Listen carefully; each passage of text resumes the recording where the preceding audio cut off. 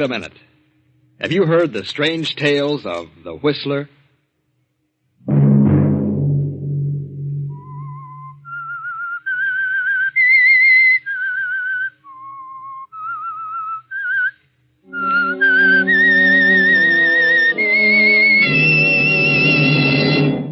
I'm the Whistler.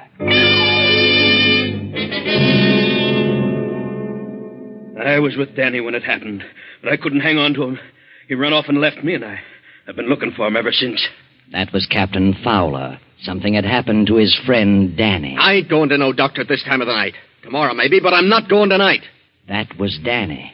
Danny knew something had happened to him, but he didn't know what it was. But, Danny, you couldn't have done a thing like that. I know. Don't worry, Danny. That was Fay, Danny's girlfriend. And this is Joe Rodriguez, a fisherman. It's much better that I leave town, Danny. If I stay, I might forget I am your friend. Sunday night, and again CBS presents The Whistler.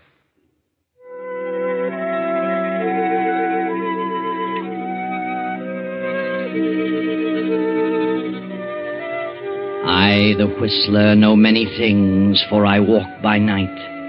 I know many strange tales, many secrets hidden in the hearts of men and women who have stepped into the shadows. And so I tell you tonight the strange story of fog.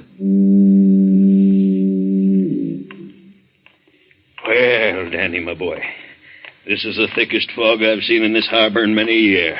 Mm-hmm. And I've been a sailorman for a long time. Yeah, that's right, Captain. Can't see a single light along the entire waterfront. But we don't need light for where we're going. I know the way to the anchor pool room. Yeah, I know, too. Hey, Danny, you didn't bring your gun, did you? Sure I did. Why? Now, wait a minute. I'm not going to let you talk to Duke Moran with a gun in your pocket. Why not, Captain? Well, you might lose your temper and do something you'd regret. What's the matter with you, Cap? I ain't going to shoot anybody. I just want it in case Duke Moran gets tough. Oh, sure. I know. But if he gets tough, you can handle him with your fists. Sure. Unless he tried to slip a knife through my ribs. Well... don't worry about the gun, Captain. I won't lose my head.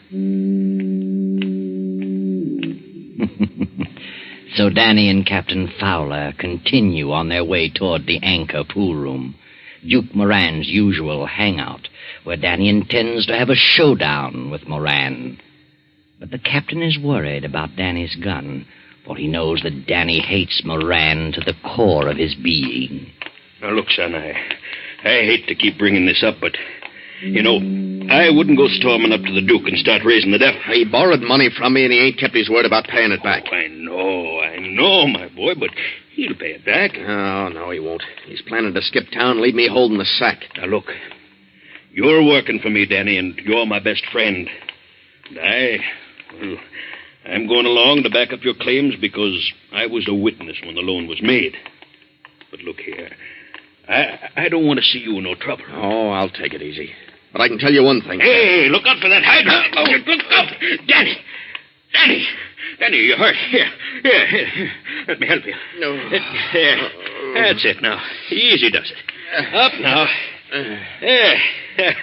There we are. Nasty spill. You just sit here for a bit. Oh, you took a real header. Yeah? How do you feel, Danny? Yeah, better let me see if you cut yourself. Keep your hands off me. Who are you? What? What is this, a stick-up? Danny, are you kidding? Go away. Get away or I'll call the cops. Why? Danny, you're out of your head. Get away. But don't you know me? Let me alone. Oh, come back here. No, don't go away. Come back. Danny!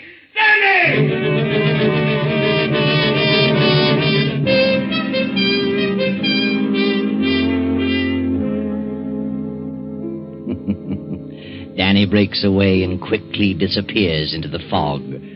For a quarter of an hour, Captain Fowler searches the vicinity and finally hurries on to the anchor pool room. Hey, any of you guys here in the pool room seen Danny Price? Oh, hello there, Cap. No, I haven't seen Danny. Neither have I, Cap. Don't think he's been around. Oh, I see. Well, is Duke Moran here? The Duke? He was here a minute ago. Where'd he go, George? Out in the alley, I think. Yeah, that's right. Some guy opened the back door and called him. Some guy... Oh, Uh-huh. well, tell me, was it Danny? I don't know. I don't know either, Captain. We didn't pay no attention to who it was. Oh, I see. Well, okay, boys. Thanks.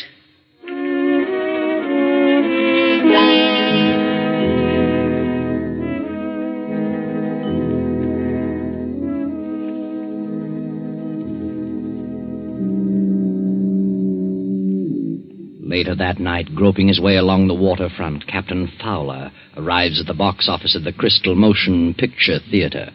An attractive girl is selling tickets. Hello, Fay. Well, hello there, Captain. Going to the show? Oh, no, not tonight, Fay. I'm looking for Danny. Have you seen him? No, I haven't. And I'm sore at that big lug, too. He promised faithfully he'd be here to take me home, and it's time to close the box office right now. Now, look, Fay, I don't want to excite you, but I got to tell you something. Danny's had an accident. An accident? Yeah. He fell down on the street. He tripped over a fire hydrant, and when he got up, you know what happened? He couldn't remember nothing. He was walking around someplace in a daze. Good heavens. Yes, I was with him when it happened, but I couldn't hang on to him. He run off and left me, and I've been looking for him ever since. Would you tell the police? No. Well, for heaven's sake, tell them, Captain. Maybe they can find him. No, Fay, I don't want to tell the cops. Why not? There's a certain reason, and I don't want to talk about it here. Look, you wait here till I check in the cash. It'll only take a few minutes. I'll be right with you. All right, Fay.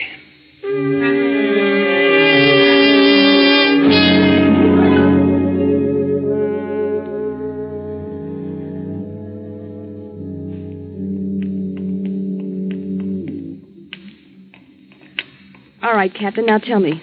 Why didn't you notify the police? Because Danny's got a gun on him. Oh. Yes. He was on his way to see Duke Moran. You know, about that money. Oh, yes. And he was afraid the Duke might start something. I see. You say you've been looking for Danny? Yes, I've been everywhere. Been to the casino, over to the bowling alley. Have you been to Fred's Cafe? Well, no. Well, Danny goes there for coffee sometimes. Well, all right. We'll take a look. Fred's Cafe, why, it's in the next block, ain't it? Yeah. Oh, I tell you, Fay, we got to find that kid. He's like a crazy man. You know what he did?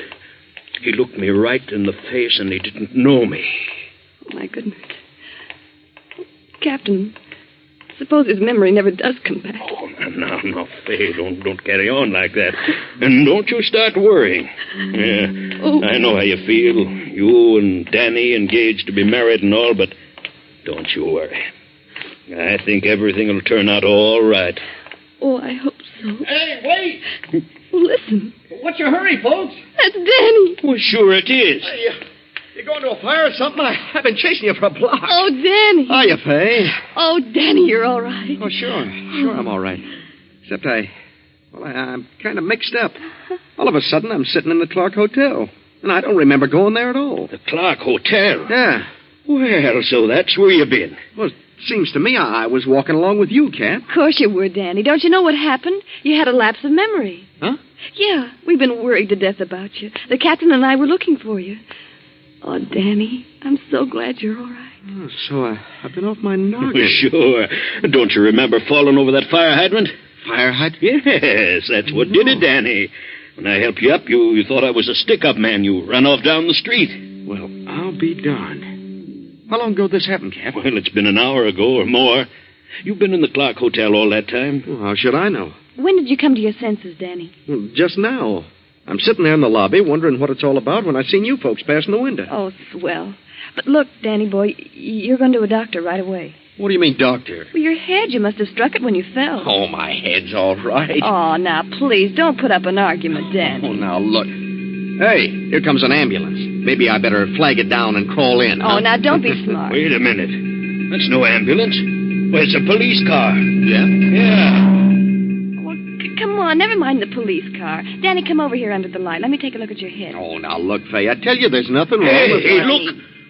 You see where that car's stopping? Huh? Over in front of the Anchor pool room. Yeah? Well, I wonder what's happened there. Well, I don't know. Well, forget it. No. Come on. I want to find out what's going on. Yeah, so do I. Come on, Danny. Let's go over and see.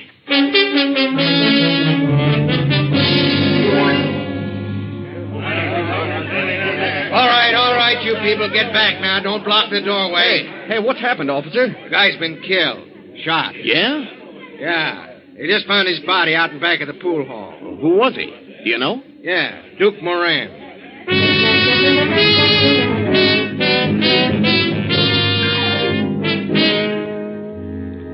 Duke Moran murdered, killed on the very night that you, Danny, with hatred in your heart and a gun in your pocket, were on your way to demand your money.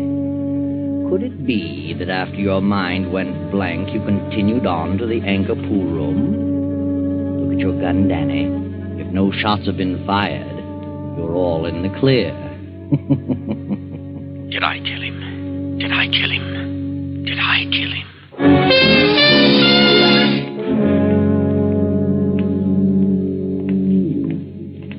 Come on, Danny. Let's go. Well, how do you like that? A guy gets bumped off owing me $100. Yep, and you can kiss that dough goodbye. And how? Captain, who do you suppose killed Moran? Well, how should I know? Didn't have any enemies that I know of. Except Danny. What do you mean, except Danny? I wasn't the guy's enemy. I just wanted my money back, that's all. Sure, I know. You know what? But you just wanted your money back. What are you getting so excited about? Hey, boys, let's not walk down this way. There's no doctor in this Oh, direction. Fay, will you let up on that doctor thing? I tell you, there's nothing wrong with my head. How do you know? Well, anyhow, I ain't going to no doctor this time of the night. Tomorrow, maybe. My head starts aching or something. Is that a promise? Okay, that's a promise. Hey, Danny. Yeah? You know, I went to that pool hall right after you disappeared. I thought maybe I'd find you there. Yeah? Was I there? No, you wasn't. I asked about Moran, and they said he'd just gone out in the alley. Somebody opened the back door and called him. Why, Captain, you must have been there just before the murder. Sure looks like it. I'm sorry now I didn't go out and back and see who Moran was with. It's a shame you didn't. Yeah. Hey, Danny, I've been wondering... All right, go ahead and say it. It was me that called him out and back. It was me that killed him. Why, Danny. Well, that's what he's thinking, Fay. I can see it sticking out all over him. Danny, you mustn't say that. He knows I've been out of my head for an hour. Can't remember a thing, so now he's trying to pin a crime on me. Shut up, you fool. Shut up. Why should I want to pin a crime on you? That's what I'd like to know. What if you did kill Moran? I'm not holding it against you. You couldn't be blamed. You was off your nut. Well, I didn't kill him. How do you know? I didn't. I know I didn't. Yes, but how do you know? Oh, Captain, use your head. Danny lost his memory, and that includes his memory of Moran and his grudge against Moran and everything. Sure. So now what do you got to say? Well, maybe that grudge was in the back of your mind, Danny. Even while your memory wasn't working. You see, Fay, he's bound to make out I did it. Oh, no such thing. But look here, if you was mixed up in this murder, Danny, it's up to me to help you. I'm your friend. And I gotta find out about it, Danny. Let me see your gun. Huh? Let me see your gun. Oh, the devil with you. Let him see it, Danny. That'll settle everything. Oh. All right. Sure he can see it. There you are, Cap. Thanks, Danny. Well, the barrel smells of powder. Oh, you're crazy. And 2 slugs have been fired, Danny. Look here. All right, so the gun's been fired. And that means I killed Moran, I suppose. You're crazy, I tell you. He's right, Captain. That gun doesn't prove a thing. He might have fired those shots anywhere for no reason at all. Sure, I've been out of my head, ain't I? Don't you worry, Danny boy. You didn't kill Moran. Of course I didn't. You couldn't have done a thing like that. Not even in a trance. So don't worry. Everything's going to be all right. Don't worry, Danny, darling.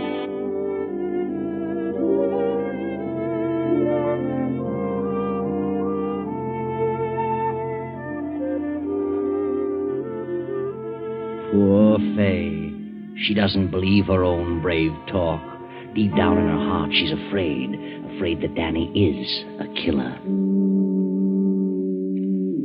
It is nearly midnight now. Danny and Captain Fowler have returned to their boat, the fishing boat Dolphin, in the harbor. Danny sits on the deck, gazing morosely into the fog. Well, hadn't you better turn in, kid? You ought to get some sleep. Oh, I couldn't sleep. Stick here a minute, will you, Cap? I'd like to talk to you. Sure. I'm sorry I blew my top the way I did when we was ashore. Oh, that's all right, Danny. I know you was thinking of my interest when you asked to see the gun. Sure I was. All kidding aside, it looks pretty much like I bumped off Moran, doesn't it, Cap? Well, Danny, to be honest with you, it does. Still, there's room for doubt. And if I was you, I'd lay low and say nothing. And I know one thing. I could never be convicted of murder, even if I did do it. Why not? Because I was suffering from amnesia. Yeah. The trouble is, how are we going to prove that? How are we going to prove it?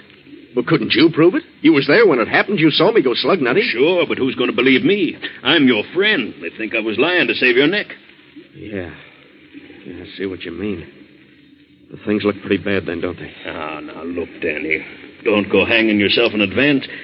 You know, maybe it's like Fay said. Maybe you just happened to fire them shots. Hey, listen. I hear a motorboat. Well, so what? It's coming this way. Hear it? Well... sure, I hear it. It's the cops. They're coming here to ask questions. Oh. I'm getting out of here, Cap. No, you keep your shirt on. I'll hail the boat and find out who it is. Now, you wait right here. Ahoy there! Ahoy! Who is it? It's me, Joe Rodriguez. Oh. Hey, well, Danny, it's only Portuguese Joe. What's he doing out here this time of night? Well, I don't know. Here is my line, Captain. You make me fast. I'm coming aboard. Okay, Joe. How'd you know we'd be up this late? Yeah. I just took a chance, Danny. But I am glad you are up. Oh, don't tell me you ran out of live bait again. Oh, no. I got plenty live bait. Oh? What can we do for you, Joe? Captain, I got a little business proposition I would like to talk over with Danny. And I would like to talk to him private. Private? Oh, now, wait a minute. Anything you got to say to me, you can say in front of the captain. Oh, no, Danny. This is private. Very private. Oh, see, well, that's okay, kid. I'll go below. I was about to turn in anyway. Thank you, Captain. Oh, don't keep him up too long, Joe. You need some sleep. I'll just be a few minutes, Captain. Good night. Good night. Well, what's on your mind? Danny, I'm fed up with East Town. Business is rotten here. I want to go to Seattle. Yeah? And I need a little money, Danny. $200. And I want for Joe should let me have it. Are you kidding? Ain't you got $200? Sure. Sure I have, but I'm getting married in a few days. I need every cent I've got. Oh, yeah? The sweet young lady who worked at the Crystal Theater, huh? You'll be very happy with her, Danny. You bet I will. But you'll be much more happy if you give me the money so I can get out of town, Danny. What do you mean? I am your friend, Danny, and I do not wish to cause you any trouble. But I know something about you that nobody else in this world knows. Not one soul. Yeah? Yeah. Tonight I am in an alley, behind the anchor pool room. There is much fog, but I can see a little bit because there is a light. I see you shoot to Moran. Twice. To the heart. You're a dirty liar. So, you see, Danny, it's much better I should leave town. If I stay here, I might get drunk someday and forget I am your friend. I might talk, Danny. You climb in that boat of yours and get back to shore. Go on or I'll throw you overboard. You come to see me tomorrow, huh? Before noon? If you don't come by noon, well, maybe I get drunk, huh?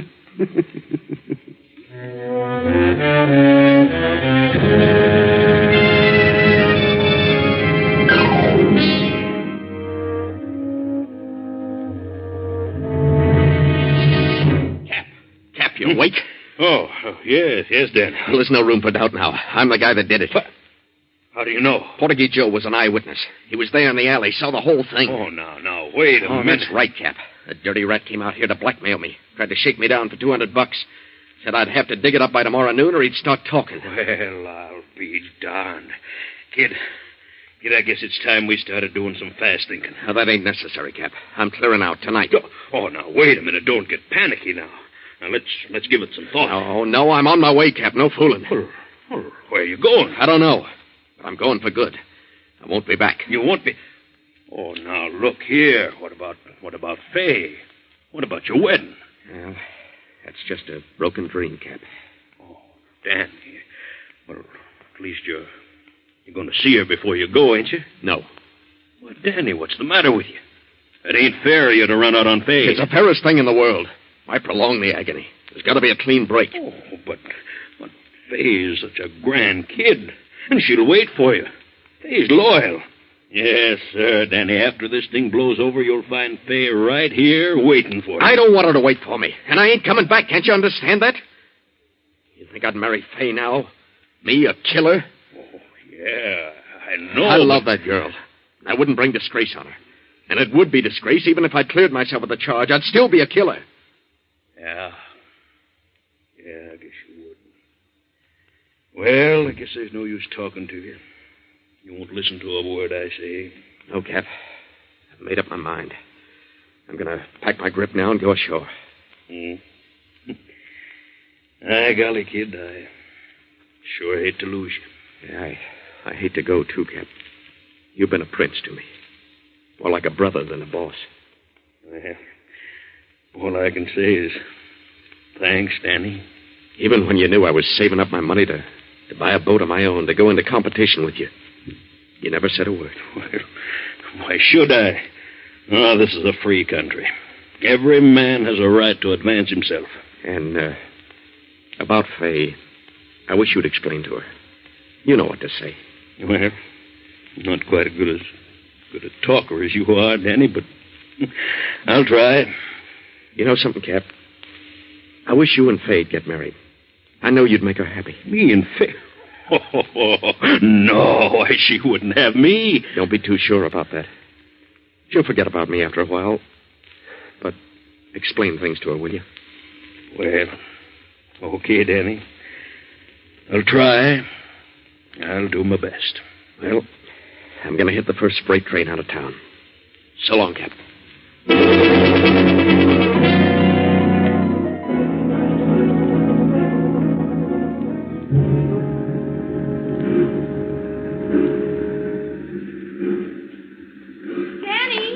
Danny, wait a minute. Hey, what are you doing here? Oh, Danny, I'm so glad I saw you.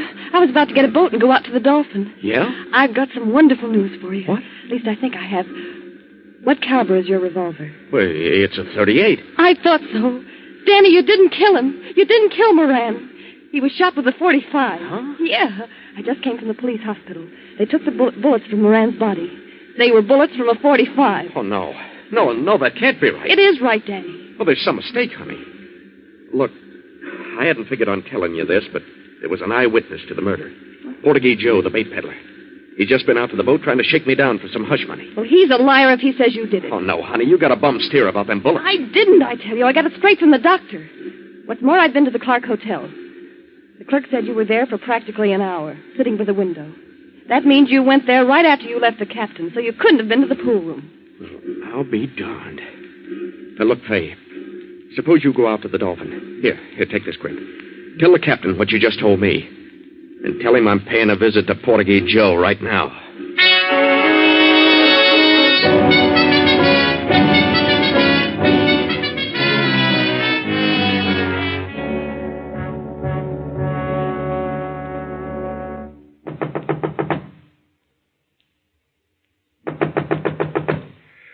Yes. Just 1 minute. Who is it? Who's there? It's me, Danny. Oh. Well, I wasn't expecting you so soon, Danny. You could just as well have come in the morning. I wanted to get this thing settled. Sure. Have you got any money? Joe, you didn't see me shoot Moran. Not Danny. I hope you're not going to put up no argument. You lied to me, and I'm here to get the truth. Now, look, Danny. Come on, admit it. You lied to me, didn't you? No. No, you shoot did. No,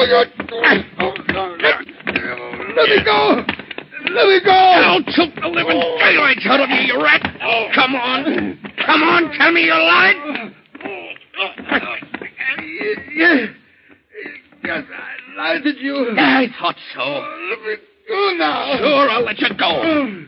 But you're going to come clean. You're going to give me the lowdown on this whole rotten business. Come on now, start talking. Yeah.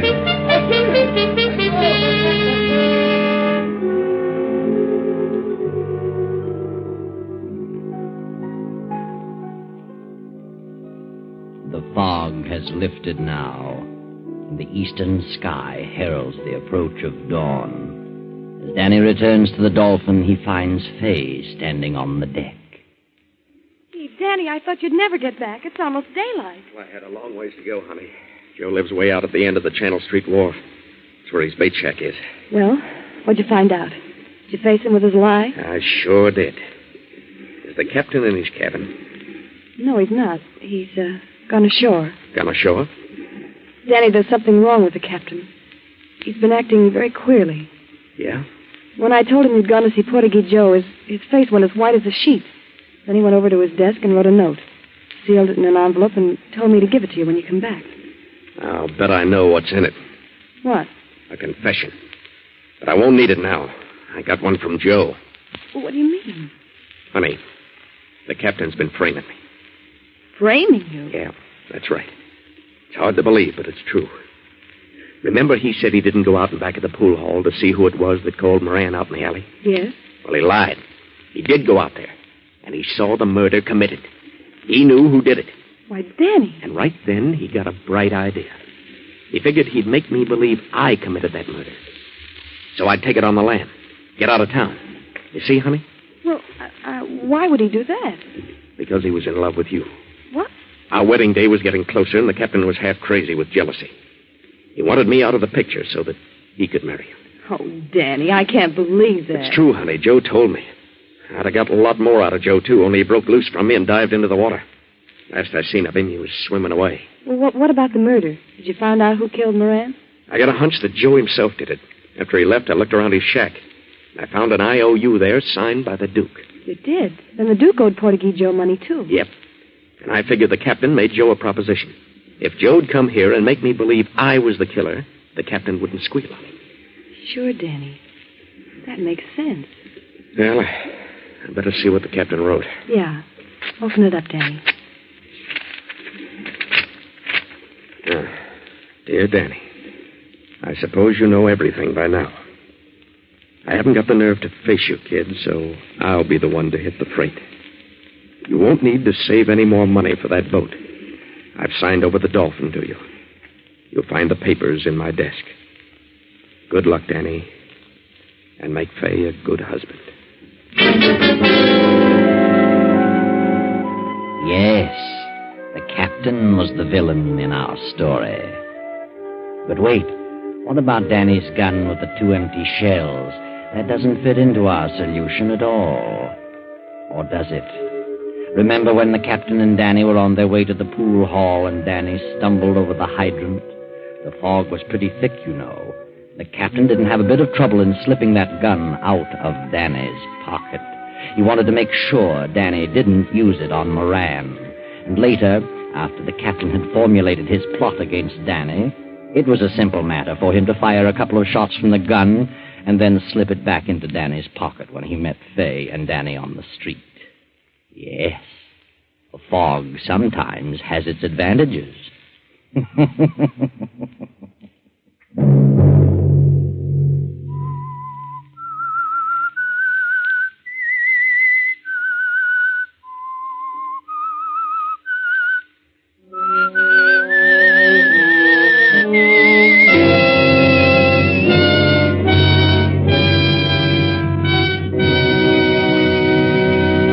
CBS has presented The Whistler.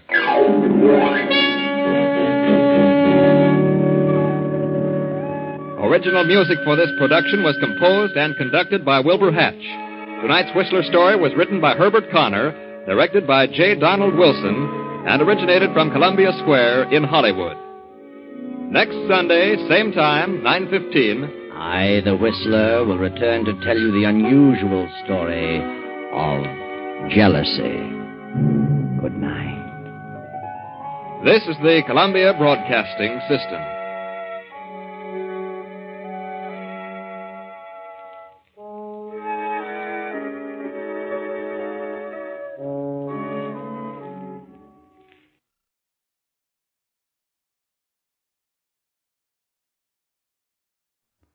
Have you heard the weird tales of the Whistler?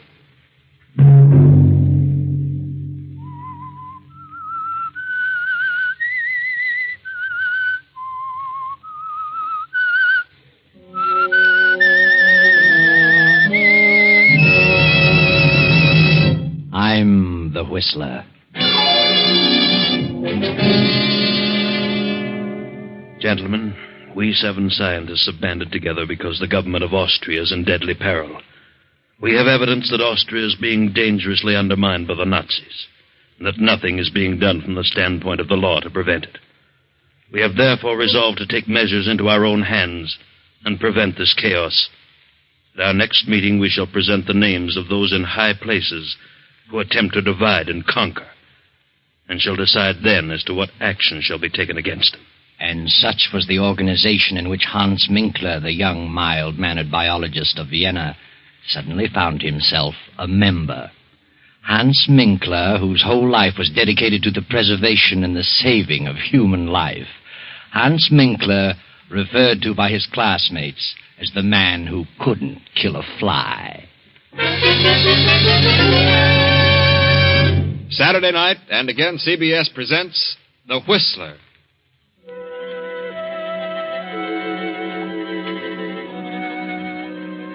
I, the Whistler, know many things, for I walk by night. I know many strange tales, many secrets hidden in the hearts of men and women who have stepped into the shadows. And so I tell you tonight the incredible tale of The Letter. Hans Minkler, the young biologist, only half heard the speech of the leader of the 7 scientists, for Hans was dreaming of his beloved experiments. His experiments and the pretty niece of Monsieur Gallet, the lovely Viel, who had been living in Vienna these past 4 years. Kindly Monsieur Gallet was interested in Hans Minkler's theories, and Hans was hoping Gallet might finance them. Well, Dr. Minkler, I've studied the outline of your proposed experiments, and I've come to the conclusion that you can accomplish great things. Oh. Well, that makes me very happy, Monsieur Gallet. How much do you think you'll need to carry on? I feel quite sure that I could get along for a couple of years on 5,000. If my cell experiments prove successful, human life may be prolonged considerably. I have all the faith in the world in Hans, Uncle. My niece is certainly sold on your ability, Dr. Minkler. So are you, Uncle. You may as well admit it. Young men with your principles are all too scarce today.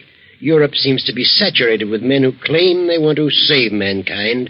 They all seem to want to arrive at it through a destructive method. Well, it's only a temporary condition. Who do you plan to have assist you? Kurt Lassner? Kurt?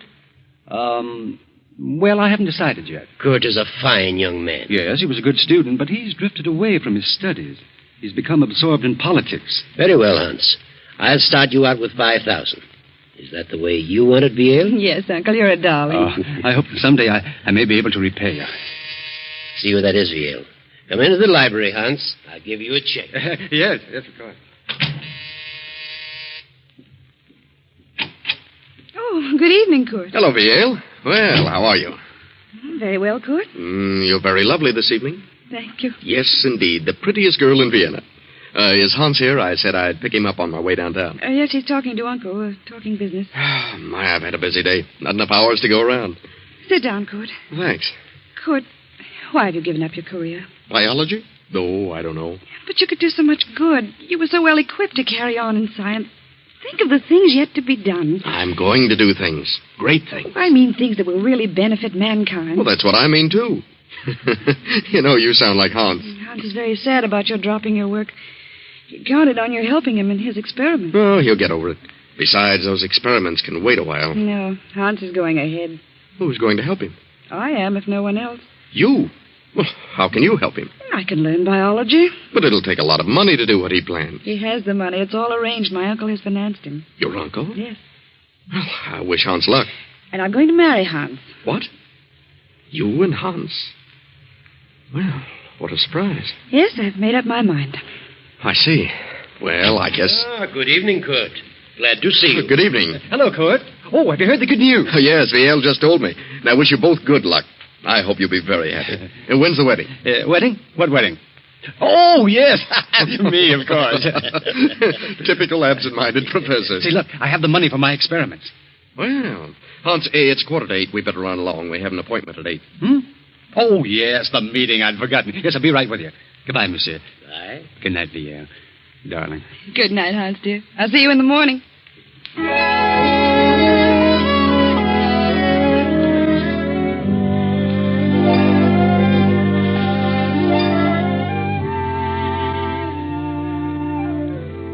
Hans Minkler reluctantly attends his second meeting, and with Kurt Lassner joins the 5 scientists in the darkened room. The single low lamp on the table casts their shadows on the wall. The leader is speaking again. Gentlemen, we have learned who these 5th columnists are. So it is our duty as loyal citizens to take action against these men. We have learned who the leader is, and naturally he must be the first one to go. In this envelope I have his name. We will now draw lots to select the one among us to carry out instructions which will be read later. Are you ready with the straws, Kurt Lassner? Ready, sir. This is an old and simple method, but since there are only 7 of us, it will suffice. Proceed, Kurt. Yes. 1, 2, 3, 4, 5, 6, 7. All of us have drawn, sir. Good. Here is the envelope containing the name of our victim.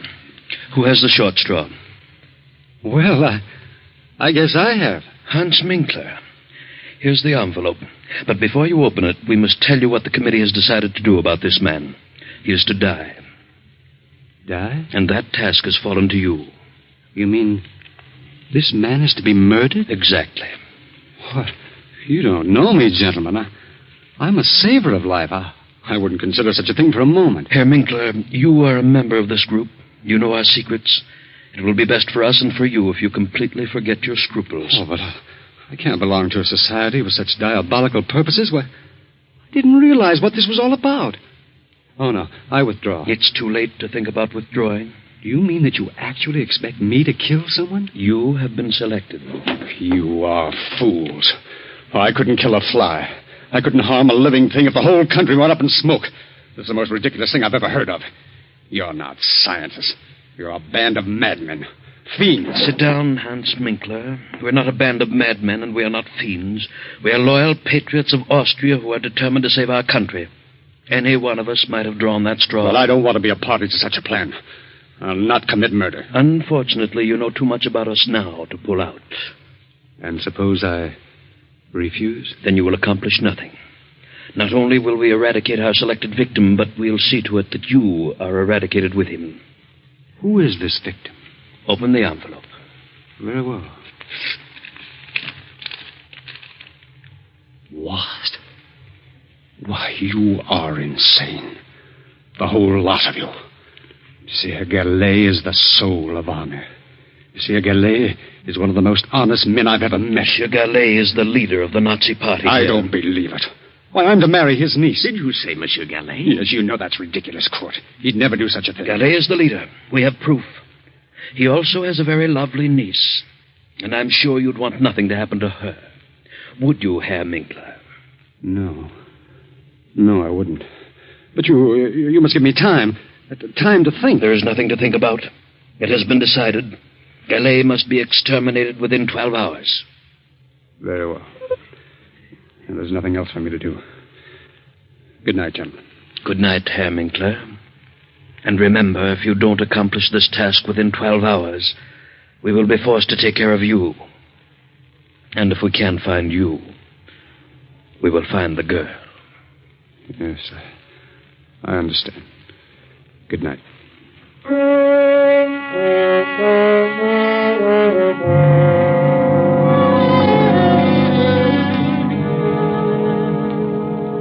Well, Hans, what are you going to do about it? You've sat in your apartment for 2 hours now. Which shall it be?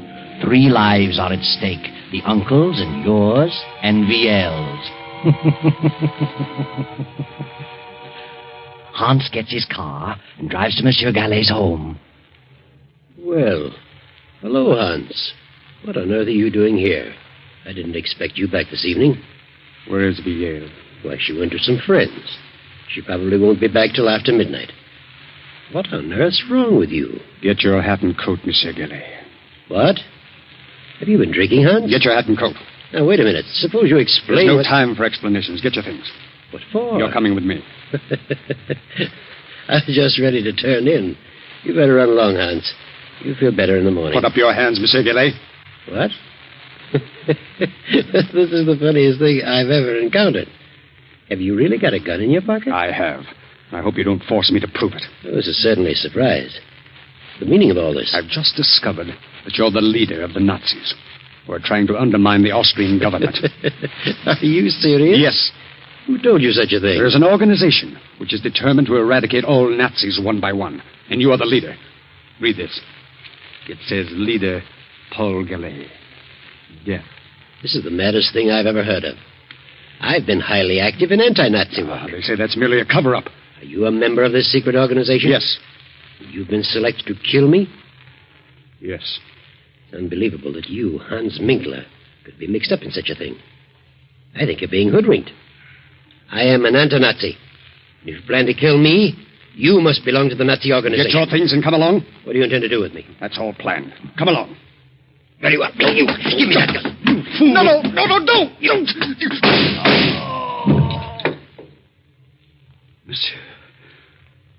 Monsieur. Good Lord.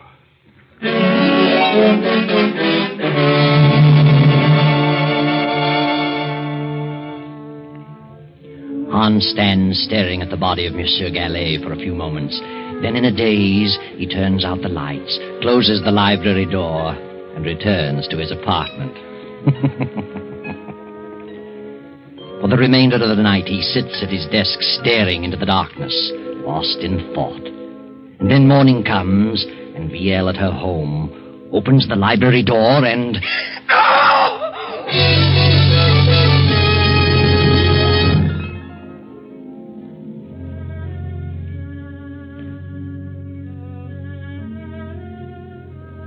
Well, he's been dead about 8 hours, Fräulein. Who on earth would do such a thing? He had no enemies. He was quite active in anti-Nazi work. Yes. Here's something we found on the library floor. A pipe? Yes. The bowl is hand-carved, has initials on it. As you see, the stem is broken.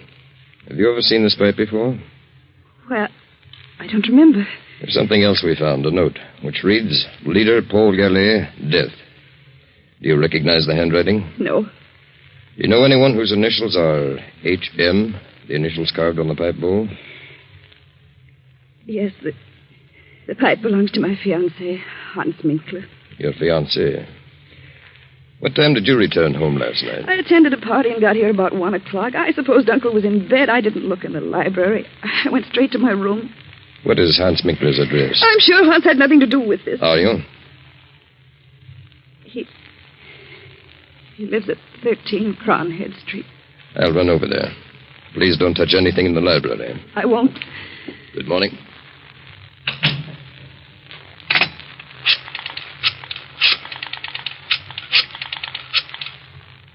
Kurt, something terrible happened. Uncle was murdered last night. The police have just left. They found Hans's pipe on the library floor. It was broken. They've gone to his apartment. Please come over right away.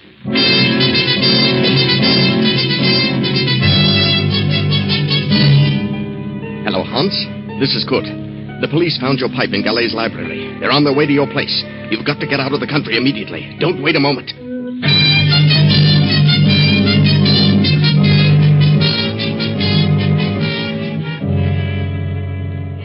Oh, Kurt, it's terrible. Oh, now control yourself, Ian. Oh, Kurt, I can't imagine why anyone would do such a thing. Kurt, do you know where Hans is? Well, I suppose he's at his apartment. Hasn't he called you this morning? He usually does, but he hasn't. They found Hans's broken pipe near Uncle's body. Kurt, I must warn Hans. I must let him know what's happened. Hans' pipe, huh? Oh, that's bad. By all means, phone him at once. Will you call him? Of course. It's Kronigstadt 4347. Right.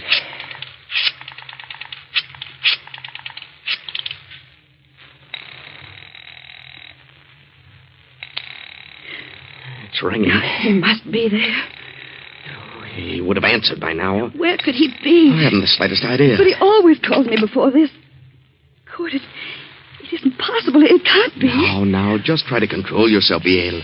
Oh, see who it is, Kurt. Special delivery. Sign here, please. Well, thank you. Who's it for? For you. Kurt. It's from Hans. Good heavens, read it. Leaving Vienna on important business. Contact me at 16 Rue de Roche, Paris, under name of Pierre Cabot, H.M. Well, I don't understand it. What does he mean? What important business? Why should he disappear like this? I have no idea, but it does look strange. Your uncle is murdered and Hans disappears. Oh, but what motive could he have had? But they found his pipe near Uncle's body. You know Hans had nothing to do with it. I'll admit he's always been rather peculiar, never seemed to let loose, always seemed to be on his guard, but I can think of no reason for this. What could this important business be? He never told me of it. And why on earth should he go to Paris under an assumed name? That is strange. Kurt, that officer said something. What? Well, you know that Uncle was active in anti-Nazi work. Do you suppose it could be a Nazi? No, why not? But who? Who do we know that's a Nazi? I certainly Wait don't. a minute. You just said that you felt Hans was always on his guard. Do you mean you felt he was concealing something? Well, there have been times when I've felt that, but on the whole, I've thought of him as a slow-thinking, absent-minded professor. But it does seem strange that the moment Uncle gave him the check, that this should happen and he should disappear. Maybe he went to visit our old pal, Jean Renaud. You remember Jean? He was one of our classmates. But I have a strange feeling that Hans wouldn't go away like this, without telling me beforehand, unless something were wrong. Do you suppose that Hans has been deceiving us all along? What makes you ask that? Well, it suddenly occurred to me that he spoke French without the trace of an accent. And I remember Jean Renaud said once that he spoke English without an accent. So what? Well, if he did, where did he learn to do that? Certainly not by living in Vienna all his life. Oh, I see what you mean. Why didn't he tell me beforehand that he was leaving? But he wrote you this letter. Yes, but it wasn't written by the Hans I know. Oh, I think you'd better forget about it. Good. I didn't tell you this. The police found a note on the floor. It said, Leader Paul Gallet, death. It must have meant that Uncle was an anti-Nazi leader and he was sentenced to die. And if this ties in with Hans' disappearance, then Hans must have been connected with the Nazis. Oh, darling, you're getting yourself all worked up. You don't think Hans was a Nazi? Well, I'll admit, the way you've got it all worked out, it sounds plausible, but if he was a Nazi and he's left the country, what can we do about it? He won't come back. But why should he go to Paris? Well, Jean Renaud was a good friend of ours. I'm sure Jean knows nothing about Hans being a Nazi. Jean would never suspect him. Maybe Paris is his next assignment. Nazis are just as busy in France as they are here. Let's see that letter from Hans. He says here, contact me, 16 Rue de Roche, Paris. That's Renaud's address, 16 Rue de Roche. Oh, good. I just can't believe it. How could I have been such a fool? I'll see who it is, darling. I'm Captain Gruber from police headquarters. Oh, come in, Captain. Sorry to trouble you again, Fräulein, but we went to Herr Minkler's apartment. He wasn't there. He wasn't. His car has not been in the garage all night. That's strange. We found this writing on the notepad on his desk. Is it his handwriting? Yes. He's written the same two words over and over again. Gallet and Lier. As though he tried to make up his mind about something. But what's become of his car? The car's been found. Where? In a public garage. From all indications, Minkler's left the country. Probably for France. Oh, why France? We've discovered that Hans Minkler is a French citizen. A French citizen? But he always led us to believe that he was a native Austrian. Now, we'll want to check things over a little further. We'll be back this afternoon. Please don't disturb anything. No, we won't. By the way, what is your name, sir? Oh, my name is Kurt Lasner. Good day. Kurt, what did you see? What were you looking at just then? What do you mean? What startled you on Uncle's desk? Well, nothing at all. Here, let me see. Good heavens, I see it. Here on the desk blotter, Uncle's handwriting, it says, Find Hans Minkler. And it was Hans. It was. Uncle was trying to tell us who did it. Maybe. Oh, to think that he could be so low as to take Uncle's money and then kill him. Oh, please, Viel. I just can't believe it. I won't believe it. I must. Well, I'm sorry to say that all the evidence is certainly against him. Oh, come, Viel. Try to get this off your mind. Try to get some rest. The police will take care of everything. Oh, yes, good. I guess you're right. If Hans did do it, he'll pay. He's the one who'll do the suffering. Believe me.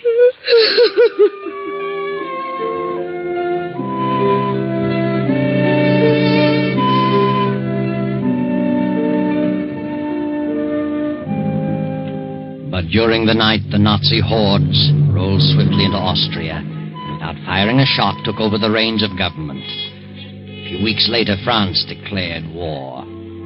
Then one night, Hans Minkler makes his way through the maze of Paris traffic and knocks at the door of number 16 Rue de Roche. Oh. Yes? Oh, good evening. Good evening. Is Jean Renault in? Who shall I say is calling? Why, Pierre Cabot. Won't you come in, Monsieur Cabot? Major Renault has just stepped out. He'll be back shortly. Was he expecting you? No. Did you say Major Renault? Yes. Since war has been declared, he's gone on the active service list. Oh, I see. I've been phoning for a week, but no one answered. You haven't seen the Major in some time. No, I haven't. I've been in Austria for several years. Renault and I went to school together in Vienna. Oh. Are you by any chance Hans Minkler? How did you know that? Why are you traveling incognito? Well, where is Renault? I regret to inform you that Renault has been in Africa for some time. He's due back in a few weeks, however. Did you know Monsieur Gallet in Vienna? Why, yes. Who are you? I'm Monsieur Deveau of the French Sûreté. Oh, police. Yes. Did you ever accept any money from Monsieur Gallet? Why are you asking me these questions? You never accepted money from Gallet? No. Search him, Henri. No, just a moment. Sorry, Minkler.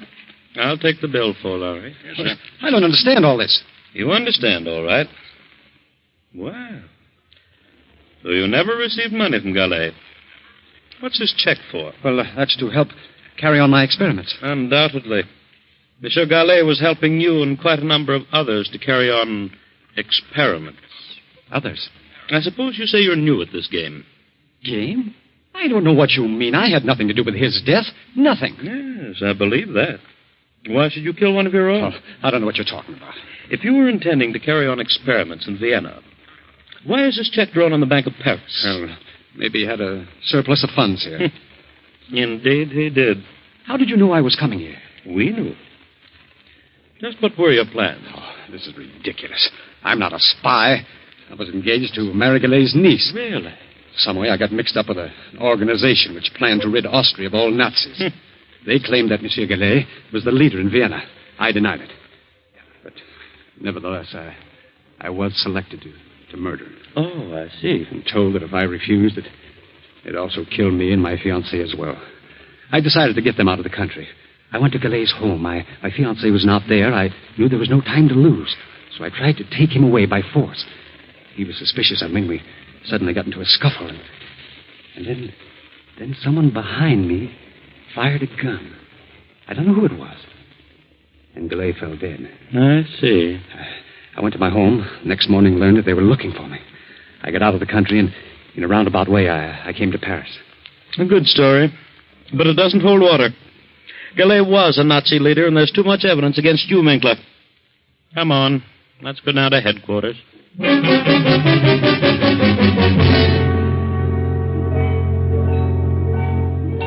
2 weeks later, Jean Renault returns to Paris. Then, 6 weeks after Austria surrenders, Kurt and Viel escape from the Nazis and make their way to Paris. Jean Renault meets Kurt on the street and asks him to bring Viel to visit him at 16 Rue de Roche. Come in, Kurt. Well, Viel. It's been a long time. How are you? Excellent, thank you. So you two are married. Well, my congratulations. Though I didn't expect it to work out quite this way. No? Why not? Well, I always had an idea that you might marry Hans Minkler. Well, one never knows. No, Kurt. One never does. By the way, have you seen Hans? He's in Paris, been here for several weeks. Has he? Yes. Don't tell me you haven't seen him. Well, he told us he was coming to visit you. Oh, yes. He's in Paris. I wasn't here when he arrived. He left several notes. I found them when I returned. But do you know where he is now? Yes. Would you like to see him? Yes, I would. Hans is dead. Dead? What? Dead? Yes. He was executed as a Nazi spy. A Nazi spy? Yes. I got here too late to help him. They had conclusive evidence against him. Why, that's ridiculous. Hans is dead, nevertheless. But what happened? Well, it seems Hans got into some trouble in Vienna. and came to Paris to see me. In some way, the Sûreté here was informed that he was a Nazi, was coming here to carry on. But who on earth would accuse Hans of such a thing? I wonder. But they received a letter from Vienna accusing Hans. The Sûreté found a check on him from a high Nazi official. There was nothing that could save him. A check from a high Nazi official? Who was the official? Paul Gallet, Viel's uncle. What? Didn't you know about your uncle? I don't believe it. Whether you do or not, he was a Nazi. The Secret Service has known it for years. He may or may not have given the check to Hans for Nazi purposes. But the evidence was against Hans. Then the letter came to the Sûreté saying Hans was a Nazi agent. They found him here, arrested him. That's all there was to it. But who would write such a letter? Hans had no enemies. Would you like to read the letter? Yes. Here it is. Hans Minkler, under alias of Pierre Capot, has given evidence of being a Nazi spy. Locate him at 16 Rue de Roche, Paris. And that's all that was necessary. How awful. I can't imagine such a thing. Notice the handwriting, Kurt. What? Ah, yes. Viel, this is your handwriting. It is not. I'm positive. You wrote this. No. Don't lie to me. I know your writing. You wrote this letter. All right. All right, I did. I was convinced that he'd deceived me. I was convinced he killed Uncle. Yes, I wrote it. How could you? Oh, I never dreamed Uncle was a Nazi. I thought Hans was a Nazi. I was determined to make him suffer. You believe me, don't you? Yes, Viel. I believe you. But I'm awfully, awfully sorry for you. Oh, poor Hans. Poor Hans. Oh, I'll never forgive myself. Yes, Viel. What a terrible injustice you have done. But someday, perhaps you'll learn what really happened to your uncle. It wasn't Hans who killed him. Hans didn't even have a gun, just a pipe. But Hans wanted to get him safely out of the country. And Kurt knew that Hans would never go through with the order of the Secret Seven, so he followed Hans. And when he saw what was happening, he shot Gallet and disappeared and let you think Hans did it. Because Kurt was in love with you, too, Viel.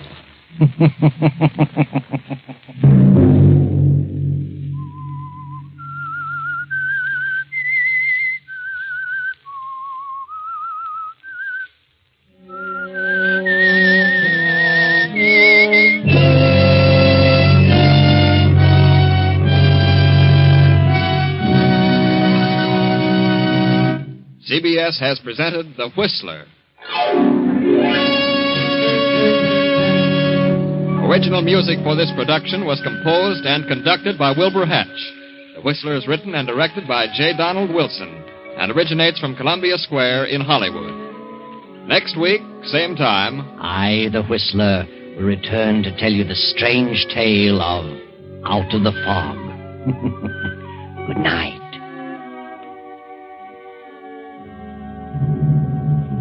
This is the Columbia Broadcasting System.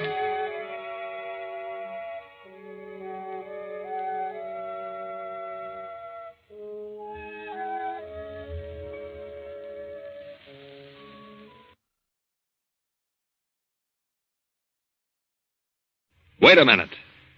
Have you heard the weird tales of the Whistler?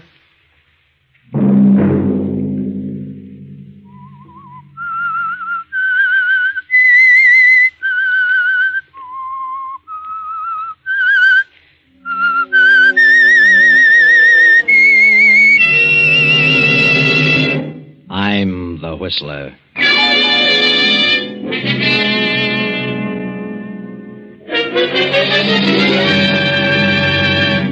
Sunday night, and again CBS presents The Whistler.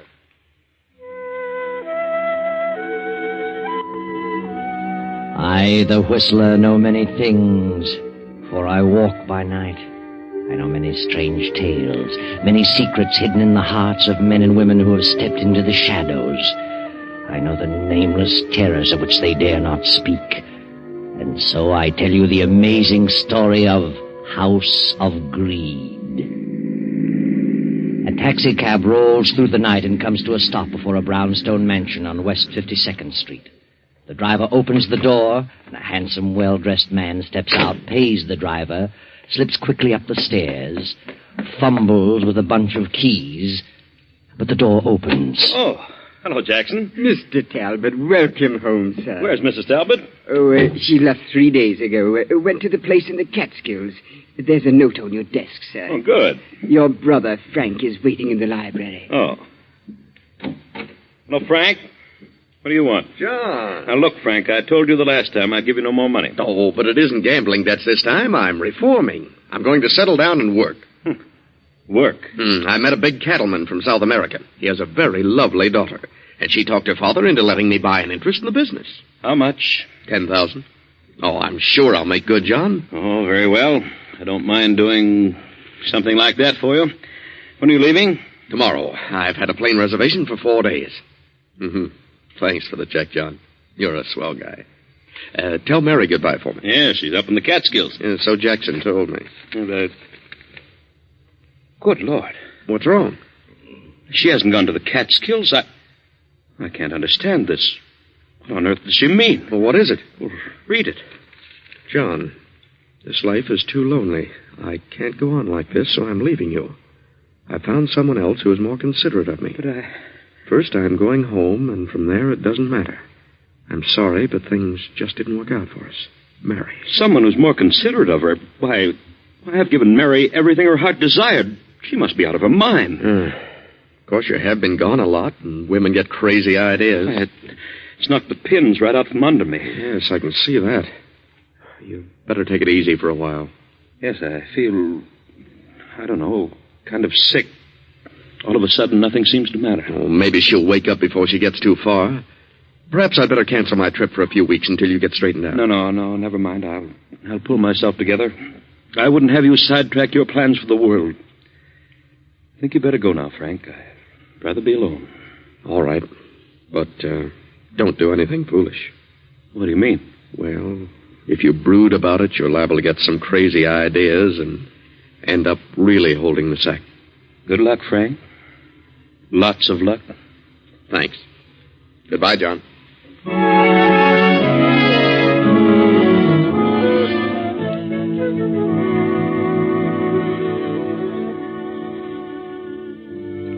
John sits for the remainder of the night staring over the top of his desk. The next morning he closes the house and starts on Mary's trail, which takes him to London, Paris, Berlin, all over Europe, but to no avail. Finally, he drops his active interest in his business and goes to live in his country estate. Then one day, 14 years later, he finds himself on a honeymoon. He has married a widow named Helga. Well, John, dear, we got away without too much trouble. Well, it does seem a bit silly, rice and honeymoons at our age. Our age? Well, you sound as though we're a couple of old grannies. I'm 36 and you're 45, and I certainly don't feel old. Why, of course you're not, Helga.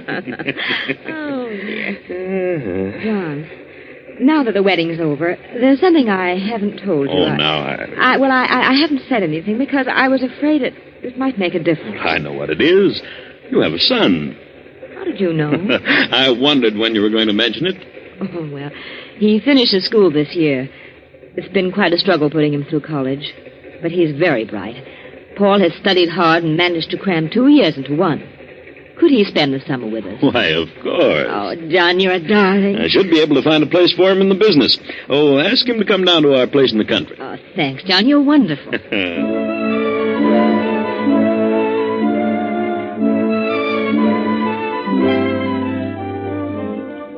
So Helga's son, Paul, came to spend the summer at the country place. And he stayed the next winter, and the following summer, and the next winter.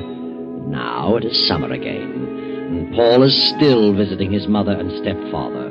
The first year, he worked in the office every day until noon, and found business very boring. So finally, he quit going to the city at all. But, Mother, I've looked the whole thing over, and there's nothing there that interests me. Well, you could learn about the business. You seem to be able to learn anything else you want to. But I don't care for business. Oh, you're a fool. I worked my knuckles to the bone to give you an education. I married John Talbot to give you a chance to do something. John has no children. It's a huge business. And one day you could control the whole thing. I'm disappointed in you, Paul. You're letting me down. Well, it seems to run very well without too much attention from him. If we were to inherit it, why wouldn't it continue to run just as well? You either get down to that office or you pack your things and get out. Why should I? I'm perfectly satisfied. I'll tell John to make you go. And suppose I tell him what you just said? That you married him just to give me a chance? Married him for his money? You wouldn't dare. And suppose I tell him that you were never divorced from Father? That he's still down in South America, still wandering around trying to find a gold mine. If you dare open your mouth, I'll... Hello there. How are you, Helga? What's this I heard about South America? Oh, why, nothing, darling. Paul was just talking about someone he met from down there. Who do you know from South America, Paul? Fellow, I met him today. Were you in the city today?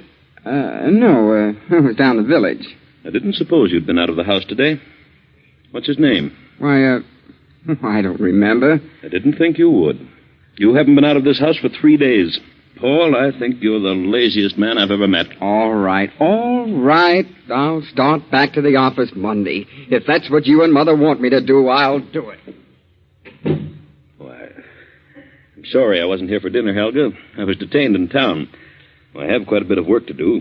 I'll be here in the library for 2 or 3 hours. Very well, John. I won't bother you. I'll go on upstairs. Besides, I want to have a little talk with Paul.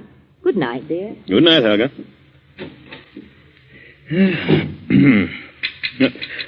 What on earth? Who's out there? Why? What do you want out there? May I come in? I want to talk with you. Well, why do you come to the library windows? Why didn't you ring the bell? I didn't want to cause a disturbance. Disturbance? What do you mean? May I come in? Yes, come ahead. Don't you know me, John? Good Lord. Mary. I'm sorry, John. I had to talk with you. I saw the light in the library. What do you want? I need your help. Where have you been all these years? Oh, every place. Are you still filled with resentment? It's been too long ago. At first I was. I followed you all over Europe, but never quite caught up with you. Now I'm glad I didn't. There's no telling what I might have done. I'm sorry, John. I was a fool, and I know that now. May I sit down? Why, of course. Have you a cold? Yes, I can't seem to shake it. I've had it for weeks. See, I hate to mention it, but you look a bit shabby, Mary. Aren't you doing well? Oh, well, yes. Yes, I'm doing all right. Are you? You've married again. Yes. And your wife is here? Yes. Then I'll be as brief as possible. I wouldn't want her to know that I was here. You want me to help your husband? No, not that. I have no husband. What about the man you said was more considerate of you? He left me 4 years after the baby was born. Baby? You have a child? Yes, John. She's 17 now. And where's the man? I don't know, and I don't care. Oh, John, I made the biggest mistake of my life. I should have known better. But he practically carried me off my feet. And I learned later, to my sorrow, that he was not worth shooting. Where's your daughter? She's in a school in Vermont. I've worked hard to give her an education. I've done everything I could do to give her a chance. I've not seen her very often. But now, well, I'm sort of cracking up. I've been ill a lot, and I seem to have trouble getting a job. Job? What kind of a job? Why, any kind of a job. What have you been working at, Mary? Oh, John, I've made such a miserable mess of it. I was never able to face things. I always took the line of least resistance. What a shame. And now I've come to the end of my rope. Joan has finished school. She's a lovely girl, John. I can't let her know. I can't take her with me. Why not? She deserves so much more. She deserves a chance in life. I want you to do something for her. Why should I? Because she's your daughter, John. Yeah. My daughter? Yes, yours and mine. She was born 7 months after I left. Here's the birth certificate. Please, John, do something for her. She shouldn't be made to suffer for my mistake. She's innocent. Well, does she know I'm her father? No. And she doesn't remember the other men. Here, I'll give you her address. Fernwood College. And I'll write a letter to her explaining all about you. Well, Oh, John, you could do so much for her. She's a young lady now. And so lovely. Please see her. I know you'll fall in love with her. All right, Mary. I'll see her. I'll have her come down here. Oh, John, I'm so sorry. So sorry for everything I've done. Please forgive me. I've forgotten everything, Mary. Oh, wait a moment. Take this check and do something about that cough. No, thanks, John. I won't need it. You better take it. Thanks. I'll be all right in a few days. The cough will be gone. Good night, John. Good night, Mary.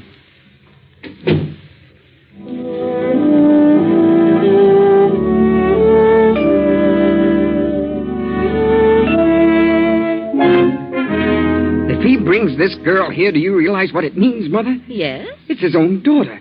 If he falls for her, if he likes her, he'll change his will and split the estate. She's entitled to it, isn't she? Now, why should she be?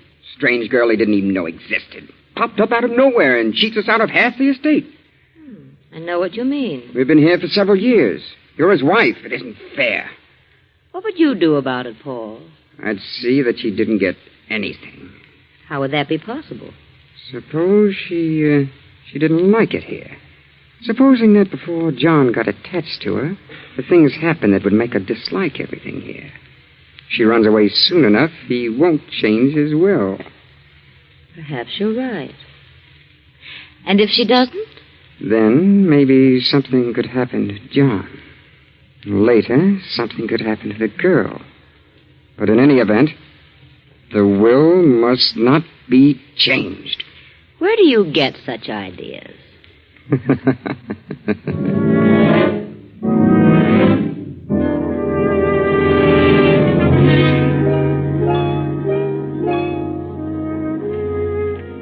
That, Joan, dear, is the story of your mother. I trailed them all over Europe, but never quite caught up with them. You mean you planned to kill them? Kill them? I was filled with revenge, but I finally gave up the chase and returned here to wait. I knew that sooner or later she'd show up. But it's been so long ago. Surely you've lost the desire for revenge by this time. Time heals many wounds, my dear. If you had caught up with them and satisfied your revenge, what good would it have done? Quite right, my dear, quite right. Tell me, have you no recollection of this man? You can recall nothing about him? Absolutely nothing. Remember, I was only 4 when he went away. And you do believe that I'm your father? What else am I to believe? Mother proved that with the birth certificate. Proved that I'm Joan Talbot, not Joan Evans, as I've always believed. Of course. And would you like to remain here? Why, yes, I think I would, well, but there seems to be a doubt. Why do you hesitate? I don't know. From all the evidence, I belong here. I have a legal right, but... Well, I can't seem to find words to express it. Express what? From the moment I stepped in the door of this house, I've had a strange feeling. A cold, chilly sensation of fear. Well, is it something you feel about me? Yes. You're afraid of me? No, I don't think so. Is it Helga? Well... Is it Paul? Oh, please don't ask me anymore. I don't know what it is. Well, what has Paul said to you? Nothing. No one said anything. It's just a premonition of evil. There's something wrong. Something horribly wrong in this house. Oh, you're imagining things, Joan. It's all in your mind. It will pass as suddenly as it came. You're young, Joan, impressionable, and you've suddenly found your life turned upside down. A new environment to which you've never become accustomed, but you'll get used to it. You're my daughter. I want you to have what you deserve, what is rightfully yours. I understand. And I'll try to overcome this feeling. Yeah, that's better. You're a lovely girl, Joan. An intelligent girl. I know I'm going to be very proud of you. Thank you. I think I'll go to bed now. Well, it is rather late. Good night, dear. See you in the morning. Hello. Paul, what are you doing here on the stairs in the dark? I wanted to tell you something. What? You're very, very beautiful. Your eyes, your hair, just like gold. Gold moonbeams. And soft. Paul! And your throat. Your throat is slender and soft. Like... Take your hands off my neck. Paul! I don't know many girls. Girls don't like me. Let me by. You don't like me either, do you? Well, I know. I can tell. Elsie didn't like me either. She was afraid of me.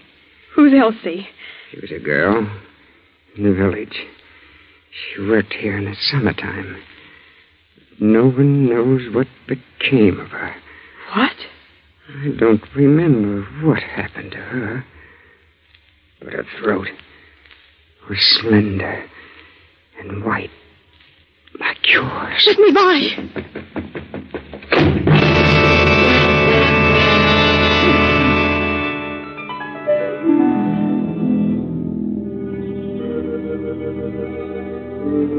Joan.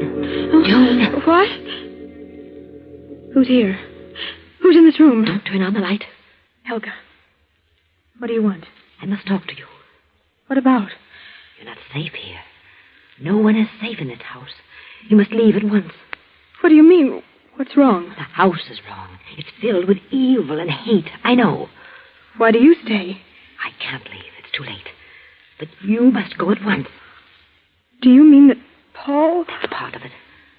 Then what else? John. John? What about him? I can't tell you. But you must believe me. What about my father? He doesn't believe he is your father. And he's planning to get revenge on your mother through you. I don't believe you. I won't. Get away while you have a chance. No. I won't run from it. I'll face it, whatever it is. Very well. Good night, Joan.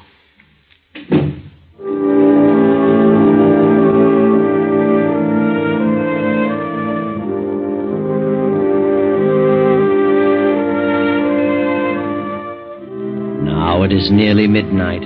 John still works at his desk in the library. But outside, a man steps softly through the trees, up on the terrace, quietly opens the library doors, and steps in. Hello, John. Frank. Good Lord. Yes, Brother Frank. Well, why don't you say something? Come in, or get out, or something. Why, come in, Frank. You fairly knocked me off my feet. I didn't know whether you were alive or dead. It's been a long time, John. Why haven't you written me? Well, I was hoping I could make a go of that ranch and pay you back, but I guess I was just born unlucky. Oh? They had a revolution and cleaned Senor Gonzalez out and me with him. Well, that's too bad, Frank. But you're still the same steady, reliable John. Yes, sir, I've tried my darndest to be like you, but, well, it just isn't in me. I don't have what it takes. The last 2 years, I've had a pretty tough time. I caught some sort of a malarial fever down there, and it's impossible to get rid of it. Keeps recurring. You certainly don't look well. You've aged quite a bit. You better have Dr. Richards look you over tomorrow. Huh. She's still kicking around? I thought he'd be gone long ago. How's your new marriage turned out? Oh, very well. Very well indeed. Good. Ever hear from Mary? Yes. She came to see me. I knew she would eventually. She was broke and quite ill. She'd had a tough time of it. And you helped her out. You would. You couldn't turn anyone down. Well, she was mainly interested in my helping the girl. She had her in a school in Vermont. And so now you're taking care of both of them. What else could I do? Good old Joe. I sent for the girl and brought her down here. She's a lovely child. Sweet as can be. And you'll give her everything her heart desires, I suppose. And then you'll have another problem on your hands with Joan. A girl 17 either wants to get married or go to college. Oh? Well, I've decided that. Really? I'd like to send her to Wellesley. Good. Isn't every man who can have... Just a minute, Frank. I'll be right back. Well, what are you doing out here in the hall at this time of night for? Oh, well, Mother sent me down to see why you hadn't come up to your room. Oh. Well, tell her I'll be up in a few minutes. Yes, I'll tell her. My stepson, Paul. His mother thought I was staying up unusually late. Oh, well, I'll run along. Good heavens, it's after 12. When's the last train back to the city? 12 o'clock. You've missed it. Well, when's the next one? 5 a.m. Oh. Well, I suppose I'll have to wait for that. Can you put me up? Yes, of course, Frank. Oh, thanks. Well, wait a moment, Frank. I probably won't be up when you leave, so I'll give you this now. Oh, now, John, I didn't come here for that. Well, that is not exactly. No, you never have. Here you are, Frank. 1,000. And see Doc Richards first thing in the morning. And drop in at the office and let me know what he says. Thanks, John. I'm sorry to have to take this. I only wish that... Oh, forget it. We're not kids any longer. You're too old to learn new tricks now. Run along to bed, Frank. I'll see you tomorrow. Oh, take the guest room at the head of the stairs. Good night, John. See you in town at noon. Night, Frank.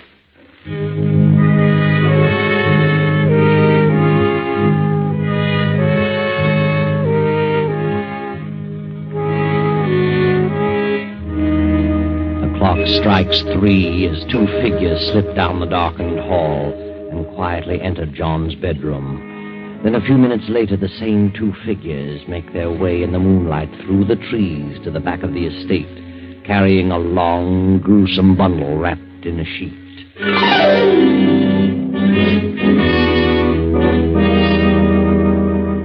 Now it is 3 nights later, and Joan, Helga, and Paul are in the library as Joan paces back and forth anxiously. But where could Father have gone? He didn't say a word about going out of town. Maybe he doesn't want to come back. Why not? I don't know. Maybe he doesn't like it here. You should have listened to me. But you didn't say anything about... Well, you just mentioned me. Could have been a mistake. I just had a weird feeling of impending disaster. Something is wrong, I know. If I didn't belong here, if I could leave, I'd not stay another moment. Who knows what will happen next? I know. What do you know? I know what'll happen next. They always happen in twos. Many people have come here and stayed a while and then suddenly disappeared. What time is it? 11:30. There's a train at 12. I'm leaving here. Hello? Yes, this is Joan Talbot. What? Good heavens, who? Where? Yes. Yes, I understand. Yes, I'll be here. Yes. Who was it? I don't know. I've never heard anything like it. What do you mean? It was a man, and he... What man? He said he had a message for us, and he'll be here at 12 o'clock, and to wait for him in the library. The police? I don't know. He said he'll come to the garden windows, to the library window. Who could it be? I don't know. But we'll wait. I'm going to see this through.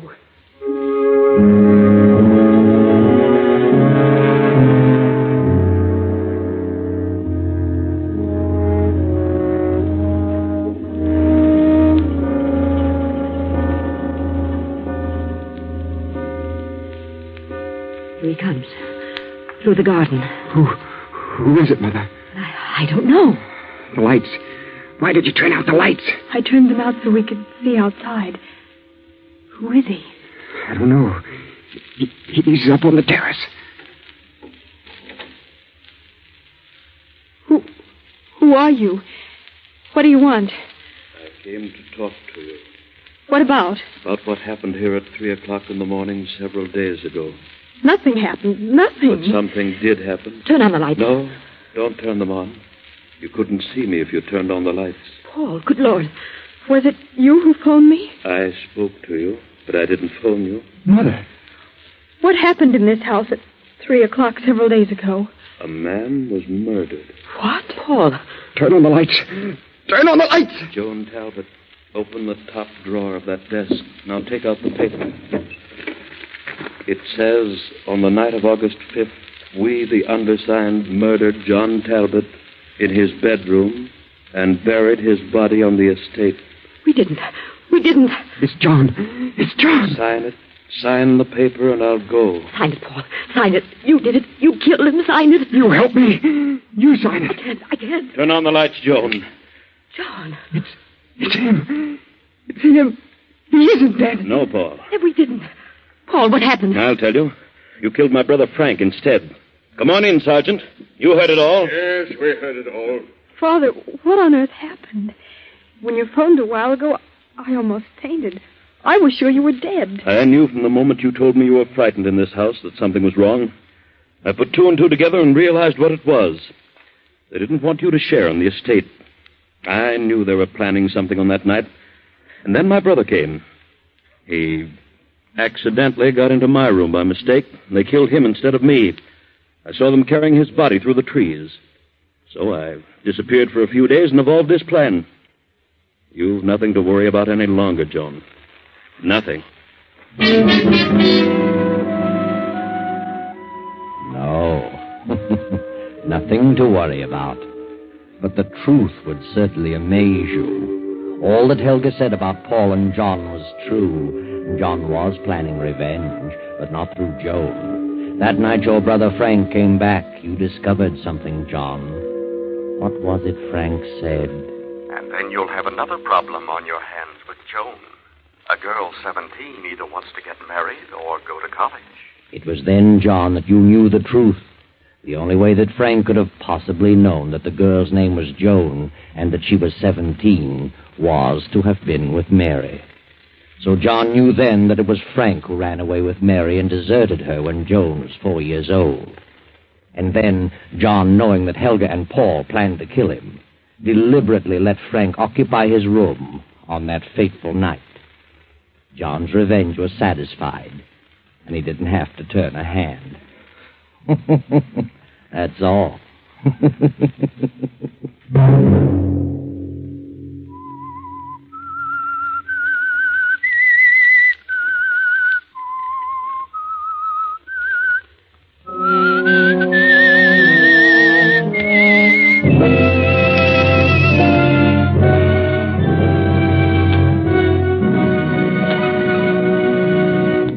CBS has presented The Whistler.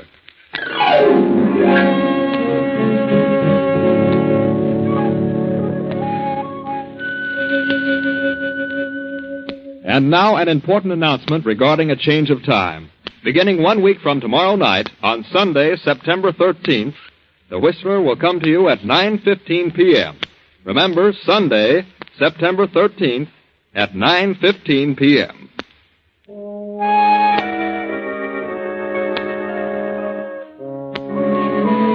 Original music for this production was composed and conducted by Wilbur Hatch. The Whistler is written and directed by J. Donald Wilson and originates from Columbia Square in Hollywood. This is the Columbia Broadcasting System.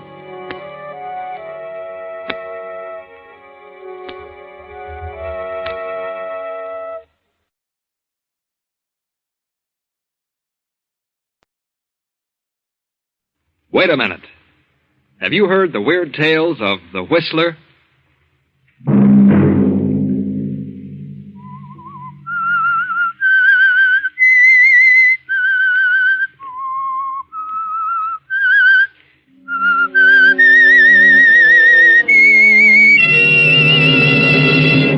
I'm the Whistler.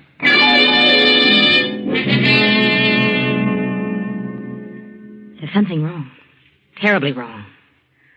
I'm going to wait a few more days, and when I'm sure, I'm going to take care of you, Joe. Well, what do you mean? I'm going to kill you. Sunday night, and again CBS presents The Whistler.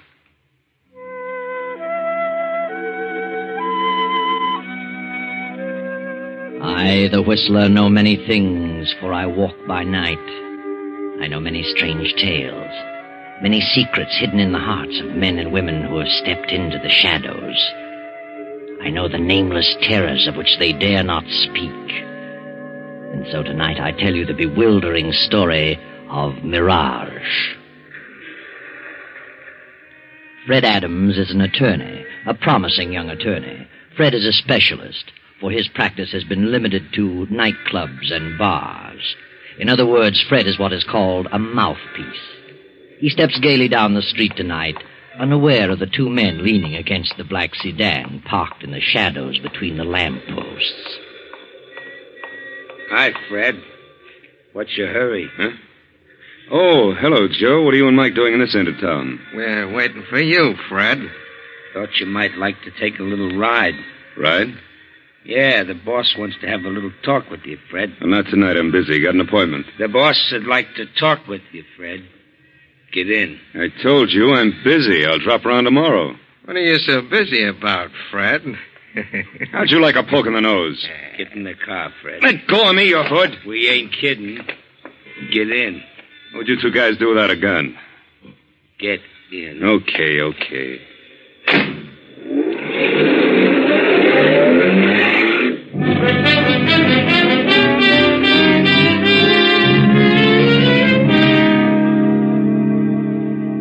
15 minutes later, Fred makes his way through the crowded tables of the Swank Tripoli Cafe toward a door marked manager. He hesitates a moment, glances at the two men beside him, and knocks. Across the room, a beautiful woman sits behind the desk, toying with a long cigarette holder. Come in, Freddie. Come in. Well, we got him, boss. And where do you think he was? Over on Park Avenue. How fancy. Wait outside, Joe. I want to talk to Freddie. Alone. Yeah. Sit down, Fred. Well, what's wrong? You in trouble again, Gloria? Would it matter to you if I were in trouble? Of course it would. Where have you been the past week? Has it been a week since I saw you last? You know it has. And a week is too long to suit me, Freddie. Well, you know my phone number. If anything had happened, you'd have found me. Doesn't make me very happy to think I have to go out looking for you. Kind of lets me down. Oh, for the love of Pete. What happened? Nothing's happened here at the cafe. Oh, what's the matter then? It's you, Fred. It's what you've done. I haven't done anything. Why do you think I paid your way through law school? Well, because you wanted to. And because you needed a lawyer around. Is that all? I don't know. I thought we were together in this thing for keeps. Well, yeah. I'm still your attorney. What else do you expect of me? You have the nerve to sit there and say that. You know how I feel about you. You've always known. We've always been pals, good friends. Pals? Friends? Oh, Freddie. Now, what are you trying to say? I knew for the past 3 weeks that you were changed. Couldn't figure it out. But I found out this afternoon. Here it is in the paper. District Attorney's daughter to wed young lawyer. Well, what about it? Are you really in love with her, Fred? Certainly. Why shouldn't I be? I don't think you are. I knew you were campaigning for the DA in this last election. I know you're ambitious. I think you've got your eyes on a job in the DA's office, more than you have on the girl. I tell you, I love Brenda Gibson, and you can think whatever you like.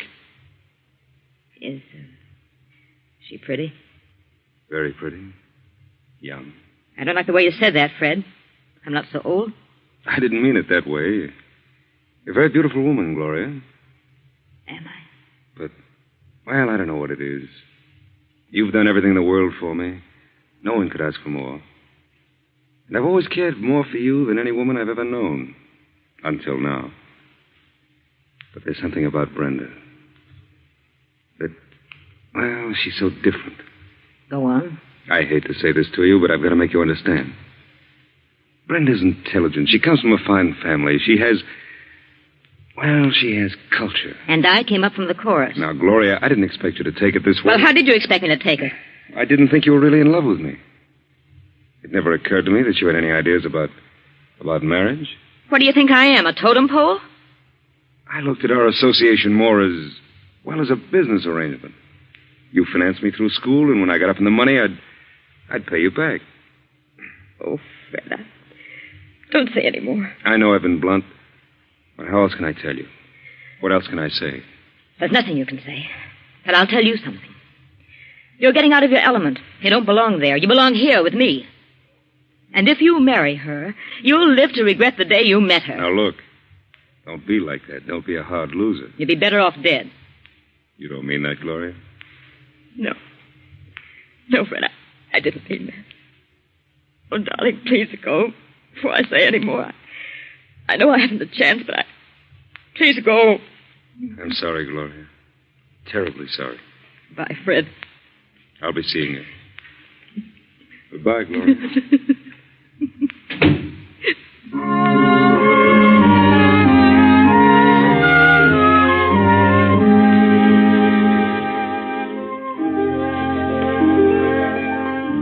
Now, a week later, the papers are filled with stories and pictures of Fred and Brenda and the district attorney, and parties and dinners and teas. Read them, Gloria.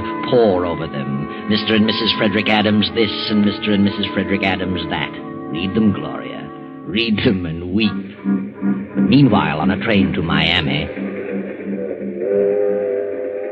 And Fred, darling, after we spend a few days in Miami, we can fly over to Nassau. Father has a place there, and I know some wonderful people. We can have a great time. Fred? Oh, what did you say? Snap out of it, darling. We're on our honeymoon. Yes, Brenda, I'm sorry. I know we're going to have a swell time. My sister Nella's spending the summer at Nassau. Why didn't Nella come home for the wedding? She was to be your bridesmaid. I told you, dear, you can't always get transportation just when you want it these days. After all, Nella's your only sister. She could have made an extra effort. What are you thinking about? Oh, business. Business? What business? I was thinking about my new job. How did your father happen to make a place for me in the DA's office? I suppose he thinks you're a capable young attorney. Did you ask him to appoint me? Well, I may have had something to do with it. I wanted you to start out right. You don't mind, do you? Certainly not. Well, swell of you. I only hope I can make good. You will. And who knows, maybe you'll be the district attorney yourself someday. I hope so. At least I'll break my neck trying.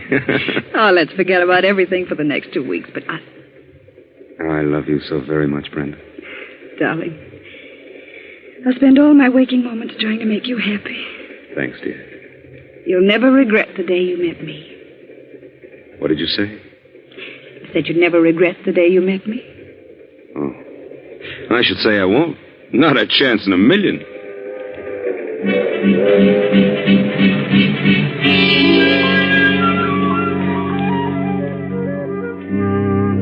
Now the happy honeymoon is over, and Fred and Brenda are back home. Fred is in the district attorney's office and progressing nicely. But Gloria, poor Gloria, still sits in her office at the Tripoli and broods over her fate.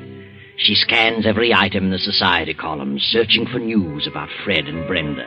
And every item, every picture nurtures her resentment. And her resentment slowly turns to hate. And finally something snaps in her mind and she begins to harbor thoughts of revenge. Yes, revenge. Joe! Joe! Yeah? What are you yelling about, Gloria? I wasn't yelling. Close the door. It sure sounded like yelling to me. I said I wasn't yelling. Okay. I apologize. No, sit down. Oh, look, Gloria, what's eating you? Why don't you get out of this office? Go out and visit with the customers the way you used to. Why should I? Well, they all miss you. They're all asking, where's Gloria? I run out of excuses. I didn't call you in here to talk about the business. Well, maybe not, but I thought it was time I said something. Where's the evening paper? I didn't get it. Why not? Oh, look, Gloria, snap out of it, will you? Why don't you quit hunting for news about Fred? You're only driving yourself nutty. Fred was a nice guy, but he's gone. He's married. Forget him. I can't. Well, you could try. Not as easy as that. After all, he ain't the only man walking around. There's one or two others, you know. Yeah? Well, there's one guy in particular who might get your mind off Fred, if you'd give him a chance. Yeah? Who? Well, I know I'm not as good-looking as Fred, and I ain't got his fancy manners. But I like you just as much as he did. Probably a lot more. Sorry, Joe. At least I wouldn't walk out on you for any other dame. If you did, I wouldn't blame you. No? No. I'd blame the other woman. She had no right to take him away from me. He belonged to me. Oh, Gloria, please, forget it. No, I won't. I can't. I've made up my mind. Huh? What are you thinking? Where's your car? Outside? Where's your gun? In my pocket? Some people are giving a party at their country place tonight for Fred and his wife. But, Gloria... But Fred was called out of town on business. They're giving the party anyway. And she'll be there. Brenda will be there. So what? We'll wait for her. And follow her when she leaves. Wait a minute. Nothing doing. I ain't bumping off no woman. Sit down and shut up. You're crazy. You're gone absolutely nutty. I'm getting out of here. You're driving me to that house. I won't. No? I wonder if the police would be interested in knowing who killed Lefty Hammond. Gloria, you wouldn't. Wouldn't I? Well... Okay. You win. Better. Go get in your car. I'll go out the back way and meet you in the alley.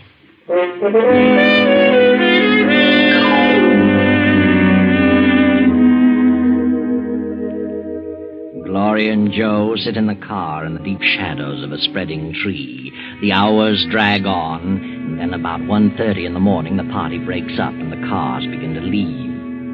Finally, Brenda comes through the gate, driving her own coupe. There she is.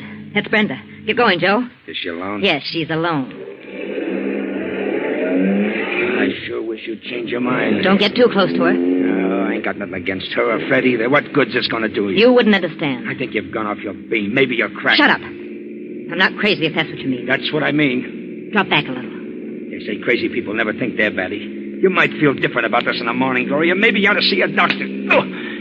Cut it out. Cut it out. Where do you get off slapping people? Move along. You're losing her. Well, lay off that rough stuff. Or I might decide to change my mind about the whole thing. Nah, you won't change your mind. It'd be funny if something happened to you. If anything happens to me, there's a letter in my safe that tells all about you. So you better see that I get back to the AAA. Okay. I was only kidding. Yeah. We're coming along to that long stretch now. No cars behind us and none coming. Step on it now. Run her off the road. Now, run her off in that ditch.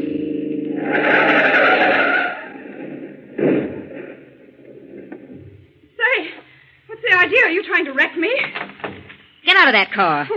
What is this, a hold-up? Get out and shut up. I haven't anything but a couple of rings. Take her rings, Joe. Well, this is a new one. A woman bandit. Any money in your purse? A few dollars. Take the money and scatter the rest of the things around. Yeah. Now, ruffle up her hair, Joe. Muss her up. You take your hands off me. Oh, have a heart, Gloria. Okay. I muss her up, but good. What are you? Stick your hand. What's the meaning of this? You've got what you want. Why don't you let me alone? I'll let you alone, Mrs. Adams. Who are you? Start walking. What? Start walking off through those trees. I won't. Oh, stop. Get moving. Yes. What are you going to do? See to it that you don't do any more chiseling in, Mrs. Fred Adams. I don't know what you're talking about. What? Let her have it, Joe. Now, what are you stolen for? You missed her. Give me that gun. Well, and that's the last of Mrs. Adams. She's dead. Yeah. There's your gun. Now, let's get out of here. Oh. Well, what's the matter? What are you waiting for? I'm kind of dizzy. Kind of sick. I can't drive, Gloria. You better drive. And I thought you were experienced at this business. If I hadn't seen you do it, Gloria, nobody in the world could have made me believe it. Nobody.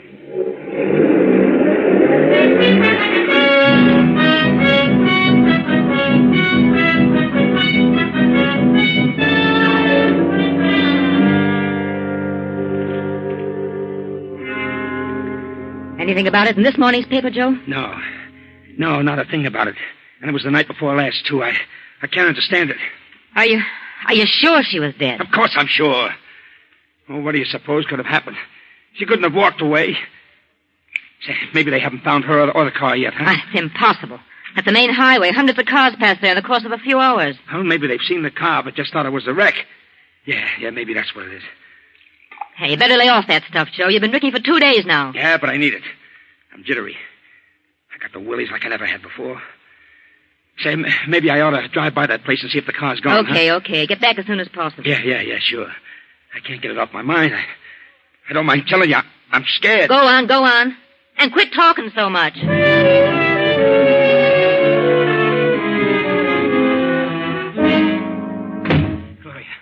Gloria, I went out there. Yeah, well, I know. What did you see? Nothing. The car was gone. I looked all around for the spot. There wasn't a sign of anything. No trinkets, no blood marks, no nothing. Well, then he must have found her. But why don't they say something in the papers about it? If they just said something, I could stand it. It's driving me nuts. Are you going to lay off that stuff? No, I ain't. I need it. I don't need it. Yeah? I don't know what you're made of, but whatever it is, it's sure tough. I never knew a woman could be as tough. I'll never forget it as long as I live. Ah, you're a jellyfish. I can understand one guy rubbing out another one for doing something against the gang, but I never thought I'd see a woman do a thing like that. And for no good reason. There was a reason. And shut up. I couldn't have done a thing like that. You could have turned me in first. There she was, laying there covered with... Shut up! It's funny, this stuff don't seem to have any effect on me. It's just like some water. Get hold of yourself. Poor kid. I never felt so miserable in all my life. Did you get the late papers? Yeah. Here you are. Well, anything in it? No. No. Not a word. Hey, maybe we didn't do it, Gloria. Maybe it was just a nightmare. No, we did it all right. And proper. If I don't hear something soon, I'll go crazy. Hey, wait a minute. Huh? What is it? Did they find her? No. Well, what do you know about that? Well, what is it? What is it? Look at this picture. Holy smoke. It's her. It's her and Fred. Mr. and Mrs. Fred Adams attend the races. When? Yesterday. It isn't possible. But it's her. I know it's her, Gloria. How could she? She's dead. Hey. What's the matter? Maybe it's her. Her ghost? Don't be silly. I'm getting out of here. I'm leaving town. Look. You're in the other paper. Huh? Day before yesterday. Fred Adams and wife attend tennis match. And another picture. What could this mean? How did they say something about it? You see, Gloria, it's getting you down, too. Oh, please, Gloria, let's pull out. It's uncanny. I can't believe it. If it's in the papers, you gotta believe it. Did you double-cross me, Joe? What do you mean? Did you have blanks in that gun? Blanks? I'd certainly hate to get hit with what I had in that gun. She's dead, I tell you. Well, she better be. What'll we do? We'll wait. That's all. Just wait. Okay. But I don't think I can stand it, Gloria. I'm going to pieces.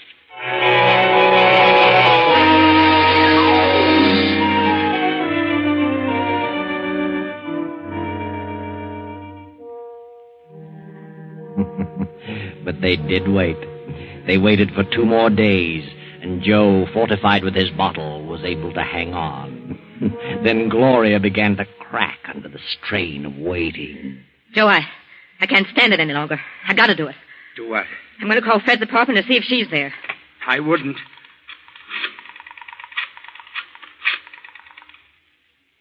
Hello? Is this the Adams apartment? Is Mrs. Adams there? An old friend from out of town. Yeah, thank you. She's there. Holy gee. She answered. I heard her. You lied to me, Joe. I didn't lie. I had bullets in that gun. I saw her and she was dead. There's something wrong. Terribly wrong. I'm going to wait a few more days. I'll check again. And when I'm sure, I'm going to take care of you, Joe. What do you mean? I'm going to kill you. That's crazy. I don't think it would be safe to have you walking around and talking. Gloria, listen. Come on, we're going to my apartment and wait. The story's bound to break sooner or later. I'd rather get out of town. You're coming with me to my apartment. Get moving.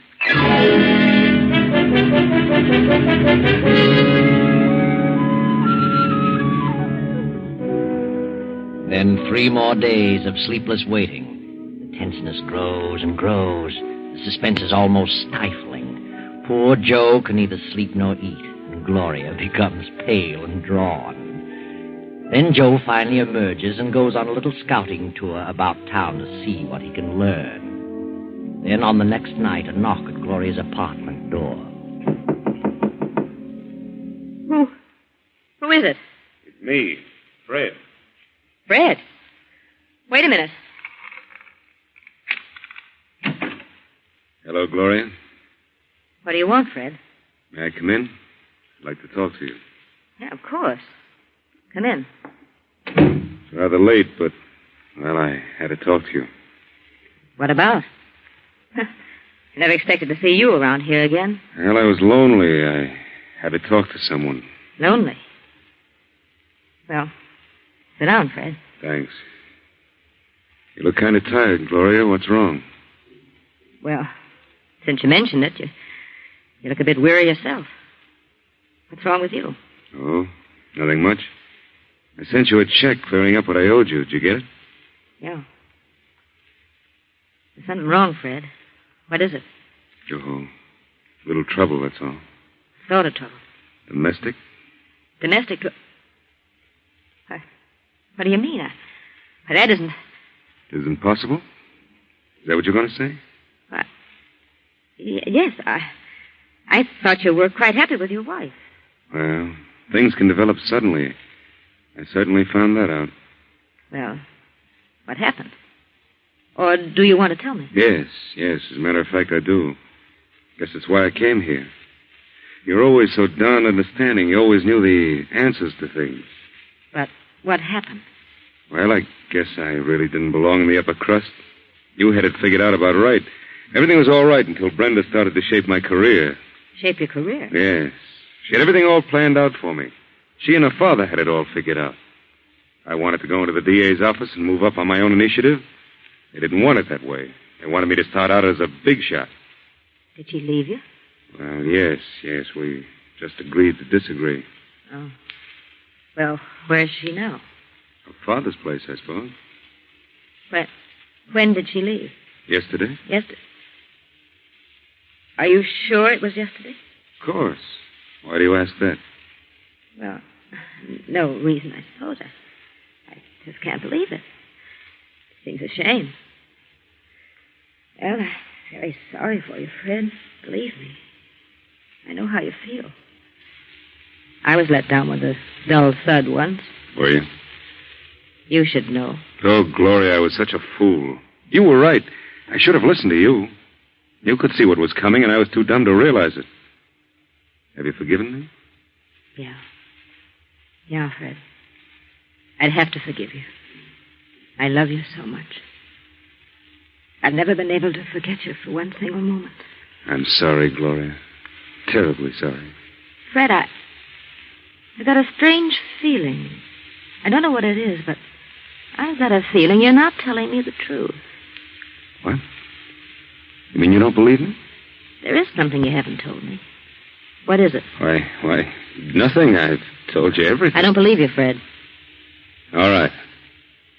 Gloria, I'm in a tough spot. Brenda hasn't gone away. She's dead. Dead? What on earth do you mean? Yeah, she was found dead beside a car a number of days ago. The day after we had a nasty argument, but I didn't do it. There have been many threats against the district attorney and member of his family. It may have been any one of a number of persons. Nothing's been said about it in the paper. I know that. I know it. They purposely kept it quiet, hoping the real killer would show his hand. That's silly. Why should he? I don't know. Oh, darling, it's all a mess. I'm completely worn out over it. I know they suspect me. I don't know what to do about it. Gloria. I seen her. Who? She was standing under the lamppost at the corner. She spoke to me. She said, "Hello, Joe. How's Gloria?" Shut up, you're drunk. No, it was her. It was Brenda. I ran for the elevator, and as the doors closed, she was coming into the lobby. She was terrible. Oh, pale and awful looking. You're simpleton. You got the snakes. No, it was her. And she's coming up here. It's her. I don't want to see her. I can't look at her. I can't stand it. Joe, turn on the lights. I won't. Turn on those lights. Never mind the lights. I can see you. All three of you. Brenda. What do you want? So you're Gloria. Yes. Yes, I met you for the first time not many nights ago. On a deserted highway. Joe, it is her. Come out of the corner, Joe. I can see you. Joe, the man who pulled the trigger. I didn't. What do you want? So, Fred, you were in on the plan, too. You wanted me out of the way because of Gloria. You were back of the whole thing. No, Brenda, no. I had nothing to do with it. You decided you'd made a mistake, that you wanted Gloria. I didn't. I swear I didn't. Tell him, Joe. Tell him how you shot me down. You had the gun. Tell him or I'll... No. Get away from me. Don't touch me. I'll tell. I didn't do it. I didn't do it. She did it. Gloria did it. I couldn't. I didn't have the nerve. He's lying. I didn't do it. Go ahead, Joe. Spill it. I ain't going to take the rap for this. Gloria went off her beam when you married Brenda. She went crazy with jealousy. She knew about that party, and she made me drive her out there. We followed Brenda and then ran her off the road. She tried to make me do it, but I couldn't. I fired wild, and Gloria grabbed the gun from me and let her have it. He's lying. How did she make you do it? She threatened me. She's got something Shut on up, me. shut up! I don't care. She can tell what she knows about me, but I can prove that she killed Brenda. How can you prove it, Joe? I wore gloves. I still have the gun, and the only fingerprints on it are Gloria's. You dirty little... I figured she might try to double-cross me. What about it, Gloria? All right, I did it. I shot her. I couldn't stand it any longer. Turn on the lights, Joe. Hey, she ain't dead. It's her. It's her. Brenda ain't dead. Good Lord. Oh, yes, Brenda's dead, all right. Quite dead. What is she? You'll find out, Gloria. What a strange quirk of fate. It was your money that caused all this. It was you who put me through law school so that I could defend you. But now, I'm sorry to say I'll be forced to be your prosecutor. Sorry, Gloria. Terribly sorry.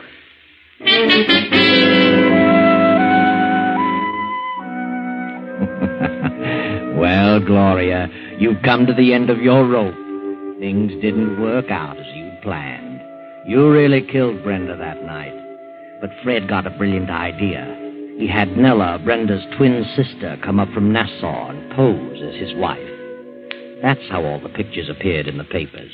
And it was Nella who just walked in on you and got a confession. And how did Fred know you were the one? Well, there were several suspects. But you, Gloria, made the mistake of phoning for Brenda too many times. And the police traced your calls. Too bad, Gloria. Jealousy is a terrible thing.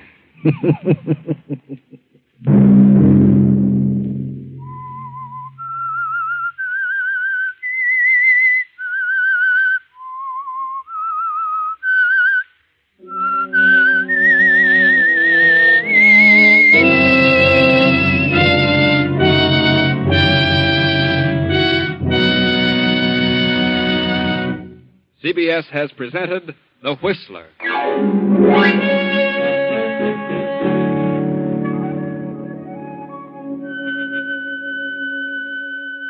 Original music for this production is composed and conducted by Wilbur Hatch. The Whistler is written and directed by J. Donald Wilson and originates from Columbia Square in Hollywood. Next week, Sunday at 9:15... I, the Whistler, will return to tell you the strange story out of the fog. Good night. This is the Columbia Broadcasting System.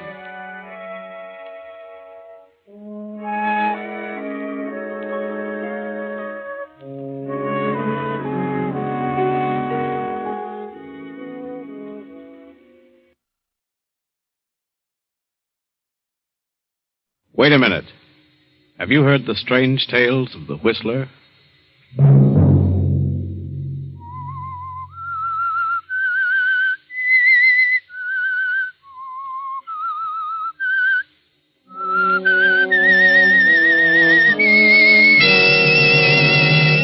I'm the Whistler. I don't know what it is. It's a figure. I can't tell whether it's a man or a woman. It comes through the door and walks with outstretched arms toward my bed, reaching for me. Sunday night, and again CBS presents The Whistler. I, the Whistler, know many things, for I walk by night. I know many strange tales, many secrets hidden in the hearts of men and women who have stepped into the shadows. I know the nameless terrors of which they dare not speak. And so I tell you the weird tale of jealousy.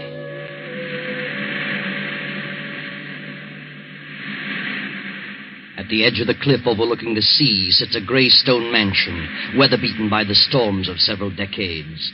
To this mansion, Gilbert Durant brought his bride, Lucia. That was 4 years ago. Gilbert and Lucia were quite happy until last year, when Lucia's half-sister, Beverly, came to live with them. And gradually, something began to happen. At first, Lucia realized that Gilbert's ardor was beginning to cool. He became more absorbed in his writing. Then she felt the cold clamminess of the stone structure almost creep about her and clutch her. Fear grew in her mind, a fear that nearly took her breath. It is evening now, and Lucia, having excused herself at dinner, tosses on her bed in a fretful sleep. No. No. Don't. Get away from me. Ah! No. What's wrong? Benton, come in. What is wrong? Why were you screaming? Benton, I must have been dreaming. It was horrible. I know, white as a ghost. You're shaking like a leaf. Yes, I know. Oh, Mrs. Benson, I can't stand it. It's driving me mad. It makes the fourth or fifth time I've dreamed the same thing. The same thing in every detail. I've never heard you scream before. It always comes a little closer to me. Tonight, it almost reached me. It? What do you mean? I don't know what it is. It's a figure. A human figure. But I can't tell whether it's a man or a woman. It comes through that door and walks slowly across the room with its arms outstretched, reaching for me. Are you sure you were dreaming? Oh, now that I think of it, it isn't like a dream. An ordinary dream. Its reality seems to carry over even after I'm awake. Oh, that's what's made you so ill. This dream, if it is a dream, means something? Is that what you think? It's a premonition? Perhaps. What time is it? 9 o'clock. Where's Gilbert? Your husband went horseback riding over an hour ago. Your sister went with him. Beverly? Why didn't he ask me to go? Well, you know you haven't been feeling very well lately. Oh, yes. Yes, of course. Well, if you're feeling better, I'll go back to my room. Oh, yes, I'll be all right. Good night. Good night, ma'am. Beverly. Gilbert and Beverly.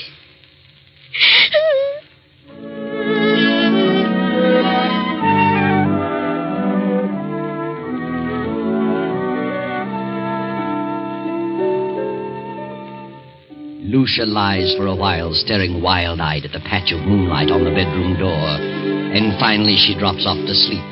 Then as the clock strikes 10:30, the door opens slowly, silently. A figure steps into the room and moves noiselessly through the moonlight to Lucia's bed and stands staring at her. Suddenly, Lucia opens her eyes. Gilbert, don't. Lucia, what's wrong with you? What are you doing in my room? Why, I just wanted to know how you felt. How long have you been standing there? Oh, just a few seconds. Oh, I was dreaming, I guess, and when I woke up, you startled me. Why were you yelling, don't? I don't know. I haven't the slightest idea. I talked to Dr. Hanby about you today.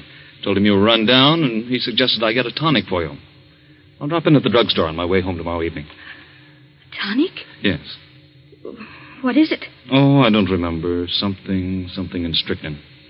Strychnine? Yes, he said it would give you an appetite. Where have you been, Gil? Oh, I've been riding. Nice moonlight night. Very pleasant. Did Beverly enjoy it? Yes, she's an excellent rider. I've decided to buy that filly from Thompson. Going over there tomorrow afternoon. Is Beverly going with you? Yes, she's a good judge of horseflesh. Why? Nothing. I just asked. Well, good night, Lucia. See you at breakfast? Yes. Good night.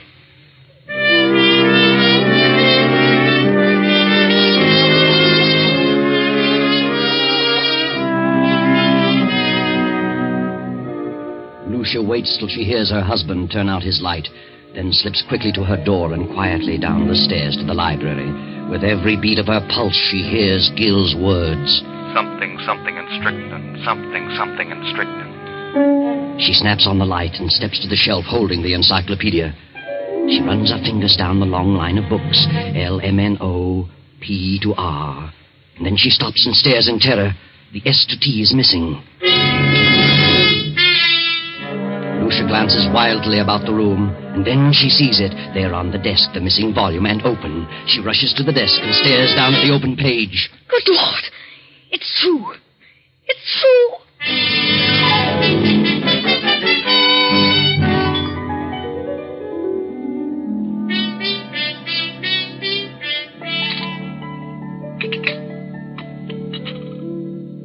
I'll tell you what, Beverly. I'll leave the deal entirely up to you. Up to me? Oh, Gil, that's not fair. Why not? Well, suppose she turns out to be a lemon. I don't think she will, because you're going to have the job of training her. Oh, you certainly flatter me. Not in the least. Oh. Good morning, Lucia. I just realized what time it was. We'll be leaving in a few minutes. Yes, it's 9 this very minute. I better step on it. More coffee, Beverly? No, thanks. How do you feel, Lucia? Why, better. Much better. You better eat something. No, I can't. At least some coffee. Yes, I'll have some coffee. I've got to run. See you later, Lucia. Yes, Gil. And I'll see you this afternoon at 2, Beverly. Yes, I'll meet you in town at 2. Oh, Gil, don't forget Lucia's medicine. I won't. Goodbye, Lucia. Are you meeting Gil in town, Beverly? Yes, he wants me to decide on that filly he's interested in. Where did you learn so much about horses? Well, it seems to be natural. Why don't you get interested in horses, Lucia? Why should I? What are you interested in? Well, I'm interested in a few things. My husband in particular. You don't act interested in anything. Really? If you'll take my advice, you'll snap out of this coma and get some pep. Does Gil like women with pep? No man cares about a woman who sits around and mopes. I think you're a hypochondriac. Do you? You should do something about it. I intend to. I intend to do something about it. I'm glad to hear it. Get out and do things. Play games, golf, tennis, swim, and ride. Maybe this medicine will fix you up. You know all about it, do you?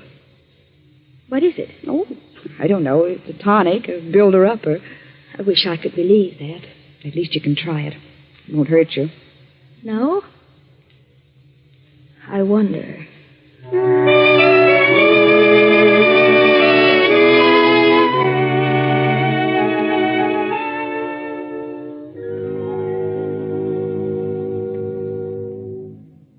Oh, come in, Doctor.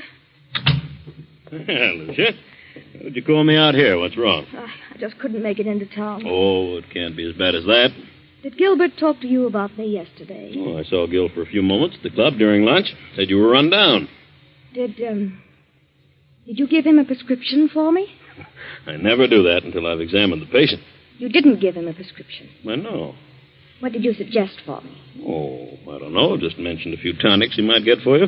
Spoke of beef iron and wine, and sherry and egg, and I don't remember what else. Then you mentioned nothing specifically. Don't think so.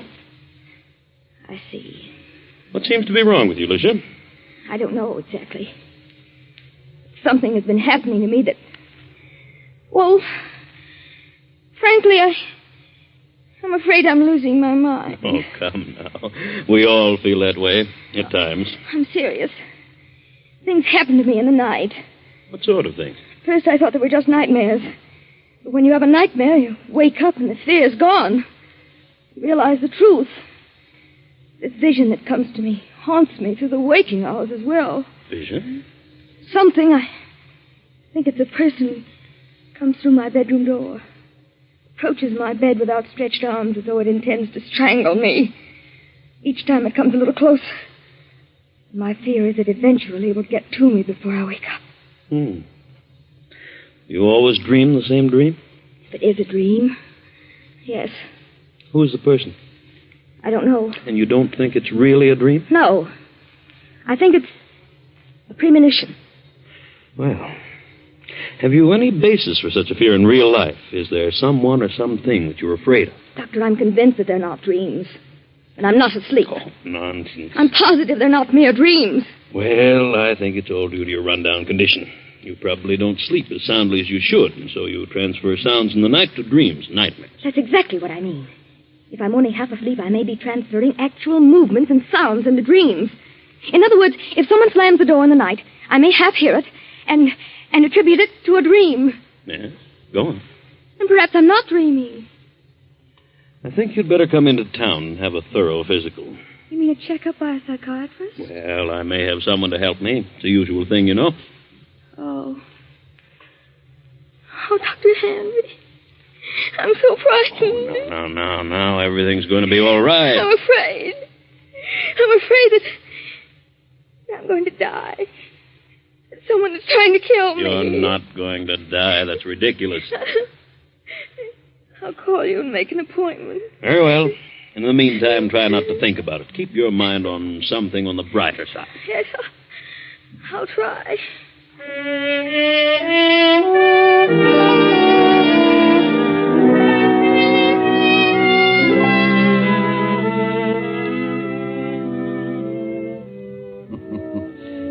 try, Lucia. Try hard to keep your mind on something brighter.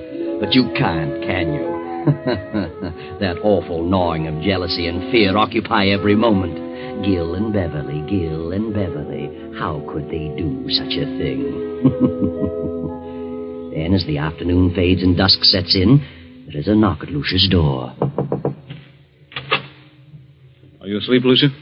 No, I'm not asleep. How are you feeling? I seem to have developed a headache. Have you eaten anything today? No, I didn't care for anything. Well, this will help them. Better take a dose now. I'll measure it for you. What is it? Why, it's the tonic. Did Dr. Hanby prescribe it? Well, yes. Yes, he did. Where's Beverly? Down in the library. Did you buy the horse? Yes, Beverly thought she was a fine animal. I didn't know Beverly knew so much about horses. She's a horsewoman after my own heart. Is she? Rides like the wind, too. She had intended to go home tomorrow. She's staying on? She's got to. I wouldn't think of her leaving now. Why not? Well, for one thing, she's going to train the horse. And what else? Why, nothing else. Here, take this. It's a little bitter, but you'll get used to it. Gil! Go ahead. It won't hurt you. I don't want it. And why not? It has poison in it. Well, I suppose it does have a little, yes, but only enough to act as a tonic. I don't want it. I won't take it. I won't. Are you going to act like a child? Take it and quit arguing. I won't. I won't. This is ridiculous. I tried to do anything for you, and you act like a spoiled kid. I can't take it. You're impossible, Lucia. I'm afraid. You need this medicine, but you're too confoundedly stubborn. You'd rather sit around and mope all day. Very well, there it is. You can take it or not. Disgusted trying to help you pull out of this. Good night. No, wait, Gil. I'll take it. I'll take it. I don't care whether you do or not. There, I've taken it. Terribly bitter. And take another dose around 11. Gil, where's Mrs. Benson? Why, I told her she could have the night off. Thought she might like to spend the evening in town. You let her off? Yes, she's been sticking pretty close lately. Oh, yes. Yes, she has. Good night. Good night, Lucia.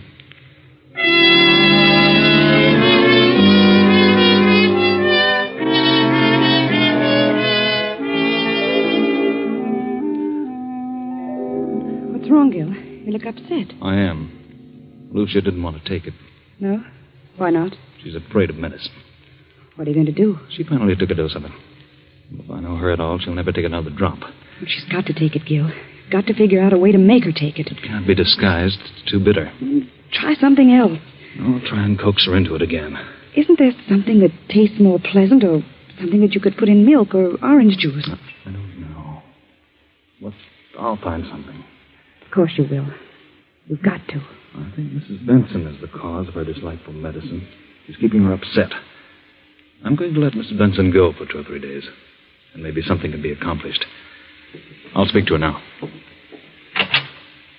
Well, Benson, what are you doing standing here in the dark? I was just going upstairs to see if Mr. Durant wanted anything before I went out. I see. Oh, by the way, I'm staying home for a couple of days, and I thought that since you've been staying so close to the job, you'd welcome a few days' leave. Leave? Why, yes, but Mrs. Durant may prefer that I stay. I think you'd better get a little rest yourself. You needn't come back till Friday. But I don't need a rest. You come back Friday. Yes, very well, sir. I'll run up and see her before I go.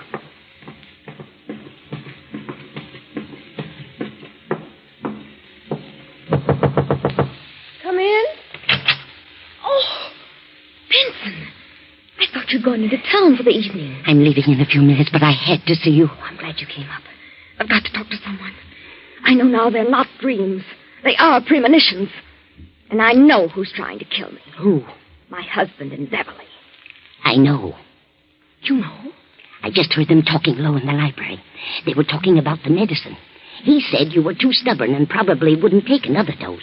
And she said he'd have to find some way to make you take it. Then it is poison. They want me out of the way. I got angry because I refused to take it. Oh, yes, and there's something else. He just told me that he would not be going into town for several days and told me not to come back here till Friday. Good I'll go on into town as planned, but I'll slip back toward midnight and come up the back way. And I won't take a thing they give me. I'll be back at midnight. Thank you, Benson. Good night. Good night, ma'am.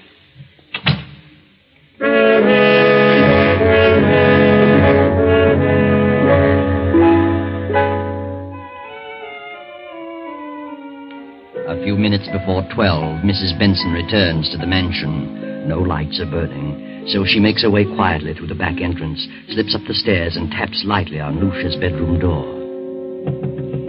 Mrs. Durant. Mrs. Durant. Then she turns the knob, opens the door, and snaps on the light. Mrs. Durant, are you here? Then Benson steps quickly toward the bed. The bed is empty, but a horrible sight meets her eyes. Oh, blood. Blood all over the bed. They've done it. They've murdered her. Give me the police department.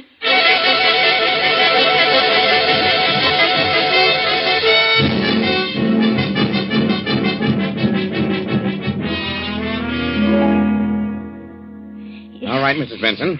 What happened this evening? Well, earlier in the evening, Mr. Durant told me I could have the night off, since I'd been staying close to Mrs. Durant for some time. Mm-hmm. And then later, he said he decided to let me off until Friday. But I didn't want to go, and he insisted. Is there anyone else in the house? Yes, Mrs. Durant's half-sister, Beverly. Did you leave the house? Yes, but I went up and told Mrs. Durant I'd be back about midnight. If you had till Friday, why did you come back at midnight? Because we were both frightened. Of what? Well, Mrs. Durant had been having premonitions that someone was trying to kill her.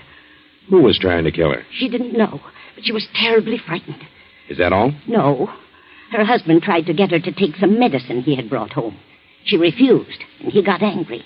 How do you know he was angry? I heard him talking about it to Beverly. They were in the library. And he told Beverly that Lucia was very stubborn. And Beverly said that he'd have to think of some other way. Did Mrs. Durant suspect her husband and Beverly of trying to do away with her? Yes, she did. She was convinced that Mr. Durant and Beverly were in love and wanted her out of the way. So you came back tonight because you anticipated that something was going to happen? Yes. The house was dark, so I came up the back stairs, knocked on her door, and when I got no answer, I came in, turned on the lights, saw she was gone, and then I saw the bed all covered with blood. She wouldn't take the poison, so they did it another way. That's what they planned in the library. Where are they now? Any idea? Well, they didn't expect me back tonight, so they've probably gone to dispose of the body, intending to come back here and clean the place up later. I see. Anybody else know about Mrs. Durant's fears? Yes. She talked to Dr. Hanby. I called him right after phoning the police and told him about it. He knows. Dr. Hanby, Captain Rick. What in the world is the meaning of this? From all indications, Mrs. Durant has been murdered and the body disposed of. Doctor, I understand Mrs. Durant told you that she was afraid that something was going to happen to her, that she was going to die. What? Who told you that? Mrs. Benson here. I see. Well, she did call me in this morning.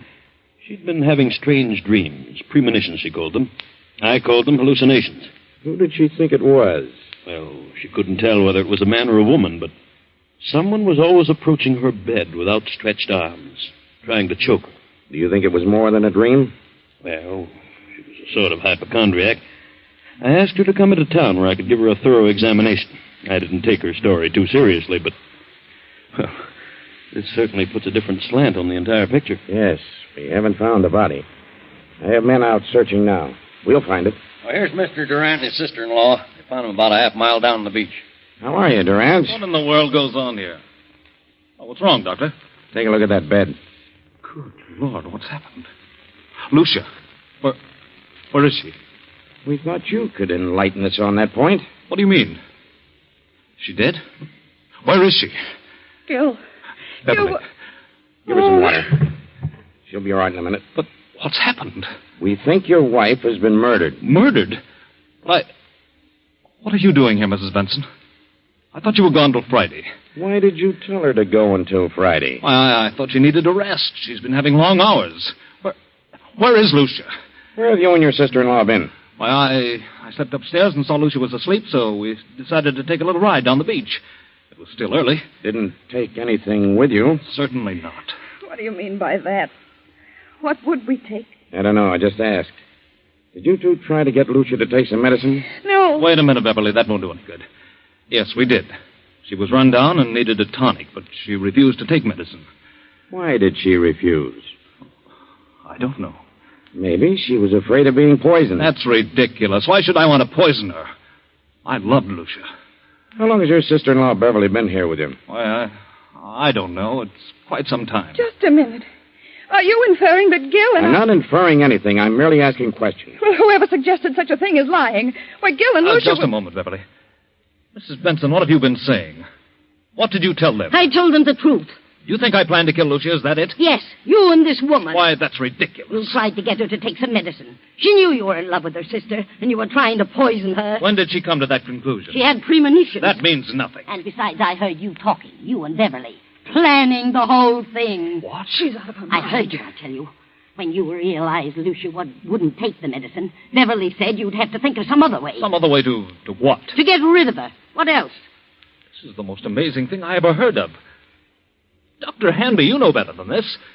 Do you think I had a reason back of wanting to know about various medicines? No, I didn't. Not at the time, but now... Now what? Well, I'm sorry to say it all adds up to something suspicious. Seems more than just coincidental. Do you think I killed Lucia? Well, look about you. Look at the room. What else am I to think? What was the tonic you tried to give your wife? It had strychnine in it. That right, Durant? Why, yes. It was one of the things Dr. Hanby mentioned. It was iron, quinine, and strychnine. Did you mention that, Doctor? Well, I suppose I did. It's a commonly known tonic. Did you add anything else to it, Durant? Certainly not. How about it, Sergeant? What's the report? Why, the bottle contained iron, quinine, and strychnine, and a heavy content of arsenic. Arsenic? But it isn't possible. I put nothing in it. Where would I get arsenic? Well, it was in there just the same. Good Lord, Doctor, it isn't true. You know it isn't. I hate to say it, Gil, but the evidence looks bad for you. Benson knows what all this is about. She's lying. She knows Gil wouldn't do such a thing. She's back of it all. Why? I don't know, but believe me, I'll find out if I have... That'll do. Under the circumstances, I think you'd all better come down to headquarters so we can keep you separated. Come on. And no more talking.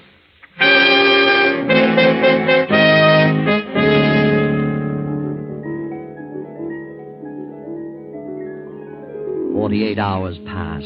Hours of relentless grilling, endless questioning. Finally, Gil and Beverly are released on a writ of habeas corpus. Now weeks have gone by, and Lucia's body has not been discovered, and so the district attorney is forced to make a public announcement that in spite of the apparent evidence, no murder charges can be preferred against Gil and Beverly due to lack of corpus delicti, the failure to produce Lucia's body. Now Beverly and Gil are in the library. Beverly, I want you to know how wonderful I think you've been, the way you've stuck right beside me through this thing.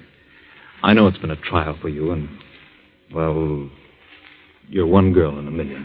Thanks, Gil, but it isn't over yet. They won't stop their search for Lucia's body, and if they find it, we haven't a chance. I know, but what can we do about it?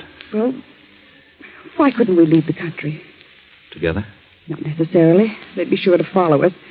We could go separately in different ways And meet someplace later on? Is that what you mean? Yes, that's what I mean. That seems a bit mad. That would equal an out-and-out confession. But, Gil, if they find Lucia's body, we haven't a chance. It's too strong against us. We never could come back, Beverly. Oh, what of it? I don't want to die, Gil, and I don't want anything to happen to you. Beverly, I don't know what to say. I'm frightened, Gil. I can't stay here with such horrible fear hanging over me. I'll go mad. If you don't go, then I will. I'll leave tonight. Please, Beverly, I need you more than ever now. Please don't go. Don't worry, Gilbert. She won't leave you. Lucia. Good Lord. I won't let her leave you. I'll see that you both go together. And stay together for a long, long time. Lucia, what does this mean? We thought you were dead. Disappointed, are you? Where have you been? What happened to you? Coming to that. You thought I was dead. Well, I'm not. I'm live enough to pull this trigger. I've been behind those drapes, and I heard every word you said. Now I know you're in love with each other. Now I know you wanted to do away with me. In love? With Beverly? From the day she came here. She took you away from me. I did not. We never thought of such a thing, never. It never entered my mind. Why do you lie about it? You do love her. Why don't you admit it? I love Beverly? Yes.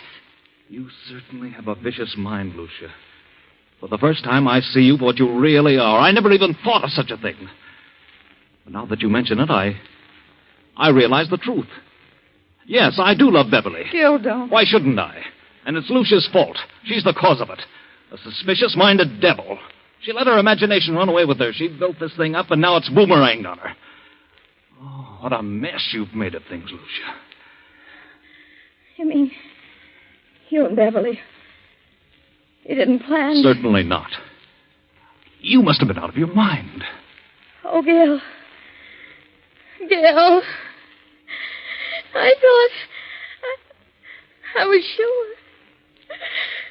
Oh, Gil. Gil. I'm sorry, Lucia, but that's the way it is. And you've no one to blame but your own miserable self.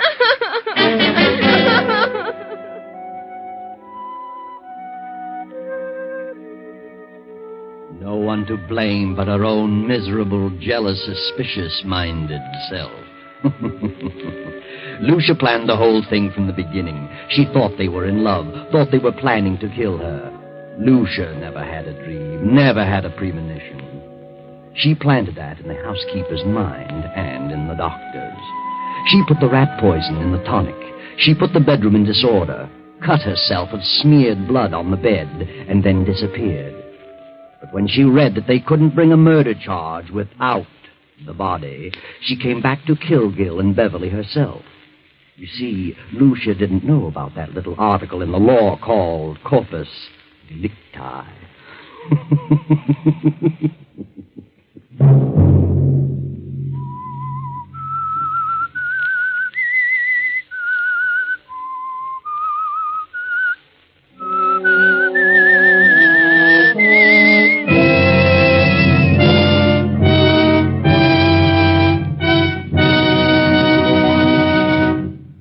CBS has presented The Whistler.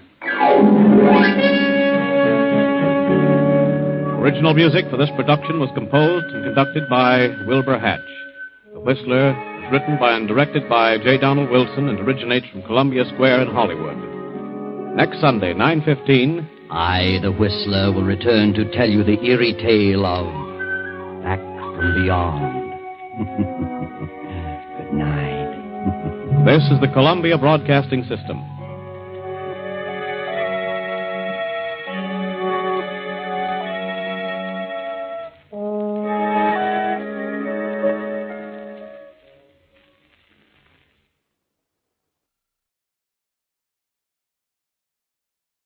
Wait a minute. Have you heard the strange tales of the Whistler?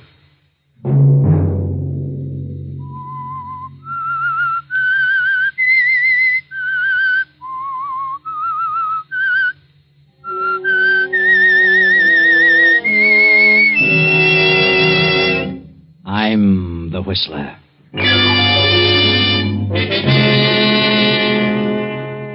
I get a terrible feeling of depression, and then this awful urge comes upon me. The urge to hurt someone. The urge to inflict pain. The urge to kill. Another Sunday night, and again CBS presents The Whistler. I, the Whistler, know many things, for I walk by night. I know many strange tales, many secrets hidden in the hearts of men and women who have stepped into the shadows. I know the nameless terrors of which they dare not speak. And so I tell you tonight the unusual tale, the urge to kill. Henry Drake sits in his big office staring out over the smoking stacks of his busy factory. Production is at its peak. The demands of the past year have brought untold problems to his desk and placed heavy loads on his shoulders. Henry Drake and his partner, Philip Putnam, had started this factory 5 years ago and built it into a smooth-running, highly profitable organization.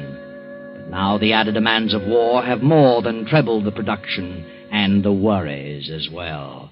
Phil had put up most of the money and Henry the brains. It was Henry who always had to make the decisions. But now something is happening to Henry. He is beginning to slip. His memory is playing tricks on him. Good morning, Mr. Drake. Oh. Morning, Ethel. Mr. Putnam wants to know if you studied those contracts last night. Contracts? What contracts? Why, the ones he gave you last night. You said you'd take them home. They must be signed by noon. Contracts? Why, I don't know what you're talking about.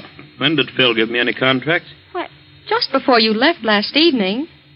Well, that's funny. Don't you remember? What? Remember? Well, yes. Yes, I do remember now. Yes, of course. Well, may I have them? Well, let me see. What on earth did I do with them? Oh, tell Mr. Putnam to step in here. Yes, Mr. Drake. Mr. Drake would like to see you, Mr. Putnam. I'll be right in. I'll ring if I need you, Ethel. All right. Good morning, Henry. What's up? Why, about those contracts you gave me yesterday evening. Just what were they about? What? What do you mean? Haven't you read them? No. No, I haven't. Good heavens, man. They were supposed to be signed by noon today, and it's 10 o'clock now. Now, where are they? I don't know where they are, Phil. I can't find them. I'm sure I didn't take them home. Oh, you must have. Strange. I can't remember a thing about them. Well, what did you do after you left here? Where'd you go? Why, I went home. That is, I think I did. Think you did? What's the matter with you, Henry? I don't know, Phil. I can't seem to recall a thing I did last evening. Are you kidding? Certainly not. Why should I kid about such a thing? Well, don't get sore about it. It's certainly ridiculous. This is a serious situation. I know, Phil. I know that better than you do. Well, call your home. They've got to be there. Have Rita send them over by special messenger. Yes, sir? Get Mrs. Drake on the phone. You don't look very well, Henry. You're as pale as a ghost. Look at the perspiration. What's wrong with you, man? I don't know. I really don't know. I feel terrible, and my eyes are bothering me. Bright flashes keep passing in front of me, and my ears throb. Oh, hello? Oh, Rita, this is Phil. Henry brought a contract home to study last evening. Look around and see if you can find it, Yeah, it's very important. In a blue binder, about 20 pages. What? I see. Thanks. She's in the library now. Oh. Yes? You can't? Yes. I see. Really? Well, all right. Now, call me back. Well, what about it? You have no idea what happened to you after you left here last evening at 6? Did I leave at 6? Certainly. So did I. She said you didn't come home for dinner. She decided to go to the opera. And when she came back at 12, you didn't come in until 1. Said your shoes and trousers were all covered with mud. You went straight to bed. Was it raining last night? Of course it was. I don't remember that. Rita's going to look in the coat and suit you were wearing last night. She'll call me back. What on earth is happening to me? Where could I have gone? Yes? Yes, Rita. Well, you couldn't. I see. Very well, thanks. Goodbye. Not a trace of the contract. Now what? Phil, I've got to tell you this. This isn't the first time this has happened. It's been going on for weeks. About twice every week, a terrible depression comes over me, and then when I wake up, I can't for the life of me remember what happened the night before. Well, maybe the strain has been too much. You better see a doctor at once, Henry. Oh, I know I should, but I'm afraid to. Why? I'm afraid of what he might tell me. Oh, nonsense. Go and see a doctor right now. I'll get down to your place and search it from top to bottom. Very well, Phil. I'll go now. I'll be back as soon as I can.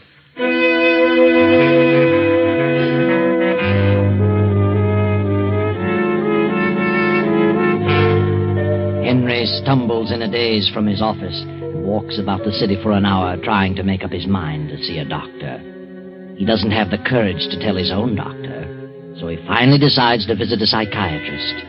Then he remembers the name of one of the most famous in the country, Dr. Schultz, the state psychiatrist. I know you're not a general practitioner, Dr. Schultz. As a state psychiatrist, I know you're a busy man, but I've read a few of your books, and I thought you'd be willing to help me. Well, ordinarily I wouldn't, Mr. Drake, but I know who you are and what you've been doing. I'll do what I can. Thank you, Doctor. You say you have lapses of memory? Yes. I wake up in the morning and can't remember what happened the night before. In the morning, I have headaches and see strange flashes before my eyes and hear throbbing noises. How often does this occur? About twice a week. But I remember everything I do during the day. Mm-hmm. Have you ever had a serious ailment? No. Ever had an accident? Anything that might have caused a concussion? Well, not that I remember. I may have had as a child. Have you been working under an exceptional mental strain? Yes, I have. The pressure's been more than doubled. For the last year, the problems have been so heavy that I've been unable to sleep. I've studied them until dawn, until finally I was unable to remember them. You don't go to sleep easily. No, not till very late. From all appearances, I wander about until 1 o'clock in the morning. Where, I don't know. You're married? Yes. What does your wife think of your strange behavior? Well, naturally, she doesn't like it.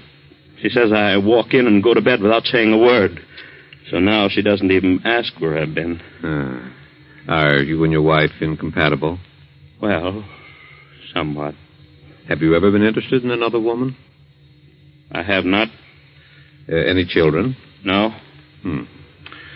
Have you ever been caught in a predicament where you were forced to do something dishonest in order to escape a severe penalty? Well, what do you mean? Well, I'll put it another way. Do you fear anything or anybody? No. Do you hate anything or anybody? Yes. Lately, I dislike my work, my business, intensely. Why? I don't know why. Maybe I've had too much of it. Who is closest to you in your work? Well, I have a partner, and we have a secretary. And who are they? My partner is Philip Putnam. My secretary is Ethel Watson. Oh, you both have the same secretary? Yes. That way we keep things more orderly. Could you get along without her? Oh, I never thought of it. She's very capable, but I suppose I could get along without her. Does your partner have as much responsibility in the business as you? I do most of the mental work. You resent that? You mean, do I think he should take more responsibility? Yes, I do. But he isn't capable. He plays golf and takes days off at a time. Yes, I do resent that. I know nothing can be done about it. Is your partner married? No. For a while, I thought he and our secretary were growing fond of each other, but in the last few months, it seems to have cooled. Are your financial affairs in order? Exceptionally so, never better. Are you worried about the outcome of the war? No more than anyone else. I realize it'll keep every nose to the grindstone. And you drink? Oh, I'm temperate. Probably a little more of late. Never took narcotics? No. I've tried sleeping tablets, but they did me no good. I see. Have you anything further to add to this discussion? No. Well, then I must ask you to leave and not come back. What? Why, what do you mean, Doctor? Just that. Leave and don't come back until you decide to tell me the truth. But I've been telling you everything I know. No, you haven't. There's something you've been withholding. Good day. Wait a minute. What are you trying to say? I'm not trying to say anything. I've told you that you're holding something back, some fear that you don't want known. But if you want me to help you, you'll have to divulge everything. All right. I thought maybe you could help me without my telling, but... All right. I'll tell you what it is. That's better. It happens on these mornings when I fail to remember what has occurred the night before. It happens during these spells of flashes and noises. What happens? I get this terrible feeling of depression. And then slowly, gradually, the urge comes to me. The urge to what? The urge to hurt someone. The urge to inflict pain, inflict injury on someone. On whom? Anyone. Any person who comes into my mind. Anyone I see or think about. The waitress in the cafe, my secretary, my chauffeur, my wife, my partner, a laborer. Anyone. Have you ever killed anyone, Drake? No, I swear never, and I don't want to. And that's why I'm here. I'm afraid. Afraid of myself. I don't want to harm anyone. I'd rather die. Would you? Yes. All right. Now you know. That's my great fear. Something's got to be done about it. You've got to help me. Very well, Drake. I'm glad you finally told me. Now I know what to do, know where to start. You don't think I'm going completely to pieces? Mentally, I mean. No, I don't think so. You think it's just temporary? Let's not talk about it anymore. But what can I do? I want you to stay away from the business for a week. Don't go near it. Don't think about it. I want you to stay in bed as much as possible. Read something in a light vein. Putter about, if you like, in the garden, say. Anything but business. At the end of the week, I want to see you again. But above all, rest. Rest your mind and your body. Yes, I understand. And you think that will bring me out of these spells? I think everything will turn out for the best. Oh, thank you, Dr. Schultz. I appreciate all this, and I'll see you in a week. Goodbye, Mr. Drake. Miss Burton. Yes, Dr. Schultz. Did you take down that interview, Miss Burton? Yes, Doctor. I made a recording of it. Thank you.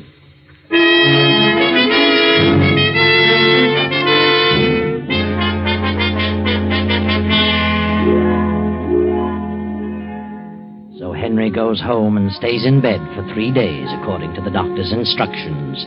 Then, toward midnight of the third evening, his wife Rita comes home and is startled to find him gone. Jackson? Jackson? Oh, yes, Mrs. Drake. Jackson, where's Mr. Drake? Why, Mr. Drake is in his room. But he isn't. He's gone. Gone? But I didn't see him go out, ma'am. When did you see him last? Why, it was about 9:30. I looked in to see if there was anything he wanted before I retired. What did he say? Was he dressed? No, ma'am. He was in bed. He said he didn't want anything and that I might as well turn in. Where on earth could he have gone on a rainy night like this? Well, shall I go out and try to find him, ma'am? No. No, never mind, Jackson. You can go back to bed. Yes, ma'am. Thank you. Can't imagine why on earth he'd go out when he wasn't feeling well. Hello? Phil? This is Rita. I just came in and Henry isn't here. I don't know. The butler said he saw him at 9:30 and he was in bed. Why would he go out in a storm? What reason could he possibly have? No, I don't think so. I hope he doesn't. Yes. Good night, Phil. Yes, I'll see you tomorrow evening if possible. Good night. As Rita hangs up the receiver, she suddenly realizes the library door is closed, but a streak of light shows beneath it. She steps quickly to the door and opens it softly. Henry. Huh? What are you doing here? Oh, hello, Rita. Why aren't you in bed? In bed? Why, I don't know. Who are you phoning? Phoning? Oh, I was just thinking about phoning the doctor. I wanted to talk to him. At this hour of the night? It's 12 o'clock. 12? Yeah, so it is. Wait till morning. Yes. Anyway, I can't remember what I wanted to say to him. Where have you been? Where have I been? I haven't been anyplace. But you must have. Look at your topcoat. It's soaking wet. And look at your shoes. They're muddy. That's strange. I don't remember having gone out. I thought I'd been sitting right here all evening. But it's obvious that you haven't been here all evening. You have been out. Perhaps so. This is the second or third time you've come in with your shoes all muddy. Where do you go at this time of night? I tell you, I don't remember. I don't believe you. Whether you do or not, I don't remember where I've been. It's the silliest thing I ever heard of. A man like you, an intelligent man, walking around in his sleep. But I couldn't have been asleep. I know that much. Nonsense. Oh, don't be so impatient, Rita. I don't like this any more than you do, but I'm sure I'll be all right in a short time. Dr. Schultz will pull me out of it. Well, I hope so. Have you been out, Rita? Why, of course. I told you early in the evening I was going to play bridge with the Parkers. Oh, perhaps you did, but I don't remember that either. I told you just the same. Oh, I'm sorry, Rita. I know this must be very trying for you. It isn't very pleasant to have a man mope about the house all the time. Better go to bed, Henry, and get off those wet clothes. Oh, yes. Rita, why don't you go away for a few days? Take a little rest. I know you're terribly upset about all this, and, well, it would do you good. It wouldn't be exactly right for me to go away at a time like this. What would people think of me? Well, who cares what people think? You could go up to the mountains or down to Miami or, well, any place. Maybe by the time you come back, I'll be all right. Do you want me to go? I don't want you to go, but I think it would be good for you.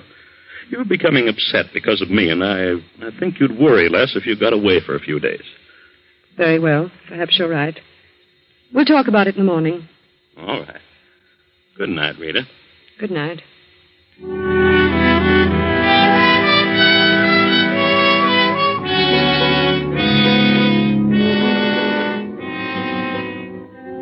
Henry sits for a while staring at the telephone, then gets up slowly and shuffles up the steps to his room. He pauses for a few moments before Rita's door, then goes on to his own room and goes to bed. The storm continues in its fury, and from his kennel in the backyard, Duke, Rita's Airedale, begins to howl.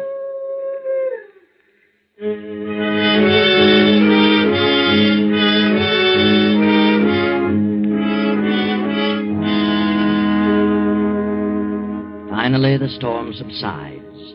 Morning comes, and Henry joins Rita at breakfast.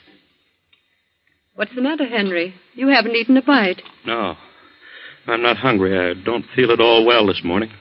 You do look pale. I've never seen you so haggard. No? What's the matter with your hands? My hands? Well, yes, you keep staring at them and flexing your fingers. Oh, I don't know. They seem to... Well, it feels like rheumatism. Have some coffee. Yes, I believe I will. Here you are. Oh, good heavens. All over the floor. Oh, I'm sorry. I just seem to have no grip. Getting bad. I can't even hold on to a cup. Rita, what have you decided about that trip? I wish you'd take a few days' vacation. Oh, you sound as though you want to get rid of me. I'm only thinking of you. Very well, if you insist. I'll go up to the mountain place. Maybe it'll do us both some good. Oh, Mrs. Drake! Mrs. Drake! Jackson, what on earth are you so excited about? Something terrible has happened. Terrible? What do you mean? I don't know how to tell you. It's awful. What are you trying to say? It's Duke, your Airedale. What's happened to him? He's dead. I just went out to the kennel to unhook his chain, and there he was, ma'am. Oh, good heavens. Well, what happened to him? He's been strangled. There he was beside his house, and his tongue sticking way out. Oh, it's awful, ma'am. Strangled? But why?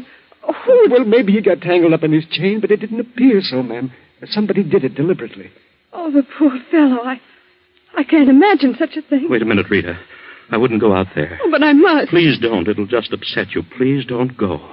Very well. But, I'm just sick all over. Oh, now, Rita, I know how you feel, and it's a shame. Jackson, tell the maid to pack Mrs. Drake's things. She's going to the mountains for a few days.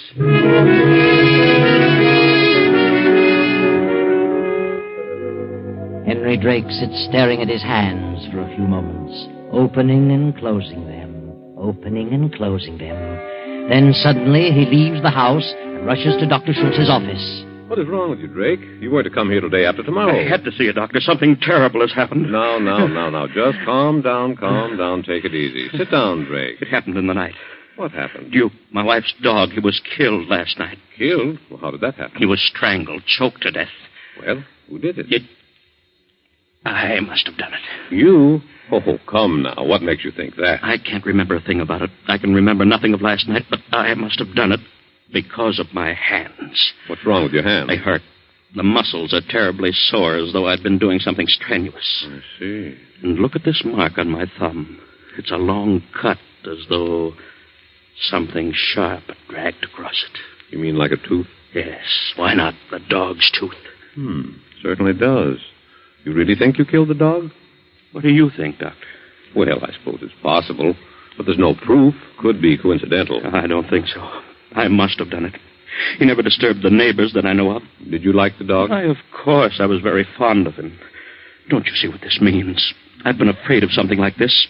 Heaven knows what else I've done when I've been in these lapses. You've got to do something for me. Drake, I'm going to have to put you through all the tests. It'll take some time, but I think we can get at the root of your trouble. I'll do anything you say. We'll start right now.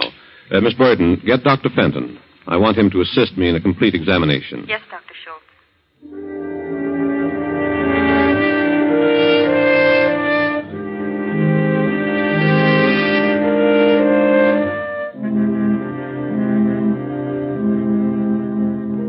Now, Drake, just relax and continue staring into this little beam of light. We want you to answer these questions as quickly as possible. Yes. You're crossing a street. An automobile suddenly bears down upon you. You see? Yes. In an effort to save yourself, you jump out of the way. Yes. Do you jump forward or backward? Why, backward? Why? I can jump backward quicker than I can forward. Repeat after me as rapidly as possible. 1, 2, 3, 5, 6, 8, 9. 1, 2, 3, 4, 5, 6, 8, 9. You have no children? No. But you are married? Yes.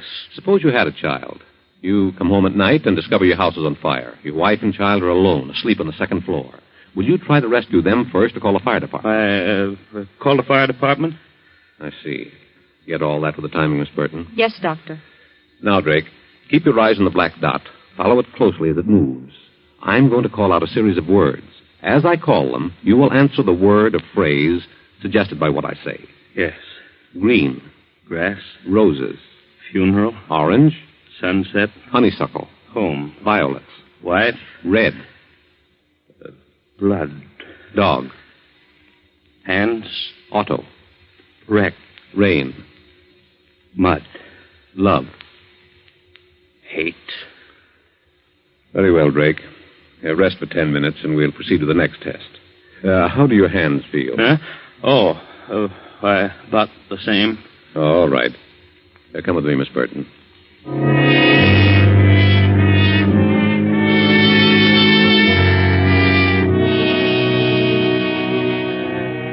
So on through the day, at various intervals, the psychiatrist continues his examination. And finally, Drake goes home completely exhausted. For an hour or two, he dozes in the library. Then about 9:30, Jackson, the butler, steps into the room. Beg pardon, sir. Huh? Where have you been, Jackson? Why, no one was here, sir. I went over to visit my brother for a few hours. Where's Mrs. Drake? Why, she's going to Miami for a few days, sir. Said to tell you she thought she'd better go today. Took the 6 o'clock train this evening. Oh, I see. Anything you want, sir? No, you can turn in if you like. Yes, thank you, sir. Good night. All right. Henry sits staring into the dark for almost an hour. Then slowly he rises, as if in a daze, puts on his hat and coat, slips out of the house, and starts to walk about in the night. Finally, he comes to an apartment house, climbs to the top floor, and knocks on the door. Henry, what are you doing here? I want to talk to you, Phil. Oh, come in. What's the matter with you? Sit down. I don't want to sit down. Well, just as you like. What do you want to talk about? You have your bags packed. Are you going someplace? Why, yes. I'm driving down to Boston for a week on business. On business? Yes, on business. I tried to reach you today, but was unable to. What on earth's wrong with you? What are you staring at? You sure you're going to Boston? Certainly I'm sure. What are you laughing about? You aren't going to Boston. I know where you're going. I tell you, I'm going to Boston. I don't believe you. What are you talking about? Rita's gone to Miami. Why don't you go to Miami, too? Wouldn't you like that better? I think that'd be very jolly. Oh, for heaven's sake, stop this nonsense. Is Rita here? Certainly not. Why should she be here? I wonder. Couldn't you think of any reason? I think you're out of your mind. Do you? Really? You certainly act like it. Oh, but I'm not. I'm perfectly sane. Oh, crazy people think they're sane. Maybe I am crazy, but I don't feel crazy. I'm perfectly normal. You better go home. You're in no condition to be wandering around. Where's Rita? I don't know where Rita is. She hasn't been here? No. You're lying, Phil. She has been here. That's ridiculous. Look, here in the ashtray, one of Rita's special-made cigarettes. Why, I put that there. I thought I'd try them. Really? When did you take to using lipstick, Phil? All right. She was here, but she left to catch a train at 6 o'clock. And you'll catch the next one, is that it? She came here to talk about you. She's terribly upset about your condition. She thinks... Well? What does she think? She's become afraid of you. Oh, has she? And what caused that? Well, Why wouldn't she be upset? You've been acting like a lunatic. She thinks you killed her dog. Did you? I don't remember. Maybe I did. I've got to hurry. My train leaves in half an hour. There's no train for Boston for 3 hours, but the train to Miami leaves in half an hour. You'd better go home, Henry. Why don't you admit it? Why lie about it? You're meeting her in Miami. Get out of here. You and Rita are in love. I know it. I've known it for weeks and weeks. Last night I found out for sure. You're crazy. Maybe I am. But I heard you both talking on the phone. She didn't know I was listening in on the extension in the library. I heard you agree to meet at a certain time. That's what I've been waiting for. Now I know. All right. What of it? The way you've been acting is enough to make any woman dislike you. Oh, so you admit it? Yes. Now get out of here. Henry, put away that gun. All right. I'm going to leave it right here when I'm through with it. I'm going to kill you. You insane fool. You can't get away with a thing like this. You can't prove anything about Rita and me. They'll hang you. I don't think so. Don't you remember? I'm crazy. I'll fix you. Police department. Go ahead. Call them. That's fine. Hello? This is Phil Putnam, Rexley Apartments. There's a madman in my rooms. He's trying to kill me. He's crazy.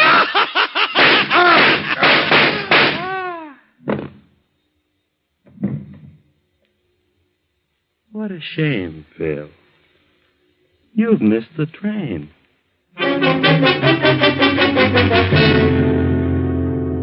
Well, it's all over, Henry. And sit down now and wait for the police. You won't have any more mental lapses now, will you, Henry? You won't need to. A slick job, Henry, and very beautifully planned. Everyone knows about your mental lapses, your illness, your desire to harm people. Rita knows about the dog. Your secretary knows about the contracts. And most important of all, Dr. Schultz knows that you've been suffering from a mental disorder for weeks. Oh, there'll be a trial. Your plea will be insanity. You'll go away for a while, and then all of a sudden you'll be cured and walk out a free man. Now we're in the courtroom. Dr. Schultz, the psychiatrist, is speaking. Mr. Drake came to me with his troubles some weeks ago. Later, Dr. Fenton and I psychoanalyzed him thoroughly. Here is a signed statement of our findings at that time, attached to our findings as of yesterday. Henry Drake was then, and is now, absolutely sane. The whole thing was a plan to escape the death penalty for premeditated murder.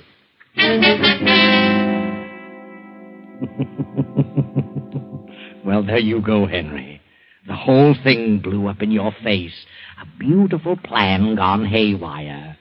You should have spent less time thinking about your revenge, Henry, and more time studying psychology. Too bad.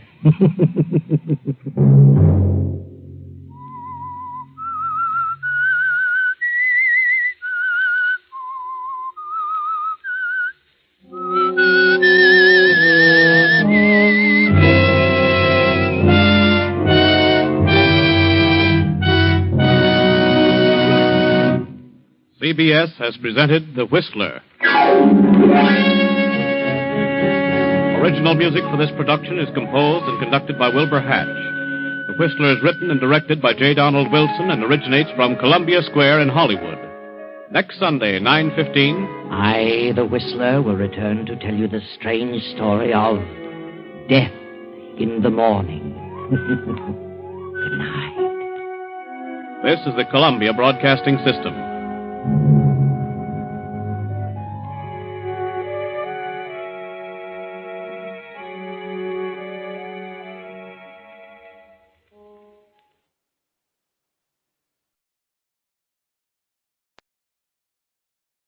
Wait a minute. Have you heard the strange tales of the Whistler?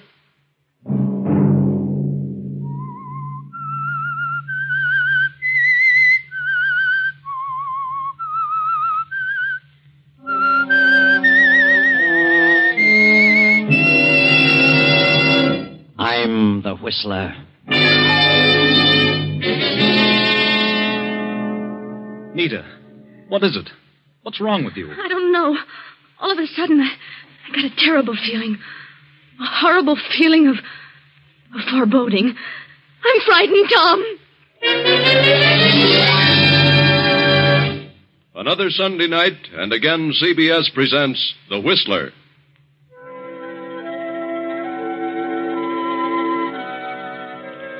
I, the Whistler, know many things, for I walk by night. I know many strange tales, many secrets hidden in the hearts of men and women who have stepped into the shadows. And so I tell you tonight the unusual story of Malice. Dr. Jacob Benton is the wealthiest citizen in a certain upstate county, as well as its most prominent physician and surgeon. Jacob Benton is a proud individual, proud of the fact that he comes from a long line of highly successful surgeons. And his greatest ambition is that his son, Tom, will follow in his footsteps and carry on the family tradition. Jacob has also a nephew, Harvey, son of Jacob's scapegoat brother, who married a girl from the wrong side of the town and finally disappeared, leaving Jacob to take care of his young son. After finishing high school, Tom and Harvey entered medical school. Harvey followed through and is to graduate next week. But Jacob's son, Tom, at the end of his third year, wandered over to the East Bottoms at the lower end of town and met a girl, lost interest in medicine, and refused to go back to school. Tom. Yes, Father? Come into the library. What do you want? Where have you been?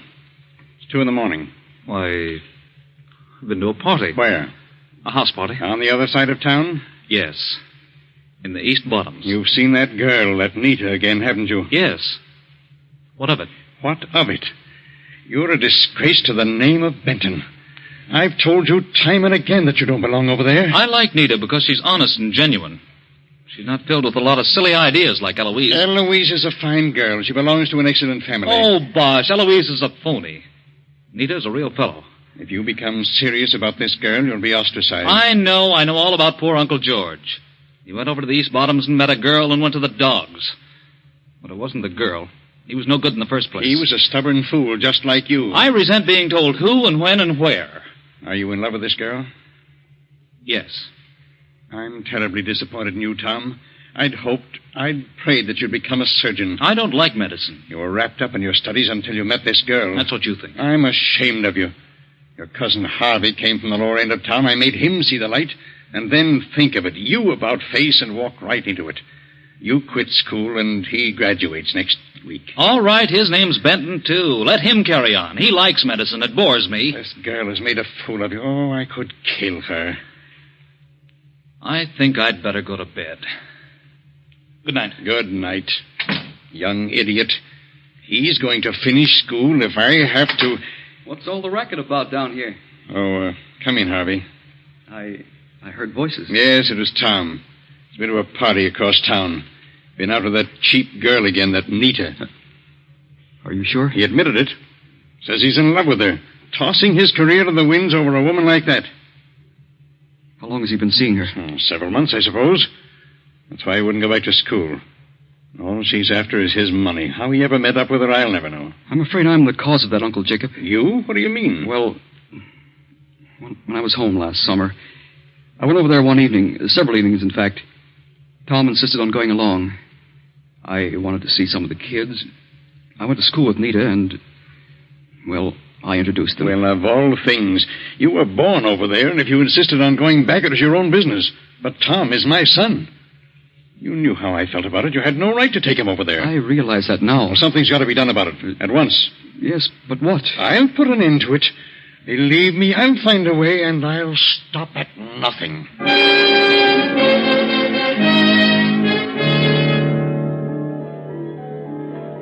For the remainder of the night, Jacob sits in the library studying the problem of what to do about Tom.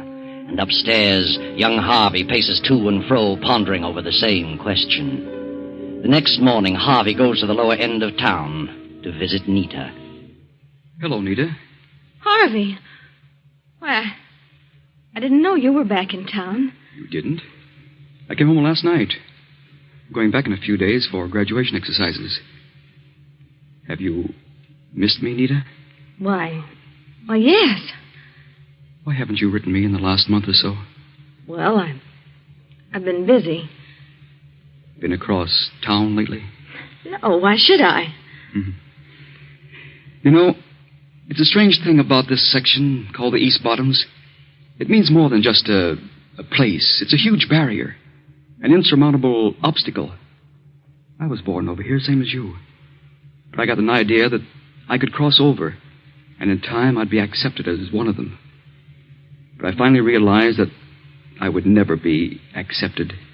I'd only be tolerated. I'd never be able to practice medicine over there. I think that's all imagination. I told you I had definitely decided to come back here and settle down. That's why I asked you to marry me. I'm not satisfied here. Since when? I've never been satisfied here. You belong here, Nita. You'll never be able to cross over. You'd be miserable. I know. Maybe.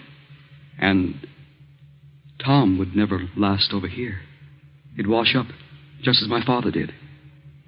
What are you talking about? I know what's happened. You're throwing me over for Tom. What? You're after Tom because you think he'll take you out of this. Set you up on the other side. Well, he won't. You'll have to come over here, and he won't have a dime. You're not really in love with Tom. I am in love with him, and he loves me. It won't last a month. I'll make it last. Oh, don't be a fool, Nita. Tom's father thinks you're a good-for-nothing, and he'll never change. I don't care. I love Tom. And when it came to a showdown, Tom would walk out on you. I'm going to marry him. I've made up my mind. Then there's nothing more I can say. Goodbye, Nita. Goodbye.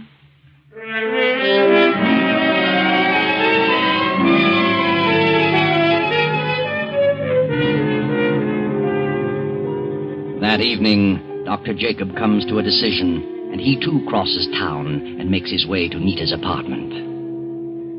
Well, what do you want to talk about, Dr. Benton? About my son, Tom. I see. How long have you known him? Oh, since last summer. Have you seen him often? Yes, several times a week for the last 2 months. You think you're in love with him? I don't think. I know I am. I don't think he's in love with you. He's merely infatuated. You're interested in his position, his money. You can think whatever you like. I'm familiar with your type. My type? What's the matter with me? Are you aware of what you're doing to my son? I've done nothing at all. You've caused him to drop his career. Tom has a tradition to fulfill. He comes from a fine family. And I won't have him throw it all to the wind because of a silly infatuation. It isn't an infatuation. He must marry someone in his own class. Someone who'll inspire him to carry on his career. I didn't talk him out of his career. He says he doesn't like medicine. The right girl wouldn't allow him to stray. She would encourage him to follow through. The right girl. Family. Tradition. It's all a lot of bosh. Everybody in this town has made up his mind that the East Bottoms mean the difference between somebody and nobody. Well, I haven't. I'm made of the same stuff as you or Tom or anybody else over there. I've a right to a decent existence. If it's money you want, I'll give you money to let him alone. I'll give you a lot more than you'll ever get from Tom if you marry him. Money? You'd pay me to give him up? Yes. Here. Here's a check for $5,000. $5,000? Is that all your son is worth to you? $5,000? If he were my son, and I thought I could buy his future, I'd give every cent I had. What?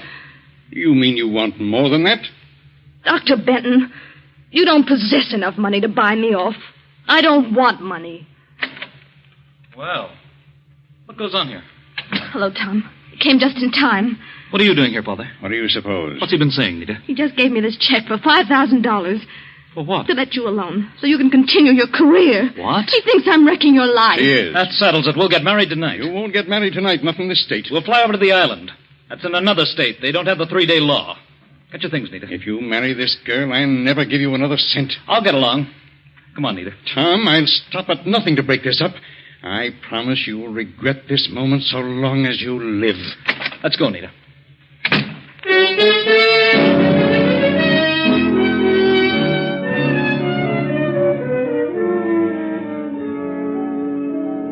So Tom and Nita rush out of the house and drive to the airport just outside of town. A storm has come up, and the highway glistens in the beam of the headlights. This rain is certainly like a cloudburst. Maybe we shouldn't fly over tonight, Tom. Why not? I don't like to fly in a storm. How can you tell where to land? Don't worry about that. I'm familiar with the field. Who's on the island at this time of year? Well, not many people. We've had this summer place there as long as I can remember. There's an old fellow and his wife who look after most of the places. He's also a justice of the peace. He can marry us, we'll spend the night at our place, and then we'll go someplace else tomorrow. Tom, are you sure you want to go through with this? Certainly. Why do you ask? Your father meant what he said. Is it worth it? To give up everything? You're worth a dozen family fortunes. But now that I think about it, well, he sort of frightened me. He didn't frighten me. Oh, the way he said it made chills run up my spine. Said what? You'll regret this moment so long as you live. Oh, he was just bluffing. But somehow I don't think he was. He can cut me off, but we'll get along. Tom, why don't you finish your studies? I told you, darling. I don't like medicine, and I never will. Why should I do something I dislike just because my father and my great-great-grandfathers liked it? Well, what do you want to do? Oh, I don't know. But I'll find something. Tom? Yes? What is it? Nita. What is it? What's wrong with you? Oh, I don't know. All of a sudden, I got a terrible feeling. A feeling of foreboding. Snap out of it, Nita. This isn't like you. I know, but I can't help it. I'm frightened. Of what? I don't know, but I am. Oh, Tom, let's turn back. Let's wait, please. Oh, no, you can't back out now. We're going through with this. But he meant it. Your father meant what he said. I know he did. Please turn back. I wouldn't turn back for all the money in the world.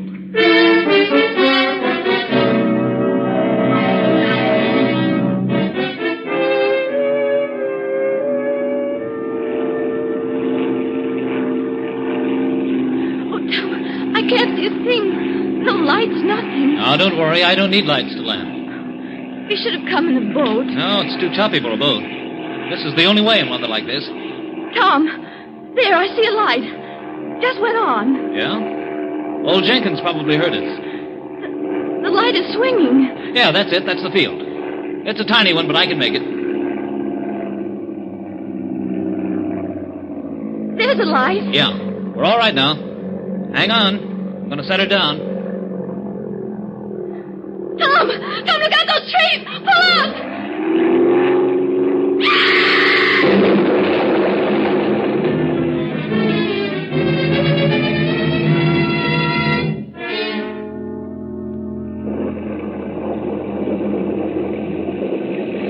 Are they dead, Pa? I don't know yet. Good thing it didn't catch fire. Oh, who are they? Don't know. Hold the lantern down here. It's a woman. Don't recognize her. Hey, this is young Tom Benton. Oh, the girl is hurt bad. Look at her legs. They must be broken. Yeah. Come along. We'll get him over to the house. Phone Doc Benton.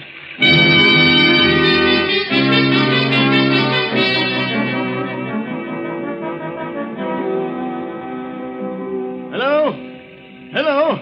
Is this Dr. Benton's home? This is Jenkins over on the island. Is Dr. Benton there? Oh, is that you, Harvey? Well, you better find Doc and get him over here right away. It's young Tom. He tried to land his plane and hit some trees. I don't think Tom is hurt so bad, but the girl has smashed up something terrible. I don't know who she is. Yeah. Goodbye.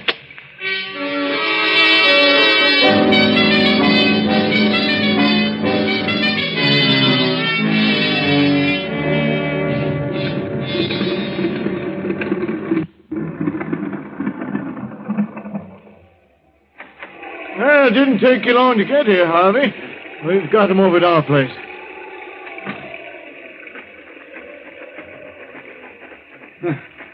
How in the world did Tom hit those trees? I had no trouble seeing the field. The lights weren't on when Tom came in.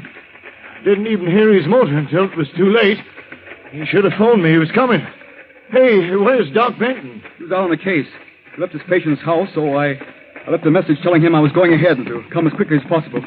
I brought some medical supplies. Here we are. Tom's over there on the couch. They put the girl in the bedroom. Few cuts on him. Don't think he has any broken bones. Oh, nasty bump on the head. Maybe a slight concussion. Well, I better have a look at the girl. Looks to me like both her legs are broken. Nita. Poor kid. You know who she is? Yes, I know who she is. Was I right about her legs? Yes. Both rather badly smashed up. Where were they going on a night like this? I imagine they came over here to get you to marry them. Marry him? Well, I'll be darned. Wonder why they didn't phone me first. They were in too much of a hurry, I suppose. Too bad. She's in a very critical condition. Extreme shock. Better get some hot water and plenty of blankets. Yeah, right away. Get the house as warm as possible and put more blankets on Tom. I'll be right back. Martha? Yes? How is she? Harvey says she's in bad shape. Gather up all the bedclothes and coats you can. Got to cover 'em up good. Put on plenty of water to heat. I'll build up the fire.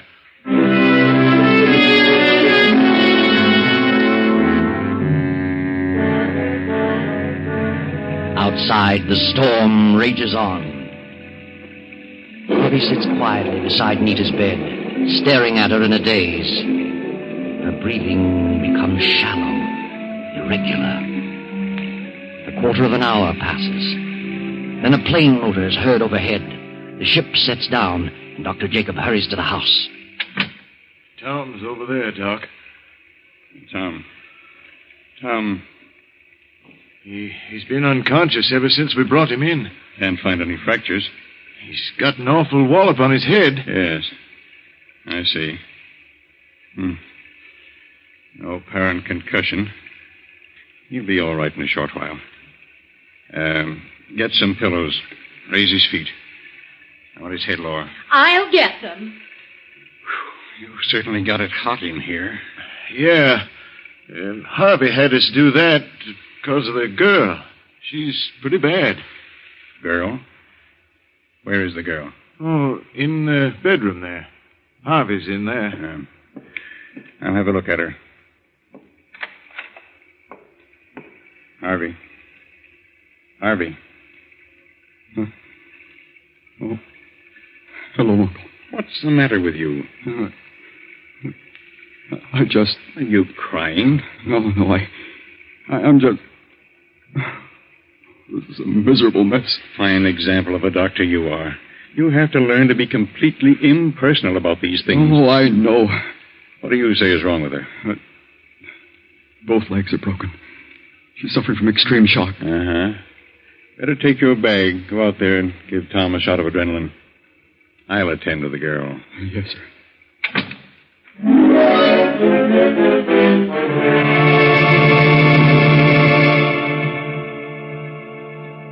Harvey gives Tom the adrenaline and proceeds to attend to the cuts and bruises. Then he moves to the fireplace and sits staring into the blaze. The storm rages on. The minutes drag slowly along. 10, 20, 30.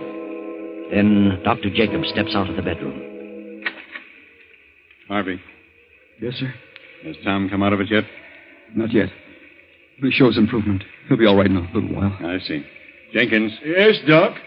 Get us something to make a pallet. We'll carry him down to the plane, take him over to the hospital. Sure, right away. I'll get 4 poles and some rope. I'll have 2 made in a jiffy. Never mind 2, just 1.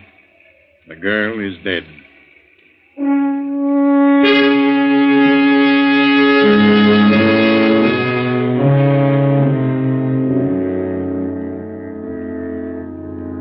Then on the following day, Tom has fully recovered.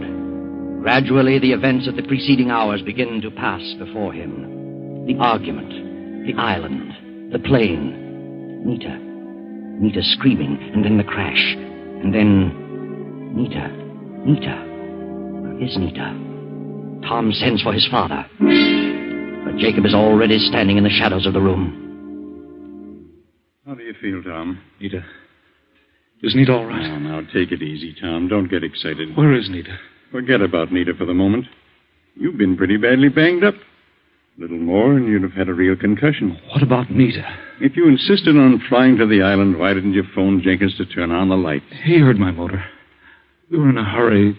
Besides, I saw the lights.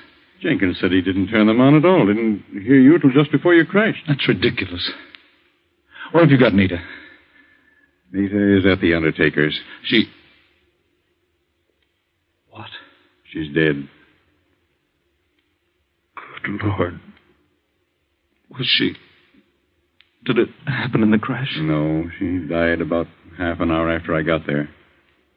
Were you on the island? Yes, Jenkins found you and called the house. I was out on a case and got to the island too late to save her. What was the cause? Her legs were broken. She died from extreme shock. Was there nothing you could do? Nothing. Did you try? I resent that inference. You should know better than that. I'd rather have had anybody in the world there than you. Do you know what you're talking about? Yes, I do. You hated her. You didn't give her half a chance. Will you shut up and stop yelling? What did you give her? I gave her adrenaline. It was probably water. I've heard enough out of you. When you come to your senses, I'll consider talking to you. Good day.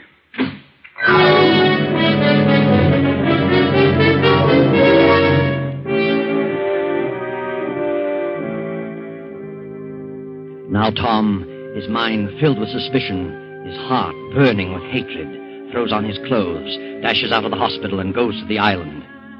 He reviews the whole situation with Jenkins. Each incident from the time he first heard the plane motor to the moment they took him to the hospital.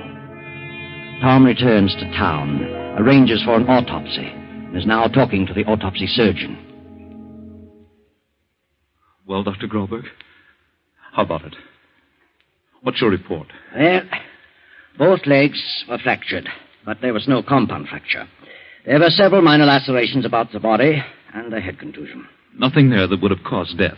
No, nothing. What else did you find? Any evidence of poison? No, none. She was suffering from shock? Oh, naturally. but not extreme shock. Then she didn't die from shock. Death from shock would have been prevented by the adrenaline administered. Then you found adrenaline present? Yes. That is what I can't understand. What do you mean? Well, one of the most difficult things to diagnose is the difference between extreme shock and internal hemorrhage. There was internal hemorrhage? Certainly. And this one was one of the easiest to diagnose I've ever seen. As you well know, adrenaline in internal hemorrhage is absolutely contraindicated. In other words, you think her death was caused by the administration of adrenaline? I do, definitely. But those things happen sometimes, regardless of how hard we try. Yes. Well, thanks, Doctor. I'll see you later.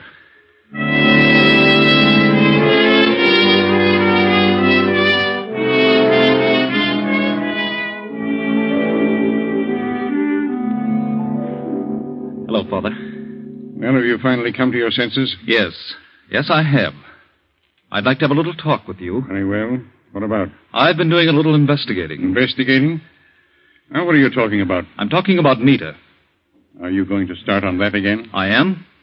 And I'm going to follow it to a conclusion. I don't want to have anything more to do with it. But I do. I've had a hard day, and I don't care to listen to any more of your idiotic babblings. How would you like to have the grand old name of Benton?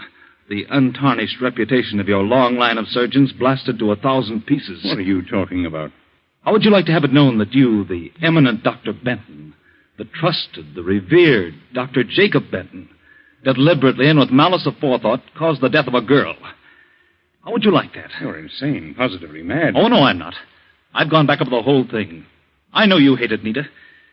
You said I'd regret the day so long as I lived. You threatened to do something, and you did.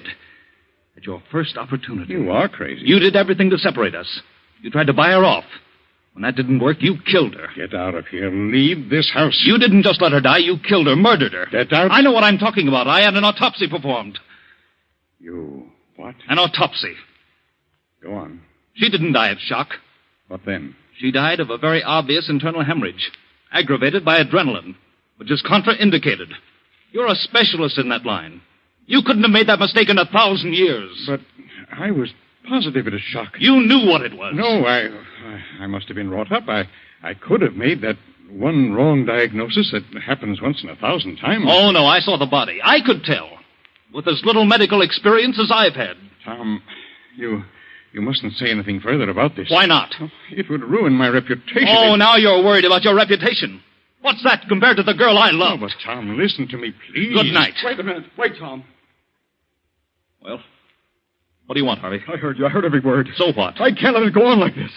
I can't let you do this to your father. What's it to you? You keep out of it. No, Tom, now listen. You're wrong. I know what I'm talking about. Nita was murdered, and I can prove it. Your father had nothing to do with it. Harvey, that's enough. Leave us alone. I won't. I can't stand by quietly and see this happen to you. I won't. Leave this room, Harvey. Don't say another word. Now, wait a minute. What are you trying to say, Harvey? I did it. Your father's trying to cover up for me. What do you mean? He wants to save my future reputation. If it got out, it would be a blot against me. What would be? When Jenkins called, your father was out. He told me what had happened. I left a note for your father, took an emergency bag, and flew to the island in hopes I could do something. Go on. I thought Nita was suffering from shock. I was terribly upset because I was in love with her. So I gave her adrenaline. I wasn't experienced enough to recognize symptoms of hemorrhage. Is that the truth? Yes, now that he's told it, there's nothing I can do. I knew in an instant it was hemorrhage. When I saw the adrenaline vial, I knew what a terrible mistake he'd made. He was emotionally upset over the girl, and I wanted to give him a chance. It was done. I tried my best to pull her through, but it was too late. I'm sorry, Tom. Terribly sorry. Harvey guiltily leaves the library and goes up the stairs to his room. Tom stands staring at Jacob, then drops into a chair and begins to sob softly. A few minutes pass, then a shot. Tom and his father leap to their feet, rush up the stairs and into Harvey's room. Harvey is sprawled dead over the desk, a gun in his hand, and on the desk a note addressed to Tom. Read it, Tom. Dear Tom, I can't stand it any longer. It's been driving me crazy from the moment I did it. Nita's face is before me every second of the day and night. I was in... in love with her. But when she ran away with you, I lost my reason. I imagined she'd be better off dead. I was filled with hatred. I knew she was suffering from hemorrhage, but I gave her the adrenaline in a bit of revenge. Now it's driving me mad. Forgive me, Harvey. Well, that's the end. Another case of jealousy. Another example of the futility of allowing oneself to become a victim of the green-eyed monster, jealousy.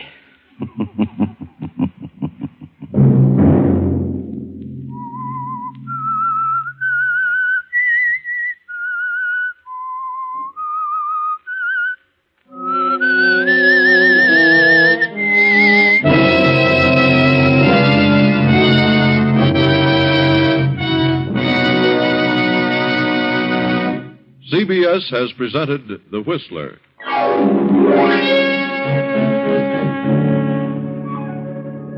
Original music for this production was composed and conducted by Wilbur Hatch.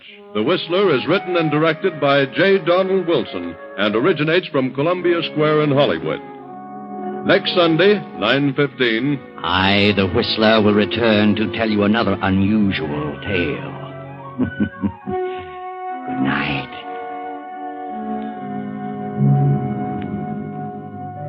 This is the Columbia Broadcasting System.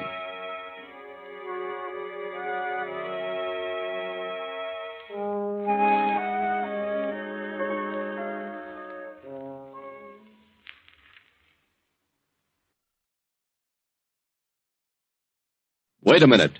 Have you heard the strange tales of the Whistler?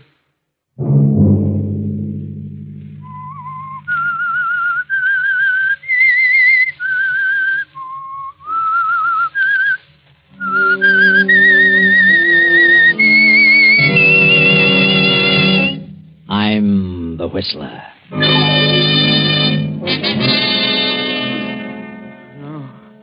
No, I don't want to die. John! Get away! John! Get away! John, wake up!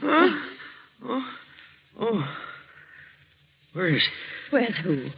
That man. Oh, you've been having a nightmare, John. Huh? Oh, good heavens, Clara. It was awful. I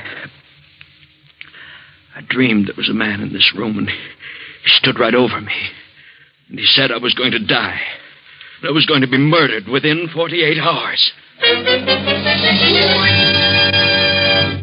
Sunday night, and again CBS presents The Whistler.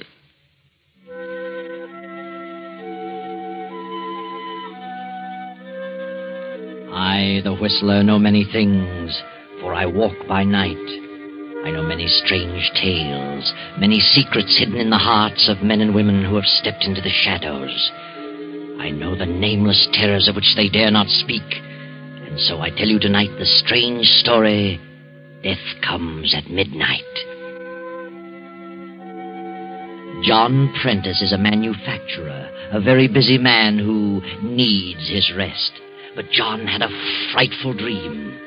The dream was not brought on by a guilty conscience, but John's life has been above reproach.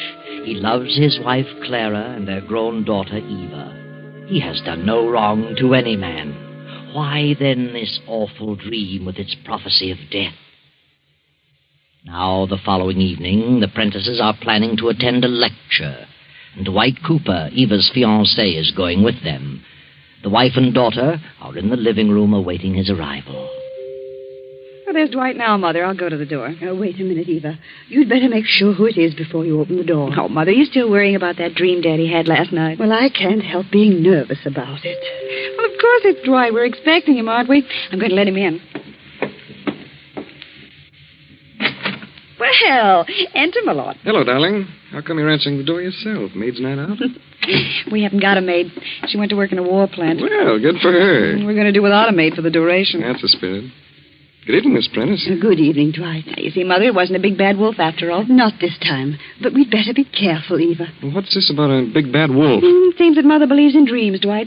And last night Dad had one that was really a honey. Oh, I don't believe in dreams. Oh, Daddy! Yeah? Dwight's here, so hurry up. I'll be there in just a minute. Talk about a woman taking her time dressing.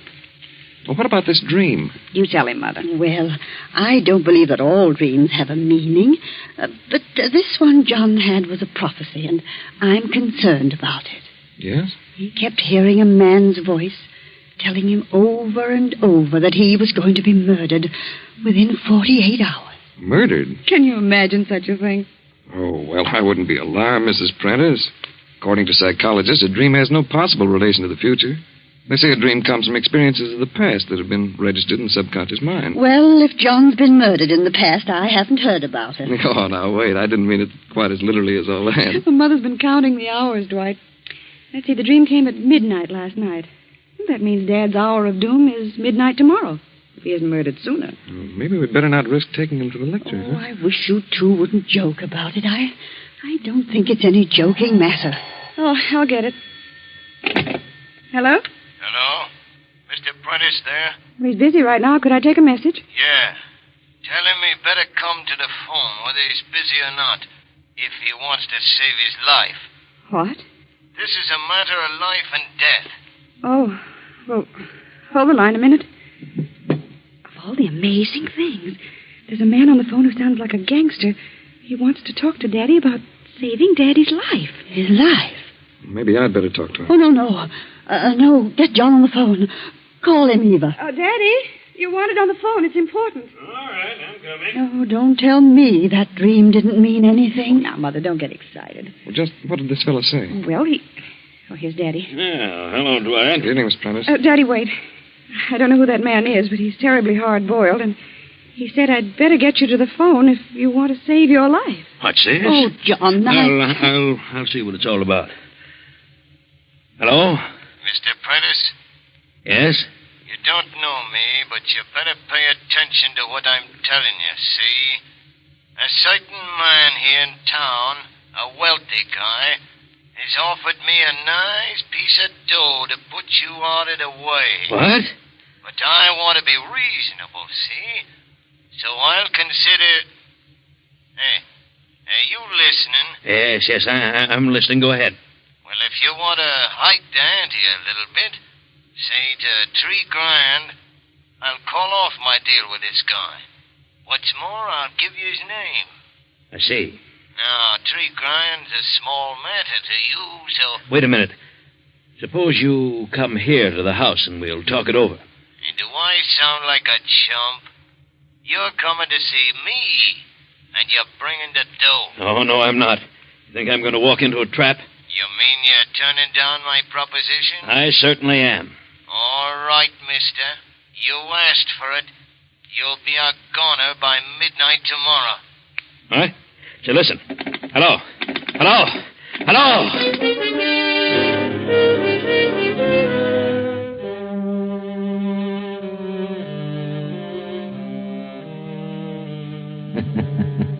Midnight tomorrow.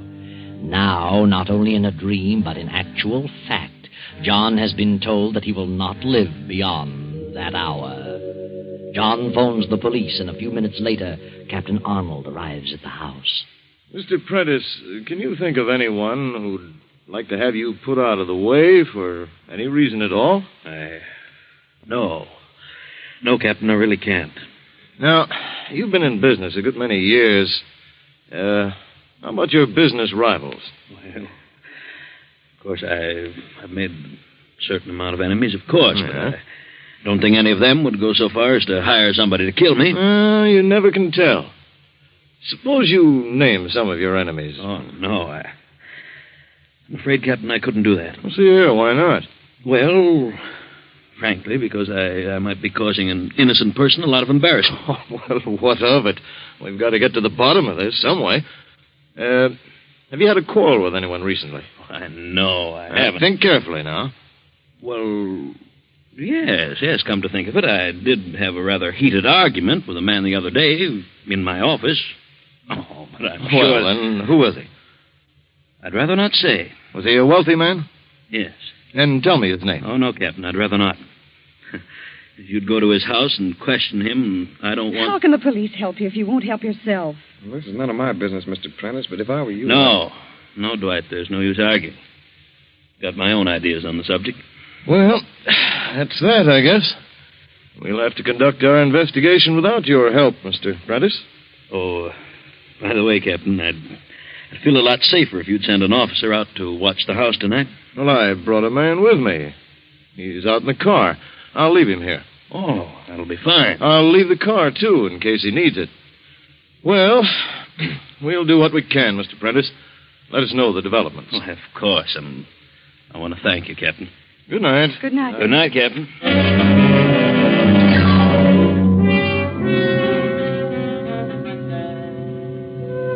So John is unwilling to give the name of the man with whom he quarreled. Is it really because he's concerned about the possible embarrassment of an innocent person? Tonight the house will be well guarded, and as an added protection, Dwight has agreed to stay in the Prentice home. John, feeling quite safe, has gone to bed and fallen into a sound sleep. Then, at exactly midnight... Let me go. Let me go. I don't want to die. John. No, don't throw me off the bridge. No. Wake up, John. No. Wake up, John. What? Oh, John, you're in your room. Nothing's happening to you. Oh. You've been shouting your head off. Mother, what is it? Oh, your father's had another nightmare. I thought that was it. Yes, Evelyn. It was terrible. What kind of a dream was it? Like the other one? Oh, it was worse. Now I know how I'm going to die and when. Oh, you're not going to die. I'm afraid of. What did you dream, John? He took me in a car to the old river bridge on Tower Street. Who took you? I don't know. I never saw him before. He tied my hands behind me with a rope, and when we got to the bridge, he dragged me out of the car and threw me into the river. Oh, my heavens. Now, Mother. Just as we came to the bridge, I saw an illuminated clock. The hands were pointing to 12.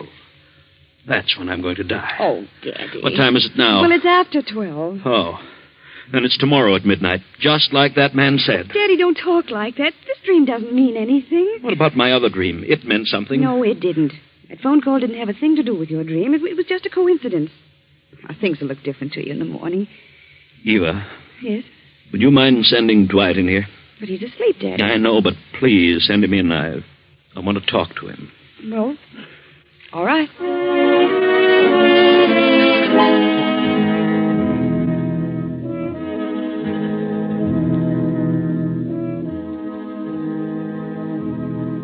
Sit down, Dwight.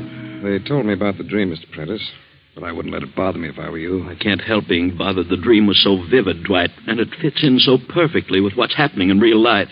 Yes, I'll admit that's rather strange. The reason I sent for you, well, if anything should happen to me, I want you to sort of take charge of things for Clara and Eva.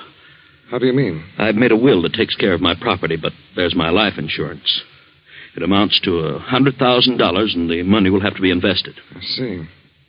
Who's the insurance payable to? Clara, but of course she knows nothing about investments. You advise her, will you, Dwight? I've got faith in your judgment. Yes. I'll be glad to help in any way I can. Come to think of it, I owe a payment on that policy right now. But the grace period isn't up for a couple of days yet. I'll make the payment if I'm still alive. Oh, I have an idea you'll be alive, all right. But as you say, if anything should happen, I'll be glad to advise Mrs. Prentice. Oh, I knew you would, Dwight. And thanks.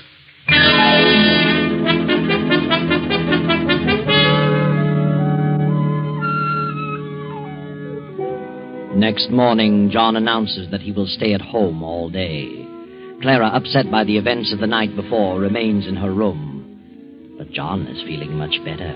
He views things differently with the coming of a new day. He will not yield to this feeling of inevitable doom. He will fight the situation. Hello? Mr. Prentice? Oh, it's you again. Dwight, get on that extension in the library. Just thought I'd call and ask if you've changed your mind. No, I have not. What's more, I defy you to even lay a hand on me. I'm being protected by the police. Well, ain't that fine? So you won't come across, huh? No, I won't. Look, Prentice, the water in that river is awful cold. What? What did you say? Hello?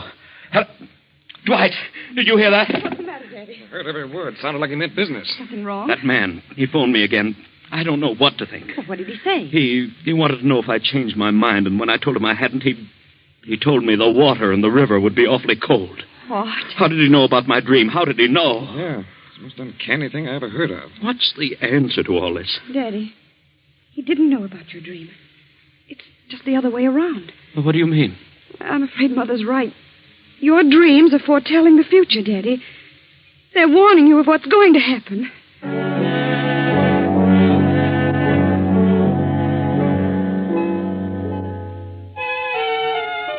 And now John's spirits are crushed again. For if the dream told the truth, then his fate is sealed in spite of anything he can do. Dwight, however, is not ready to give up. He is annoyed with Eva for admitting her belief in the dream. Darling, for your father's sake, you shouldn't have said what you did, even though you believe it yourself. I know, Dwight. Perhaps I shouldn't. I said it before I thought. But there must be something to those dreams. Yes, I know. You got me guessing. But look, let's try to do something. Do what? I've been thinking about this quarrel your father had. He won't tell us the man's name, but maybe we can find out. How? Through your father's secretary. The quarrel took place in his office, you know. Oh, yes. Miss Edwards might know about it. Well, shall we get down and see her? But look, let's not tell her what we want the information for. The less we say about this situation, the better. We'll give her some other reason. Yes. Get your coat and hat on, honey. We'll get out of my car.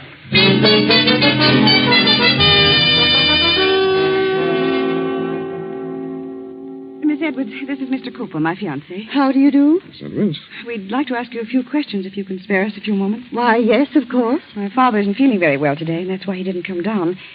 You see, we've learned that he's rather upset about a heated argument he had recently with some wealthy man here at the office. Argument? Daddy won't talk about it. He hasn't even mentioned the man's name, but it's quite necessary that we find out all we can about it. And if you'll tell us who the man was, we'll treat the matter in confidence. But, I don't know of any fuss your father had, Miss Prentice. He's quite an even-tempered man. Yes? Are you sure you don't remember? Very well.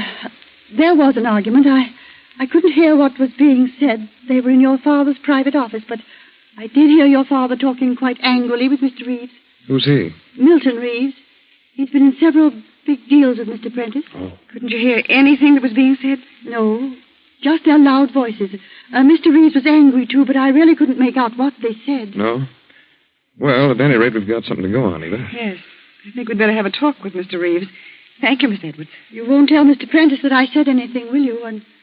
Or Mr. Reeves either? Oh, no. You can depend on that.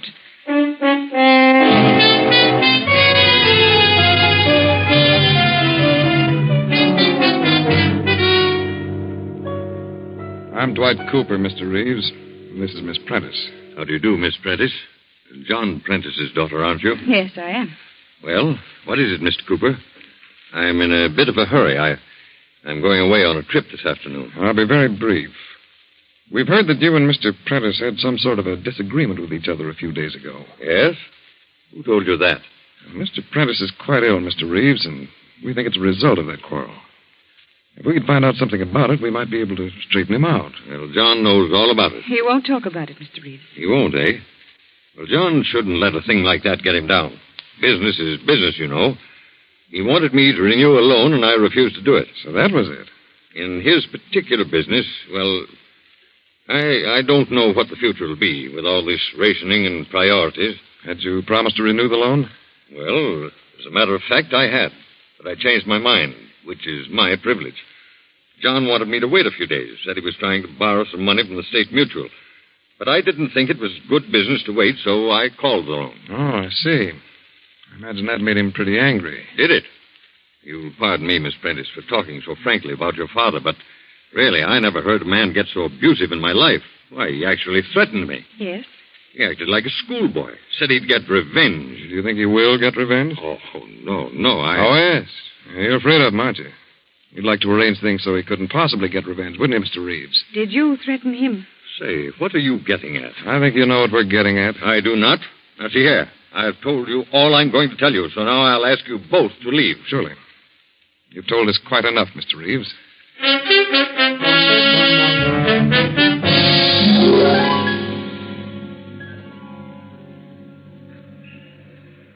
Dwight, hadn't we better go to the police station and tell Captain Arnold? No, darling, not yet. But I'm sure Reeves is the one who's hired that thug to kill your father. So am I. He said he was going on a trip. He wants to be out of the way when it happens, so he won't be suspected. Of course. Then why shouldn't we have him arrested? Well, I'd like to get more evidence first. I want to find out more about that loan. Who do you think could tell me? Well, Mr. McAdams ought to be able to tell you. He's the treasurer of Daddy's firm. All right, I'll go see him. Look, honey, suppose you take a taxi and go on home. See how things are getting along. Oh, Dwight, Please, honey, I may have to do some running around. Look, don't tell your father about this. Oh, no. All right, Dwight. But don't be gone too long. I won't tell him.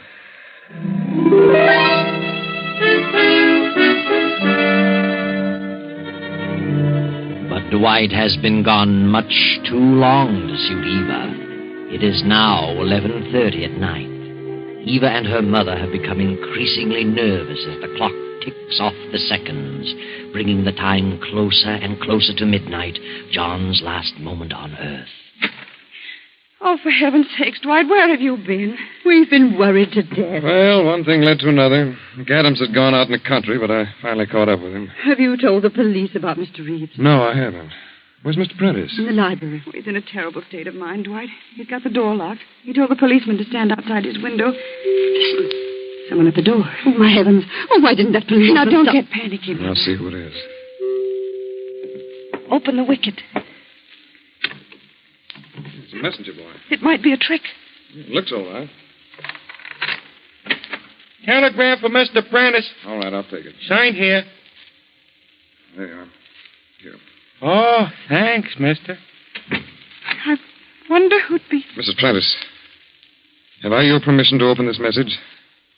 For certain reasons, I'd like to see who it's from. Why, yes, Dwight. Go ahead. What is it, Dwight? It's important. Very important. I've got to show it to your father right away. Mr. Prentice, open up. It's Dwight. Mr. Prentice. It's all right, Daddy. Unlock the door. Dwight's got a telegram for you. Why doesn't he answer? I'll go outside and look through the window. The officer's out there. Come on.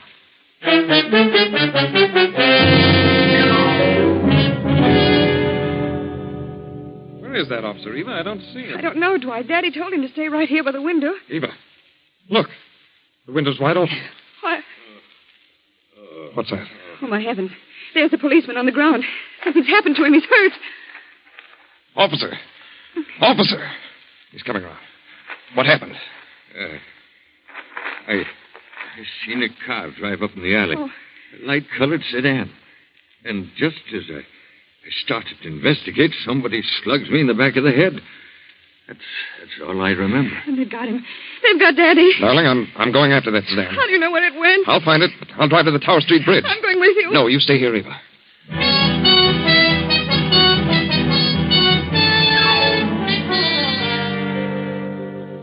And why does Dwight think he'll find the light-colored sedan at the Tower Street Bridge? Is it because Mr. Prentice saw that bridge in his dream? Or is there another reason? A reason known only to Dwight? But Eva can't wait, and so a moment later, another car speeds toward the bridge. The policeman's car. The officer is at the wheel, and Eva and Clara are by his side. Oh, officer, can't you go faster? I'm driving as fast as I can, Miss Prentice. Say, I'd better put in a radio call to headquarters and have them send a squad car to the other side of that bridge. No telling what we'll run into there.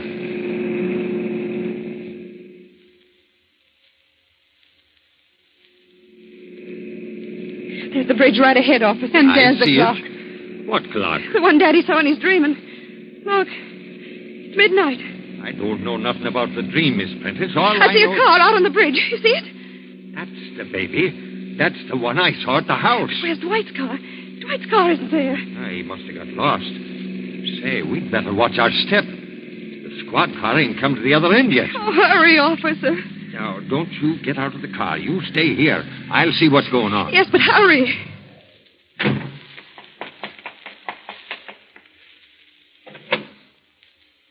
All right, Miss Prentice.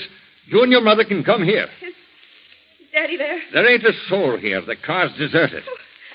We're too late. He's already done it.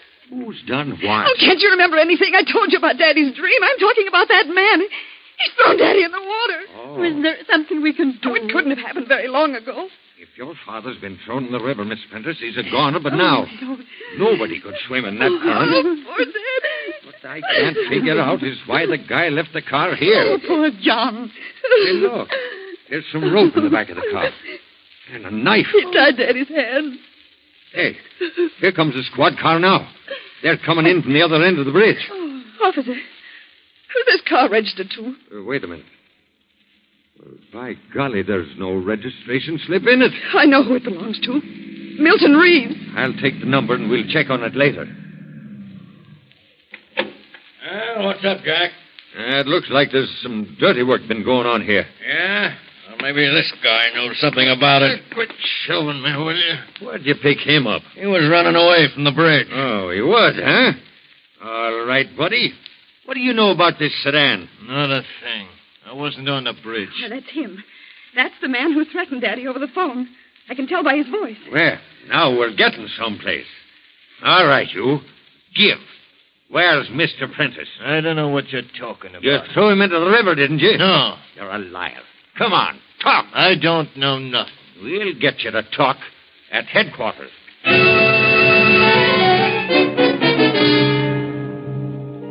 A few minutes later, the river's being dragged for Prentice's body. But what has become of Dwight? He hasn't been seen since he drove away toward the bridge. The two heartbroken women return home to wait for the sad news. They step into the house. Mrs. Prentice breaks into a sob. Oh, come, Mother. You must try to get hold of yourself. We must try to be brave. Oh, I know, dear. I know. What has become of Dwight? Oh, I don't know what on earth could have happened to him. Eva, darling. Dwight, what are you doing there in the library? We thought you'd run out on us. Well, I haven't been here long. Oh, Dwight, it's terrible. I never dreamed such a thing was going to happen. No, just be patient, darling, and I'll tell you everything. I told you I finally saw McAdams. Yes? Well, the story about the loan was a lot worse than we thought. I found that Reeves had a grudge against your father. So he planned to ruin him and get everything he had. And he did just that, by refusing to renew and calling the loan. He did it deliberately. He worked in a backhanded manner and wrecked the business. He held the paper on everything your father owned. Father's broke. Yes. Reeves broke your father. Absolutely penniless. Reeves has the business, this house, everything. He pulled it so fast that your father hadn't a chance to get on his feet. When I found that out, I suspected the truth, but I wasn't sure till I got to that bridge. The truth? Then you did go to the bridge. I did. And I got there just in time to prevent the tragedy. I pulled your father into my car by force, turned around on the bridge, and came back here. What are you saying? He isn't dead. No, he's here, in the library. Oh, heaven. John. No, just a minute, please. I'll bring him in. Come in, Miss Prentice. Oh, Father, thank heaven you're safe. John, what happened? I know how you feel, Mr. Prentice, but you'd better tell him. Yes, Dwight, I will. You see, my dears, I just couldn't bear the thought of my wife and daughter suffering poverty. The only thing I had left was that insurance policy, and it would have lapsed in another day. I had to think fast. John, you don't If mean... I'd commit suicide while the policy was in effect, you'd get $100,000. But I wanted to spare you the disgrace of a suicide, so I decided to kill myself and make it appear as though I'd been murdered. Then, as I developed the plan, I got an inspiration. Why not hang the murder on Reeves, the man who had deliberately ruined me? That would be my revenge. Well, now you know the whole story. Now you understand the nightmares. But the telephone call... Well, I hired the man to make the calls and steal Reeves's car and drive me to the bridge and then give me the motor, as though it had stalled. All so that my murder could be traced directly to Reeves, who really had a motive to kill me. What motive? Well, my secretary knew all about it. When I discovered it was Reeves who was back of my failure, I threatened to divulge something I knew about him. He flew into a rage. The secretary heard him, and that was just what I wanted.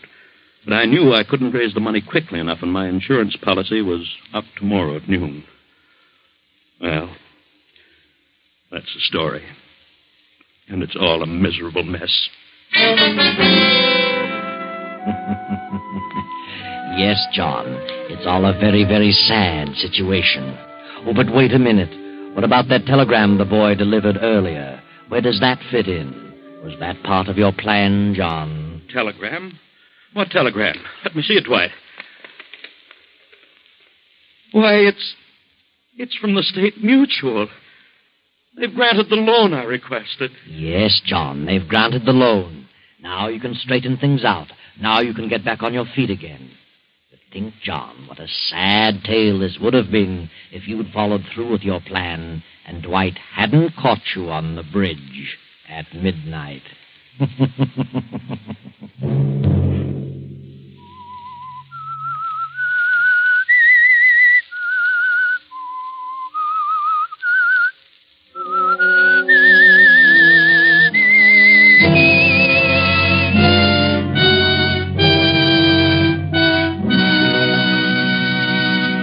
CBS has presented The Whistler.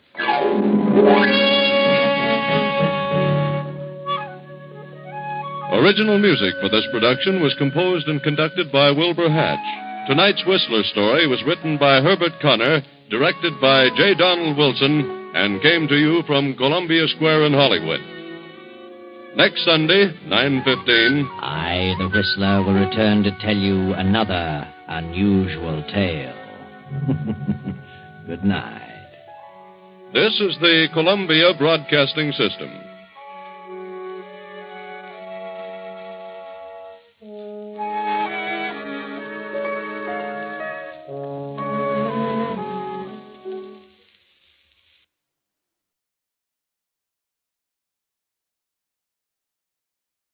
Wait a minute.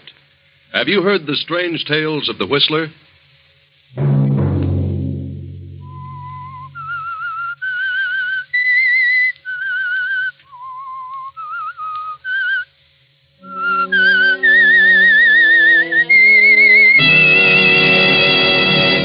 I'm the Whistler. I've come to the end of my rope. I've tried my best for 20 years to please Agatha. I gave up my painting and tried business after business and failed in every venture.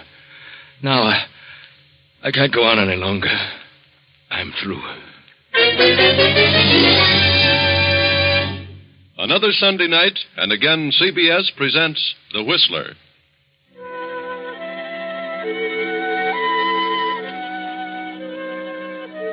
I, the Whistler, know many things, for I walk by night. I know many strange tales, many secrets hidden in the hearts of men and women who have stepped into the shadows. And so I tell you tonight the amazing story of the ALIBI. Poor Henry Farrington paces the library floor. Through his mind run the events of the past 20 years, from the day when he married the wealthy young widow Agatha Durant. Henry hadn't a dollar of his own then, nothing but charm. He still hasn't a dollar of his own, and now very little charm. Henry was a struggling artist, but Agatha was a businesswoman and was determined to make Henry a businessman. And Henry had tried hard. Agatha backed him in venture after venture, bossing him, completely dominating his every moment. But Henry experienced nothing but failure, and gradually Agatha's love turned to disgust. And now, 20 years later, his artistic talent long since vanished, he realizes what a wreck Agatha has made of him. What are you doing in here, Henry? Morning, Agatha. I said, what are you doing? Why, I'm just thinking. That's what I thought. What are you doing with the lights on in the daytime? Why, it's cloudy this morning. Bit dull in here. You don't need lights to think. Turn them out. Yes, Agatha. Are you going to do nothing but mope around again today? What do you want me to do? Do you know what day this is? Why, no. What day is it? Perhaps I've forgotten. You'd forget your head if it weren't tied down. It's the 1st of the month. You go into town and collect the rent on the store buildings. Very well, Agatha. Shall I deposit it in the bank? No. Bring it back here. And hang on to it. You lost it last time. Or so you said. I did lose it. You need a nursemaid to follow your every move. You've done a pretty good job of it. Did you order the garden hose yesterday? No, I forgot it. I had a lot on my mind. Yeah? What's bothering you now? Well, I've got a chance to get in on a pretty good deal. I need some money. What kind of a deal? Well, it's an oil lease deal. Who with? Why, Joe Hammond. A 50-50 proposition. Joe Hammond? You know better than to talk to me about Joe Hammond. He's done pretty well. Yes, for himself. Double-crossed everybody he ever came in contact with. He's a good lawyer. You mean he was? Good thing I caught up with him and had him disbarred. He'd have stolen every dime I had. It only takes $2,000. $2,000? Add up all the thousands I've given you to put over business deals, and you'd have a fortune. You haven't an ounce of business sense in your whole body. I never said I had. That was your idea. You started me on my business career, and you can take the consequences. What do you mean by that? I'm going in on that deal. I need $2,000. And one way or another, I'm going to get it. I wish I knew what you mean. You'll know later. Where you going? Into town to collect the rents. You better bring it back with you. I will, Agatha. I'll bring the rent and... And what? And the hose. Of course. Good morning, Agatha. Threatening me. Well, I'll soon fix him. Agatha stands staring after him. Terrible thoughts race through her mind. Thoughts of fear, disgust, hatred, money, death, revenge. Her head begins to whirl. She can scarcely breathe. Her eyes bulge in terror. And she clutches at her heart, her throat. Higgins! Higgins!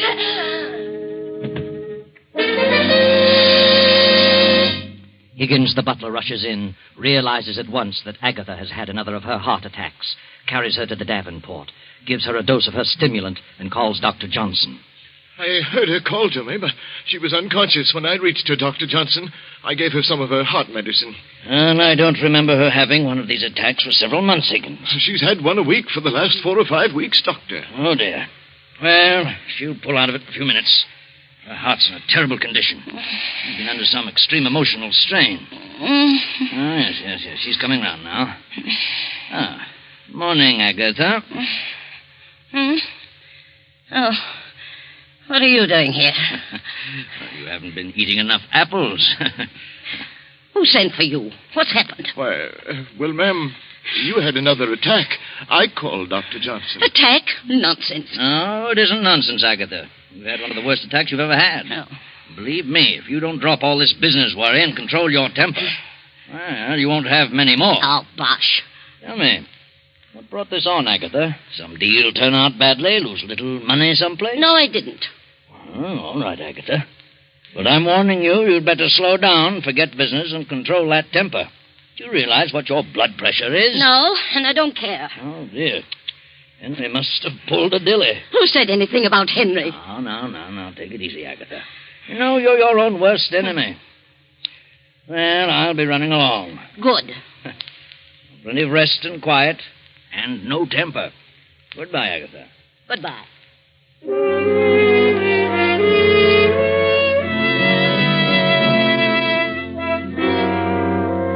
Poor Henry walks around town for a half hour and finally gets up sufficient courage to see Joe Hammond, the ex-lawyer.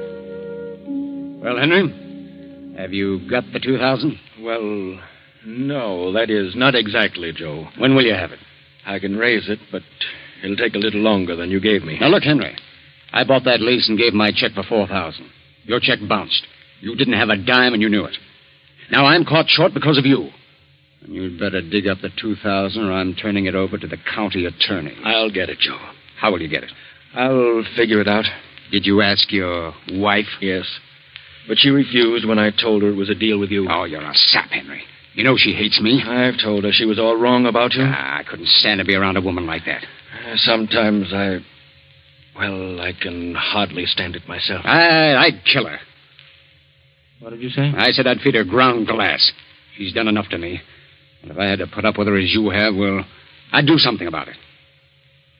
What would you do, Joe? I'd wring her neck. I can't stand a bossy woman. You'd kill her, would you? Oh, well, I was just speaking figuratively. You've tried hard, Henry. You've done your very best to be a successful businessman. It isn't your fault. So far, you failed, and she's sore about it. Left her entire fortune to her niece, a mere nitwit of a girl just out of school. I know, but she took out a $50,000 policy payable to me. Oh, what good does that do you? If you die first. But she isn't very well, Joe. She may live for years. You may bump off tomorrow. Yeah. Oh, of course, I doubt that. Nothing wrong with you that a bank account wouldn't fix. Is there? No, guess not. She's got all the money she'll ever need. She's not in a jam. She's seen everything. It'll all go to that niece. Except the insurance made out to you. That's payable in a few days, you know, after death. Yeah? I'm in a jam, Henry, and you're in a jam. You better start figuring some way out. I'll give you to the end of the week, Saturday at noon. You mean you must have the money by then? Oh, no, not necessarily money. Just some sort of assurance that you know where you can really get it. I see. Yeah. Well, think it over. And I'll always be around if you want any legal advice. Thanks, Joe, for the extension. I'll be in touch with you.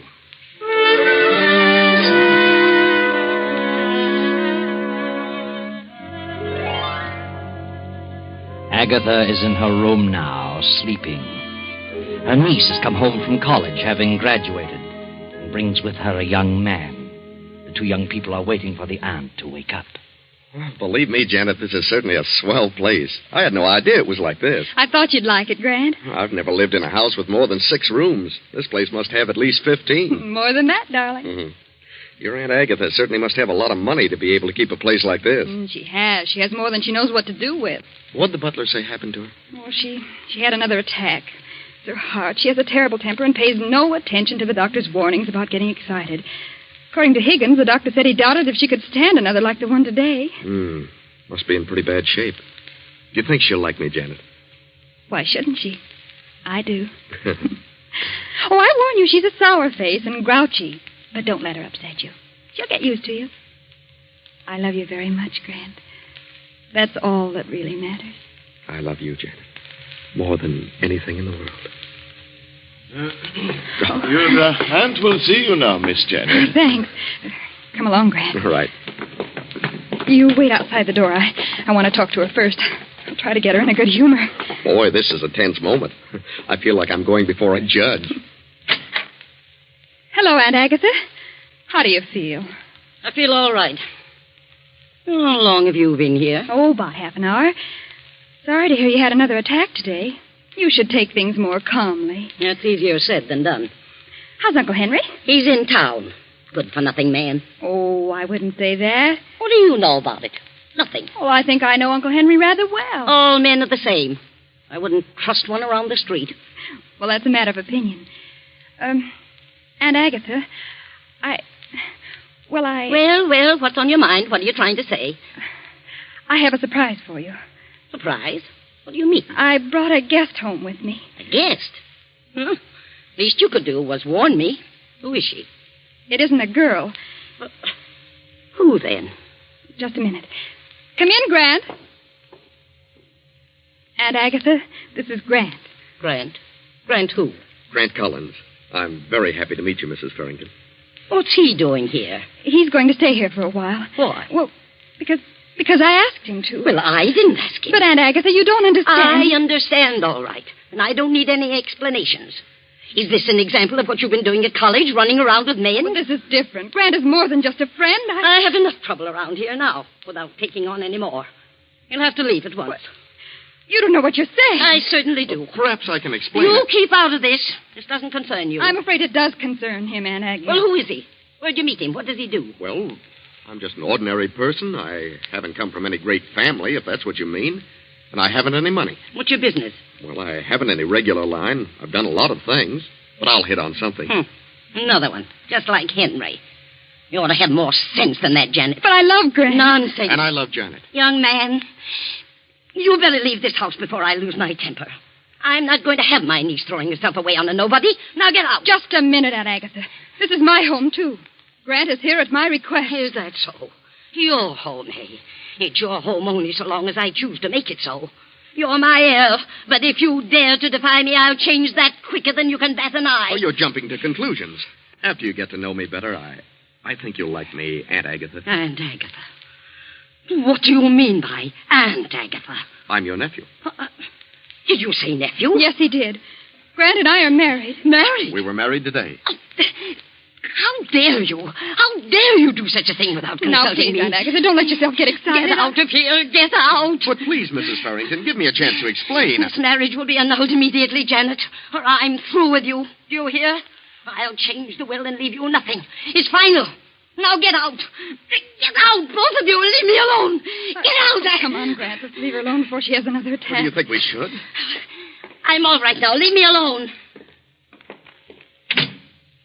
Say, I never expected anything like this. Neither did I. She certainly is in a bad way. Yes. I didn't realize it was quite this serious. She's in a terrible mental state. Well, this is a pretty situation for us. Oh, I don't want you to leave, darling. You'd better wait a few days until she's better. There must be some way to win her over. I hope you're right. I'll have a talk with Uncle Henry. Something's happened to cause all this. I'll find out as soon as he comes in. Now, don't worry, darling. Everything will be all right. I hope so. I'll just keep out of her way for a few days and see what develops.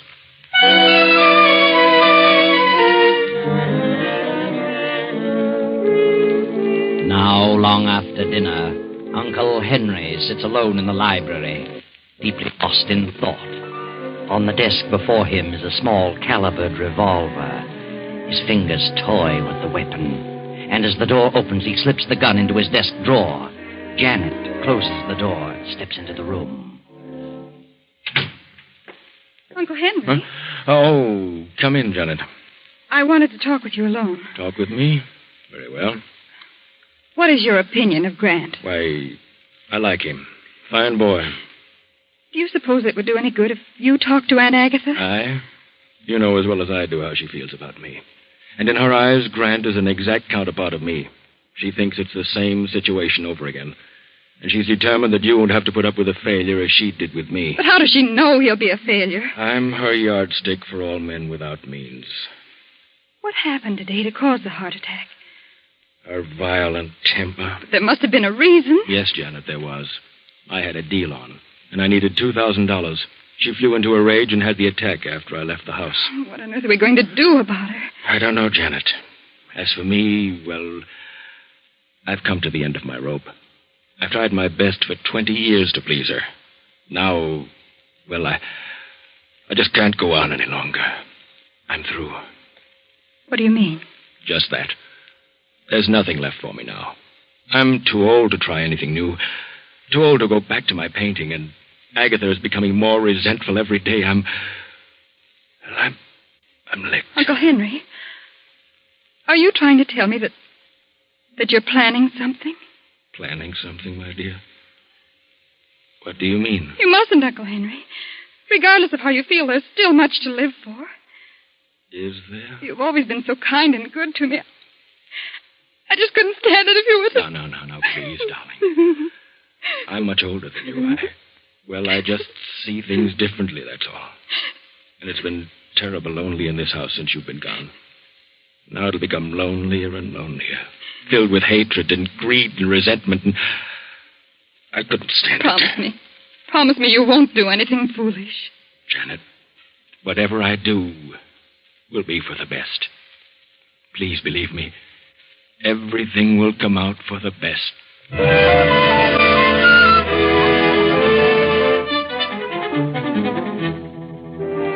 Around 12 o'clock that night, Janet, Grant, and Henry go to their rooms. The big house settles down to sleep. Then, 2 hours after midnight, Agatha stirs uneasily in her bed. An eerie figure in white stands beside her. She opens her eyes. What? Who's there? I want you, Agatha Barrington.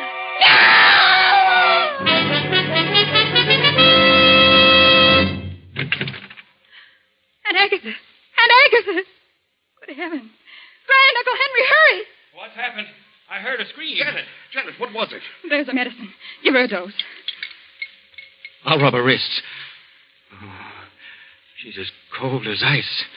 What on earth could have happened? A nightmare? She's had quite a shock. Well, her pulse is fairly strong. She's coming to. Oh. What happened? Well, you screamed. You had fainted when we got here. Yes. Yes. There was someone in this room. I saw it. Saw what? I don't know what it was. It was a figure in white. Auntie, you must have had a nightmare. Maybe so. It could have been a nightmare, but it seemed so real. Look. The window to the balcony is open. Did you open it, Aunt Agatha? No, I never keep it open. Look outside, Grant. You mean it might have been a burglar? My diamonds. It could have been a burglar. And your scream frightened him away. Look in the box in the drawer. I did. They're all here. Not a sign of anyone outside. Do you feel better now? What's happened, ma'am? Anything wrong? No, Higgins, nothing's wrong. Go back to bed, all of you. I'll be all right. And lock that balcony window.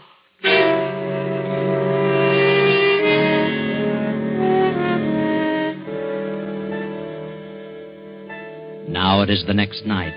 Uncle Henry is sitting alone at the desk in the library, lost again in a deep study. Grant and Janet are in the living room. You really think it might have been a prowler last night, Grant? Well, I don't know. The window was open. It could have been. I'm inclined to think it was nothing more than a nightmare. She's been so upset lately. Well, if it was a burglary, he didn't get anything. Well, that's true. And he might try it again. If he does, he's liable to get a good scare. What do you mean? This. Grant, where did you get that revolver? Out of my trunk. Oh, please, Grant, I don't like guns. Let them take what they want. If you start shooting, they're liable to shoot back. Besides, jewels can be replaced. Now, don't worry, darling. I couldn't shoot anyone if I tried.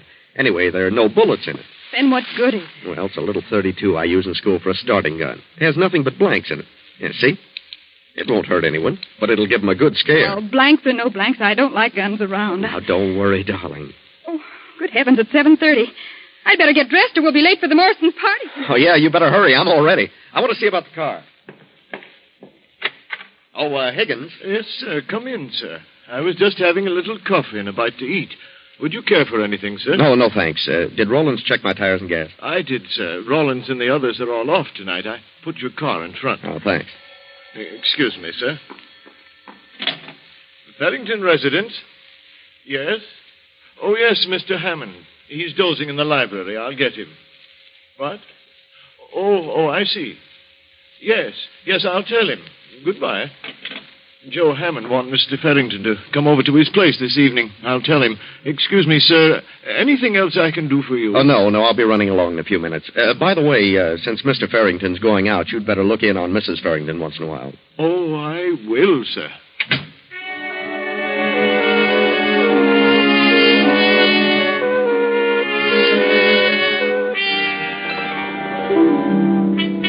So Grant and Janet drive to the Morrisons' estate to attend the charity lawn party. And Henry goes to talk things over with Joe Hammond, the ex-lawyer who holds Henry's bad check. Then toward midnight, the lawn party breaks up and Grant and Janet return home. Well, that was a wonderful party, Grant. I never saw so many people. Friends I haven't seen for 4 years. I was thrilled to death. Yes, it was quite an affair. I wonder how much they raised. Good many thousands, I imagine. And did that red-headed gal sell war bonds? I'll run up and see how Aunt Agatha is. I'll be right down. Right. I think I'll have a nightcap. Want one? No, thanks. Hello, Grant. Oh, hello. Party over already? Yeah, big affair. Had a great time. I got to talking business with Joe Hammond, and first thing I knew, it was almost midnight. Grant, call Dr. Johnson. Huh? Janet, what is it? Aunt Agatha. Come quickly, Uncle Henry. Call Dr. Johnson, Grant. You can't get him. Call the emergency hospital. Get a police ambulance.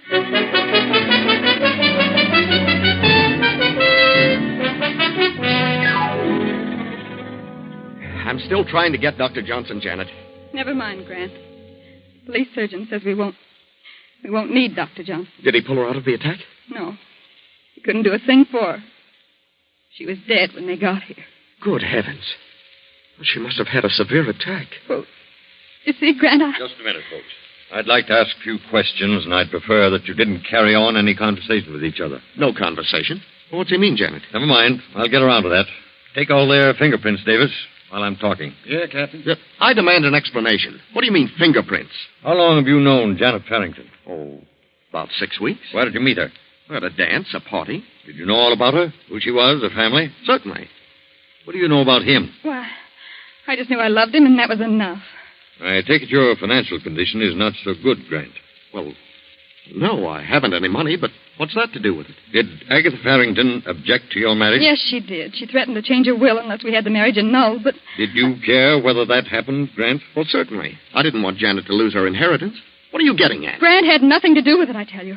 I know what you're inferring, and it's ridiculous. Grant didn't marry me for my money. What's this about prowlers around the house? Well, we aren't sure there were prowlers. Agatha claimed someone was in her room last night. The window was wide open, but we aren't sure about it. It was a nightmare. Well, she did keep some jewelry in her room, and from the looks of the room, someone certainly went through it thoroughly.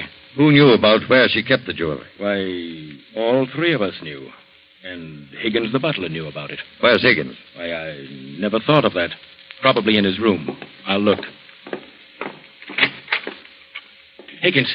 Higgins! He's unconscious! Yeah. He's been blackjacked. Higgins! Higgins! Mr. Farrington, what's wrong? Who slugged you? Slugged me? Why, I've been asleep. That's what you think. Feel the bump on your head. Good heavens. Did you hear any shots tonight?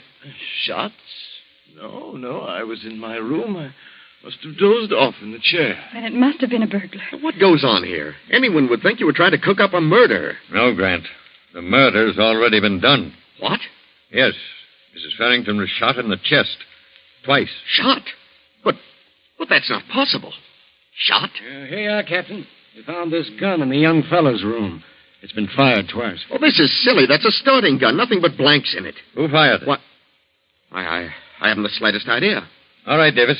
Take the gun and the bullets from Mrs. Farrington's body and have ballistics check on them.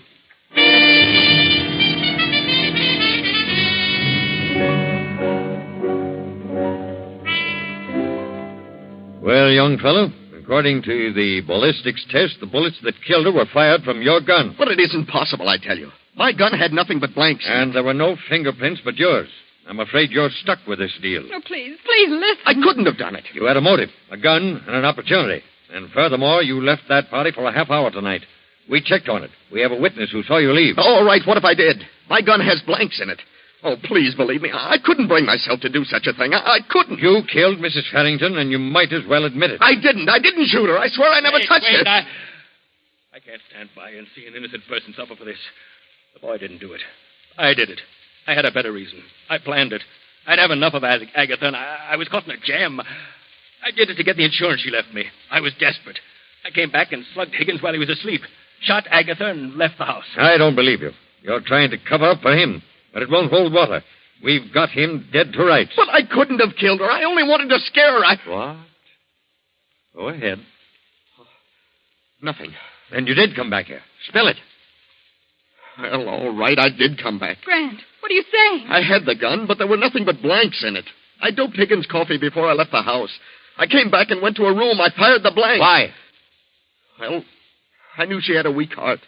I figured the shock would bring on her death. I was the figure in her bedroom. I couldn't see Janet lose her fortune, but I didn't want to give her up. Grant, how could you? I can't believe it. I tell you, I came back and shot her. If he fired blanks, then I must have fired the bullets that actually killed her. Look at his gun. Real bullets in it. What? Why, they are bullets. Where's your gun, Farrington? Here. Open it. Great Scott. Why, they're blanks. That settles it. Come on, young fella. We've had enough talk about this. The evidence is all against you. Yes, Grant. The evidence is all against you. And nothing can save you now.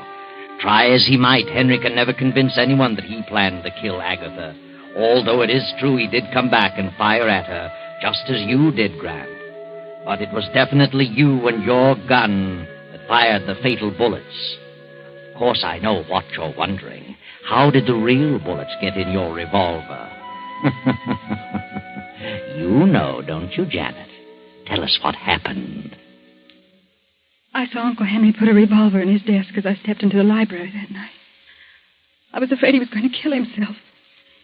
When Grant showed me his gun with the blanks, I switched the shells in their guns to keep Uncle from committing suicide. You see, I never dreamed that Grant had a plan afoot to cause my aunt's death by mental murder. There you are. Another tale of greed and revenge and hatred, all unraveled as neatly as you please.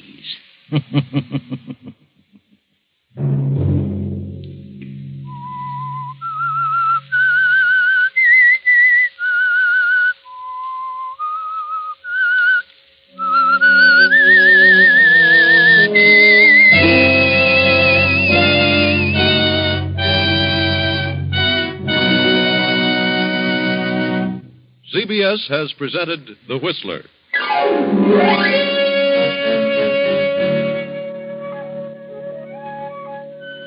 Original music for this production was composed and conducted by Wilbur Hatch. The Whistler is written and directed by J. Donald Wilson and comes to you from Columbia Square in Hollywood. Next Sunday, same time, I, the Whistler, will return to tell you another unusual tale. Good night.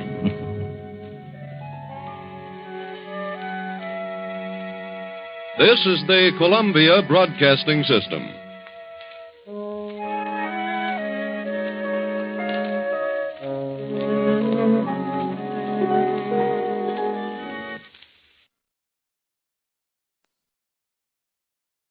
Wait a minute.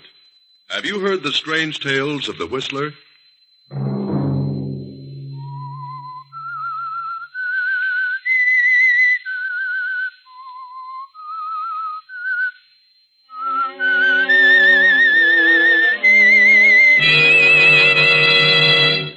I'm the Whistler.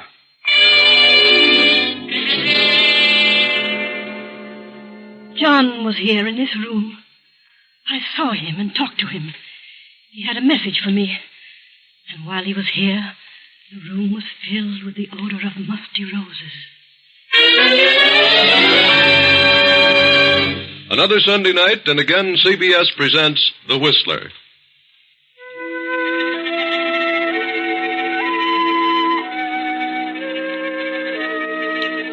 I, the Whistler, know many things, for I walk by night.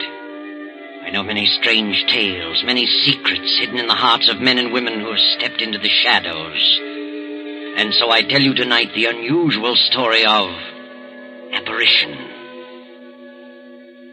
In the midst of a circle of tall, moaning pines spreads an old mansion.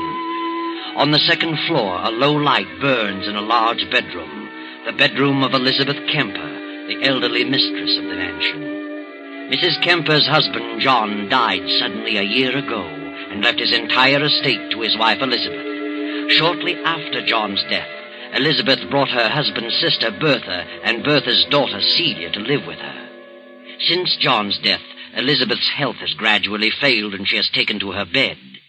In the meantime, Elizabeth's only sister, Mary, has come to live in the great house, and Mary's son, Herbert. Now, long past midnight, Elizabeth tosses in her bed and mumbles. John, what is it? What do you want? Why don't you say it? Suddenly, Elizabeth's door bursts open, and Bertha moves into the room and stands beside the bed. Elizabeth? Elizabeth? Huh? Elizabeth! It's Bertha. Oh, Bertha. Oh, yes, Bertha. Why did you scream? Scream? Did I scream? Yes.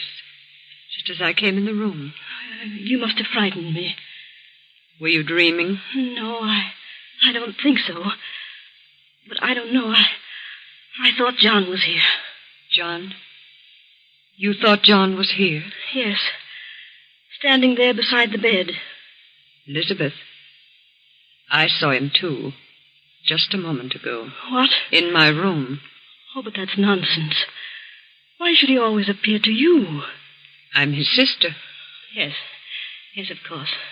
John was trying to tell me something. Something about you. What? He was trying to tell me that you should listen to him. Listen to him? Something about the property. What about the property? He says he made a mistake. Mistake? He says he wasn't killed accidentally. He did it deliberately. He committed suicide. Suicide? Why should he have done that? He hasn't explained that. But he says now he knows the truth about everything. He knows that his reason for hating me and cutting me off in his will was unfounded, and he's sorry. He's been trying to reach you, but you aren't receptive. You claim you've seen John every night since the day he died. I have, Elizabeth. I swear I have. I've seen him many times in my dreams. But why doesn't he tell me what he wants? Some night, Elizabeth, John will reach you in your waking moments. Then you'll believe me. But I can't understand it. He didn't like you, and he told me so. Why should he change now? Perhaps it would be best if Celia and I left you. Why should you want to leave all of a sudden? You have your own sister and her son Herbert. You won't be alone. If I only knew what John was trying to say to me. I've told you what he's been saying to me. Mother, is anything wrong? We heard someone scream. At least I thought I did. No, nothing's wrong. Go back to bed. Elizabeth, what is it? What's what, Mary? Oh, dear me, I heard someone scream. What was it? Oh, you're all right, Elizabeth. Yes, Mary, I had a nightmare, that's all. Oh. Well, I was worried. Better go back to bed, all of you. I'll be all right. Yes. Yes, come along, everybody. I'll see you in the morning. Good night.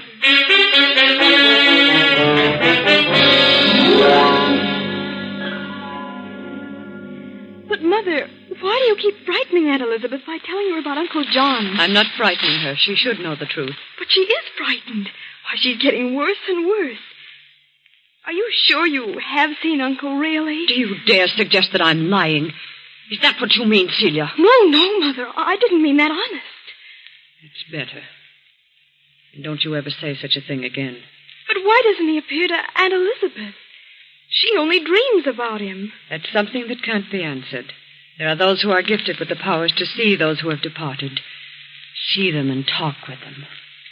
I'm one of those so gifted. Do you understand? Yes, Mother. John is trying to get a message to Elizabeth about me. And because he finds it difficult to reach her, he's chosen me as the medium. What is the message?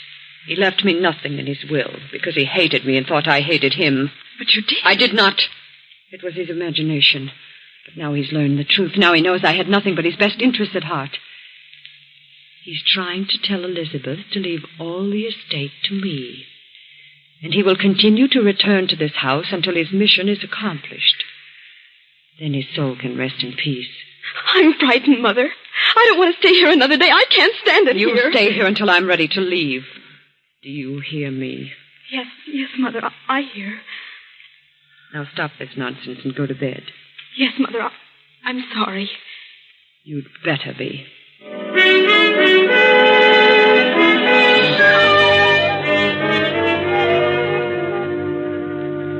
In another part of the great house, Herbert is talking with his mother, Mary, Elizabeth's own sister.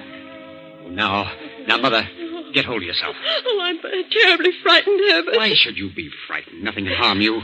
What have you to be afraid of? Oh, there's something awful in this house. I can feel it. I don't want to stay here any longer. We must leave before it's too late. I'll admit that strange things are going on, but I'm not ready to leave here.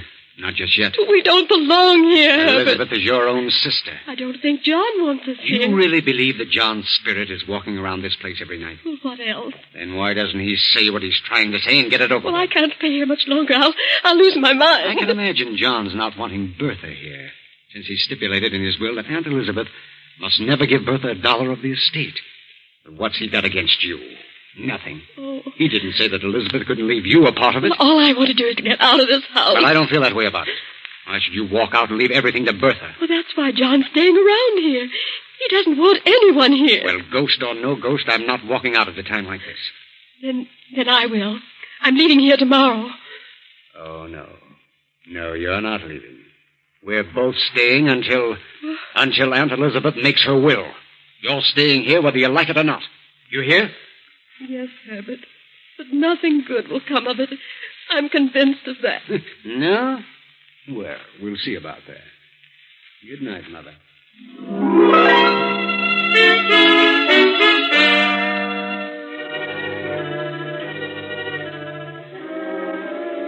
An hour later, Mary has finally dropped off to sleep.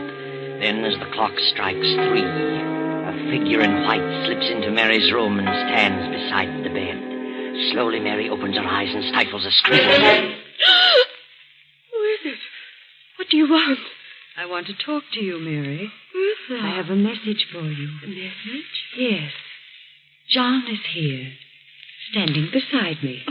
I don't see anyone. He is here. What is the message? John says that Elizabeth is planning to leave the estate to you. But he's learned the truth. He knows that his dislike for me was unfounded.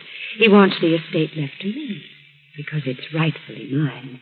And he'll never be able to rest in peace until that is accomplished. Oh, I don't want it. I don't want any part of the Then estate. if you want to escape this torment, you must convince your sister that John made a mistake. If you accept any part of it, John will never let you rest. Do you understand? Yes, I understand. Very well, we'll leave you now. Good night.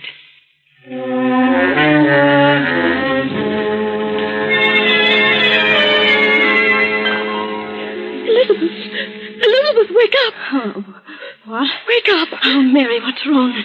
You're shaking like a leaf. He was in my room. Who? John, he was in my room. Mary, what are you saying? He had a message. He said you were planning to leave the estate to me, according to his will. But he made a mistake about Bertha. He wants you to leave it to her, so he can rest in peace. Mary, are you out of your mind? No, you must believe me. I don't want any part of the estate. Oh, please promise me. Leave it to Bertha and have done with it. I refuse to accept it. Get control of yourself, Mary. I'm leaving here in the morning. I'm frightened. And if you had any sense, you'd leave too. If you stay here, you'll go mad. Very well, Mary. If that's what you call gratitude, you can go. Oh, I'm sorry, Elizabeth, but I won't remain another night. Are you sure you saw John? Well, no. No, but he was there in my room. Did you talk with him? No, that is, Then how do you know he was there? Bertha told me he was there. Bertha? Was she there, too? Oh, yes. She told me what he wanted.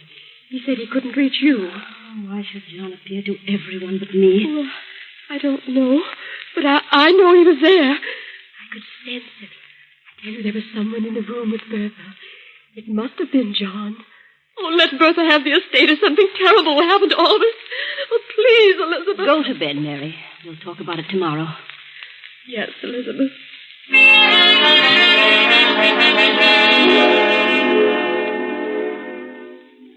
Next day, Herbert goes into town and pays a visit to Henry Wentworth, Elizabeth's attorney. Wentworth was also John's attorney for many years and was familiar with the family for 2 decades. Mr. Wentworth, you drew John Kemper's will. Yes, I did. Have you any idea why he cut his sister Bertha off without $1? No, but in the last 5 years, John turned against Bertha. Turned against her violently. Why? I don't really know. She was his only sister, and he had no brothers. It was very strange. What happened to Bertha's husband? Well, he died about 5 years ago. Committed suicide. He worked for John at one time. Then John set him up in a business of his own. But he went to the wall, and the crash at 29 lost every penny. Just couldn't take it, so he killed himself. He left nothing? Nothing but an insurance policy to his wife, Bertha. Didn't amount to much. $5,000, I think. Were John and Bertha's husband on good terms? Apparently the best of friends. How did Bertha's husband die? Took poison.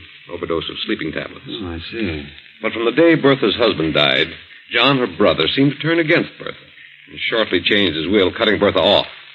I was the only one who knew about it until the will was read. Have you any idea why he changed the will?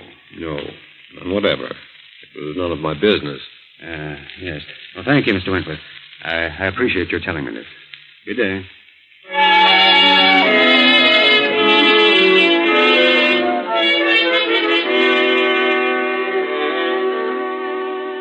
Then Herbert pays another visit, a visit to Dr. Martin, formerly John Kemper's physician. Dr. Martin is at first reluctant to talk, but finally answers a few questions. Doctor, you were John Kemper's physician for many years? Yes, that's right. Uh-huh. Was there anything wrong with him? You mean, was he unbalanced? No. Did he have any severe ailments? Well, no. The last year or so, he seemed to change considerably, though. Became a bit morose. Anything wrong with his heart? Well, yes and no. Yes and no? Well, he began to suffer from severe headaches. Took to using a lot of aspirin. Was too much of anything's bad. He was killed in a car wreck. Yes, he'd been to the city and was driving back home late at night. Drove off into the ditch. Did you attend him? I saw the body shortly after the wreck. He'd been dead about an hour, badly smashed up. Was it his heart? Oh, could have been, but I think he went to sleep at the wheel. Was there an autopsy? No, it was obvious how he died. His skull had been crushed in. Mm-hmm. Who had he visited in the city on business? I don't know. I never thought about it. Where is John Kemper buried? In the family vault at the edge of his own estate. Didn't you know that? Huh? Oh, yes. Yes. I'd forgotten. Well, good day, Doctor. And thanks for the information.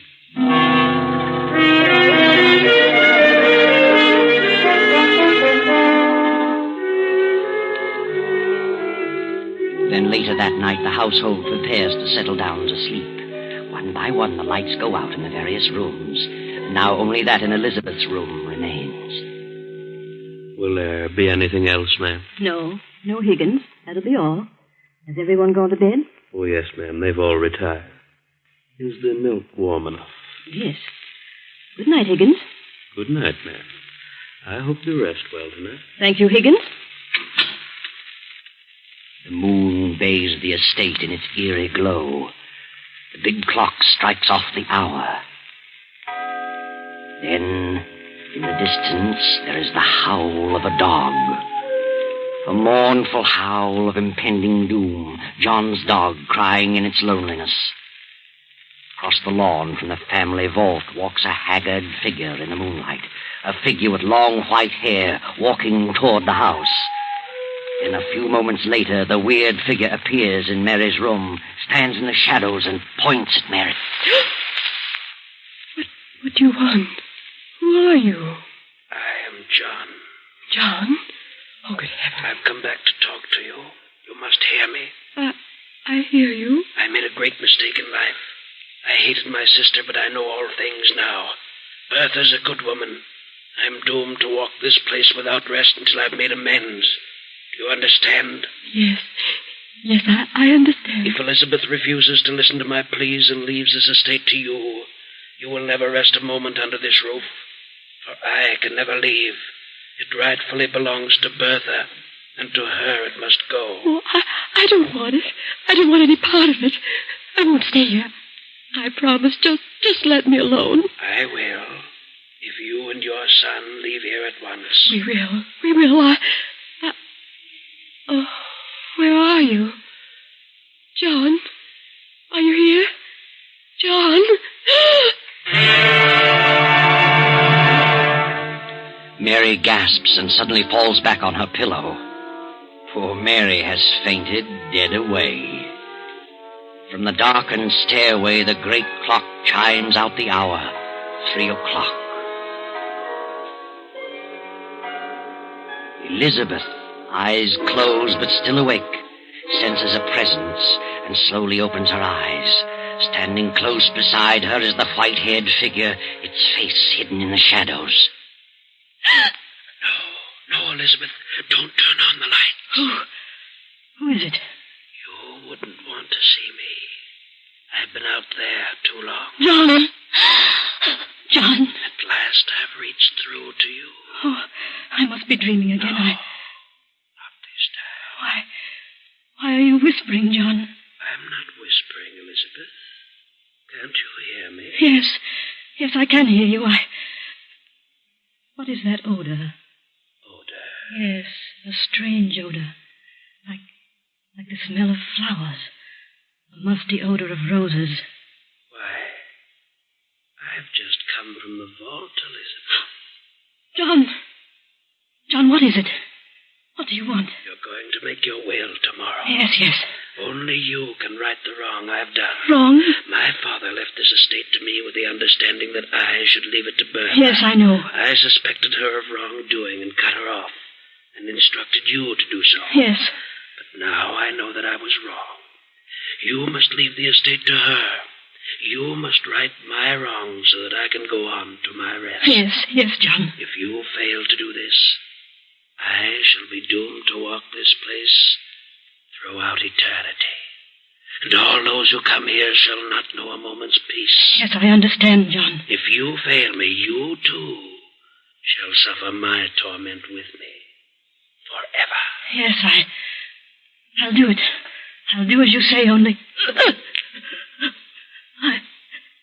John... Your heart, Elizabeth? Yes, You haven't much time, Elizabeth. You will be joining me soon. I know. John, where are you? I promise, John. I promise. Elizabeth clutches at her heart, gasping for breath. A few moments pass, and she revives sufficiently to reach for the stimulant on the nightstand. She pours a dose, and as she swallows it, she glances out the window over the moonlit grounds. Across the lawn moves the white-haired figure, gliding toward the family vault at the edge of the estate. John! John! Elizabeth drops the glass and falls to the floor. A few seconds later, Bertha hurries into the room. Elizabeth? Elizabeth? Mary! Herbert! What happened, Mother? Hurry! Good heavens. Is she all right? Elizabeth? Oh. She's dead. Who screamed? Must have been Elizabeth. Had another attack. Why, she's still breathing. Put her on the bed. There's her medicine. I get another glass. You stay here, Mary. I'll get the glass from the bathroom. What do you suppose happened to her? Maybe it was the... Was what? I don't know. What's wrong with you, Mother? You're white as a sheet. Oh, am I? What are you trying to say? I saw it, too. Saw what? What did you see? Well, I saw him. John. He was in my room a while ago. I talked to him. You talked to him? Yes, and he talked to me. I heard him and I saw him. What did he say? Stop whimpering and tell us. He said... Mother, stop it, stop it. Oh, I won't stay. I won't. Come back here. Grab her, Celia. Elizabeth's coming, too. Aunt Elizabeth. Aunt Elizabeth. Oh, Herbert, You're all right now. Just take it easy. Yes, I'm all right. What's wrong with Mary? She says she saw John and talked to him. What? I think she's imagining things. No. She isn't imagining things. I know. I saw him, too. He was here. He talked to me. Oh, now look, Aunt Elizabeth. The whole thing is... No. He was here. It was no dream. I saw him walk through the garden toward the vault. When? It can't be very long ago. There was a strange, sickly odor in the room all the while he was here. It smelled like musty roses. Oh, be quiet, Mother. Now maybe you believe what I've been telling you. What did he say? It was about his will and my will. And he talked about Bertha. About me? Yes. He said he was wrong about you. Wants to make things right through me. He knew I intended to make my will tomorrow. And he told me just what to do. Yes, that's what he said to me, too. You? Yes. Why, this is the strangest thing I've ever encountered. Why should he talk to you? Well, he did, I tell you. And Elizabeth must do what he wants. Otherwise, something will happen. What will happen? Well, I don't know. I want you to call Mr. Wentworth, the lawyer, and have him here first thing in the morning. I want to draw my will, as John tells me. Very well. I think I'll have a look around the grounds. Never go back to sleep now, anyway. So, good night, Aunt Elizabeth.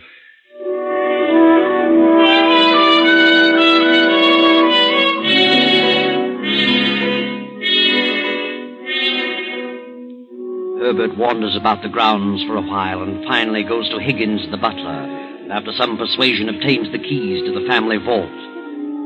The next morning, the lawyer, Wentworth, visits Elizabeth in her room. Well, how are you this morning, Elizabeth? Much better, Mr. Wentworth. Here you had a bad night. Yes, I guess I had another attack. Oh, so? Mr. Wentworth, I want to draw up my will. I should have done it long ago, but, well, something held me back. I see. Well, I'll take down the data and have it typed, then bring it back for you to sign. I'll be in court all day, probably through the evening, so I'll have to come around 11 tonight. Very well, as soon as possible. Good. Now, let's have the particulars. Yes. To my sister, Mary Wilton, I leave the 5-room cottage in Danbury. To my nephew, Herbert Wilton, I leave $1,000 in cash. Yes. And to my husband's sister, Bertha Mallory, I leave all other property, personal and real, amounting to some $400,000. What? Please. Amounting to some $400,000, according to my late husband's wishes. What do you mean? John stipulated that you leave not a penny to Bertha. John has changed his mind. When did he change his mind? Since his death. Don't you think we'd better postpone this until you feel better? I want my will drawn just as I have told you. But what do you mean by saying John has changed his mind? How could he? He told me so. Last night. You know what you're saying. Yes. I saw John. I talked to him. He was wrong in his attitude toward Bertha. Oh, this is ridiculous. I want it done as I say. Very well. I'll draw it up this way. But I certainly think that... You think I'm insane? Well, since you bring it up, yes, I do. So did I, at first. But I'm not. I'll be expecting you around 11 tonight, Mr. Wentworth. Yes. Yes, of course. I'll be here.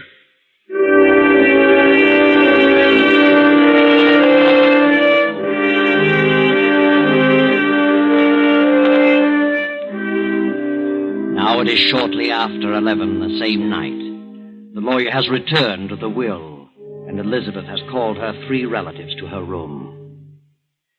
Very well, Mr. Wentworth. This is drawn the way I want it. You mean as John wants it? I mean just that. I'm leaving the property that was mine before I married John, the small cottage, to you, Mary, and $1,000 to Herbert. All else I am leaving according to John's directions to you, Bertha. That's the way John wants it. And that's the way it shall be. You must do as you think best. I'm doing as John wishes. Hand me the pen, Wentworth. There you are, and I hope you all understand. I don't. Thank you, Elizabeth. Well, now that you've got it, Bertha, what good is it going to do you? What do you mean? How much chance do you think you'll have to use it? What happiness do you think it'll bring you? More than it would you. Isn't it rightfully mine? Is it? That's the way John wanted it. Oh, no, it isn't. It's the way you want it. I had nothing to do with it. John made a will. He's never wanted to change. Elizabeth knows better than that. Aunt Elizabeth knows nothing of the kind. This is my house now, and the sooner you leave, the better. You'll be leaving sooner than I will, you and your spooks. You don't believe in ghosts, and you never saw one. I saw John. Night after night. Everyone saw him. Everyone but me, because I'm not a dump. Your own mother Mary saw him and talked to him. Hush, John is dead in his coffin out there in the vault. I saw him. But I did see him. So did I. You wouldn't know if you did see him. We would. We've seen him. Yeah. Then turn around. Turn around, all of you. And look. John! Good Lord. It's him. Is that John? Is it? Yes. Take off your wig. Higgins. Yes, the butler. There's your spook. Why, I'm sorry, ma'am. You can go, Higgins. I'll explain everything. Yes. Bertha hired Higgins to impersonate John. That's a lie. Higgins would never have done it if he'd known about the murders. I trapped him into it. He confessed everything. Murders? What do you mean? I got wise to the whole thing. I investigated the whole story about Bertha's husband and John's accidental death. They were both murdered. You're lying. I had the bodies exhumed and examined. They both died of an overdose of sleeping tablets. The very same purchased by Bertha at a certain drugstore. He's crazy. He's crazy. I tell you, don't listen. She put the listen. tablets in her husband's aspirin bottle. She was the one John visited. That night he had the wreck. She must have drugged him. That's why he went to sleep at the wheel. I didn't. She killed her husband for his insurance. And John cut her off in his will because he suspected that she killed her husband. It's a lie, I tell you. John never wanted his will changed. I have proof of the whole thing, and the police are waiting outside now. You haven't a chance, Bertha. You're guilty. The police? Oh, what no, good no. will all this do you? Where is your fortune now? They'll hang you. Oh, yes. Yes, I did it. I don't know why, but I did it. I gave him the tablets. Did Higgins know that? No, he didn't know. Bertha, she's fainted. Mother. No, she hasn't fainted. Well, what's wrong with her? She's dead. Oh, Mother. Mother. Hand me that will, Mr. Wentworth. I want to draw up a new one in the morning.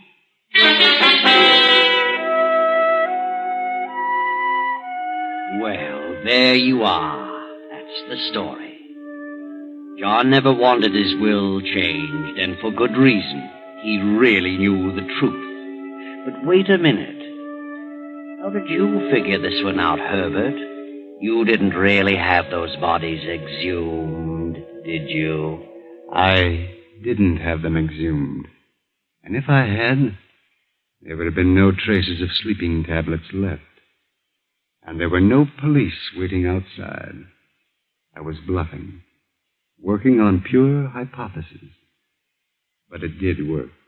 Yes, it worked, Herbert. And it afforded me a very nice story indeed.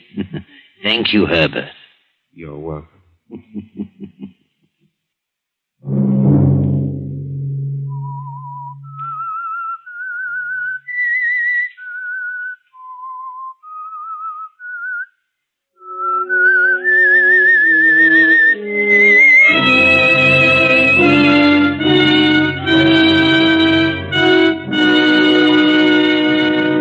CBS CBS has presented The Whistler.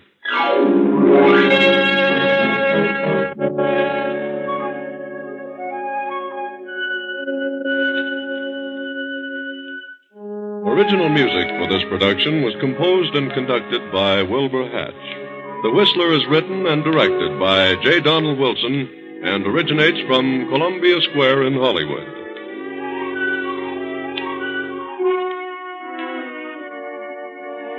Next week, same time, I, the Whistler, will return to tell you another weird tale. Good night.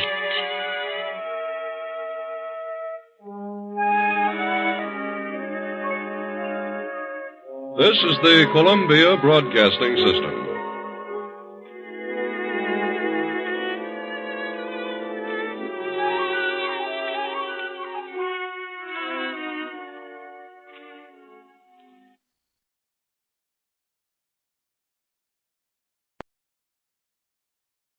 Wait a minute. Have you heard the strange tales of the Whistler?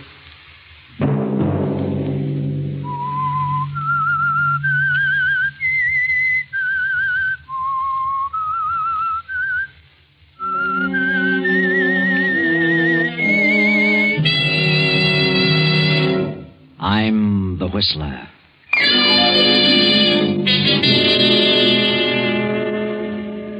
I refuse to accept the responsibility of the failure of our marriage. I know who caused it, and I know who she is. I refuse to give you up to her. And so, I have made a decision. Another Sunday night, and again, CBS presents The Whistler.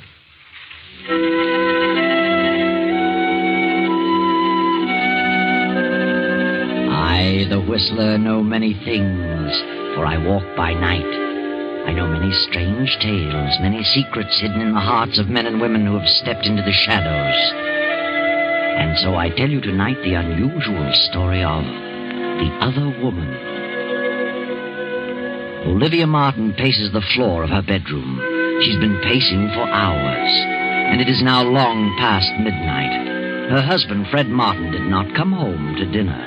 He was detained at his office on business. So he said. But Olivia knows that it isn't his advertising business that detains him. And she knows, too, that tonight will be the climax and the final crash of their marriage. The end of everything for Olivia. She knows what Fred is going to say tonight. For months she has been fearful of this moment. And now it has come. Olivia, you awake? Yes? Come in. I thought you might be asleep. How could I sleep? You know better than that. It's 1 o'clock, isn't it? Yes, Fred. I didn't realize it was that late. You don't usually bother to see if I'm awake. Don't I? For the past 2 months, you've passed right on to your own room. Yes. Yes, I guess I have. Get your business settled? Yes. Yes, I had quite a bit to attend to. Have dinner at the club? Yes, at the club. Then why didn't you answer my call? I had you paged. They said you hadn't been there this evening. Oh? Well, perhaps I hadn't arrived yet. Really? What did you want? I don't know. I don't remember now what I called you for. I see. Well, I think I'll turn in. Good night, Olivia. Why don't you say it? Say what? What you came here to say.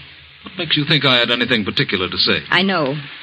I don't know how, but I've known all evening you were planning to tell me something when you got in. Oh, that's nonsense. No, Fred. I've known for months this was coming. I know what sort of business detained you. Another woman. What? First, I believed you. As the weeks passed and I realized you were growing colder, the whole thing became clear to me. Then I knew you were evading me, that you were lying about those business appointments at night. Go on. We've been married 10 years, Fred. I've done everything humanly possible to make our marriage a success. Have you? I think I have. At least I've tried. That's your opinion, Olivia. Why didn't you come right out and tell me about this woman at the very beginning? Why should I? Oh, Fred. It's sick all over. I've tried not to believe it. Now, let's not have a scene, Olivia. What do you expect me to do, laugh it off? No, not you, Olivia. Certainly not you. I suppose you'll say it's all my fault. I'm to blame for everything. Well, isn't that what you're trying to say? I haven't said anything. Then why don't you? Say something. Why do you beat about the bush? You came here to say something, say it. Very well, since you put it that way, I will. I'm going out of town tomorrow on business. I'm sending my things to the club. When I return, I intend to live there. Fred. Wait a minute, Olivia. I haven't finished yet. I want you to get a divorce on any grounds you please. Desertion or whatever you wish. Divorce? Do you mean that? I do. Very well. If that's the way you want it, there's nothing else I can do. No, Olivia, nothing. Good night.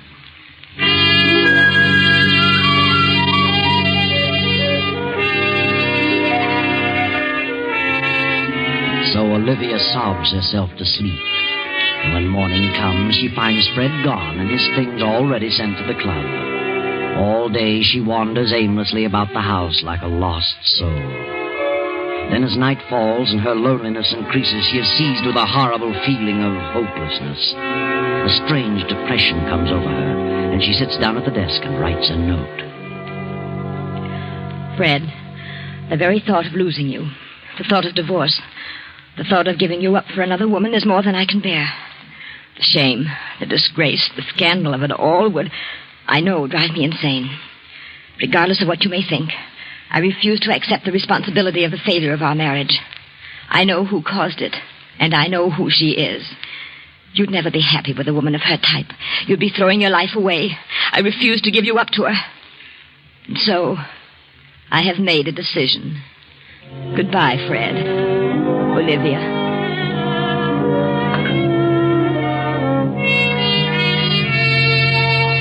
Olivia addresses the note to Fred at his club, steps out and drops it in the nearest mailbox. She wanders about for a while, then returns to the empty house, takes some sleeping tablets, and goes to bed. Then, the next morning at Fred's office, Doris, Fred's private secretary, is going over some papers. Yes? Very well. Put him on. Hello? Oh, yes, Mr. Goldberg. This is Doris Hammond. Mr. Martin's out of town for a few days. Yes. Well, Miss Bartow is head of the art department. I'll have her check on it right away. Yes. Yes, goodbye. Yes? Tell Rita Bartow to come in here, please. Miss Bartow isn't coming in today. She's staying home. Has a bad cold. Oh, I see. Well, we'll send Jack Mallory in then. Yes, Miss Hammond. You want to see me, Miss Hammond? Oh, yes, Jack. I understand Rita's ill, isn't coming in today. No, I guess not. Well, Mr. Goldberg over at Lake Laboratories wants to know which ad she intended to run next week. Only Rita knows about that. Perhaps we'd better send them over to Rita's apartment and have her select the one she wants to use. Very well. Who shall I send? Well, I don't know of anyone who'd rather go on that errand than you, Jack. Well, how'd go if you insist? I don't think I have to insist, especially where Rita's concerned. All right. I'll run over there. I thought you would. Thanks, Doris. See you later.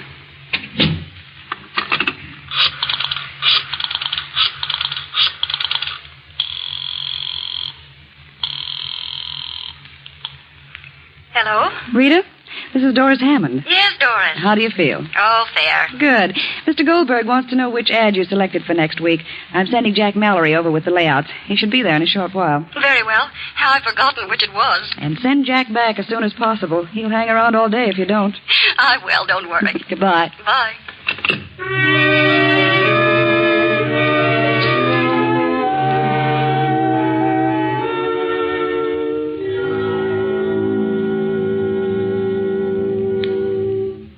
Hello, Rita. How do you feel? Oh, all right. Just didn't feel like coming to the office today. I thought you had a bad cold. No, not too bad. I'll be all right tomorrow. Mr. Goldberg wants you to select the layout for next week. Here they are. Which do you want? Well, I'd planned on this one. But I think you should make this section in red. Oh, I see. That's easy. I'll fix it up in a jiffy. Stands out better this way. We'll use this one for the week following. Okay. You look mighty lovely, Rita. Thanks. Where were you going, all dressed up? Well, I've got to go out of town this afternoon on that Henderson deal. I wanted to put it off until next week, but Mr. Martin insisted that I get it settled as soon as possible. I'll be back on the afternoon plane tomorrow.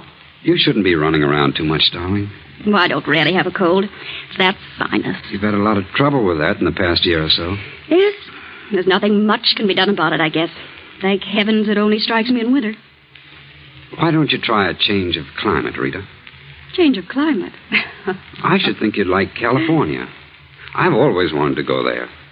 I've had an idea that I could do very well. Some nice jobs in the movie art departments. I'm not interested in movies. I thought about going out there and settling down, buying a nice little home and really enjoying life. Why should a bachelor do all that? You have ideas about getting married, Jack? Yes. Yes, I have, Rita. Good. I'm glad to hear it. What time's your plane leave? At 2. How about a little lunch while you're waiting? Something warm. Very well. Leave your bag here. We'll pick it up later. All right. I've got something important to talk to you about, Rita. Important? Yeah. I got a nice raise this week. That's fine, Jack. I want to ask you a question about you and me. Yes? Go ahead. No, not now. Come on, we'll talk about it during lunch.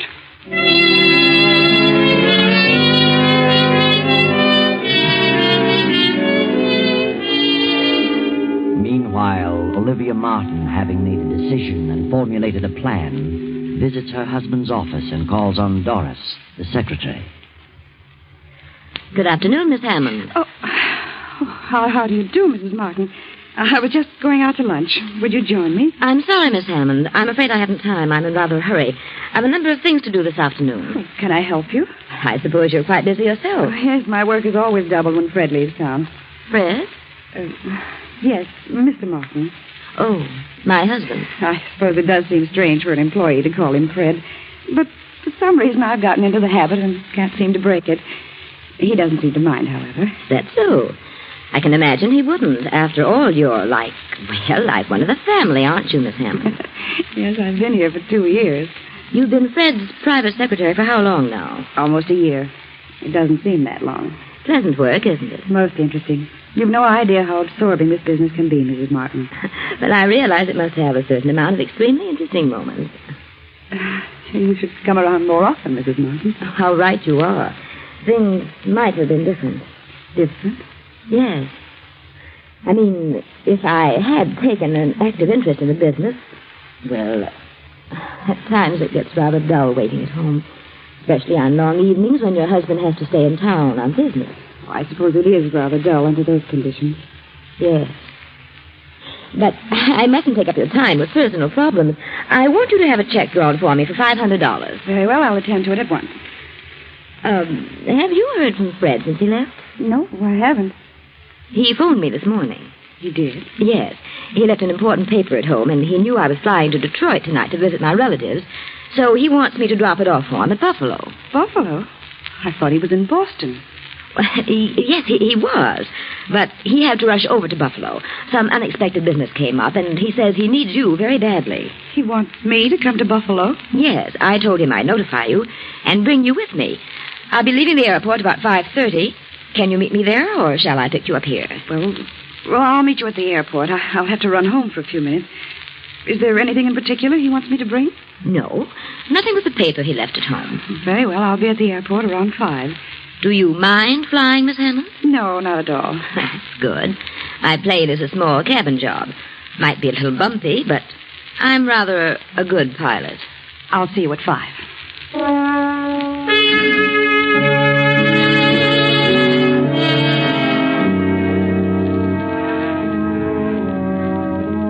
Shortly after noon, rain begins to fall. Round 2, the storm becomes heavier. Then Jack returns. Jack Mallory, where on earth have you been? Do you know what time it is? Yes, I'm sorry. I got to talking and didn't realize the hour. Well, what about the layout? Did Rita select one? Yeah, this one. She made a couple of changes in it. So? What change? Oh, nothing important. Just wanted this section set up in red. Stands out better. Yes, so it does.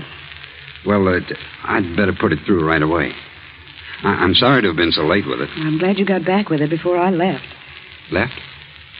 Where were you going? Mr. Martin phoned. He wants me to join him in Buffalo. Something important has come up. Buffalo? Mm-hmm. I thought he was in Boston. He had to run over there in a hurry. Buffalo, huh? Strange. What's strange? Huh? Oh, well, I mean his being in Buffalo. What's strange about it? Oh, I don't know. I suppose he could be in Buffalo. Well, what's the matter with you, Jack? Why? Oh, nothing at all. Here, lean over here. What? Why? A little closer. What? What's the matter? Well, of all things, now I've seen everything. You've actually had a drink. You, of all people. Well, I don't approve of it as a rule, but I walked back from Rita's place. I got my feet a little wet in the rain. Felt kind of chilly. I was afraid I was catching cold, so I dropped in at a bar on the way back and had a drink. Well, I hope you don't get sick. Can't afford to have you and Rita both out. No, that's right. A lot of work to be done this week. Here, take off that top coat. It's damp. Let me have it. Now hang it over the radiator. Well, What's wrong? how on earth did you do this? You spilled ink on the front of your coat. Yeah. Well, what do you know? Fine thing. I just got it yesterday. I must have done that over at Rita's when I blocked that section in red. You'll have to get it out as soon as possible. Hand me a towel from that closet and dampen it. Oh, don't bother, Doris. I'll have it cleaned tomorrow. Get some of it out now. Thanks. Certainly hard to get off. Well, it's probably dried in by now. The cleaners can get it out. Strangest ink I ever saw. Doesn't seem to be ink. More like blood, if you ask me. Blood? Let me see. It is strange. Let me see that layout. Does seem a little darker than this on the card. Maybe the cloth has something to do with it. Perhaps. Better let the cleaners worry about it. What time are you leaving, Doris? In a few minutes. I'm flying from the airport around 5. Well, good luck, Doris. See you in a few days. Thanks, Jack. Take care of yourself. And lay off the liquor. That's bad stuff to get started on. Are you kidding? What do you think?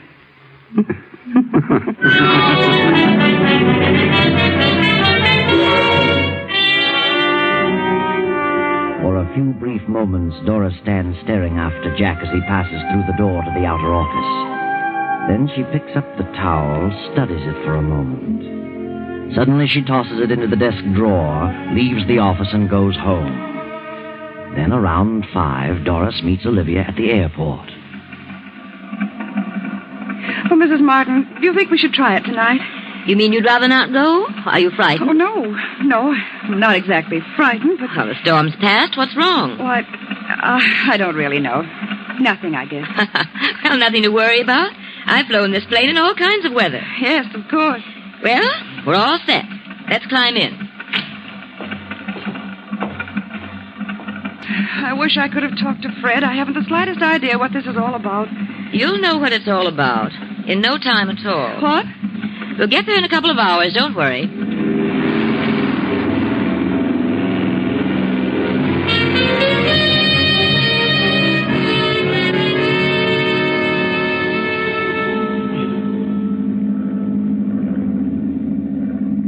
How far have we come now? Oh, I don't know. About 75 miles, I should say. Where are we? I can't see a thing. We're not far from Monticello. How can you tell? Can you see that down there? No, not too well. I'm flying by instruments. I hope we don't run into a storm. Frankly, I don't like to be in a plane during a storm. Well, I don't know of anyone who really does. We could have taken a train. We could have, but on this particular trip, I was in somewhat of a hurry to get to my destination. Tell me, Doris. May I call you Doris? Well, of course. Aren't you just a bit upset over this trip? What do you mean? Just that. Do I seem upset? Yes, you do. Something preying on your mind? Yes. Yes, there is something bothering me. So? What is it? I'd rather not say. A guilty conscience? Guilty conscience? Isn't that what it is? What are you talking about? Are you looking forward to a nice visit in Buffalo? Why, I don't know. I don't consider it a visit. It's part of my job. And a very pleasant job, too. I'm sure you'll miss the job and its attendant interests. Working late at night, several nights a week with Fred. What do you mean by that?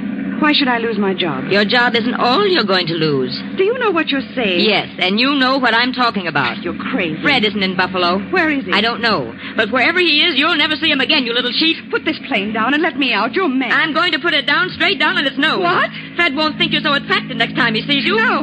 No, you're out of your mind. You can't do this. You can't. You can't. Put that key back in the switch. I won't. You hear me? I won't. You must. Give me that key. Pull up. Those trees. Pull up.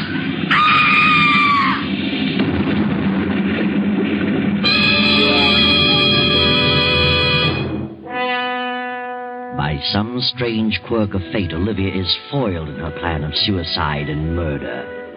A farmer rushes to the crash, finds Olivia thrown clear and still alive. Now, an hour later, in the farmhouse.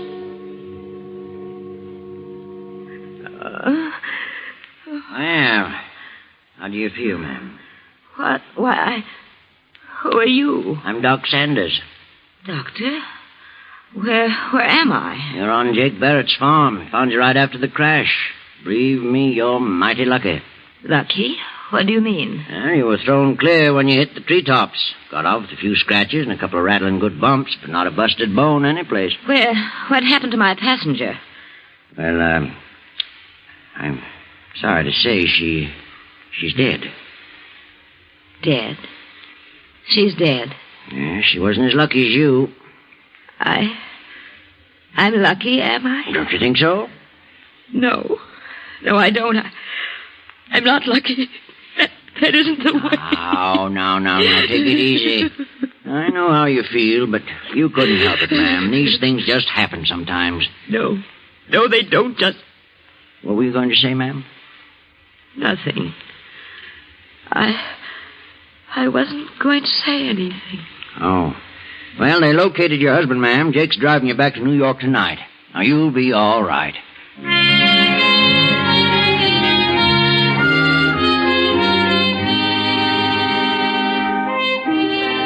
Well, Olivia, now you are on the spot. Your vicious plan was only partly successful.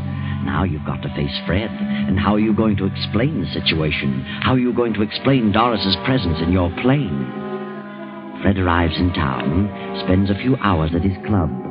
Then in the morning he visits Olivia. Hello, Olivia. Oh, Fred, it was terrible. Yes, I know. I'm very sorry, Olivia. I don't know what happened, but all of a sudden the motor cut off. I couldn't find a clear spot anyplace. I thought I saw a clearing, but it was more trees. And with no motor, I couldn't pull up. You were very fortunate. Yes, I suppose so. Where were you going? Why, well, after you left, I got to thinking things over, and I just couldn't remain another night in this house alone. So I decided to go to my sister's in Detroit for a while. Mm-hmm. Why did you fly? I don't know. I just wanted to get away as fast as possible. Wasn't it a rather bad night for flying? No, I've flown in worse weather. The storm had cleared. I see. I was never so shocked in my life. Oh, Fred, I'm so sorry. So terribly sorry. No. Get hold of yourself. You couldn't help it. It was just one of those things. I know how you feel. Doris was she was a lovely girl. It's a shame. Yes. She was young. Had everything to live for. I know how you must feel, Fred. Yes, I'll certainly miss her. Can you ever forgive me, Fred? Why, of course, Olivia. I never want to fly a plane again. Never. Tell me, how did Doris happen to be with you? Where was she going? Well, she said she wanted to visit some friend in Buffalo. Asked me if I'd drop her off there. How did she know you were flying that way? Well, you see, I went to your office and told her I was going to Detroit and asked her to draw some money for me. Told her I'd be glad to put her down in Buffalo. That's all. I can't imagine why she'd leave the office in the middle of the week to visit friends out of town. That wasn't like Doris. Maybe she had some business to attend to on the side. Maybe. Well, I can't imagine what it might be. Maybe it was personal business. Possibly. Olivia, are you telling me the truth? Why? What do you mean? Have you told me the real reason you wanted to leave town? Well, certainly. Weren't you, running from something? What would I be running from? You were carrying out a plan, weren't you? Plan? What plan? Didn't you have a definite idea in mind when you wrote that note to me? Note? It seems you've forgotten the note. Why don't you tell me the truth, Olivia? Yes, I did make up my mind to do something terrible. I was going to kill her and myself. I couldn't stand it any longer. But after I mailed it to you, I seemed to come to my senses. I saw things clearly and realized how awful such a thing would be. I just couldn't go through with it. So you decided to forget the idea and go on to Detroit? Yes, I swear I changed my mind about killing her. I couldn't be a murderer. You really expect me to believe that? Fred, you must believe me. You must, please. I know what you think, the note and everything that's happened. That note is certainly definite evidence against you. Note? Yes. Oh, Fred, I swear I didn't. That's easy to say, but the note is too convincing. Where is the note? You must destroy it. Don't tell anyone about it, please, Fred. What time was it when you visited my office? Oh, I don't know. About noon, I think. And you mailed the note the night before? Yes. And you made up your mind to leave town. You went to the office, told Doris about it, and left at 5. Yes, that's right. And what did you do in the meantime? Oh, I can't remember. I'm so confused. I went shopping for a while. Are you sure? I don't know. I don't know, but I swear I changed my plan by the time morning came. You're going to have a hard time proving all that. It's the truth. Why shouldn't they believe the truth? The circumstances all tie in too well. We had separated the day before. I moved to the club. Several people knew about that. And in the note you said you knew who the other woman was, and stated clearly what you intended to do about it. I know. Then how else can the police look at it? Police? What do they know about it? They've been putting 2 and 2 together. But the note? How do they know what's in the note? They were waiting for me when I got back from Boston. They had already found the note. They showed it to me. That's where you made your big mistake, Olivia.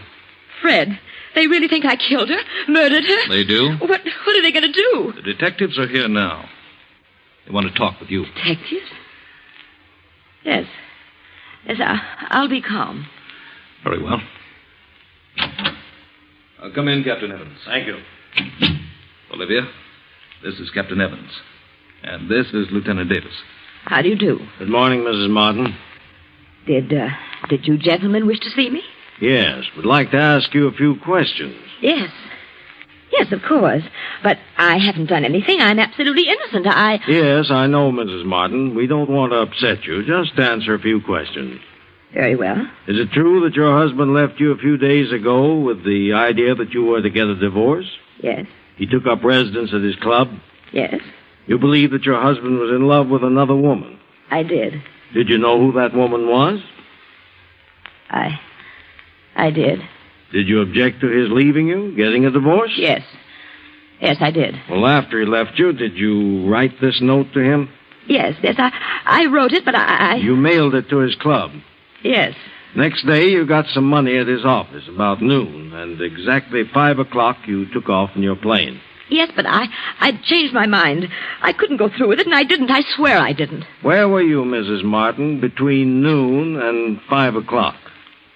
I went about town. I did a little shopping. I don't remember what else I did. Can you prove where you were during that period? No, I don't see how I could. No one was with you during that time. Did you frequent any establishment where you were known? No, I didn't. I saw no one I knew. Are you sure, Olivia? I'm positive. What difference does it make where I was between noon and 5 o'clock? It makes a lot of difference. Because it was about that hour that Rita Bartow was stabbed to death in her apartment. Rita Bartow? The head of the art department? That's right. The weapon's not been found, and there were no clues to the identity of the murderer, excepting your note to your husband. But Rita Bartow? What have I to do with her? You said in your note here that you knew who the woman was. Rita Bartow was the other woman. What? Then what about... What about who? What were you going to say? Nothing. I wasn't going to say anything. Not one thing.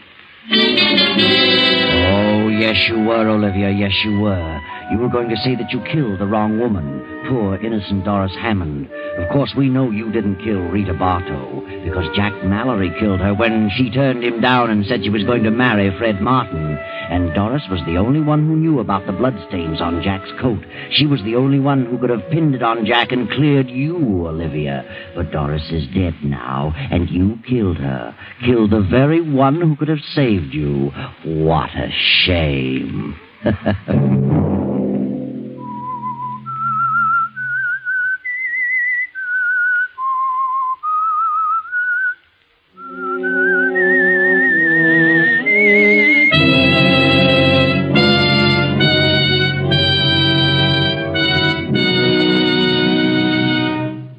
CBS has presented The Whistler.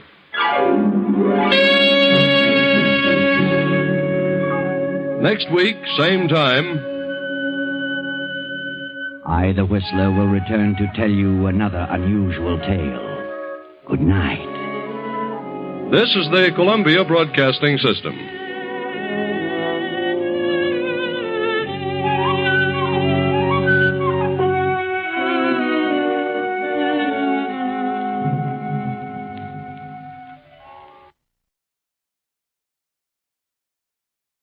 Wait a minute. Have you heard the strange tales of the Whistler?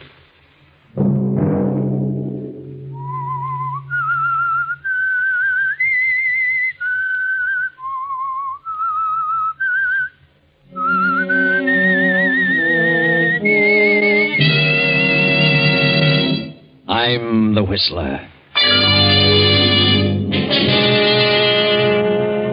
You promised me that you wouldn't gamble again.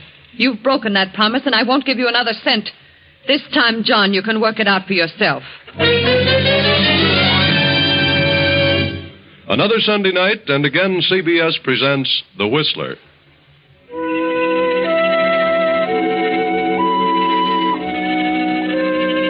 I, the Whistler, know many things, for I walk by night. I know many strange tales, many secrets hidden in the hearts of men and women who have stepped into the shadows. And so I tell you tonight the amazing story of Avarice. John Abbott lives in a vast house on the outskirts of town. But it isn't John's house. It belongs to his wife. John has never had a penny he could honestly call his own. But then John has always been lucky. John Abbott is somewhat of a gambler who was fortunate enough to marry a wealthy young widow, Marcia Howard, wife of the late motor magnate Burton Howard. But John has pulled a few tricks bordering on the shady side of late, and Marcia has come to distrust him. She has paid off a number of his gambling debts, but this time he's really in a spot. John got into a poker game with Mike Flynn, lost, and paid off with a worthless check. Hello, Mike. How are you? I haven't seen you since that big night last week. Where have you been keeping yourself? Where have you been keeping yourself? Well, my wife's been rather ill, you know. I've intended to get in to see you and the boys for some time. Did you try real hard, John? Try? Why? What do you mean? I kind of get an idea you were trying to avoid me. Oh, why should I? Would you have dropped in today if Muggsy hadn't tipped you off that I wanted to see you? Why, of course I would. In a pig's eye. I resent that, Mike. You do? Well, I resent this. What? This rubber check. You got a lot of nerve horning in on a game when you can't pay off. Well, why was it returned? Insufficient funds, according to the slip. Yeah, I can't understand that. Must be some mistake. There's no mistake, John. You didn't have $4,000 in that bank, and you know you didn't. I checked on it. Well, I'll take care of it. You've got nothing to worry about. Then fork over. I don't carry that much money on me. Then you'd better dig it up, John. Oh, I can't walk out and pick it off a tree, you know. You know where to get it in a minute. Do I? Sure. Your wife is rolling in money. That's not as easy as you think. See, Marcia doesn't approve of gambling. Neither do I. When you can't back your bid. Well, I can get it. You've got to give me a little time. Take a few days. John, I'll give you till Saturday at noon to get me that money. Saturday? Well, that's almost impossible. This is Wednesday. How much time do you need? Well, I don't know, but I'll get it as soon as possible. Do you have to have cash? Not necessarily. I see. What do you have in mind, John? Why, nothing at the moment. Better think of something. Yes, I will. Oh, I'll get it. Any good security will do. I quite understand. But whatever it is, I'll expect it by noon Saturday. Otherwise, well, I could turn it over to the district attorney, or I could have a pal of mine take you for a little drive in the country some afternoon. Oh, I'll get it, Mike. I'll get it. I'll have something for you Saturday at noon. I don't know what it'll be, but I'll have it. That's fine, John. It's fine. I'll be expecting you. Thanks, Mike. Thanks for the extension. Sure. Always glad to help out a friend. Yes. Well, so long. So long, John.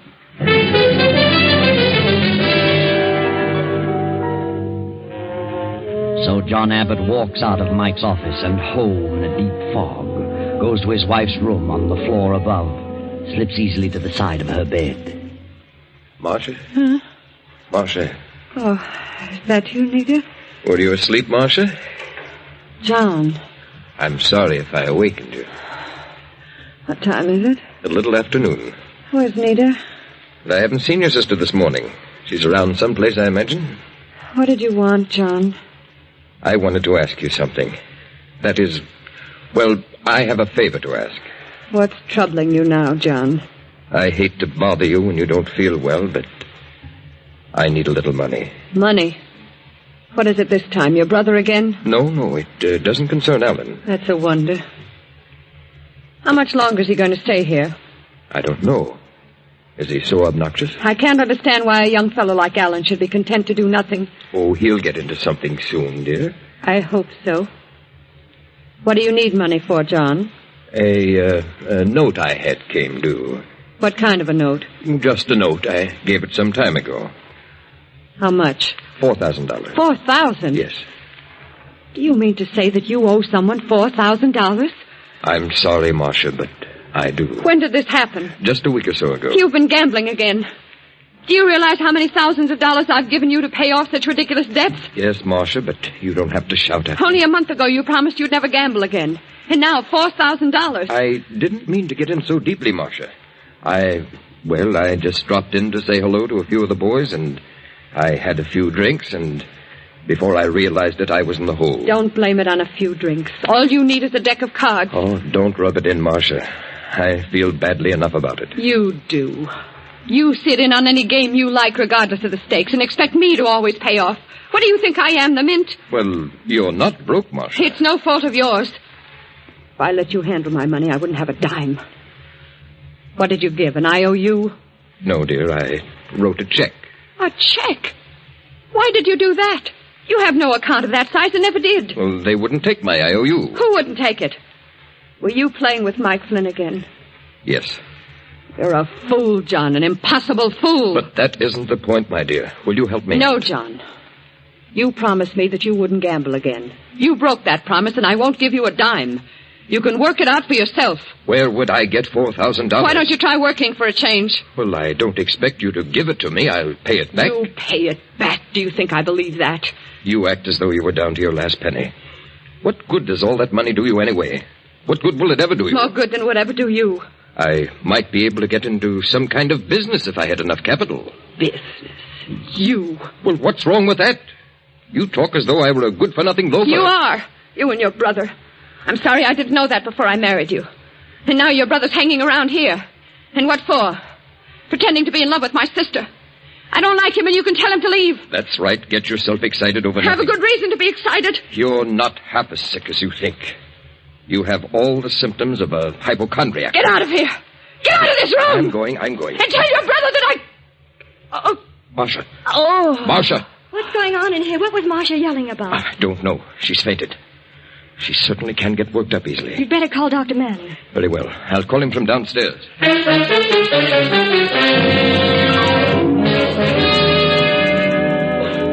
Dr. Manning. Oh, yes. This is John Abbott. I wonder if you could come over here. Marcia has had another spell. Yes. Very well. Goodbye. What happened, John?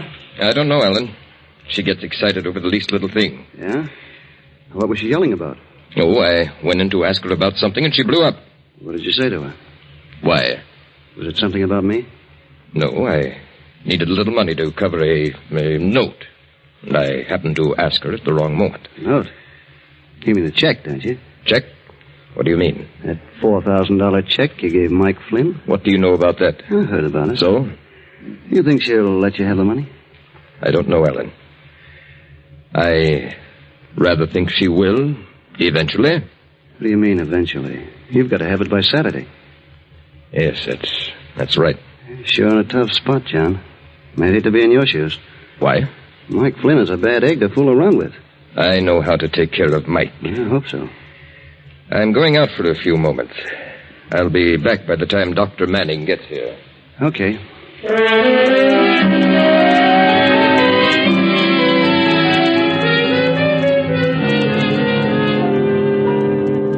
John goes out and walks around for a while, pondering over his predicament. Alan sprawls on the sofa and studies his own personal problem. In a few moments, Nita, Marcia's young sister, comes down the stairs. How is she, Nita? She's a little better. I gave her some of her medicine and she pulled out of it. What upset her? Oh, it doesn't take much to upset Marcia. She's such an unreasonable woman. I wonder what John said to her. Probably some trivial little thing. Maybe. Sometimes I feel I can't stay here another day. Why do you stay, Nita? Well, I feel it's my duty to stay. It wouldn't be right to leave Marcia in this condition. Is that the only reason for staying? No. Suppose she's angry because of my being here? I don't know. I don't think she likes me very much. I don't know why she should feel that way. I've tried to be nice to her. She doesn't seem to like anyone very well. She makes herself miserable. No one seems to be able to do anything for her. Suppose she resents your being here, Nita? Why should she? Oh, I don't know. She might invent some crazy idea and... Well, I wouldn't want to see her get angry with you, Nita. What reason would she have to do that? Oh, I don't know. I was just talking, thinking out loud. What are you trying to say? Do you think that Marcia loves John? I know she doesn't. Do you believe that John loves Marcia? I don't know.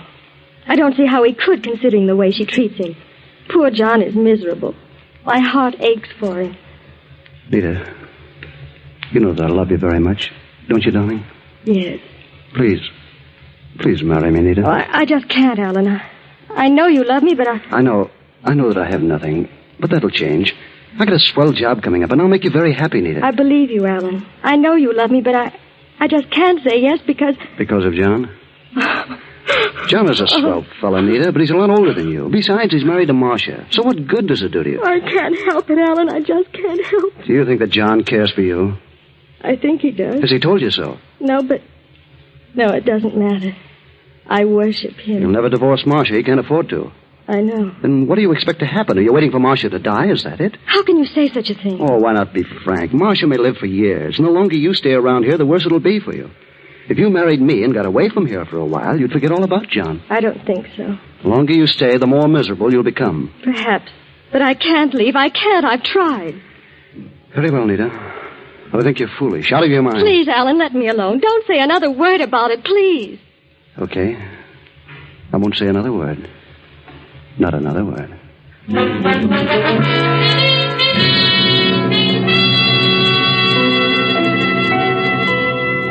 Dr. Manning visits Marcia. John returns to the house. And now the doctor has come downstairs and asks John, Alan, and Nita to join him in the library. I want to have a little talk with the three of you. Yes? About Marcia? That's right. How is she, Doctor? She's much worse than when I saw her last. Worse? Yes. She's suffered some emotional upset. She can't afford to do that. Her condition is very, very serious. I've warned you before about the result of the slightest argument. Well, I don't know what occurred this morning, but I warn you that another such occurrence will cost her life. Is she that bad? I'm going to be frank with you, John. For her own good, I had to tell her the truth. I think I should tell you. The truth? I doubt if Marcia will live more than a year. What? Yes. On the other hand, if she suffers no further emotional stress, she may live 2 or 3 years. Poor Marcia. I didn't realize it was that serious. I'm sorry to have to tell you this, but I feel that you should know all the truth. It is quite a shock, Doctor, but I appreciate your letting me know. Yes, we all do. Of course.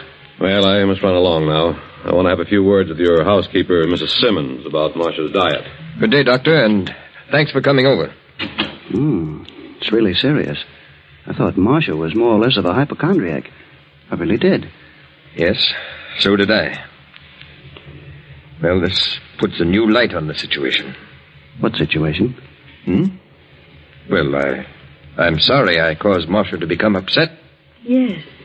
We must be very careful from now on about what we say to her. Yeah, that's right.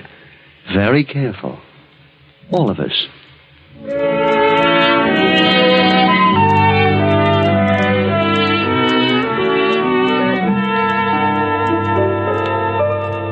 Early next morning, John goes into town to have a talk with Mike Flynn, the gambler. Mike isn't in his office, so John drops over to the drugstore to purchase a few articles. Well, how are you, John? I haven't seen you for a week or so. Where you been keeping yourself? Oh, I've been rather busy the past few days. Yes, what can I do for you? Well, I have a list of things here. Quite a few items. I'll let you fix them up, and I'll call for them later. Very well. Got some nice specials on today. No, just what you see there on the list. Oh, yes, of course. Now, let me see. Yes, I have everything here. I'll be back. Oh, hello, Mike. I was just up to your office. So I hear. Got some good news for me, John? Why, yes. That is, well, I think things are going to be all right. That's all? I'm glad to hear it. For your sake. I wanted to ask a little favor of you, Mike. Favor? Yes. Well, that all depends on what it is. What you got in your mind, John? Well, I suppose we go over to your office. Okay. Whatever you say. Just wrap those things up, Mr. Smith. I'll call for them in half hour, so come on, Mike.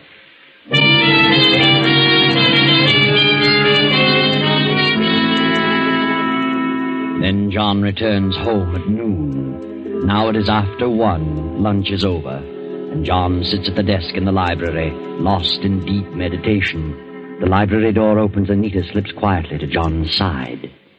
John. Oh, yes, Nita. I didn't hear you come in. I opened the door very quietly. I thought you might be taking a nap. No. I was just thinking things over. I know how you must feel, John. I've developed a bit of a headache. I didn't sleep a wink last night. I'm so sorry for you, John. May I rub your head? It might help a little. Oh, thanks, Nita. I'm all tied up in knots.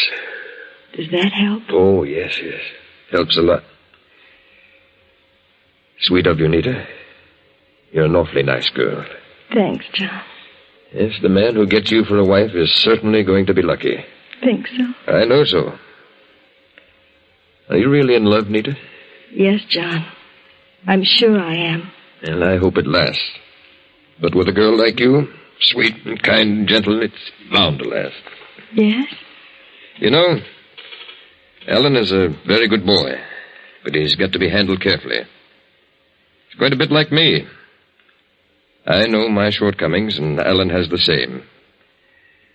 We were both raised with a silver spoon in our mouths.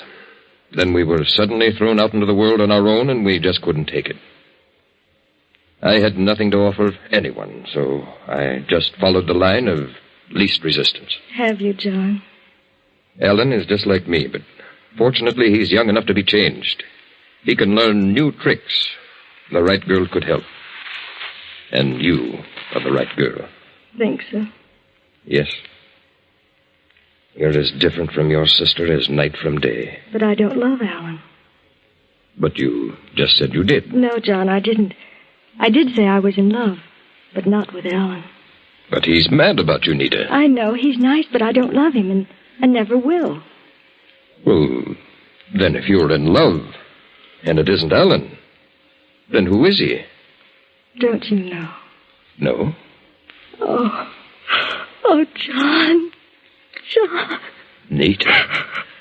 Nita. Oh, John, forgive me, but I can't help it. What do you mean? Don't you know, John? Look at me, Nita. Yes, John, I know it's despicable, but I can't help it. I love you. Well, of all things. Nita. I've loved you from the day we first met. But, Nita, darling, what's ridiculous. You can't mean it. I do. I've tried to fight it, but I can't. I'm married to your sister. Marcia doesn't love you, not the way I do, and you don't love Marcia. How do you know that? I can tell, I know. Oh, you're miserable, John. Am I? Yes. Marcia has treated you terribly. How you've gone on this long, I'll never understand. But I love you. I'll always love you. Don't you care for me at all? Yes, Nita. I'll have to confess. I do. Oh, John. John, darling. Oh, it won't work. In the first place, I'm married to Marcia. In the second place, I'm older than you. In the third place? Yes? I'm in a spot. A very ticklish spot. I can't afford to, break off with Marcia. What do you mean? I owe a certain man $4,000. I must pay him by this coming Saturday, or I might go to jail. What? Oh, he couldn't do that. Yes, he could. And he might even take me for a ride. Kill you? Yes. Oh, John. Did you tell Marcia? That was the cause of her relapse. She refused? Absolutely. Well, that only proves she doesn't love you. She's mean and hateful. Sometimes I think she's insane. Do you? Maybe she is. You mustn't give up hope, John. You'll get the money. How? There'll be a way, John. There must be a way. We'll make a way. Make a way? What do you mean? I'm not sure. But we'll find it.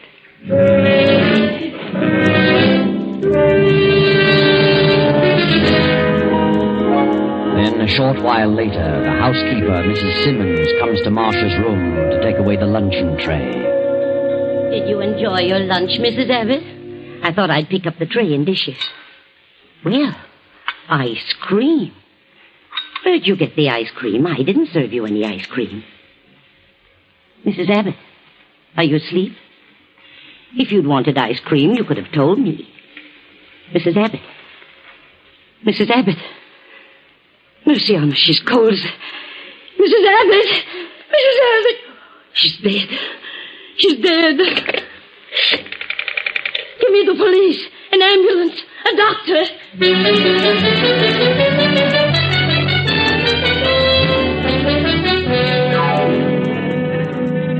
The police arrived. The ambulance arrived. But Marcia was dead.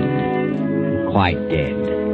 Why the police were called, only the housekeeper knew. But once the police arrived, they followed it through to an autopsy. Now the officers have returned to the Abbott residence. Captain Barnes is speaking. You're Mrs. Simmons, the housekeeper? Yes, that I am. Mm-hmm. And you're Nita, Mrs. Abbott's sister? Yes.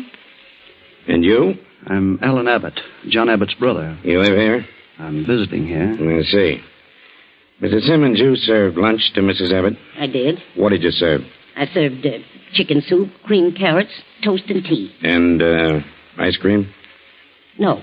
You didn't serve ice cream? I did not. Are you positive, Mrs. Simmons? I'm positive. You don't have to shout.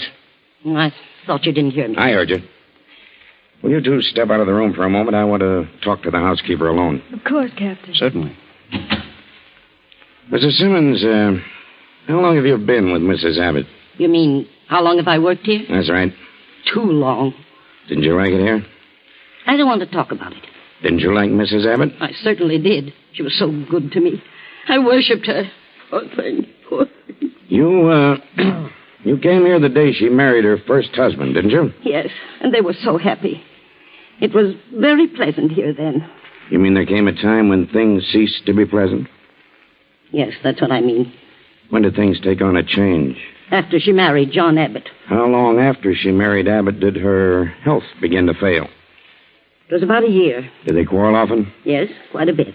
What about? Well, about money. Mr. Abbott didn't have a cent when they were married. And he's never earned a cent nor done a day's work since. He was always gambling, always losing money. Her money. Then she got disgusted and clamped down on him. And shortly after that, she began to fail. Yes, and she changed completely. She became morose and cranky. You just can't realize what a change there was in her unless you knew her. How long has Alan Abbott been visiting here? Visiting? Mm-hmm.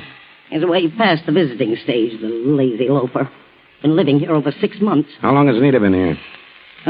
She came to live here over a year ago. Mrs. Abbott asked her to stay with her when she first took ill. And that was a big mistake. Mistake? To have her sister here? What do you mean?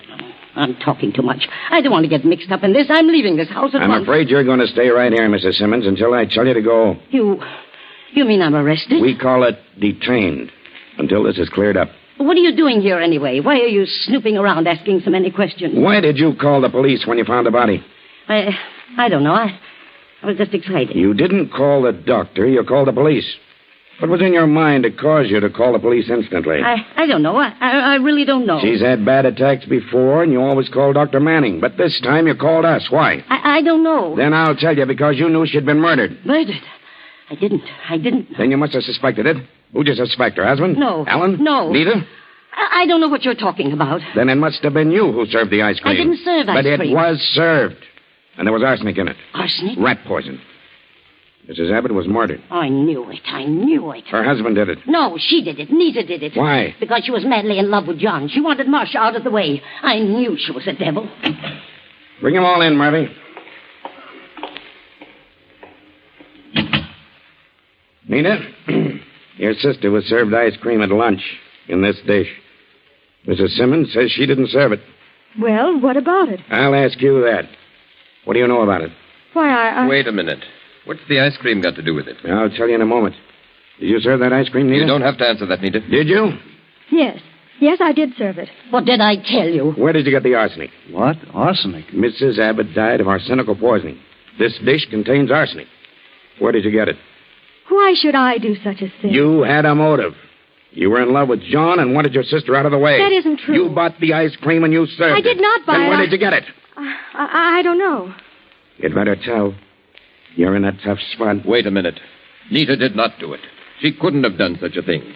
I bought the ice cream. I gave it to Nita to serve to Marcia. And you put the arsenic in it. Nita would never do that. She isn't the kind. John did it, and he had a motive. What motive? He gave Mike Flynn a rubber check for $4,000. Mike gave him till Saturday or he'd turn it over to the DA. Marcia refused to help John out, so he killed her. Is that true about the check? Yes, but I didn't kill Marcia. That's ridiculous. Of course it is. And if anybody had a motive to kill her, it was Alan. What?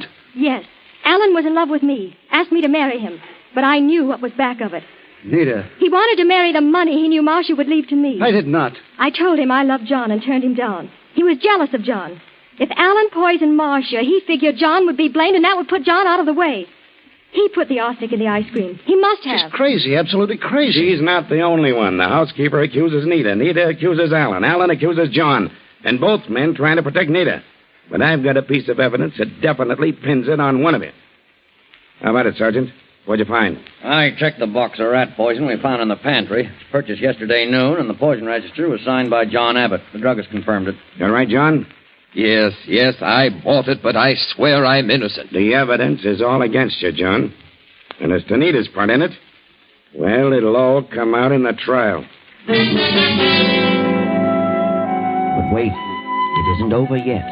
The door bursts open and Dr. Manning rushes in, waving a special delivery letter just received at his office. Read it, Doctor. Listen to this. John doesn't love me. He cares for nothing but my money. He's in a spot over a bad check, a spot in which he deserves to be. Alan is no good and pretends to be in love with Nita, but he really wants to marry her for the money he thinks I'll leave her. My sister is in love with my husband, which disgusts me. If I leave my property to her, John will marry her at the first opportunity. This house is filled with nothing but avarice and greed. I can bear it no longer. The thought of hanging on to life under these conditions for another year is intolerable. A few minutes ago, I slipped down the back way and found some rat poison. Removed a portion of it, slipped back to my room and mixed it with the ice cream. Enclosed is a short will, witnessed by Mrs. Simmons. I leave all my property, personal and real, to the children's home at Montebello. This will end the disgusting situation created by my late husband's fortune. Signed, Marcia Howard Abbott. Well, there you are. None of them killed Marcia, but they certainly had the motives. Now, all of them are left to face the world penniless. And there's still a $4,000 check standing between John and Nita. Too bad.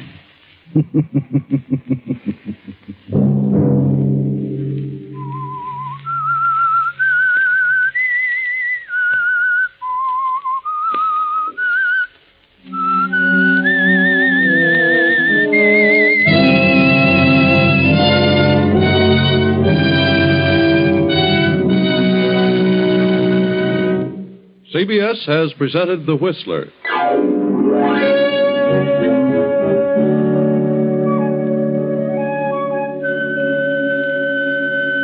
Original music for this production was composed and conducted by Wilbur Hatch. The Whistler is written and directed by J. Donald Wilson and originates from Columbia Square in Hollywood. Next week, same time, I, the Whistler, will return to tell you another unusual tale. Good night.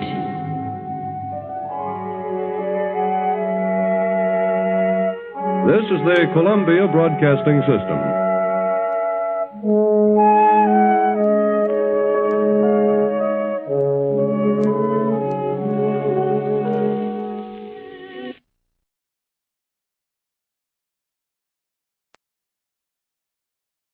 Wait a minute. Have you heard the strange tales of the Whistler?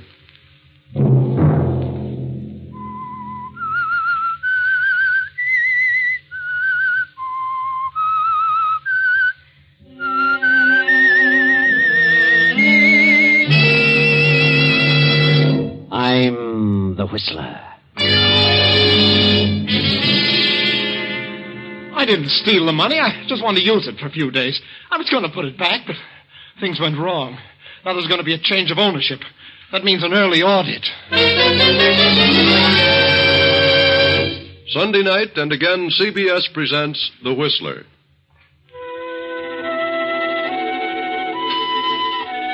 I, the Whistler, know many things, for I walk by night. I know many strange tales, many secrets hidden in the hearts of men and women who have stepped into the shadows. And so I tell you tonight the tale of the accounting. Tom Bradford is a middle-aged rancher living a few miles out of town. Tom has married a widow with a grown son named Ralph, who is inclined to be shiftless and lazy. Tom resents this because times are difficult and he's short of help. He further resents the fact that the boy has married a girl from the town and brought her to live with them. They've been here for 2 months now, and Tom has grown crabby and unpleasant. You know the way conditions are, Mary. Just can't get any help, and this ranch is too much for me to handle alone. I know, Tom, but Ralph doesn't know anything about a ranch. Ralph was raised in the city. He can learn, but he's too lazy. All he does is sit around and read magazines. But he's a delicate sort of boy. He always has been. Well, let him go out and do a little work, and he won't be so delicate. You've made a baby out of him. I've done no such thing. If Ralph were able to help you, I'd be the first one to ask him to do it. Oh, if he amounted to anything, he wouldn't have to be asked. I wish the Army would take him. They deferred him because he wasn't strong enough. Well, he's not too weak to do a little something around here. And that wife of his, that Vera, she's worse than he is. She could do something. All she does is dress herself up in baby Ralph's. She loves him. Never washes a dish because it might ruin her hands. She can't cook, she can't do a thing. I don't like her. I think Vera's a nice girl. And I can do without her being here. You mean you don't want her here? That's exactly what I mean. But if she left, that would mean that... Why, Ralph wouldn't stay here without Vera. Then they can both go. Do you know what you're saying? Ralph is my son. I don't care who he is. He can get out and shift for himself. And take that steaming little brat of a wife with him. Oh, you're just upset, Tom. You'll feel different about things in a few days. You must try to control yourself. Mary, before they came here, you and I got along very nicely. But since they've come, we've had nothing but arguments and hard feelings. Ralph and Vera are constantly stirring up trouble. Naturally, you take Ralph's side. You can't see his faults because you're his mother. But at the same time, you're his worst enemy. Tom, how can you say such a thing? I know what I'm talking about, and I've made up my mind. They've got to go. Go where? What will they do? Well, let Ralph figure it out. Let him get a job. A job? What can he do? A lot of things. He's not that helpless. Oh, but Tom, please, you don't understand. I understand, all right, and that's final. He and Vera can get out in the morning. Very well. I'll tell them. And perhaps I should go, too. Is that what you want? Oh, now, don't be ridiculous, Mary. I didn't say that. I thought you loved me. I never dreamed you could be like this. I'm not being mean, Mary, and I don't want to talk about it anymore. You going to tell them, or shall I? Yes, Tom, I'll tell them. Very well. I'm very tired. Good night, Mary.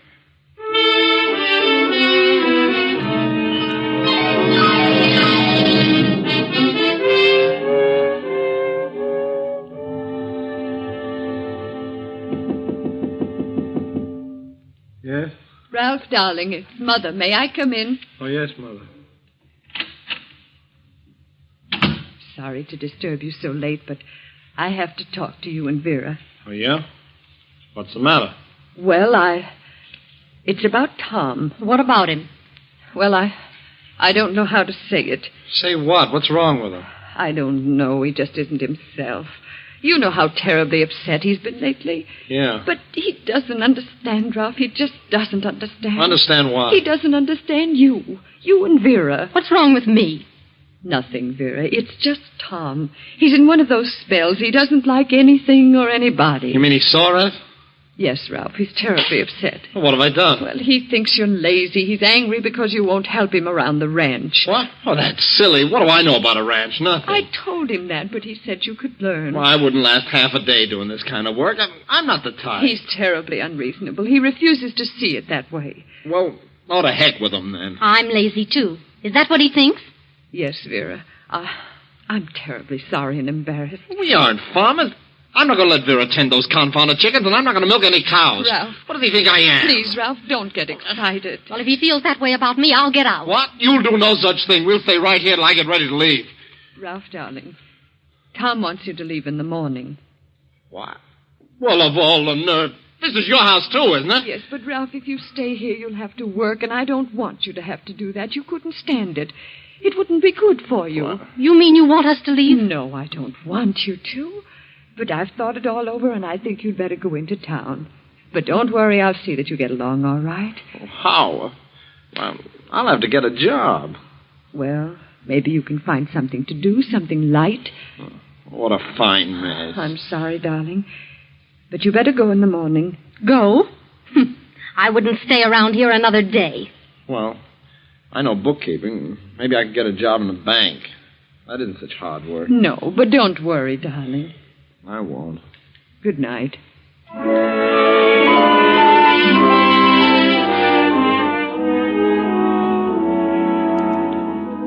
next morning after breakfast, Ralph and Vera leave the ranch and go into town. A few days later, Ralph obtains a job in the bank. Then, after a month or so, he is promoted from the adding machine to the teller's cage. Now, 2 months more have passed, and the young teller in the next cage steps into Ralph's compartment. Busy, Ralph? Huh? Oh, hello, Herb. I was just... How are things going? All right, Herb. Yeah? Seem to be having some trouble, Ralph. Trouble? What do you mean? Oh, I don't know. You looked a little worried. I thought maybe you were having a bit of difficulty making things balance. What do you mean? No, I'm not having any trouble. What gave you that idea? Well, I've been off a few cents a couple of times, and believe me, I know what it means. Why, I've worked all night, several times, trying to find what happened to 2 cents. I know how it feels. Yeah? Did you find it? Well, I didn't find the 2 cents, but I found the error in my figures. Well, I haven't found the error in my figures. Haven't you? Well, that's good. What would be wrong with my books? Why, I didn't say anything would be wrong. I just thought you looked a bit worried. Thought maybe I could help you. I don't need any help. I'm quite able to take care of my responsibilities. Good. Glad to hear it. By the way, have you heard the news? What news? This bank is being taken over by a system and is to become one of its branches. You know what that means. No, what's it mean? It means a complete audit before the end of this month. That isn't very far away. About 15 days. Yeah? I just thought you would want everything in order. I know I would. Yeah. Well, thanks for the information. You're welcome, Ralph.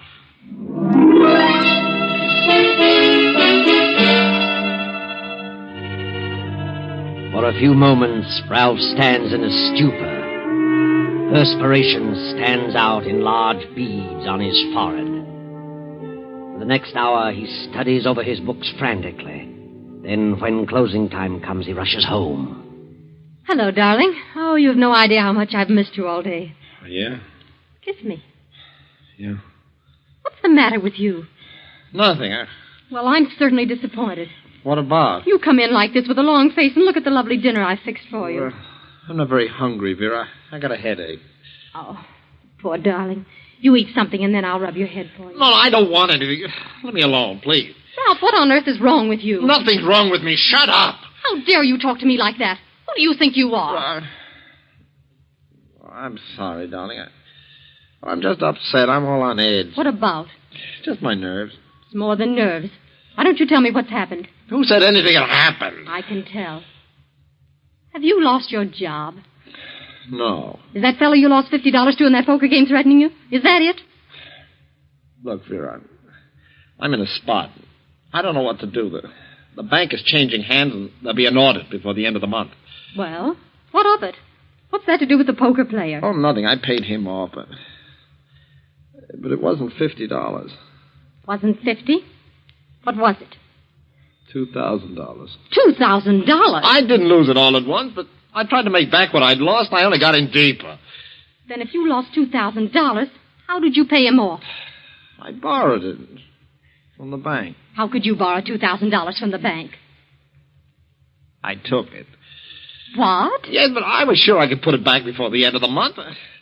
Now I'm worried. I don't know what to do. If I don't put it back before the audit, I'll get caught and sent to prison. Where are we going to get $2,000? I don't know, but there must be some way, some place to get it. How about your mother? She'd give it to you. Tom has money. He doesn't like us. No? Well, maybe we could make him like us. At least we could try. Let's drive over there. This is Saturday afternoon, and next Monday is a legal holiday. Let's drive over and see what we can do. All right. Least we can do is try. We'll go.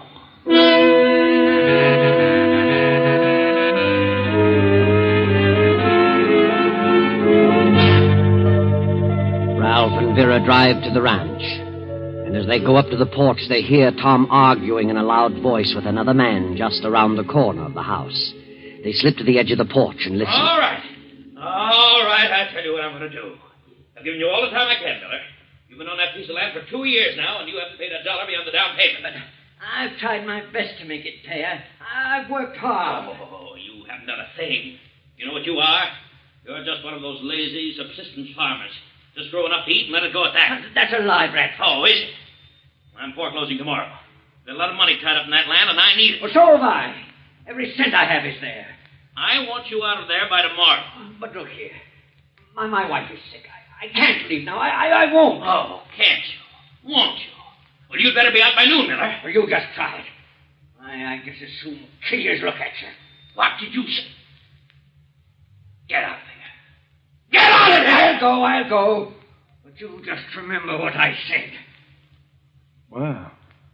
What do you think of that? Come on. Let's go on in and talk to your mother. Tom's going to have a stroke one of these days. He's been warned about those fits of temper. Might be a good thing for everybody if something did happen to him. Yeah? Maybe so. Oh, hello, Ralph, darling. I didn't expect you down today. He has an extra day off, so we thought we'd come down. Did you hear Tom arguing with that fellow Miller just now? Yes, I heard them. Tom better not play around with Miller. He's a tough-looking customer. Tom gets worse every day. He rants and raves at the least little thing. Hasn't spoken to me civilly for weeks. I can't stand it here any longer. I'm glad you came because I'm going back with you. Going back? Leaving Tom? I've got to. He's unbearable. Oh, but, Mother, you can't leave him. That is, not just now. Why not? Well, you've got to put up with him for a while longer because Why don't you tell her, Ralph? Ralph, what is it? What's happened? Ralph is in trouble. He needs some money. Oh, darling, what's happened? Tell Mother. Well, I borrowed some money from the bank. I have to pay it back before the end of the month. How much? $2,000. What?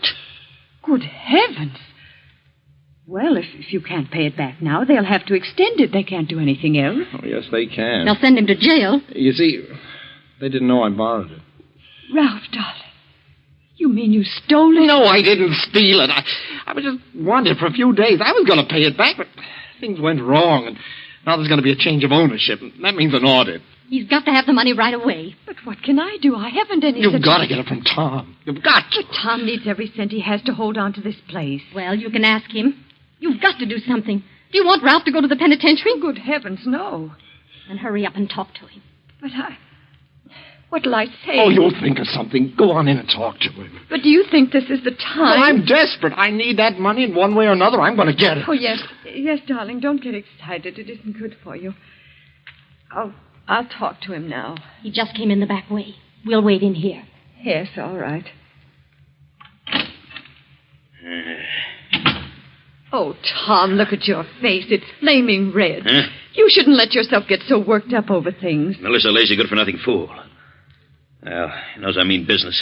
He'd better be gone by tomorrow noon. Oh, he'll go. Don't worry. Huh. You even threatened to kill me. Please, Tom, forget about it. Come on, dear, sit down. Your lunch is ready. Don't really need that land. Just that I can't tolerate shiftless, irresponsible people. That place is worth $5,000. Miller paid $750 down, been on it 2 years, and hasn't paid a dime since. Tom, dear, I need some money. Yes?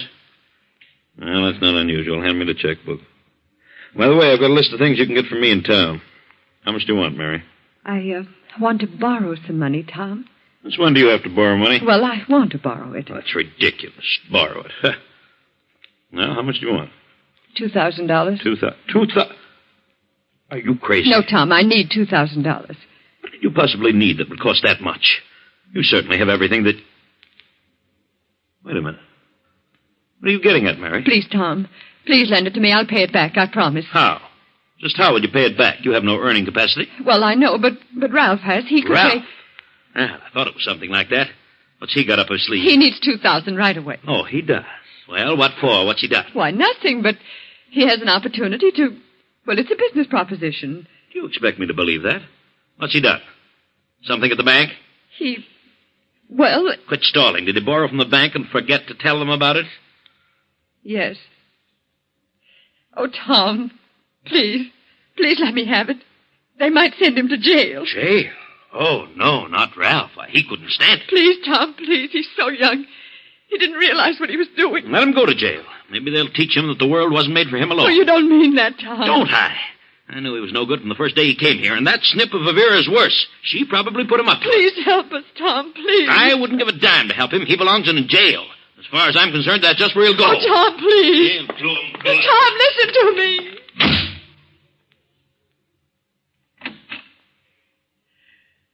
Oh, Ralph, darling. He refused. He won't help me. I heard him, the stingy old crab. So he doesn't like me, eh? Well, he should know what I think about him. I could stick a knife between his ribs. And, well... Yeah? You really could? Yes. What are you saying? What are you thinking? Nothing, Mother, nothing. I'm just thinking Tom isn't in very good health. He ought to be careful about those rages. He's likely to die in one of those spells. Yes. That would be too bad. Has Tom any living relatives? No. Well, I hope for your sake, Mother, that he's kept up in that insurance policy. But he has. Let's see now. How much was that? 50,000, wasn't it? Yes. That's a lot of money. Oh. But we mustn't talk like this. Mother would feel terrible if Tom should... Well, after all, he's her husband. She loves him. Yes. Yes, of course. But you'll have to face it sooner or later. He's getting along in years. On the other hand, he may live a long time yet. Who knows? Yeah. I'd be afraid of that Miller after the threats we heard him make. Ralph, darling, Yes, Mother? What were you going to say? Nothing. I wasn't going to say anything. Come on, Vera. Let's get our things out of the car.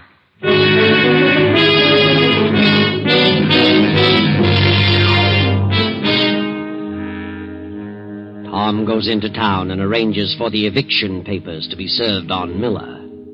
He returns late that evening and goes straight to bed. The night passes and morning comes. Tom, being an outdoor man, is usually up before sunrise. But this morning only Mary, Ralph, and Vera appear for breakfast. Finally, Mary, becoming worried, goes to Tom's room and knocks. He does not answer. She opens the door and screams in horror. There on the bed lies Tom, stabbed in the heart. Well, he's been dead since about midnight. Bedroom window was open, but we can't find the weapon. Why, he probably took it with him, Sheriff. Who? Well, that fellow Miller. He must have done it. How do you know that? Well, he was here yesterday afternoon, and he and Tom had a terrific argument. Tom was evicting him, and Miller threatened to kill Tom. Anybody else hear him say that? Yes. I heard him. So did I. Yeah, then it looks like Miller's our man. We'll get over there right away before he has a chance to skip. Come on, Bill. Oh, Ralph. Ralph, darling. No, Mother. You better go to your room and try to rest. Yes, Ralph. Certainly hope they catch Miller. Do you think they can pin it on him? Without any evidence? Well, certainly. You heard what the sheriff said. Miller's threat's all they need. You think Miller did it, don't you? Why, of course I do. What a silly question.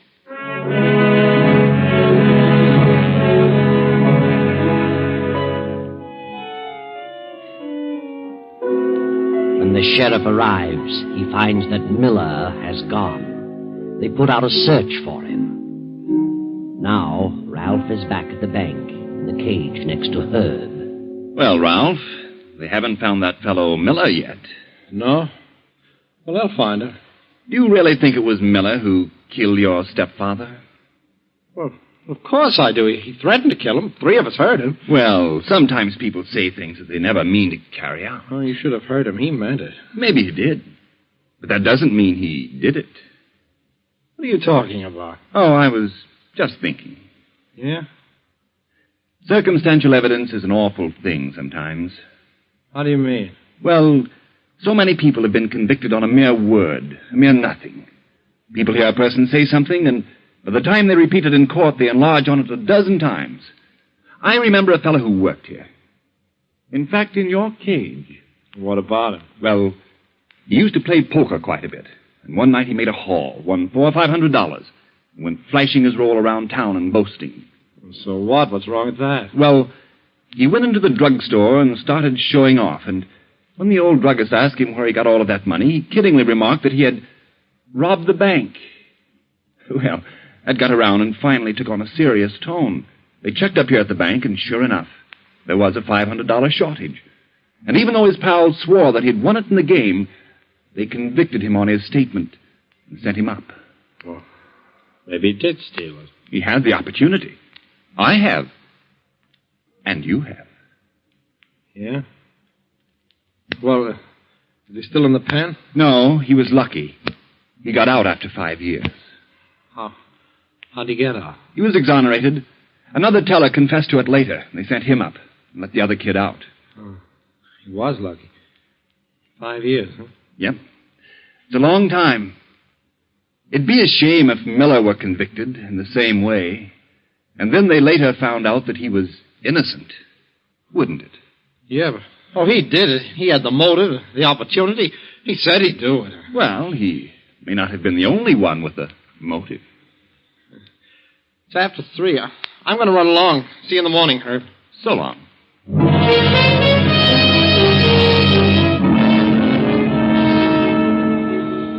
Ralph grabs his hat, his face tense with anxiety as he hurries down the street to his car. He drives quickly to the ranch and enters the house.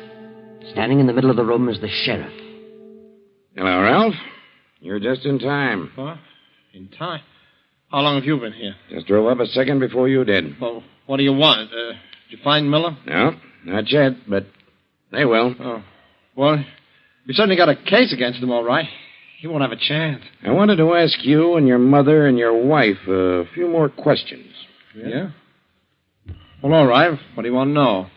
We got a message from someone in town saying that Miller was seen at the gas station about 7 o'clock on the night Tom Bradford was killed. Well, so what? Maybe it was. They checked with the attendant.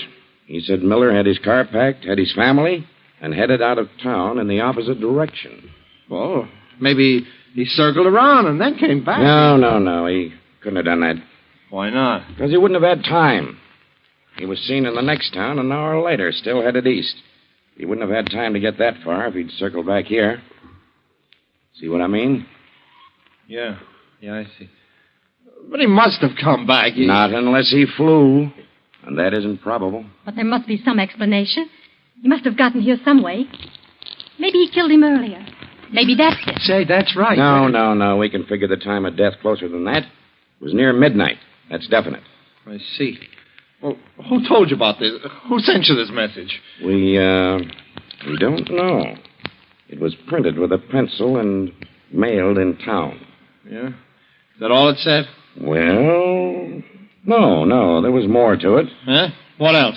Oh, there's always cranks butting into cases like this. Amateur detectives are always getting hunches, and, they're seldom ever right. Well, what did it say? I'll tell you. Calm down. Yes, Ralph, take it easy. Oh, yes, darling, don't be so upset. It isn't good for you. Well? It said that the real murderer would probably be found in the immediate household of Tom Bradford. What? And since we haven't found the weapon, we might check over the house. I never heard of such a thing. That's the biggest bunch of nonsense I ever heard of. Why, my mother loved Tom Bradford. So did I, so did Vera. He was like a father to us. Please, Ralph, don't shout so. Well, my partner's been looking over the place while we've been talking. I imagine that he'll find... Just a minute. I hate to bother you right now, but, here you are, Sheriff. Take a look at this. Well, a knife. Mm-hmm. Apparently covered with blood. That's right. I found it in Mrs. Bradford's room. Right under the mattress. What? Well, how did it get there? Yes, Mrs. Bradford. How did it get there? I put it there. Afterward. Mother, what are you saying? You're out of your mind. Did you kill your husband? Yes. Yes, I killed him. No, she did not. She couldn't. I killed him, and I had a good reason. I hated him. He was cruel to me, and he hated Ralph. I couldn't stand it any longer, so I killed him. She's lying. She didn't do it. She ought to know. We know Miller didn't do it. You can't do this, Mother. I know what you're trying to do. What's she doing? She's trying to protect me. She thinks I did it. Thinks you did it? Mother, do you realize what this means? Tell him the truth. Tell him. I did it. I killed him. The knife is from my own kitchen. I did it, and I'm glad. She's crazy. She couldn't have done Why it. not? Because I killed him. She's trying to protect me. Ralph, what are you saying? I did it, I tell you. I ought to know. I had a better motive than she. What motive? I'll tell you that later. I don't believe you killed him, Ralph. You're trying to protect your mother now because you know she did it. I did it, I tell you. I did it. Well, that's enough for me. I believe her. But we'll soon find out. We'll check the fingerprints on the knife. That won't prove anything. Why not? Because I used the glove. Mother must have taken the knife from the body and hidden it, thinking that I'd slipped up. That's just so much talk, and you're just shooting in the dark. Come on, Bill. Let's get back to town and do some checking.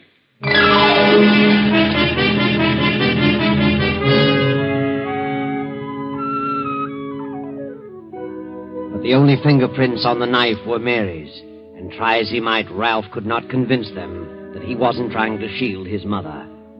Ralph realized finally that his mother was sure to be convicted, and as the day of the audit grew closer, he became frantic about the money he had to have.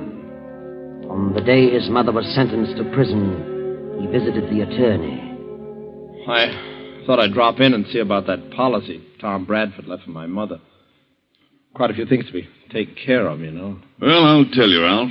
That policy would have been paid long ago, but there are certain technicalities in this state regarding insurance. What's that? We had to wait till the finish of the trial. Well, why? She's the beneficiary. She's entitled to insurance. Not here. If the beneficiary is convicted of killing the insured, the beneficiary cannot receive the proceeds of the policy. The same is true as to Tom's farms and other property. What? What about me? I'm the son. There are no other heirs. You were not the blood kid to Tom Bradford, and you were not legally adopted. Therefore, all the property and the insurance reverts to Tom's estate. Nothing we can do about it.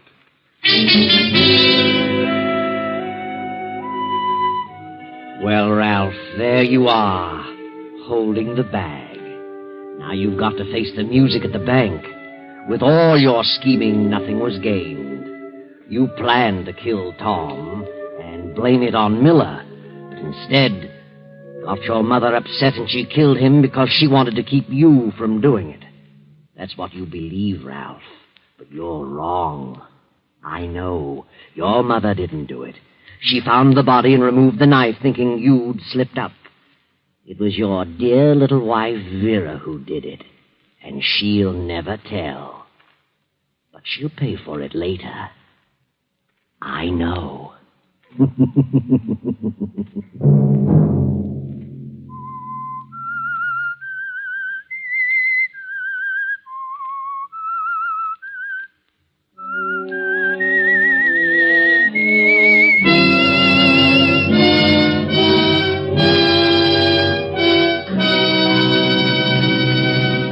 CBS has presented The Whistler.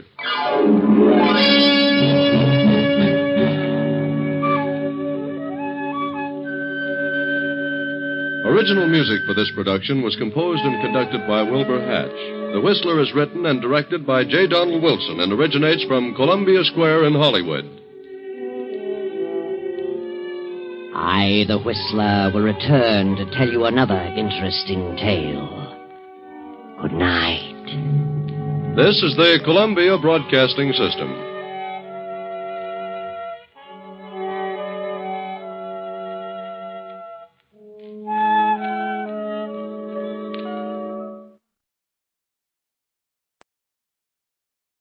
Wait a minute. Have you heard the strange tales of the Whistler?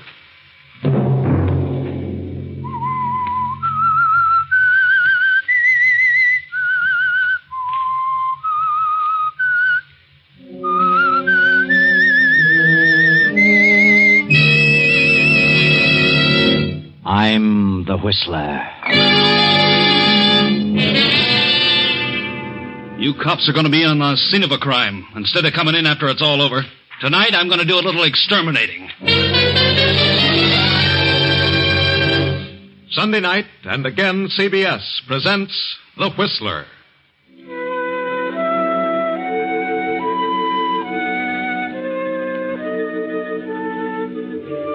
I, the Whistler, know many things, for I walk by night. I know many strange tales, many secrets hidden in the hearts of men and women who have stepped into the shadows. And so I tell you tonight the story of the Double Cross. It is Christmas Eve in the big, lonely city of New York. Outside, the snow falls in huge floating flakes. Inside an apartment, young Joe Blake sits on the floor before a small Christmas tree with his 4-year-old nephew, Timmy. Joe's sister died 2 years ago, and for a while the child's father tried to look after Timmy. But being a detective lieutenant, the father, Steve, found it almost impossible. A year ago, young Joe had become involved with some hoodlums and would have gone to reform school but for Steve's intercession. Joe has kept out of trouble since then and has been living with Steve and taking care of the apartment and little Timmy.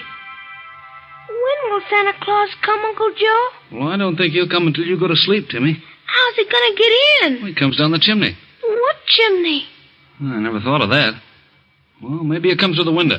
They're all locked, Uncle Joe. Well, I'll open one after you go to bed, kid. He'll get in. Don't worry about that. Open the biggest one. The biggest one? Why? Well, I saw Santa Claus, and he's fat. And a pony is big, too. Oh, I see. Well, I don't know about the pony, Timmy.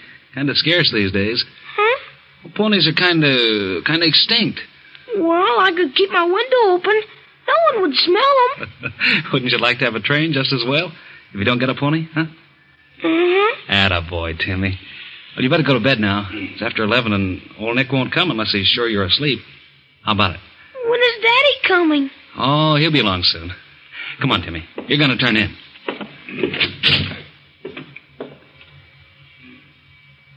There we are. Tucked in fine. Night, Timmy. Don't forget to open the window. I won't. I'll open them all.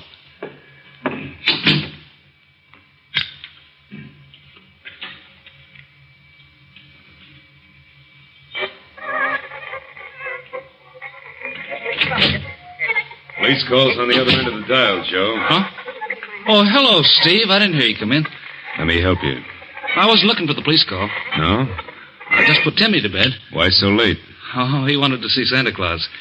He's going to be kind of disappointed in the morning. How so? Well, it's a pony. Well, maybe you can buy him one, Joe. Are you kidding? No. I don't get it. What's the matter with you, Steve? Something go wrong tonight? Have you been here all evening? Why, sure. Haven't been out. Don't I always stay with Timmy when you work late? You didn't slip out for an hour or so while Timmy was asleep, huh? No, why should I? But you could have. Sure I could, but I didn't. Joe, when I got you out of that last scrape, I did it because I had a lot of faith in you. In your promises. I still don't get it. I was the one who got you that relief job in that department store. I vouched for you. I know that. What about it? Somebody opened the store's safe tonight. Somebody with slick fingers. Sensitive fingers like yours, Joe. What? Why, I've been near the store since noon. You sure? Certainly, I'm not crazy. I've had my lesson. I wish I could believe that. I swear I haven't been out of this house. Why should you try to pin anything like this on me just because I'm working there during the holiday season? I'm not trying to pin anything on you. Just has all the earmarks of your abilities to open a safe. That's not fair, Steve. I'm through with that kind of stuff. I got plans. I'm going to make something useful of myself. You're sure you weren't out of this place? I swear I wasn't, Steve. I swear it. Okay. I'll take a chance on it. I'm not on the case, but I heard about it. Now, look, they'll start checking on all the records of guys like you, and they'll probably drop around to see you tomorrow. I didn't leave the house, Steve. I didn't. Okay, but you got to have an alibi. Well, Timmy was here. Timmy's a baby. He won't count. Oh, hello, Steve. Why, evening, Captain. Come on in. Yeah. You know my brother-in-law, Joe. Yeah, I remember him. What can I do for you? Sit down. I was just ready to turn in, but sitting around reading for a couple of hours. Kind of drowsy. Yeah? How long you been here, Steve? Oh, I got off duty at 8. Been home since 8:30. Why? How long has Joe been here? Oh, he was here when I came in. He's been here all evening. Hasn't been out? Certainly not. What are you getting at, Captain? Joe's been working mornings at Shelby's department store, hasn't he? Yeah, that's right. Well, their safe was open tonight around 9:30. They closed at 7:30. I thought we'd check up on the boys with sensitive fingers. Joe? Why, he hasn't been out of the house. I'll swear to that. You will? Certainly I will. Joe's through with that kind of stuff. Yeah? Well, then how would you explain this, Steve? Why, where'd you get that cigarette case? Wait a minute. Let's see that. Sure. We found it beside the safe. Joe, this is the case your sister gave you a year before last. I had your name engraved on it. Yeah, but how'd it get there? I've never been near this store safe. No? Well, I suppose you just lost it somewhere. When did you see that case last, Joe? Oh, yeah. I had it this morning. As a matter of fact, I hadn't missed it. You expect me to believe that, Steve? No. And you expect me to believe that you were here all evening? No. You dirty little rat. You did pull that job. No, I swear I didn't, Steve. I swear it. You know what this means, Steve? You haven't been here all evening. You're lying. You're trying to furnish an alibi for Joe. Do you know what that means? Yes, I know what it means. Sneaking little crook, I believed in him. Get him out of here. Get him out before I break his neck. Steve, please listen. There'll be a hearing about you, Steve, in the morning.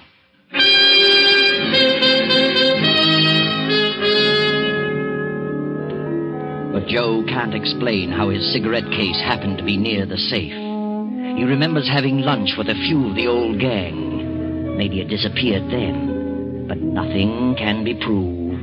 So Joe is convicted and sent to prison for 2 years.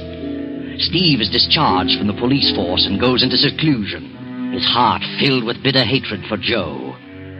2 years pass, and Joe is released, determined to make a success of his life regardless of his past. Steve has disappeared, but Joe meets Della Kenton, daughter of wealthy John Kenton. Della persuades her father to engage Joe as his secretary. Guess who, darling? Huh? Why, I can't imagine. But if I could, I'd guess it was Della. Well, you guessed right. Are you going to type all day, Joseph? No, not all day, darling. I'll be through in a few minutes. I've got a message for you. I knew you were busy, so I answered the phone. It was a man, thank heaven, and he said to tell you that he'd located your friend Steve. What? Did you get the address? Yes, darling, but don't get so excited. Here it is. 454 East 17th Street. That's certainly a dilapidated part of town. Whom do you know who lives there? A fellow I used to know. I've been trying to locate him for 2 years. Well, it is a sort of a cheap locality, isn't it? May I go with you? Oh, darling, I'd rather you didn't. I won't be gone long. I hope not. And don't forget, Father is arriving on the midnight train, and he expects us to meet him. Yeah, I remember. I'll be back soon. All right, darling. I'll be ready. So long, Della. Just a moment. Haven't you forgotten something? Have I? What? Are you a married man? Certainly not. That is, not yet. Well, then don't act so much like one. Come back here and kiss me. Oh, I'm sorry, Della, darling. I was so excited I forgot. Bye, dear. That's better. Now you can go. Go on. I won't be gone long. I hope not, because I want to talk to you about Christmas. Christmas? Yes, we're going to give a Christmas party, and I want you to help me. Oh, yes, of course, darling. I won't be long.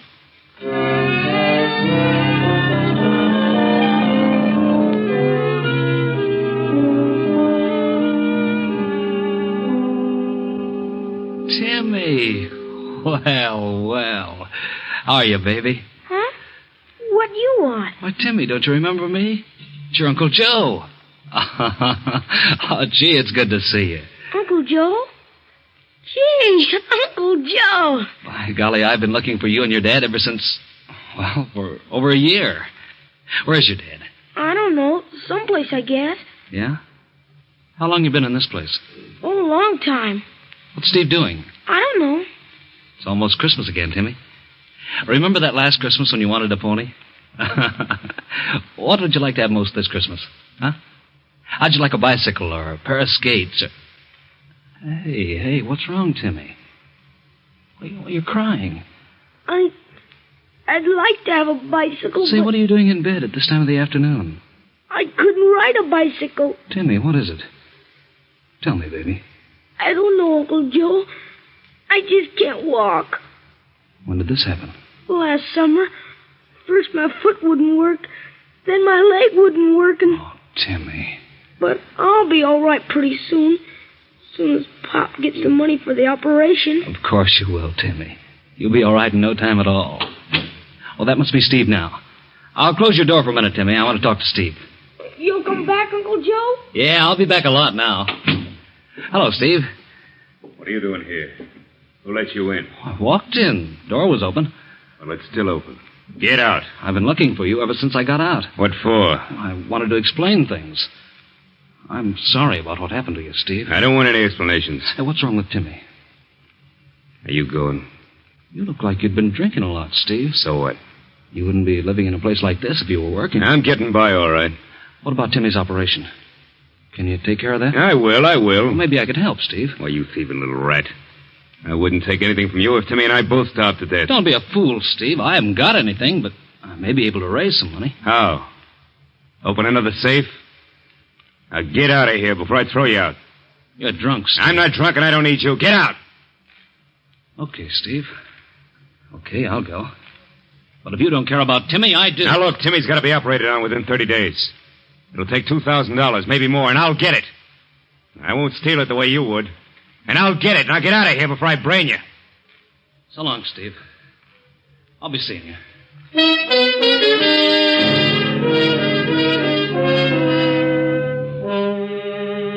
Dusk has descended as Joe leaves the cheap apartment and drives to the palatial estate of his fiancée, Della. He has decided to ask Della's father to lend him the $2,000. As he turns into the drive, a man steps out from beside the gate and stands before his car. What do you want? I want to talk to you, Joe. Who are you? Freddie Elsa. You remember me, Joe? What do you want, Freddie? Mike Slavich wants to have a little gab fest with you. Mike Slavich? Where is he? Turn out your lights and turn off your motor. What are you doing here? Mike will tell you. Hiya, Joe. How you doing? What are you doing around here, Mike? Want to talk to you. Mind if I get in? You've been doing all right since you got out, haven't you, Joe? Well enough. I'll say. Living in this big joint, engaged to old man Kenton's daughter. That's what I call climbing. You're the old man's secretary, ain't you? Yeah, get to the point. Old man Kenton's got a safe in that house. It's got a lot of rocks in it. What about it? We thought you might help us get them. You know the combination of the safe. You're crazy. I wouldn't think of it. We could change our mind. Couldn't we, Freddie? Yeah, more ways than one. Get out of this car. You don't scare, eh, Joe? No. Well, we mean business. If that don't scare you, maybe something else will. You think so? We know a quiet little spot where no one would find you for weeks, if ever. Well, a real gun. Shoulder holster and everything. We've come a long way since we were kids, Mike. Started out with cap pistols, and now the real thing. Yep.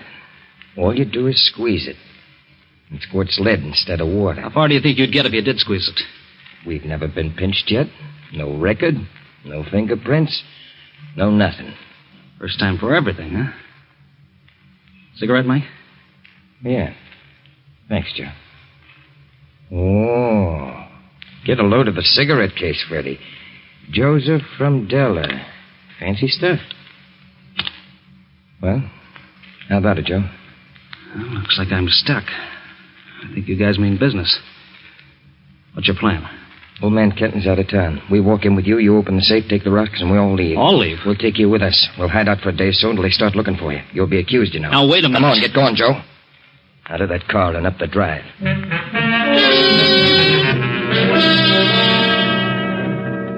Open it up, Joe. Quit stalling. Okay. It's open. Hand me the stuff. There you are. Thanks. Now, let's go. Joseph, are you in the library? Get out there and talk to her. Tell her you're leaving town for a few days. No monkey business. We'll be watching. Yes, Della. I'll be right out. Oh, where have you been, darling? We've got to meet that train. Della, I was... I'm sorry, but you'll have to meet your father alone. I got to run out of town tonight on business. I'll be back in a few days. What? Well, when did this come up? Just a few minutes ago. I'm going to drive. Well, all right, darling, if you must. Will you be back in time for the Christmas party? I hope so, Della. Well, I'd better get to the station. The train will be in a few minutes. Yeah. Goodbye, dear. Goodbye, and take care of yourself, Joseph. I'll try, darling. As soon as she gets out the drive, we'll leave. You take my car, Freddie. I'll drive with Joe. Come on.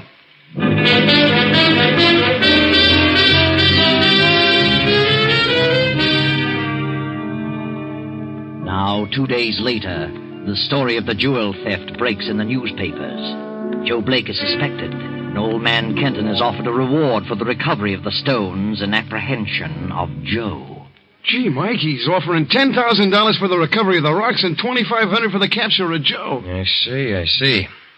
Well, we'll lay low for a few more days, then skip to Chicago and unload this stuff. Why do that? You got a better deal right here in town. How do you mean, Joe? You'd make a lot more by collecting this reward than you would from a fence out of town. You mean we go back to Kenton and hand over the stuff? Why not? Not a bad idea. We'd have to take you with us and turn you in. Well, certainly. You'd have to do that to prove how you found the jewels. What's your plan? Oh, look. You guys are a couple of private detectives, and you read about the reward, see? You just happened to spot me and grab me. Brought me back to Kenton. You turn over the stuff, and he pays off. I'll make a break for the door. You got to take a few shots at me to make it look real, but you shoot wild. I get away. Then later on, when the coast is clear, I'll drop around. That leaves you in the clear, and I don't get locked up. I think it's a nutty idea. What if it don't work? Shut up. That ain't a bad idea, Joe. I'll take you up on that.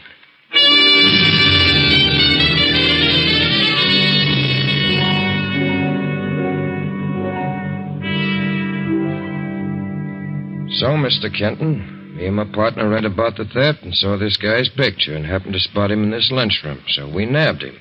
Well, here he is, and there's all your jewelry. Yes, this is all here, every bit of it. Take it over, Della. See if your jewels are all there. Yes, Father. Nothing of mine is missing. Very well. I suppose you want the reward? Well, after all... I'll give you this check for $10,000 now for the return of the stones, and I'll withhold the $2,500 until he is booked by the police and locked up. Well, okay, but we captured him. What more do you want? I prefer it that way. I want to be sure that he's locked up, and if he gets out in 20 years, it'll be too soon for me. You certainly pulled the wool over my eyes. And when I think that Della might have married you, an ex-convict... You can't always judge a book by its cover. It doesn't seem possible I could have been such an utter fool. You got a lot of things to learn, Della. The sooner you get him out of here, the better. Well, here's your check, and so long, Della. He's getting away! Come back here. Why? He's locked it from the other side. He won't get far. I must have hit him. Call the police. Never mind. We'll get him. That $2,500 belongs to us. Come on, Freddie, out this window. He won't get far. Do you think you hit him, really? No, I missed him deliberately. Shot high. Now that I think about it, I'm just a sap. That was our chance to get rid of him. So illegally. He knows too much. I don't trust him. Yeah, but we ain't really cops. So what? Any citizen's got a right to catch a fugitive. Come on, we're going to get that baby.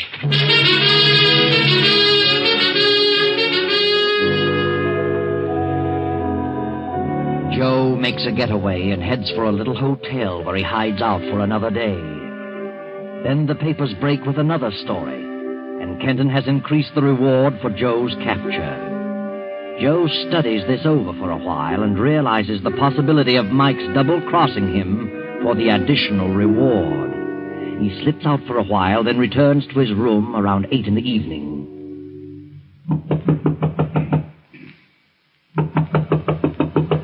Who is it? Open up or I'll kick it down. Steve. Well, so here you are, the rat himself. What do you want, Steve? What do you think? Are you back on the force, Steve? I will be when I get through with you. Because of you, I got kicked out. And now you're the one who's going to set me back in harness again. Funny how things work out. Oh, you know about the reward, do you? Yeah, I do. Once a crook, always a crook. I knew you'd pull something sooner or later. How's Timmy? He's just going to be fine in a few days. What do you mean? He can have that operation now. Oh, good. I'm glad to hear that. You're not half as glad as I am. And the thing that pleases me most is the way I'm getting the dough. Boy, this rap is going to send you away for 20 years. So what? Get your hat and start walking. And don't try that fade-out stuff on me, because I like you so much, I'd as soon plug you as look at you.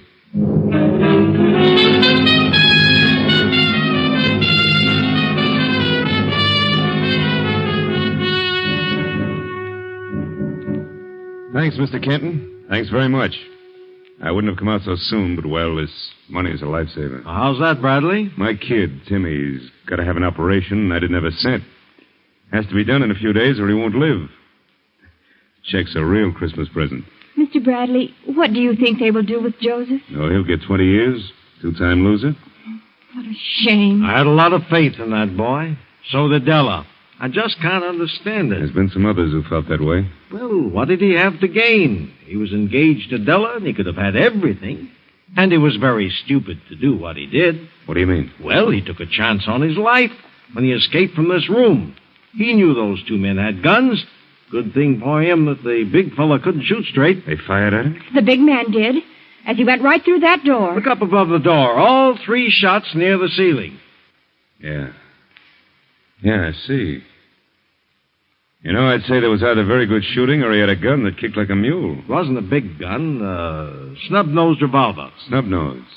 Not a service pistol? No, I'm sure it wasn't. I may drop in on you in a few days, Mr. Kenton. Certainly, Bradley. Anytime.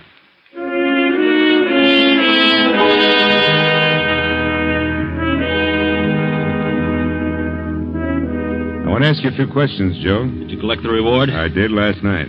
How's Timmy? He went to the hospital this morning. Oh, that's swell. Gee, I'm glad. Well, what do you want to know? He didn't pull his job alone, Joe. How did you arrive at that conclusion? Who were those guys who captured you? Said they were private detectives. One of them was a swell shot.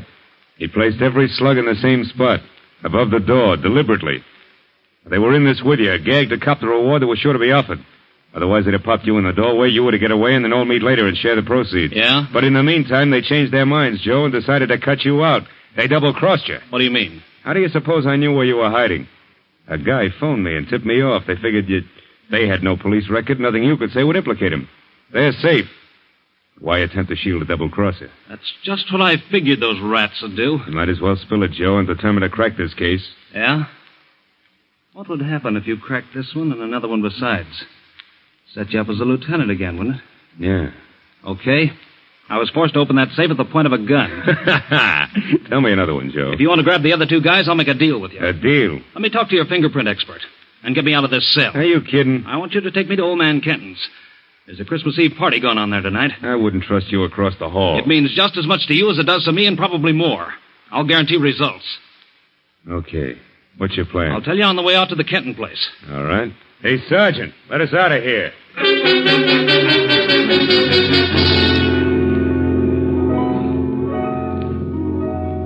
Come with me, gentlemen. Father's waiting for you in the library. Looks like you're going to have quite a party here tonight, Miss Kenton. Yeah, sure does. Here are the 2 detectives, Father. Oh, yes. Come in, gentlemen. Come in. Close the door, Della. I sent for you men because you did a good job of capturing Joe Blake and returning the jewels. Yeah? I'm having quite a number of guests here tonight, and I've just received some disturbing news. Joe Blake has escaped. Escaped? Holy mackerel. He may make another try to steal the jewels while we are occupied with our guests. Oh, I see. You want us to see that nothing happens. I want you fellas to stay here near the safe, and if he does come, grab him. Sure. You won't have a thing to worry about. Good. Come along, Della. Our guests are beginning to arrive. All right, everybody, don't make a move. Father! Joe! Lay your guns on the desk, boys. Thanks. Get over the other side of the room, Della. You too, Kenton. Things might happen. What's on your mind, Joe? Spread your hands flat on that desktop, Mike. You too, Freddie, and keep them there. Make one move, and I'll drill you both, you dirty double-crossing rats. Forced me to open the safe at the point of a gun, and tipped off the cops so to find me. Because you were afraid I might horn in on the reward. This guy must be nuts, Mr. Kenton. Which one of you phoned Steve Bradley? Come on. Well, I didn't, Joe. I thought you was going to contact Shut us. up, you little dope. Yeah, but he's mad, Mike. I don't want him to think I tipped the cops. Shut up. You did it, Freddie. You're the one. No, honest, Joe, I didn't. I didn't. Please, Joe. Open that safe, Kenton. I'm really taking those jewels this time. But I won't be bothered by Mike and Freddie. Joe, I didn't do it, honest. I'm going to place one right between your eyes, Freddie. Right between your eyes. Joe! He's bluffing. Don't anybody move. I'll open the door. Hello, Mr. Kenton. Hello, Bradley. We traced Joe Blake to the edge of your estate. I thought we'd better look in for... Just in time, Steve. Put up your hands and step into the room. What goes on here? The cops are going to be in on the scene of the crime instead of coming in after the crime's over. I'm going to take some jewels and do a little exterminating. But first, I'm going to make these guys do a little talking. I want to know which one of you guys tipped off Steve about me. Say something, Mike. This guy's crazy. Says we made him steal the stuff. That the voice you heard on the phone, Steve? No. What have you got to say, Freddie? It wasn't me. I tell you it wasn't. It must be him. Yeah, it certainly sounds like him. I thought so. Right between the eyes, Freddie. Please, Joe, don't. He won't shoot. Hand over that gun, Joe. Give it to me. Oh! Hey, he did it. I told you he meant it. You're crazy, Joe. You're crazy. I killed a cop, so why should I worry about killing a couple of rats like you? Start talking, Mike. Tell him you guys forced me to open that safe. You can't bluff me. There's no proof of such a thing. No? All right, Sergeant. Check Mike's fingerprints on the glass-top desk. Step on it. Yeah, sure. Mr. Kenton, look in the second drawer of the safe. You'll find my cigarette case wrapped in a handkerchief. What? By George, he's right. I put it there the night I opened the safe. Let the sergeant compare the prints with the ones on the desktop.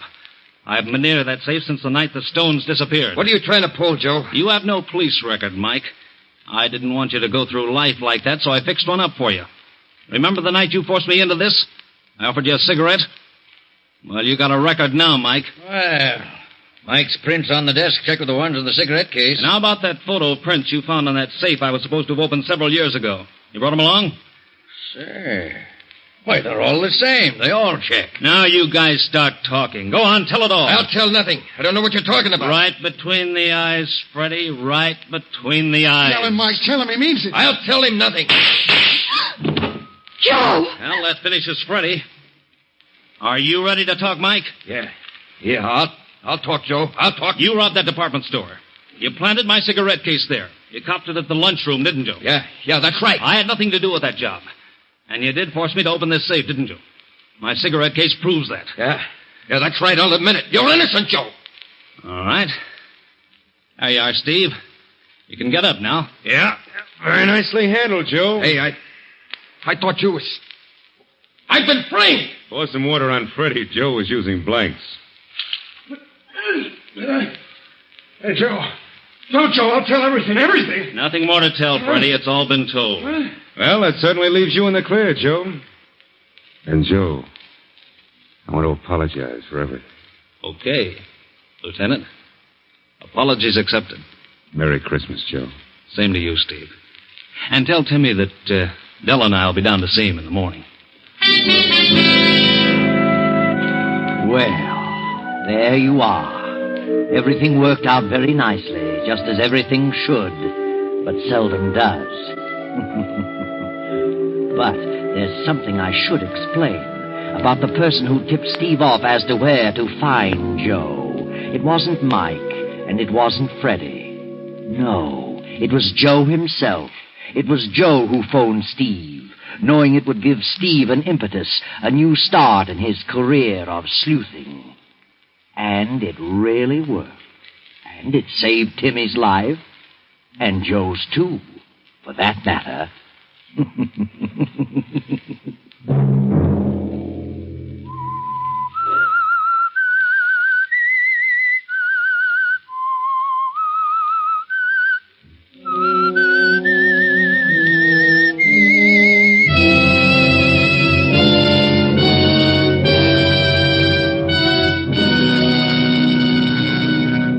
CBS has presented The Whistler.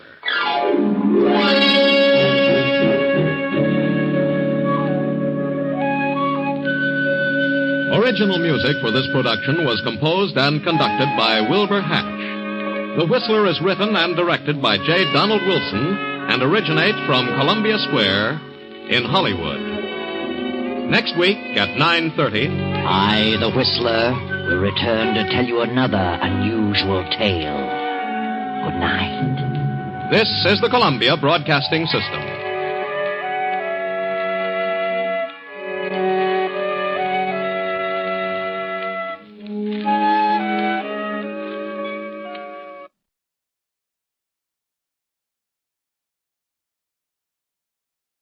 Wait a minute.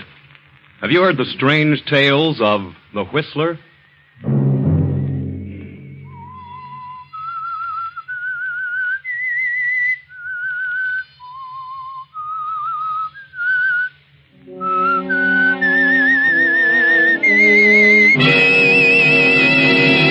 I'm the Whistler.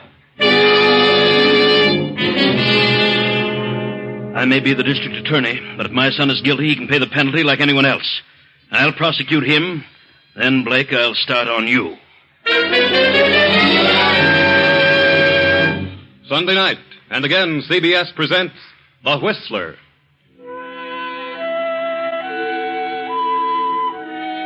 I, the Whistler, know many things, for I walk by night.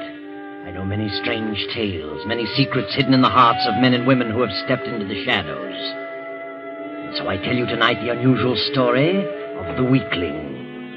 Young Clyde Banning, son of District Attorney Banning, steps out of a nightclub following a gay New Year's Eve party.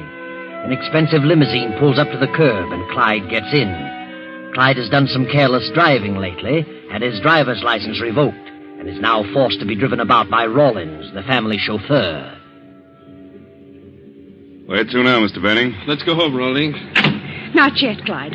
Ellen, what are you doing in here? I thought you were still in the club. I didn't think you even knew I was there. Well, I saw you a couple of times. Why have you been avoiding me, Clyde? You know how it hurts me. What's happened? Take Miss Blake home, Rawlins. No, I won't go home. I won't be brushed off like this without an explanation. You know how much I love you, Clyde, and I can't go on like this any longer. Please, Ellen, this is no time to make a scene. Clyde, you know you love me.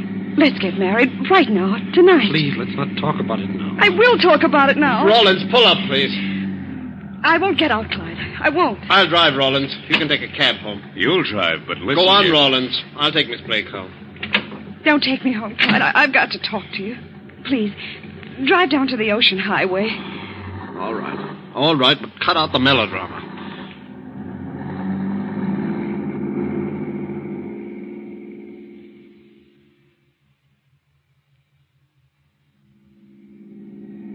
Why have you changed so, Clyde? Why can't we get married? You know as well as I. My father is district attorney, and he's out to crack that graft situation wide open. He knows who the big boss of the racket is, and he's going to get his scalp. Send him to the pen. But what's that to do with us? You know that Jim Blake is the big boss. Your own father. But we have our own lives to live. If I married you, Dad'd throw me out on my ear. What of that? We could get along. How?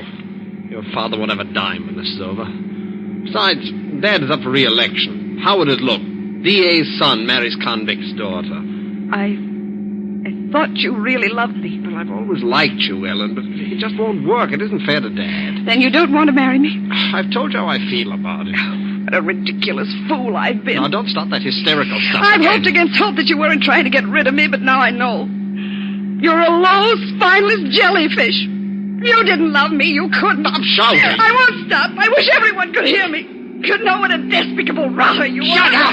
No, stop it, you little fool! Ellen! Good Lord! Ellen! Ellen! Oh, Lord. Her fate. Ellen. Ellen, darling. Better get a doctor. Maybe she... No, shouldn't move her. Yes, that's it. Get help.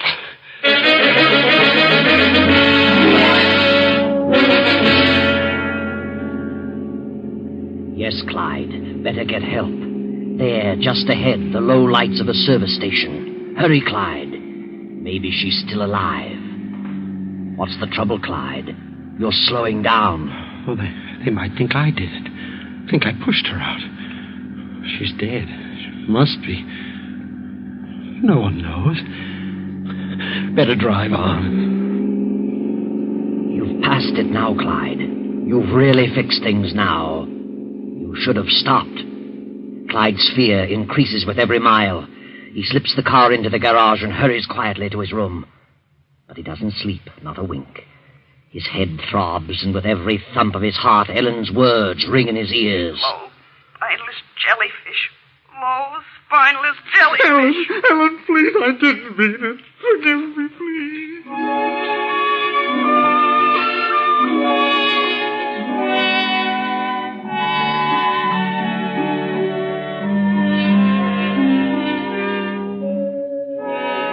District Attorney Banning sits at breakfast with his attractive wife, Marcia. Marcia is Clyde's stepmother. The district attorney scans his morning paper as Clyde, pale and worn, slips into his place at the table. What do you think of that? What is it, Henry? Jim Blake's daughter was found dead on the Ocean Highway early this morning. Oh, they found? On the Ocean Highway? Oh, good morning, son. How have you been? Oh, I guess I overslept. Really? Looks as though you hadn't slept at all. Have a big evening? Too much champagne? No. Gee, that's terrible about Blake's daughter. What happened to her? I think she was thrown out of a car. Probably some enemy of Blake's. I dare say he has plenty. Thrown out? Does it say that? Yes.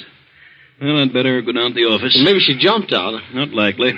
Venture to say she was pushed out, all right. Why don't you have some coffee, Clyde? Help that hangover. I haven't got a hangover. What in the name of heaven's wrong with you? You better take some aspirin, son. Go back to bed. Well, you're going to the office today? It's New Year's Day. Never go down there on a holiday. Going down for an hour or so. Will it upset your plans by any chance?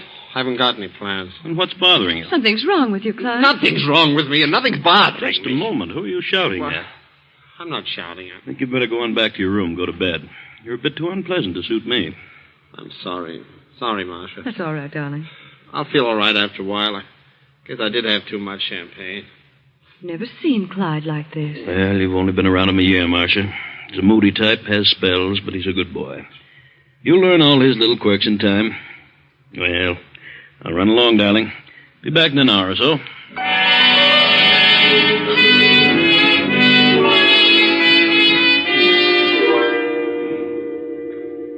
I beg your pardon, Mr. Clyde. Yes? What is it, Thompson? Rawlings, the chauffeur, would like to see you, sir. Oh, yes? All right, send him in. He'll see you, Rawlings. What do you want, Roland? I'd like to have a little talk with you, Clyde. Yeah? What's on your mind? Where did you go last night after you dismissed me? What business is that of yours? Well, I just thought I'd ask you. Got in around 2:30, didn't you, Clyde? What of it? Thought maybe you knew what happened to Ellen Blake.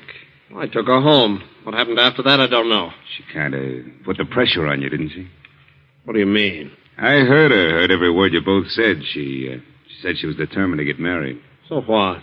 Well, it wouldn't be so good for you if I was to tell about last night. No? Oh, you made a big mistake when you let me out of that car. If you let me drive her home, why, you might not be in this jam. Who said I was in a jam? I say so. What if you do tell what you know? That doesn't prove anything. Oh, I got better proof than that. What? Ellen Blake's handbag. I found it in the car this morning. Here it is. What? Her initials on it, some personal effects inside. Oh, yeah?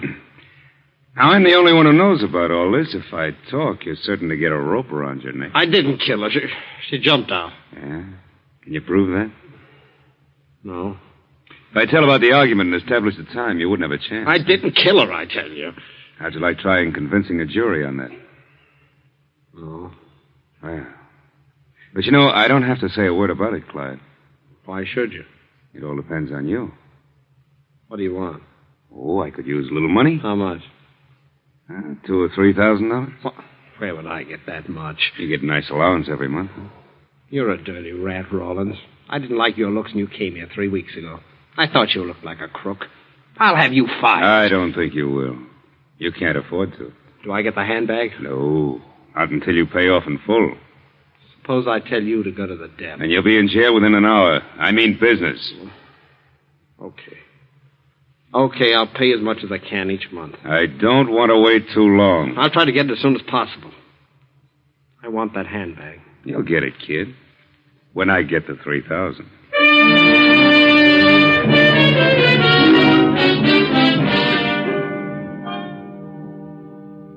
Good afternoon, madame. What do you mean coming into my room without knocking? And how is madame today? What do you want? I want to wish you a happy new year. Well, of all the nerve. You get out of here. Now, don't get excited. I thought you might like to talk to me. What do you mean? Well, I've got a little information that might be of interest to you. Information? What are you talking about? I'm talking about Clyde. What about him? Well, I was just wondering what would happen if your husband had to prosecute his own son for the murder of the daughter of the man he's out to break. Are you crazy? What do you mean? Clyde murdered Ellen Blake. Threw her out of the car. What? How do you know that? She was in love with Clyde. He was trying to shake her. I drove them away from a nightclub last evening. They had a very serious argument. And then he let me out and drove the car himself. That doesn't mean anything. Ellen Blake was killed about 1 a.m. Clyde came in about 2. Good heavens. This morning I found his handbag in the car. It's Ellen Blake's. If I were to tell what I know about it and produce his handbag, Clyde would have a rope placed around his neck by his own father. I doubt very much that the DA would ever be reelected. How could Clyde do such a thing? Well, he must have lost his head. She was pretty insistent. But you don't have to say anything about this. Oh, I wouldn't have to. If this came out, Henry would be ruined. That's just what I mean. Now, you wouldn't want that to happen, would you? No. And it's all up to you. Up to me? Yes, if I cover up a murder, it might affect my conscience. I might worry a lot. But my conscience might be sad. What do you want? Well, it ought to be worth about $3,000. Why, that's ridiculous. I have no such amount. Then get it. How could I explain what I wanted with $3,000? That's your worry, not mine, baby. Do you know what they can do to you for blackmail? Now, this isn't blackmail, honey. Oh, I'm not threatening to divulge someone's past. It's bigger than that. As a matter of fact, you're going to bribe me to withhold a piece of important evidence. So you see, I hold the aces. Get out of here. Get out. Okay. But I know somebody with a lot of dough, and I'd just as soon turn the information over to Blake as anyone else. I just want to give you a break. How about this diamond bracelet? Oh, yeah, that'll help. But it'll be hard to get rid of. I'd rather have cash. All right, I'll give you these diamonds, and you can hold them until I get the cash. Fair enough. Hand them over. Thanks. You know, I thought that you'd see things in the right way. Goodbye, honey. Get out of here. You rotten thief. Oh, listen to her.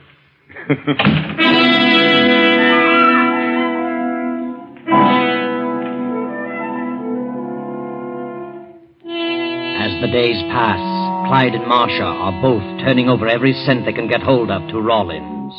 But the going is difficult, and Rawlins becomes more insistent. Then one day, Clyde gets a message to visit the big boss, Jim Blake, Ellen's father. I was told you wanted to see me, Mr. Blake. Yeah. Sit down, kid. Thank you. Everything working out all right? What do you mean? You look a little worried, kid. I thought maybe something was disturbing your sleep. Oh, well, I've been having headaches. I think it's my eyes. Been seeing things, have you? In the dark? No, I haven't been seeing things. I don't know what you're getting at, but nothing's bothering me. Just when was it that you started meeting my daughter, Ellen? I don't know what you mean. Quit playing dumb. I found out about it today. Who told you such a thing? Does your father know about you and Ellen? I'll bet not. Now, look here. If you think you can stop Father in this investigation by trying to frame something on me, you're crazy. You can't get away with it. I'll spill the whole thing. Oh, you will? Yes, I will. You're a crook. When my father gets through with you, you'll be behind the bars for the rest of your life. When I'm put behind bars, kids, you'll be dangling from the end of a rope. What are you trying to accuse me of? The murder of my daughter. Murder? I didn't kill her. Can you prove that? There's no proof that I did. I've got a witness, kid, and he's ready to talk when I say the word. Witness? That's ridiculous. Why should I want to kill Ellen? Because she was in love with you, and you wanted to shake her because you were afraid your father would kick if you married her. Your father's out to get me, and I'm determined to beat him to the draw. I didn't kill her, I tell you. Ellen left that nightclub with your car New Year's Eve. You had an argument. She wanted to get married. When she got too insistent, you dismissed the chauffeur and drove the car yourself. And out on the ocean highway, you threw her out on the rocks. I didn't. Did you stop? Did you look at her? Her face mangled to a pulp, her body broken to bits on those rocks? I didn't do it. I swear I didn't. I've got a witness to the argument and the time element. You can't scare me. I just talked to Rawlins, your chauffeur. He knows what time you got in, and he found Ellen's purse in the car. I don't believe it. Where's the purse? Rawlins has it. He'll produce it when you get to trial, and your own father will have to prosecute you. Oh, I'll enjoy that. Too bad about that purse, kid. If you'd found the purse and Rawlins didn't know what he knows, you might have gotten away with it. But you're stuck now, stuck with Rawlins and the purse, and your own father will have to tie the rope around your neck. Rawlins is a liar. It'll hold in court. The jury will believe him. He's a dirty liar. I could kill him. Kill him? You wouldn't do that. Well, he isn't fit to live. Well, you aren't either. But I'm going to give you a chance to keep out of the noose. I'll keep Rawlins from talking if you get me a couple of letters. What letters? Your father has them. They have my signature on them. You can get them very easily. You get those papers, and I'll put the quietus on Rawlins. They're addressed to the county supervisor. Your father intends to use them against me. I want them. Is that clear? Yeah. You get the papers, and we're both in the clear. Understand? Yeah, you understand. All right. I'll give you till tomorrow evening at 6 o'clock. You can go now. Yeah. Remember, 6 o'clock tomorrow night.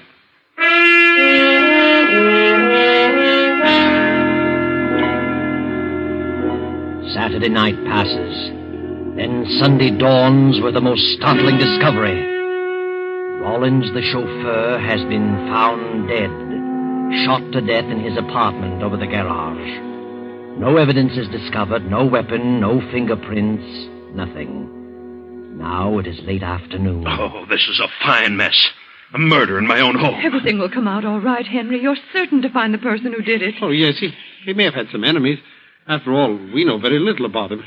He'd only been here a short while. Don't you understand? I'm the district attorney. Murder has been committed in my own home. Why, if I can't bring this to a solution, I'll be a laughingstock. I'll never be reelected. We're trying to help you, Henry. Oh, certainly. I don't know what I'm going to do, but this has got to be kept from the police department. Once they get into it, it'll be plastered all over the front pages of every newspaper in town. Yes.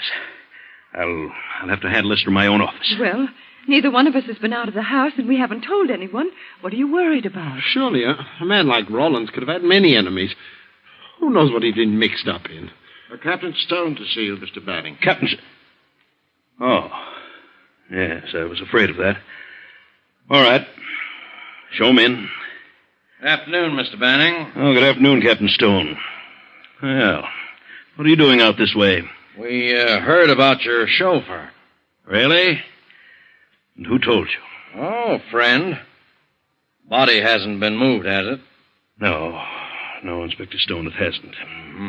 Still in the room over the garage. Well, come on, Skelton, let's have a look. You don't mind, do you, Mr. Banning? Why, no. No, of course not. Well, thank you. We'll be back in a moment. All right. You know, I've got a strange feeling that Jim Blake knows something about this. Blake?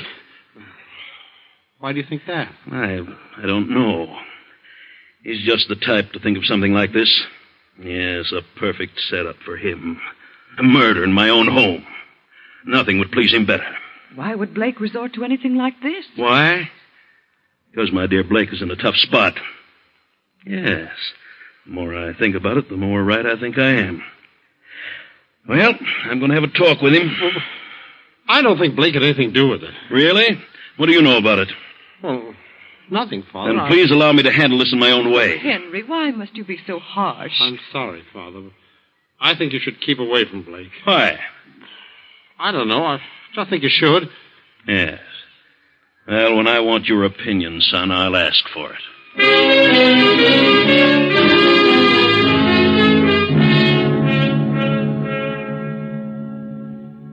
Well, here you are, Mr. Banning. We found it. Found what? We found this revolver behind the garage. Well, No, don't touch it. We want to check for fingerprints. Oh, of course, I know better than to touch it. Fingerprints? Maybe there are none on it. We'll check it just the same. Well, the killer would be a fool to leave his prints on the gun. How do you know it is the gun? We'll find out. Ballistics will know. How will they know who the gun belongs to?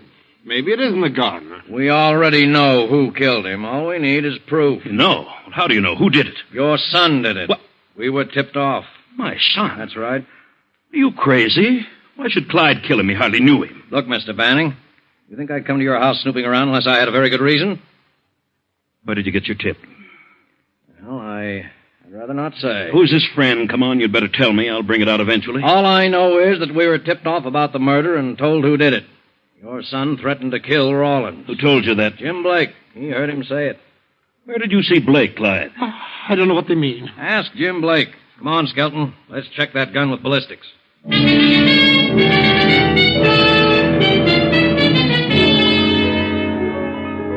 few hours later, Boss Jim Blake stands in the study facing the district attorney.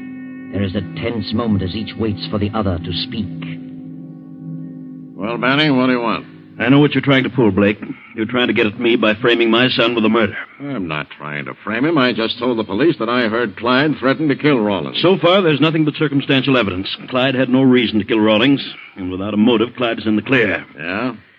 You had a scheme in mind to force me to drop that investigation, then your scheme went haywire. You pulled a boner. What do you mean, boner? If Clyde had threatened Rawlins' life, the natural thing for a man in your situation to have done was to approach me instead of the police. Why? Well, you wanted those letters, didn't you? How could you possibly make a deal for those letters now that you've made your information public? I'm way ahead of you, Banning.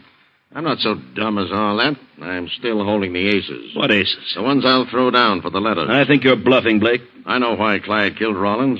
I can supply the motive. I'll admit that without the motive, he'd be in the clear. But if I spilled the motive, he'd crack in 5 minutes. I still think you're bluffing. I know you've got a cinch case against me with those letters. But with what I know, I've got a cinch case against your son that will send him to the gallows. Not only that, but if I do spill it, you wouldn't dare show your face in this town again. Sounds pretty gruesome. I can't imagine what it could possibly be. I'll say you can't. Clyde is really in it up to his neck. You really think he's guilty? Certainly, but whether he is or not, he had the motive. And the motive for killing Rollins will lead to something that can be definitely proved. You mean material evidence? I do. So in order to prosecute me, you'll be forced to prosecute your own son. I'll see to that. Now, you hand over those letters and we'll all be in the clear. Believe me, Banning, I'm not bluffing. Blake, if you're telling the truth, then we're both in a very unfortunate position. You're a crook, and I happen to be a stickler for duty. I can't be bribed. You mean you'd actually prosecute your own son? I do. And if he's guilty, he can take the consequences. I don't believe he is, but I know you are. I think you're crazy. And I still think you're bluffing. Try me. I'll call your bluff. All right, but you'll change your mind, Banning. If you don't, you're a bigger fool than I've ever come across. Let's have it. Get your son in here. All right. Marcia, bring Clyde in here. Yes, Henry. What a sap you are, Banning. Over a couple of punk letters. Duty. Lad of bourgeois. You want me, Father? Oh, you can come in too, Marcia. Yes, Henry. What are you doing here? Well, kid, I've been having a little chat with your righteous father. He sent for me. He's a little stupid. He wants to be enlightened. Maybe you can help him. Yeah? Clyde, I understand you paid a visit to Mr. Blake. Huh? Go on, better tell him, Clyde. What were you doing there, Clyde? Well, Blake sent for me. Why? What? He wanted to talk to me. What about? Well, about what you been saying? I told him what you said to me. Said about what? About Rollins. What did I say about Rollins? What did you say, Clyde? Nothing. He's lying. Lying about what? We haven't said anything yet. He tried to get me to steal something. Steal something? Now we're getting someplace. Wanted you to steal some letters out of my safe. Yes. He offered me a lot of money. Money? I didn't even mention money. I didn't have to. Yes, he did. What inducement would money be to you, Clyde? You always get everything you want. I offered you something better than money, kid. What was it, Clyde? He threatened me. Threatened to kill me. How do you like that? You're in a tough spot, kid. You better start talking. You threatened to kill Rollins. I did not. I heard you. Why did you make that threat? Well, I was just talking. I didn't mean it. I couldn't kill anybody. But you did say it. But I didn't mean it. What had you done? What did he know? Something prompted you to say it. Now, what was it? Nothing. I haven't done anything. You killed Rollins. You said you would. I didn't kill him. You killed him to shut his mouth. What did he know, Clyde? Blake's lying. He's just trying to scare me. I'll scare you. You killed Rollins to keep him from telling what he knew about you and my daughter, Ellen. What? Your daughter? She was in love with Clyde and wanted him to marry her. He tried to shake her, but when she got too insistent, he threw her out of his car, murdered her. I did not. I didn't. Rollins heard them arguing. Clyde dismissed him and drove the car himself. Rollins found Ellen's purse in the car next morning. Rollins told He's me. lying. I told him Rollins wouldn't talk if Clyde got me the letters, but he killed Rollins instead. Was Ellen Blake in your car the night she died? Yes. Did you dismiss the chauffeur? Yes, but I didn't kill her. She jumped out. She jumped out deliberately. Why didn't you tell this? Well, I was going to, but then I got afraid they think I killed her. Rollins tried to blackmail Clyde, then double-crossed Clyde and came to me. Where's the purse? Clyde probably has it. That's why he killed him. I haven't got it. I don't know where it is. I couldn't find it. Then you were in Rollins' apartment over the garage. Yes, but I didn't kill him. I didn't kill Ellen. Huh? Now, what do you have to say, Mr. Banning? Do I hold the aces? No. I'll bring it to trial. I'll find that purse, if there is a purse. And if he's proven guilty, he can pay the penalty like anyone else. And then, Blake, I'll start on you. You're a fool, Banning. You're crazy. Come in. Well, here we are, Mr. Banning. Got quite a bit of dope on this Rollins killing. What now? There were no fingerprints on that gun, but it was definitely the murder weapon. Ballistics checked it. Well, still doesn't prove my son fired the gun. That's right. But we did manage to trace the original ownership. And what did you learn? Well, here it is. The gun was purchased 4 years ago in Seattle. By whom? By Patricia Rollins. Patricia Rollins? Mm-hmm. Did you check on Patricia Rollins? Who was she? Yeah, we checked on her. We also checked on Rollins. Patricia Rollins was your chauffeur's wife. They both have a police record. Rollins was a confidence man, 3 convictions. Wife Patricia was implicated as an accomplice. Anything else? Yes, Rollins disappeared in New Mexico 3 years ago. Finally turned up here. Rollins must have had the gun in his possession. Or the wife had it, in which case she could have killed him. Quite possible. You'd better try to locate the wife. Oh, here's a picture. We should be able to locate her without much trouble. What do you mean? Good Lord. Marcia, Yes, Henry. look at this photo. You know who this is? Yes, Henry. Sorry, Mrs. Banning.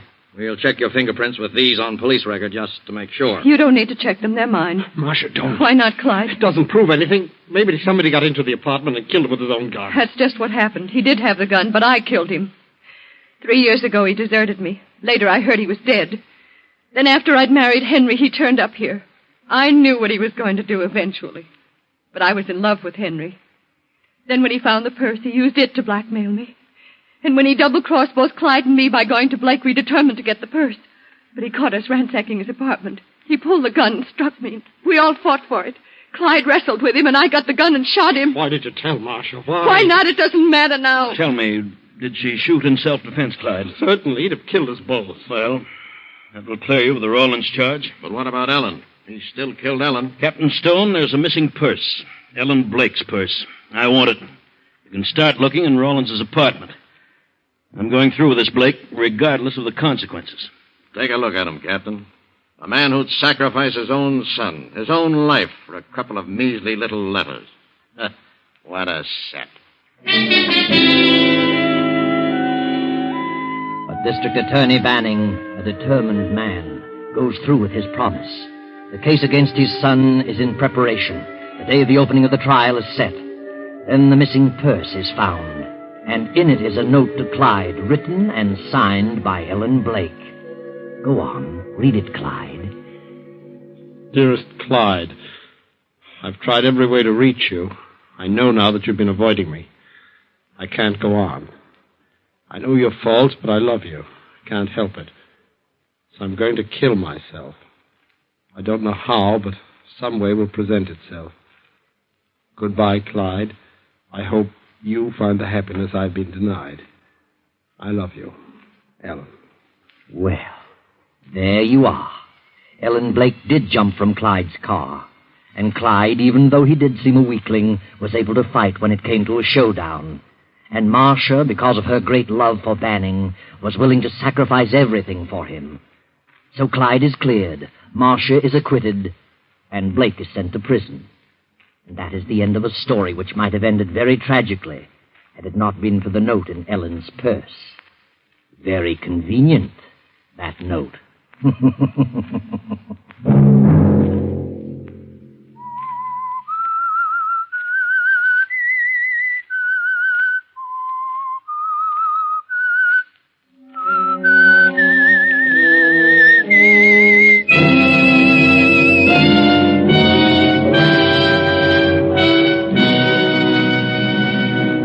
CBS has presented The Whistler. Original music for this production was composed and conducted by Wilbur Hatch. The Whistler is written and directed by J. Donald Wilson and originates from Columbia Square in Hollywood. Next week, 9:30. I, the Whistler, will return to tell you another unusual tale. Good night.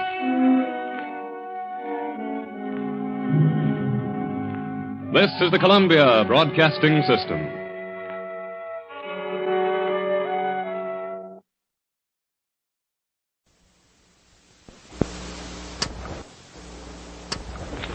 Wait a minute. Have you heard the strange tales of the Whistler?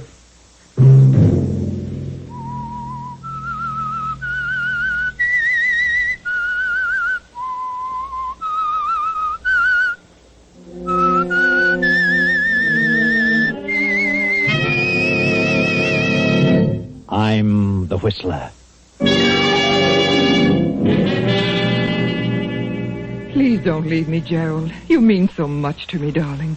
Since you've been here, I've been the happiest woman in the world. You've nothing to fear. Andrew will never find out about us. Never. Sunday night, and again, CBS presents The Whistler. I, the Whistler, know many things, for I walk by night. I know many strange tales, many secrets hidden in the hearts of men and women who have stepped into the shadows. And so I tell you tonight the amazing story of the thief. Catherine Ford sits in the library of the Ford Mansion and ponders over the past. For 12 years now, she has been the wife of Andrew Ford, wealthy manufacturer. Andrew Ford is now retired and spending his time and money collecting gems. He has a daughter, Alice, whose mother died a few years after Alice was born. Alice is a lovely girl, and Catherine wonders what her own child might have been like at the age of 20. Catherine had a child 20 years ago, a child she hasn't seen for 19 years. She never told us. Hello? This, Mrs. Ford? Yes? Like to have a talk with you, Mrs. Ford. What about? I have some information that might interest you. Information? My name is Harry Jones. If you want to see me, come here to my home. Well, I could, but I'd rather you come to my place. My address is 217 East 20th Street, apartment 110. What's this about? I'll tell you when you get here. I have some good news for you. I'll not come till I know what your business is. Oh, this is no kidnapping trick. I've really got some news for you, interesting news. What about? About George Watson. George? Very well. I'll come right now. The address again? Apartment 110, 217 East 20th Street.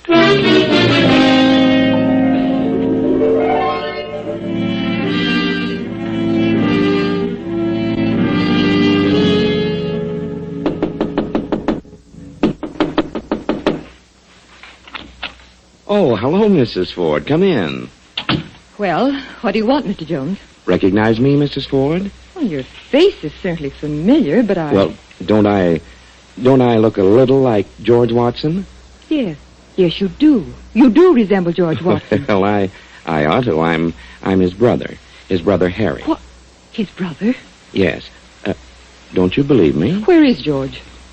Don't you know where he is, Mrs. Ford? Well, I imagined he was dead. Dead? Of course, after 7 years, You imagined it, but you weren't sure. No. Do you know where he is? I've got a pretty good idea, but he isn't dead. I was only 17 when I married George. I didn't know he was a safecracker till after the baby was born, and he took the baby and disappeared. Then I learned he'd killed an officer in a robbery in Kansas City. I tried to locate him, but he'd gotten away. Yes, well, Mrs. Ford, this doesn't really concern George. What about the baby? What do you know of him? You're married again, aren't you? To a millionaire? Yes, I've been married 12 years.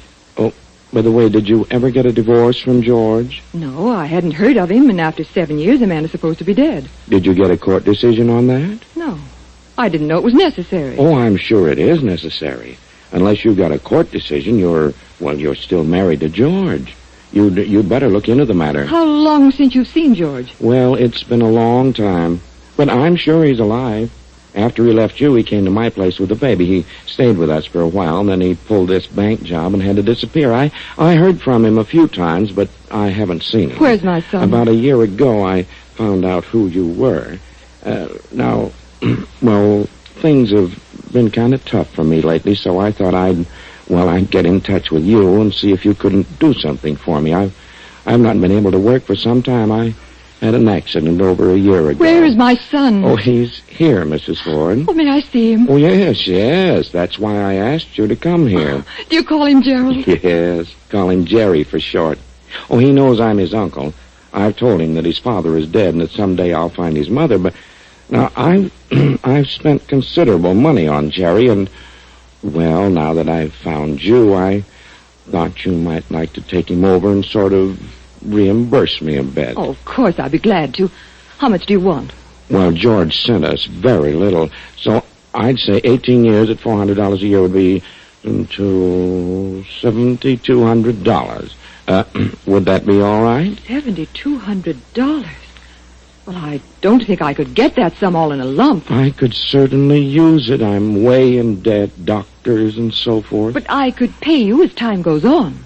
All right. By the way, does your husband know about your marriage and your son? No, I've never told him. I can give you $1,000 now. Oh, all right. Of course, I'll expect you to take him off my hands now. I've told him all about this. I understand. But if I do take him to my place, how will I explain to my husband? Oh, I've got that all figured out, and I've told Jerry about it. He understands. You tell your husband that your nephew is arriving in town, and he's going to live with you, and later on you can make your own plans. Very well. Oh, may I use this pen? I'll write a check. Yes, yes. You should be grateful for this. You can give your son the things that he deserves. Very well. He'll be my nephew, George Watson. I'll pick him up here tomorrow. But first, I must see him. Oh, certainly, certainly. Jerry, come in here. Yes, Uncle Harry? Come in, son. Come in. Jerry, this is your mother. Yes, I know. I knew you were coming, Mother. Oh, Gerald, darling. Why, Uncle Harry, she's beautiful. Are you sure? Oh, yes, son. I'm sure she's your mother. And her name is Catherine. Looks just like George, doesn't he? Oh, yes, just like... Oh, Gerald. Gerald, my darling. I just can't believe it. You're so lovely. You're not at all like I imagined. I thought that... Oh, darling, this is the happiest moment of my life. You don't know what it means, Gerald. For 19 long years. No. I understand, Mother. Oh, I'm sorry, darling. Well, now what do we do? You understand my situation, Gerald. Yeah, I'm sort of a ghost out of the past. So I guess I'll have to be your cousin or your nephew or something. Then tomorrow I'll pick you up bag and baggage and take you to my place. You're my nephew from, well, we'll say Kansas City. Well, that's good. Kansas City. Oh, and darling, I'll try to make up for all those long years. I'll try so hard. I'll call for you at 3 and we'll get some new clothes and everything. Oh, thanks. I could sure use some. Oh, it's late. I must run along now. Could I see you a moment outside, Harry? Oh, I'll leave. Good night, Mother. Good night, darling. Here's your check for 1,000. Yes, I'll give you more as soon as I can. Oh, believe me, I'm so grateful. He's a lovely boy. 20 years. Doesn't seem possible. No. I'll see you now and again, Mrs. Ford. I'll expect a little as often as possible. Oh, yes, of course. I'll do my best. Yes. You wouldn't want your husband to know. Why do you keep saying that? I don't like that. It sounds almost like blackmail. Oh, Mrs. Ford. Well, I'm sorry. I didn't mean it that way. Good night. I'll see you tomorrow.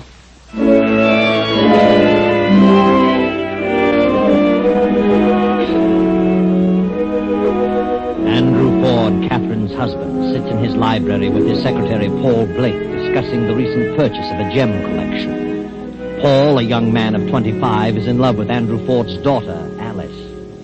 Well, Mr. Ford, I'd say you made a good deal on this collection. Some nice pieces here. Yes, I think so, too. Going to have some of these things reset for Alice. Her birthday is coming up in a few weeks. Yes, I know. I'll bet you do. I'd like to give this bracelet to Catherine, but she won't wear a speck of jewelry. It's strange, isn't it? Most women can't have enough, and they're always wanting more. Catherine is certainly different in that respect. Well, maybe someday I'll come across something she'll like. Well, better put these in the safe, Paul. Yes, sir. Oh, by the way, this is the first of the month. Did you have the combination of the safe changed? No, they phoned that they'd have to postpone it for a few days, and maybe wouldn't get around till next month. And what's the reason for that? Short of help, they said. Well, I suppose it'll have to be all right. It was changed just 30 days ago, and you and I are the only ones who have it. Yes, and I'd suggest, if I may, that you keep your copy of the numbers on your person. Oh, what do you mean? Well, do you know where your copy is? Why, yes, of course. Well, what did I do with that? Here it is. I found it in the corner of the desk blotter. It's obviously a combination. Anyone would know that. Well, that is stupid of me. Why don't you memorize it and destroy it? Oh, I've tried, but we change them so often I get all mixed up. I'll try to hang on to it. There are too many servants about, and too many new ones coming and going. That's true. Well, I'll just be more careful in the future.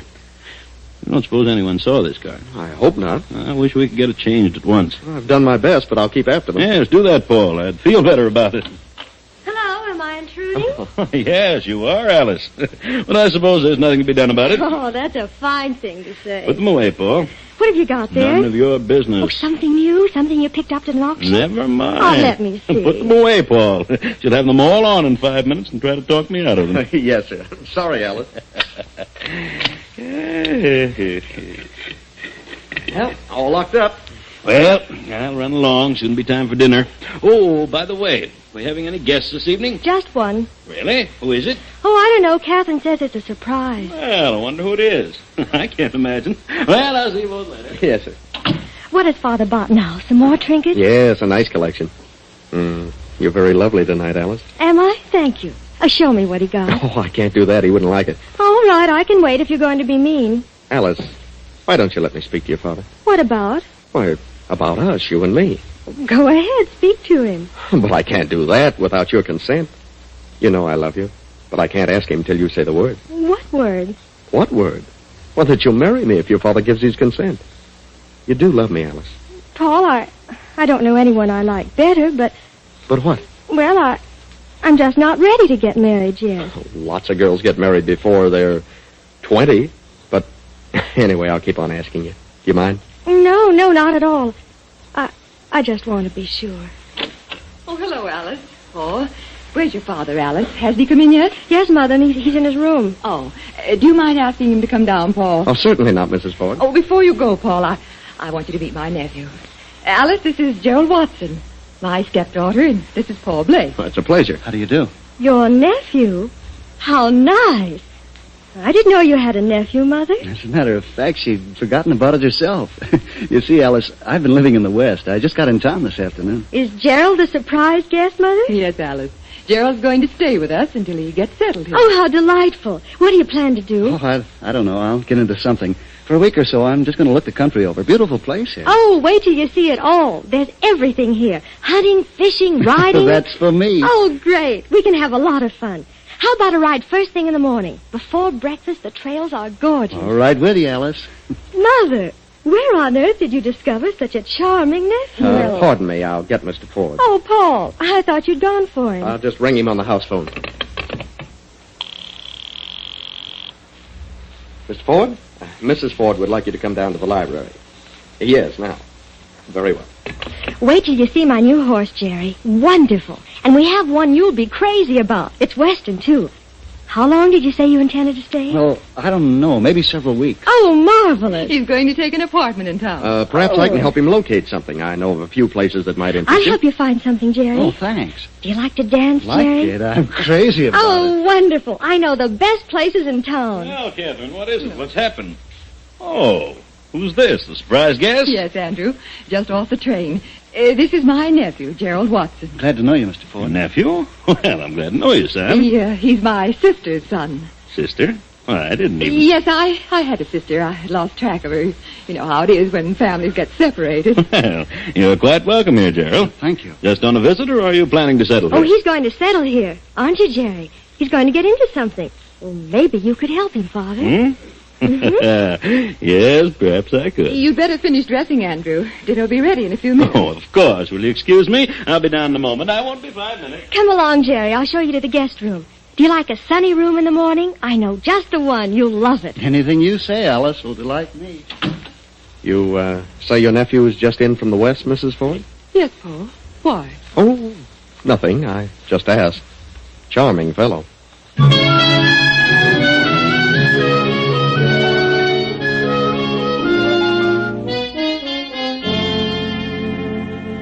2 days pass, 3, 4, then 2 weeks go by. Alice has helped Jerry find an apartment, but he still continues to spend most of his time at the Ford estate.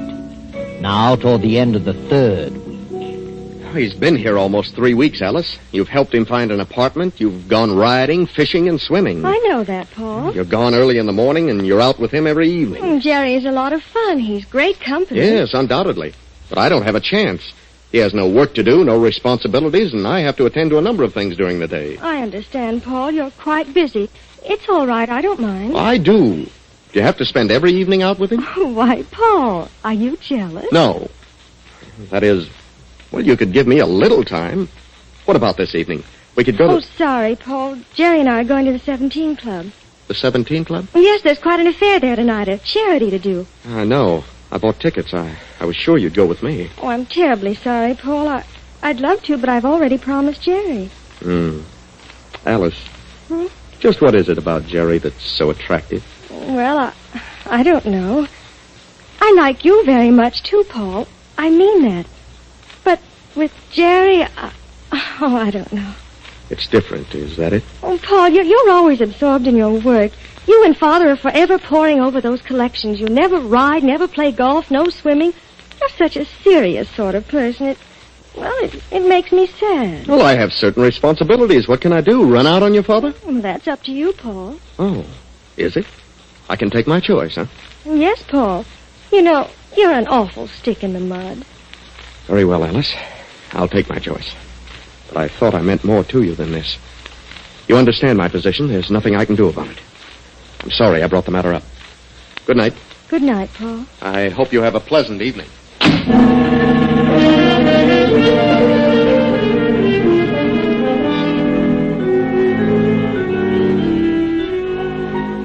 3 more weeks pass, and Paul and Alice continue on unfriendly. Jerry still has found no business connection to his liking, and he manages to spend much of his time at the Ford estate.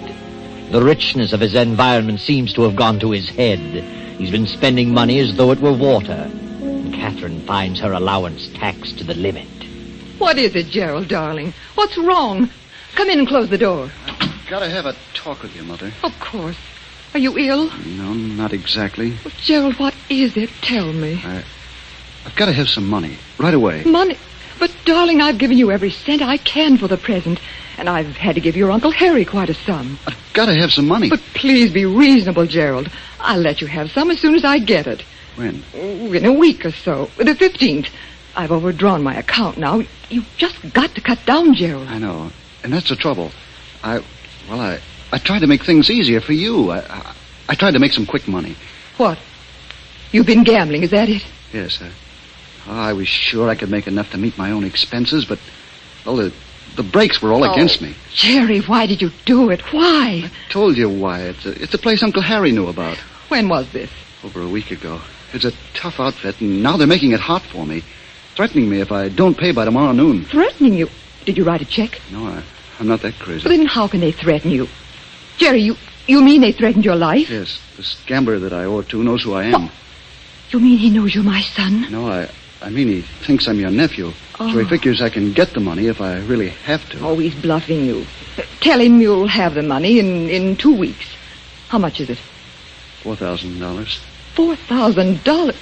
Are you out of your mind? Oh, I know it sounds crazy, Mother, but, well, I just got in deeper and deeper. $4,000? Oh, good heavens, I couldn't give you that much in less than 2 months. You've got to. He'll have me taken for a ride. I know him. $4,000. Well, how could I explain it to Andrew? Do you want me to be killed? How much time have you? He said tomorrow noon. But I can't possibly do that. Maybe he'll take some jewels as security. I have no jewels. I never wear jewels. The safe is filled with jewels. Filled with them. Doing nobody any good. That's ridiculous. Besides, I don't know the combination. Oh, Gerald, I don't know what to do. Well, I guess I'll just have to take the consequences. I'm stuck. Well, try to stall him. At least you can try. If he doesn't accept that, then I'll have to go to Andrew. Yeah, Andrew. He couldn't spend all his money if he tried. Okay. I'll see what I can do, but I don't think it'll work. Good night, Mother.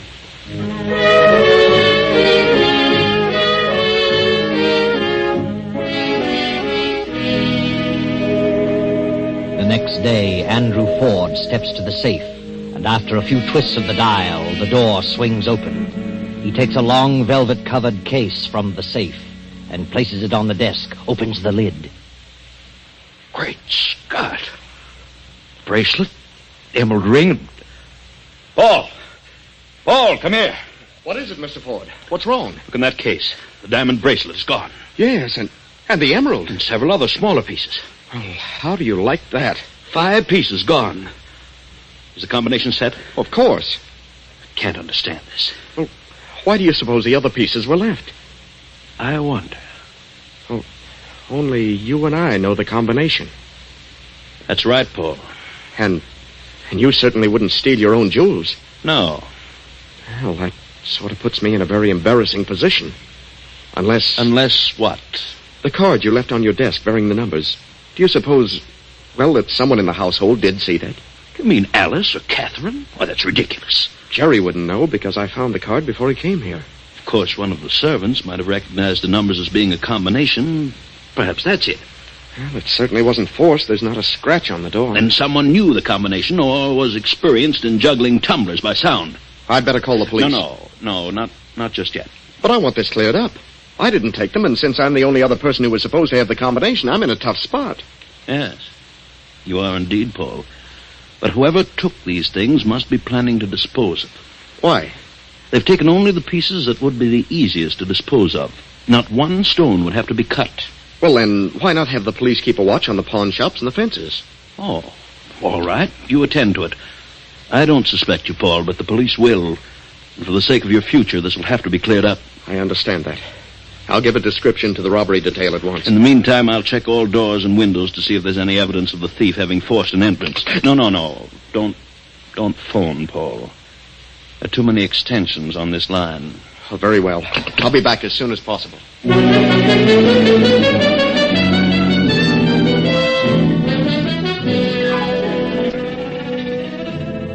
Paul hurries into town to make his report to police headquarters. Meantime, Andrew is inspecting every window and door of the mansion. Finding no clue of a forced entrance after 2 hours, Andrew decides to give up and return to the library.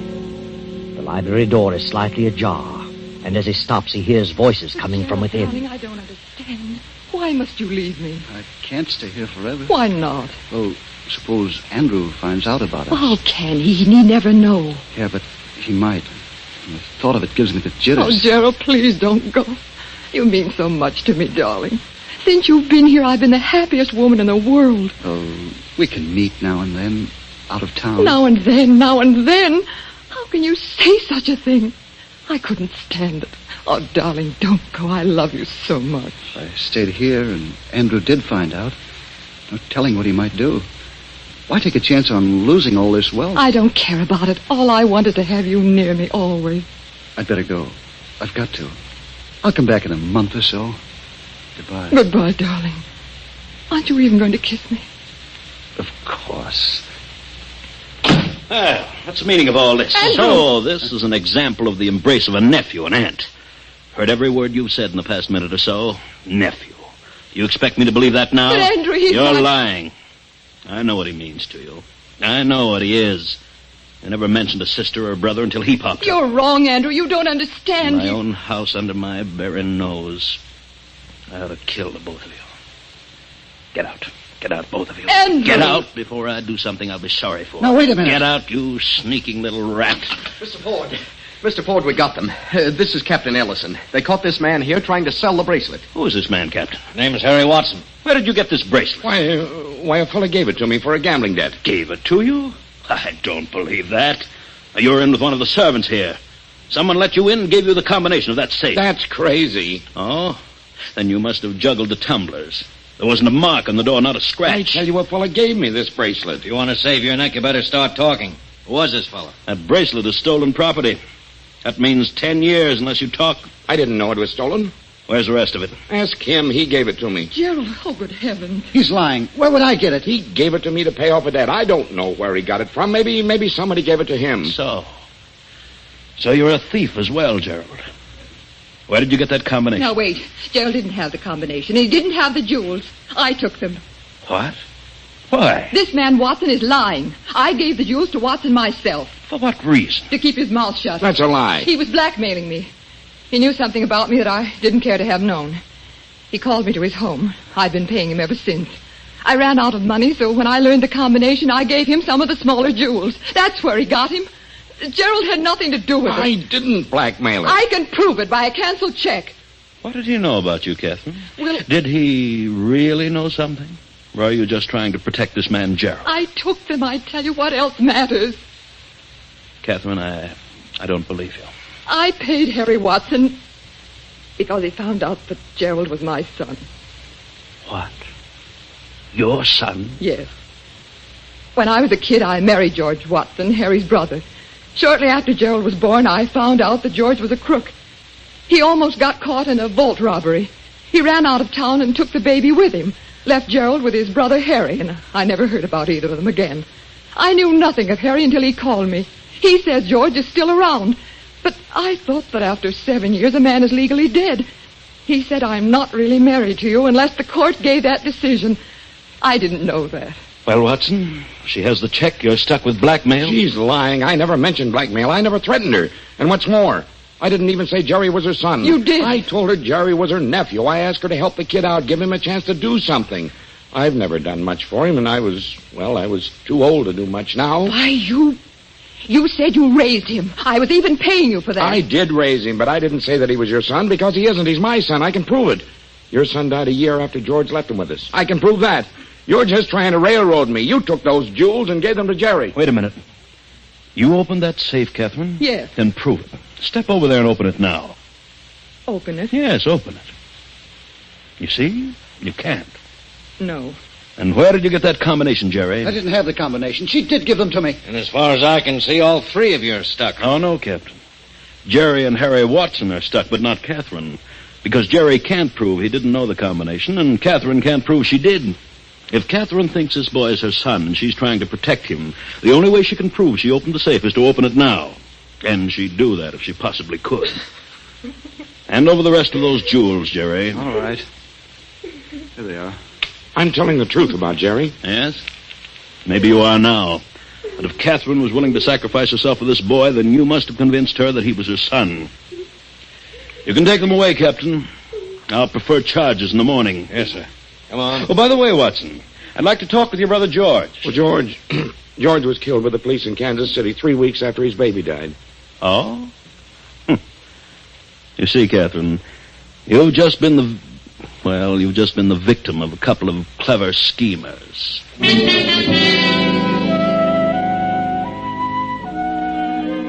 Yes, but you're still wondering, aren't you, Catherine? You're wondering if Gerald really is your son. Wondering if Harry wasn't lying just now to save himself from charges of blackmail. But don't worry anymore. Harry is telling the truth. Jerry isn't your son. Your son and his father were both dead many long years ago. But there's one thing you'd all like to know. How did Jerry get that combination? Well, Jerry had an eye on that safe, and he worked with it several times. Now, Paul knew this, and deliberately left it unlocked one night, knowing that Jerry would keep trying to open it. And he did. Then Paul put the police on Jerry's trail, and they followed through till Harry Watson tried to peddle the bracelet. Paul didn't do a thing, just forgot to lock the safe. Very simple.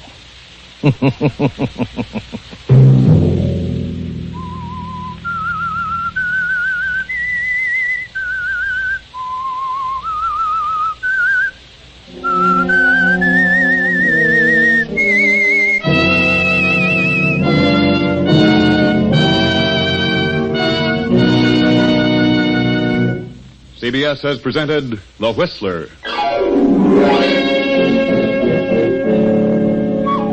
Original music for this production was composed and conducted by Wilbur Hatch. The Whistler is written and directed by J. Donald Wilson and originates from Columbia Square in Hollywood. Next Sunday night at 8:30. I, the Whistler, will return to tell you another unusual tale. Good night. This is the Columbia Broadcasting System.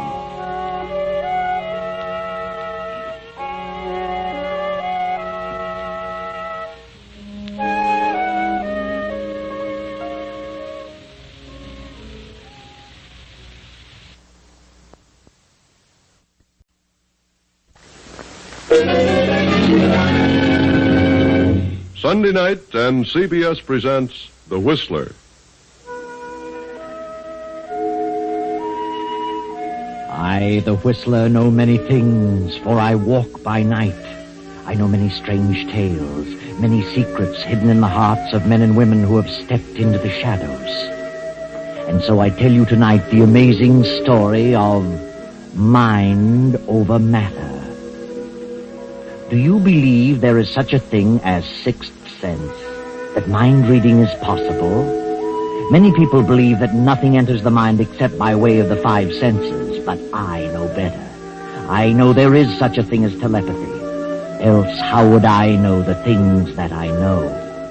Yes, and Herbert Randall knows too. He believes because he's a student of parapsychology. Herbert is highly attuned to extrasensory perception. He believes that a person can learn things without the use of the 5 physical senses.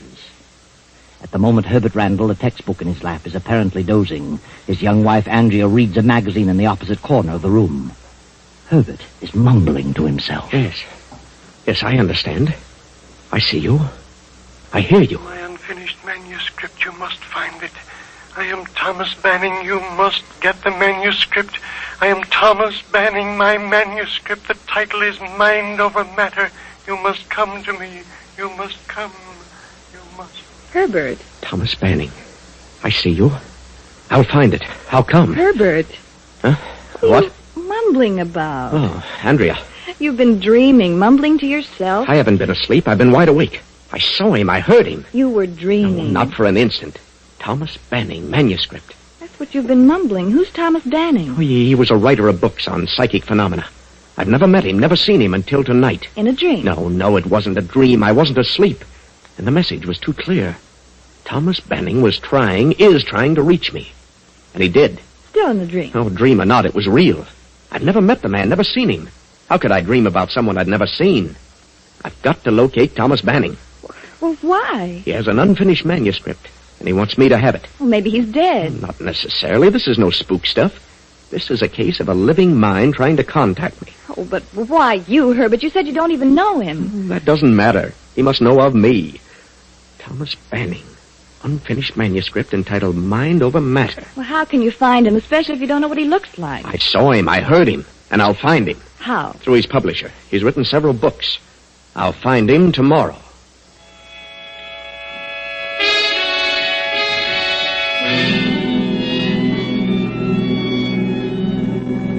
So Herbert learns the name of the publisher of Thomas Banning's books, learns Banning's address in the country, and with Andrea drives to the place.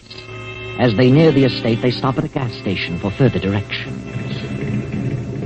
Howdy, folks. What can I do for you? We're looking for the Thomas Banning home. Know where it is? Yep, I sure do. Why? We're going there. Well, it's a quarter of a mile ahead. First gate on the left-hand side. But not many people go there anymore. Why not? Well, miss, since the day Thomas Manning's brother disappeared, there's been strange things going on there. Oh, what strange things? Noises, weird howls and screams. People kind of think the place is haunted with William Banning's ghost. William was Thomas's brother. Oh, is William dead? Oh, nobody knows what happens to William. Just blew in from South America and a few months later disappeared. Have you heard the screams? Yeah, and what's more, I don't want even to talk about it. So long, folks. First gate on the left. Well, this really begins to sound interesting.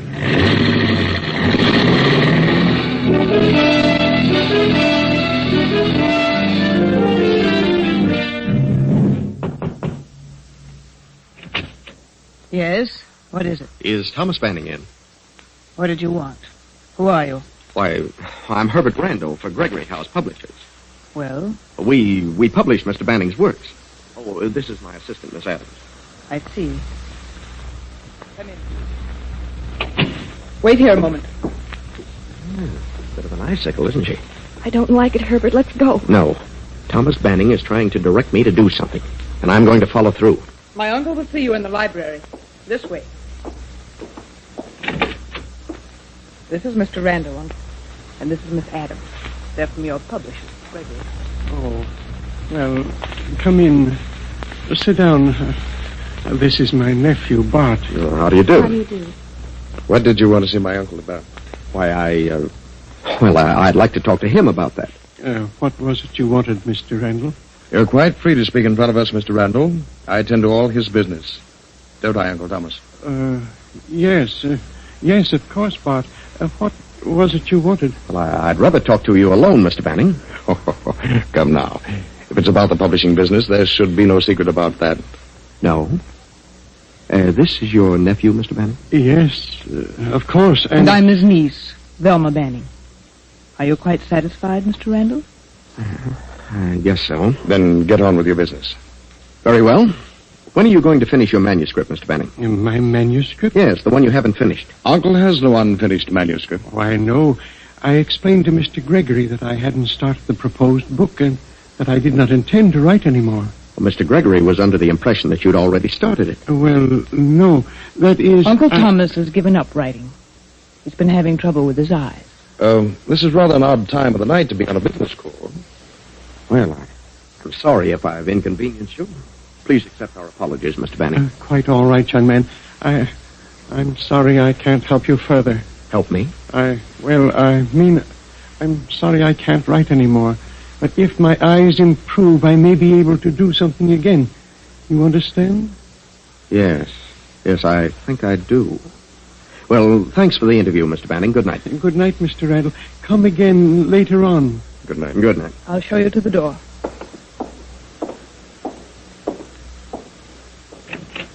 Good night. Well, what do you think of that, Andrea? It's Banning, exactly as I saw him in the vision. I still don't like it. Did you get the meaning of the situation? No.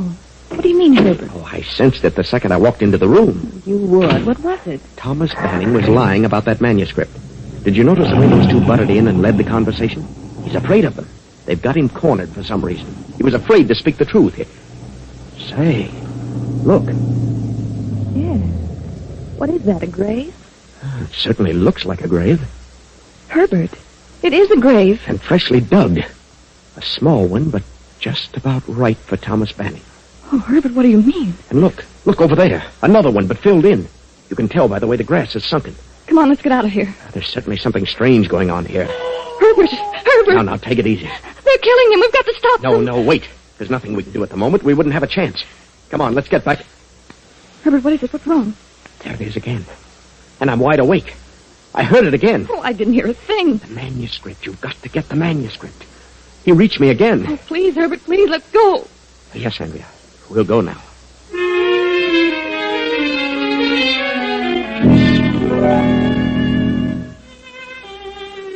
So Andrea and Herbert go home. Andrea goes to bed, but Herbert sits up, concentrating, waiting for another contact, another message. But Andrea, try as she might, cannot go to sleep. Please, Herbert, please come to bed. I can't go to sleep with you sitting there staring into space. It gives me the willies. Oh, I can't sleep. I couldn't possibly. Well, he may not appear again tonight. He doesn't have to appear. This is no spook business, I tell you. He can reach me instantly. Oh, please, Herbert, at least turn out the light. Oh, very well. Sorry to upset you, darling. But I've got to follow this through. I've just got to.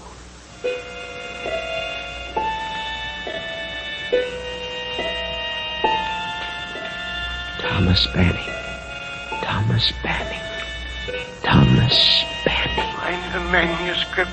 Mind over matter. Get the manuscript. You must get the manuscript. You must.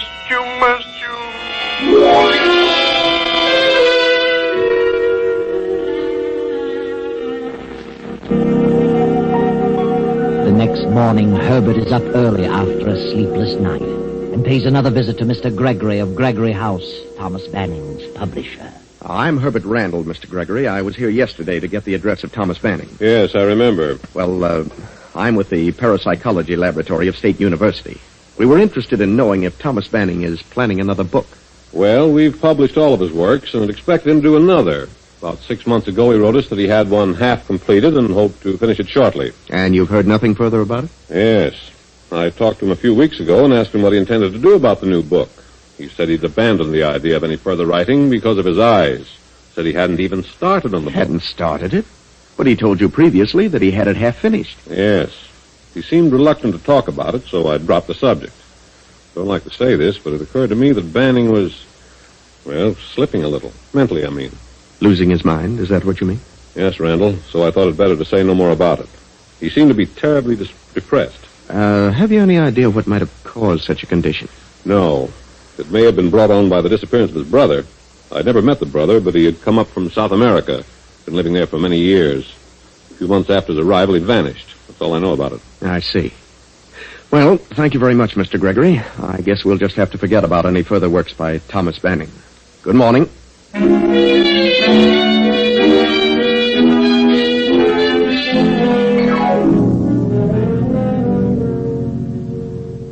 Mr. Hellman, I understand you're Thomas Banning's banker. I am? What about it? Well, Randall's my name. I'm a psychologist. I'm working on the case of Thomas Banning. Then he is crazy. Crazy? No, but he is ill. Suffering from a severe emotional disturbance. Oh, I see. What made you jump to the conclusion that he was crazy? Well, I don't know.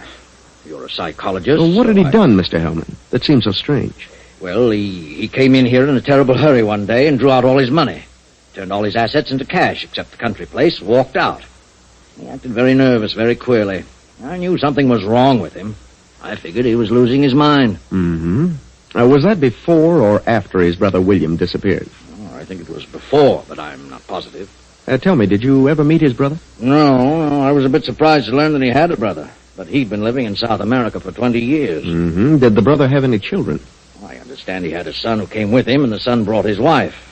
That's all I know about it. I see. Thomas must have had a considerable amount of cash. Yes, he left here with something like 100,000 in large bills. 100,000? Then you would say that such actions indicated that something was wrong with him, that he was decidedly not his normal self. I certainly would say that. I think he concentrated so much on spooks and the supernatural that he just cracked up over his subject. Well, thank you, Mr. Hellman, for the information. You're quite welcome. Oh, by the way, who did you say you were? Herbert Randall. You can check on me through the Parapsychological Laboratory of State University. Good morning, Mr. Hellman.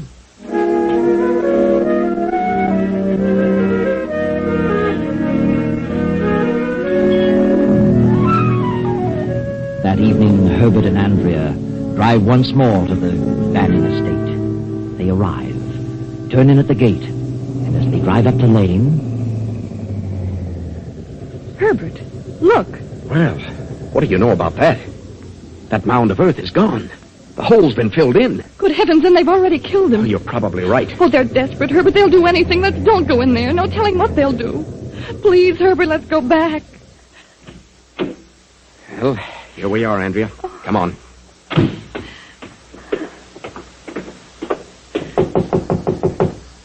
I don't remember seeing any servants here last time. Oh, they probably don't want anybody around. Not even us. Yes? Oh, good evening. I wonder if we could see Mr. Banning again. Do you always attend to business at night, Mr. Randall? Well, no, it just so happens that I... Come in. I'm afraid my uncle is retired. He's not very well, you know. It's quite a long trip down here, if he possibly can. I wish he'd see me now. He's here, isn't he? Of course. Just a moment. I'll speak to my husband.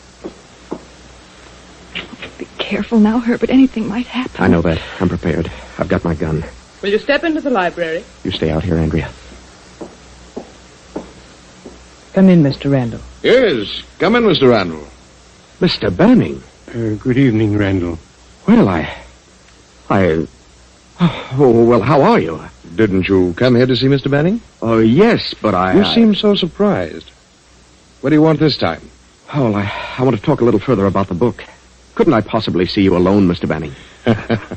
You're going to start that again, Randall? What are you so worried about? Go ahead, speak your piece. I'd prefer to talk with him alone. You're just a bit of a nuisance, Randall. Very well. I'd like to know why you won't finish your manuscript, Mr. Banning. He told you he hadn't started it because of his eyes. He could dictate it. He's too ill to concentrate on writing a book. Is that true, Mr. Banning? Well, yes, I have been ill lately. But if you hadn't started it, you'd have gone to the extent of completing the research for it. Your discoveries are important, Mr. Banning. We need them. If you'll just outline your research to me, I'll write it for you. You owe that to the profession. Uncle is in constant pain. Oh, he is? I'm terribly sorry about that, Mr. Banning. And he doesn't feel in the mood to have someone around prodding him all the time for information in order to publish a book. But he does want the book published. And he wants me to help him, I know. You're a conceited sort of individual, Randall. I know what I'm talking about. He wants me to help him with that book. Do you, Uncle? Well, I would like to write the book, but... What? I really don't see how I can under the circumstances. What circumstances? His physical condition, of course. Look, Mr. Banning, maybe I can help you about this so-called physical condition. I don't think it's really a physical condition. I think it's a mental condition. Mental? Yes. I think you're really mentally ill. What do you mean? I think he's emotionally upset over the death of his brother. Who said he was dead? Well, he disappeared. It's presumed that he's dead. Shortly after his brother disappeared, Mr. Banning gave up his work. He wanted to give the benefit of his research to science, but he just couldn't collect his thoughts. Go on, son. You loved your brother. And I'm sure that I can help you get at the root of your seeming trouble and enable you to finish your book. But he hasn't started it. Then I can help him start it and finish it. Oh, believe me, we need that research. We need the book. Who is we? The field of psychology needs it. So you're a psychologist, Mr. Randall? Yes. Then you'd better analyze yourself. Uncle hasn't said a word about wanting you to help him write anything. But he does, I know. He tried to contact me. Didn't you? Ridiculous. He hasn't phoned or been out of the house in weeks and weeks. He knows what I'm talking about. Now I ask you, Uncle, have you tried to get in touch with this man? Have you? No. There you are. I understand, Mr. Banning. Don't worry. However, if Uncle wants you to stay and see what can be done, why, that's entirely up to him. Do you, Mr. Banning? Yes, I'd like you to stay. Very well. Whatever you say, Uncle. Velma, put them up in the east wing. Where's your room, Mr. Banning? Why, in the west wing, Mr. Randall.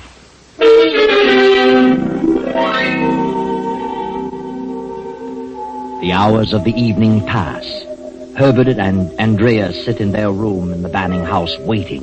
Still waiting for another message. Another contact Herbert is confident will come now clearer than ever. Then you think that he hid the money on the estate and they're trying to force him to tell where it is? Yes. When I drove up the driveway tonight and saw that hole filled in, I felt sure they'd killed him. But they wouldn't do that until he told them where the money was. Since the hole was filled in, it stands to reason that they've only been digging in an effort to find it. But what happened to the brother? Why would the nephew do away with his own father? Well, maybe he didn't. Maybe Thomas Banning had something to do with that. An argument over the money. You mean Thomas killed his brother because the brother was trying to get the money? Oh, it's possible. Anything is possible. And if the brother was as nasty as the nephew, I wouldn't blame Thomas Banning. But the climax will come tonight. The nephew and his wife are suspicious of us. They know they'll have to work fast. Oh, what a situation. Please go to bed, Andrea. Let me concentrate on this thing, and I'm sure I'll have the answer before morning. Very well, Herbert. Good night, dear.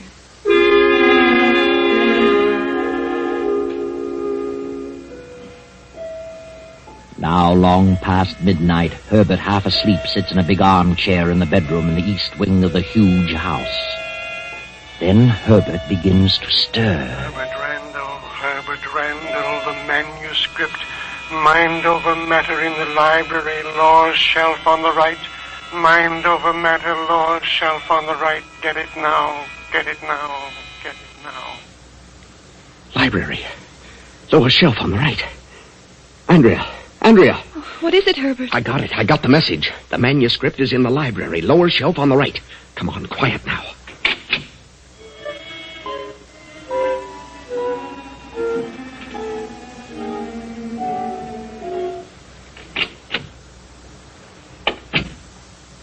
Turn on the lights, Andrea.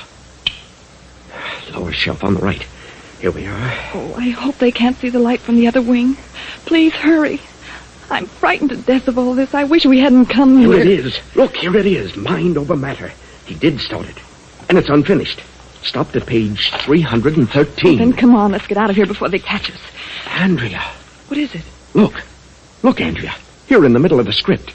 2 $50,000 negotiable bonds. Good heavens. Negotiable bonds? Why, it's the same as money. Anybody can cash them. So that's what he did with his money. This is what those two were after. This is why he's been kept a prisoner. This is why they've been torturing him. Poor man. Come on. I'm going to the west wing. Maybe we can slip into Banning's room without them knowing it.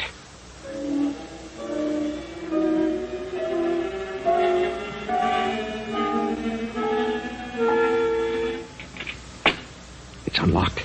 You stay here in the doorway and keep a lookout. All right, but hurry. What is it? Quiet, Mr. Banning. Huh? I've got to talk to you. What is it, Randall? I finally got the message. It was as clear as could be, and I found it. I found the manuscript. You found it? Yes, in the library, just as you said. Then you'd best take it and leave here quickly as you can. It isn't safe for you here. But I can't leave, not just yet. You must leave. Take the manuscript and go. But it isn't finished. You can finish it. You must. Please go before it's too late. But I can't finish it without the research material for the rest of the book. There isn't time for that. You have the manuscript. Please go at once. No. I know what's going on here, Mr. Banning, and I refuse to leave. I know what those two, your nephew and your niece, are doing. They're keeping you a prisoner, torturing you to make you tell what you did with the money. Don't stay here another minute, Randall. I'll go, but I insist that you go with me. The manuscript is the important thing. You have it, so get away from here as fast as you can. Not without you. Now, come on. I can't. I can't leave. Why not? What's to stop you? I can't walk. Can't walk? What do you mean? I can't move. They've been injecting something in my back. It paralyzes from the waist down. What? Then I'll carry you out of the place. Please go. They might hear you. I'll have the police here in a matter of minutes. Hello. Dead as a doornail. You've seen to everything. Now, do you believe me? You haven't a chance against such desperate people. You have the manuscript. That's the important thing. Get it safely away from here and then do whatever you like about them. All right. I'll get out now with the manuscript. But I'll be back with the police in half an hour, sooner if possible. Yes, but please hurry, Randall. Come on, Andrea. Back to our room. Get our clothes.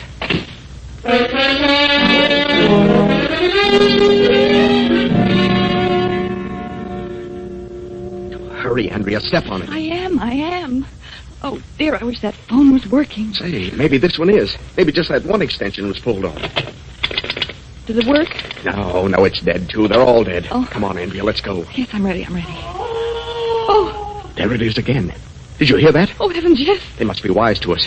Probably heard us, and they're going to give him the works this time. It's their last chance. Oh, I can't stand it, Herbert. It's horrible. I'm not going to let them torture that old man any longer. I'm going back to his room. Oh, then I'm going with you. Come on.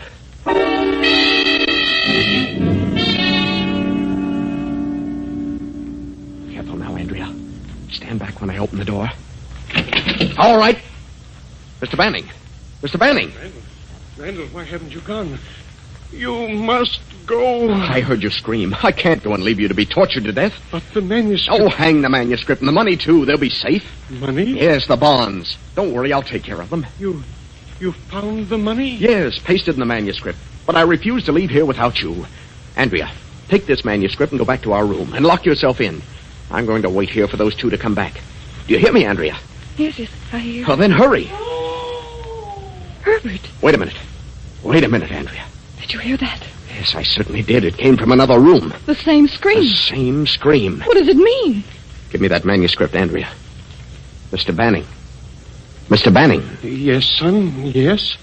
Do you remember the number of the last page of your manuscript? No, I can't remember. I just can't. On this last page of your manuscript, you began a new chapter. There are 2 paragraphs here. The last paragraph says, in other words, there are certain positive relations and certain negative ones between extrasensory perception and other processes of the mind. Is that your last paragraph? Yes, that was the last paragraph. You must carry on from there. Get up out of that bed, Mr. Banning. You're lying. No, please believe me. You're lying. There are not 2 paragraphs here, only one, and the words I quoted are not here. They're from a textbook by Professor Rhine. Get out of that bed and start walking through that door. Herbert, do you know what you're doing? You see? He can walk. And don't make a false move, Banning, or I'll shoot. Now through that door and down the hall. Oh. All right, Banning. Open that door.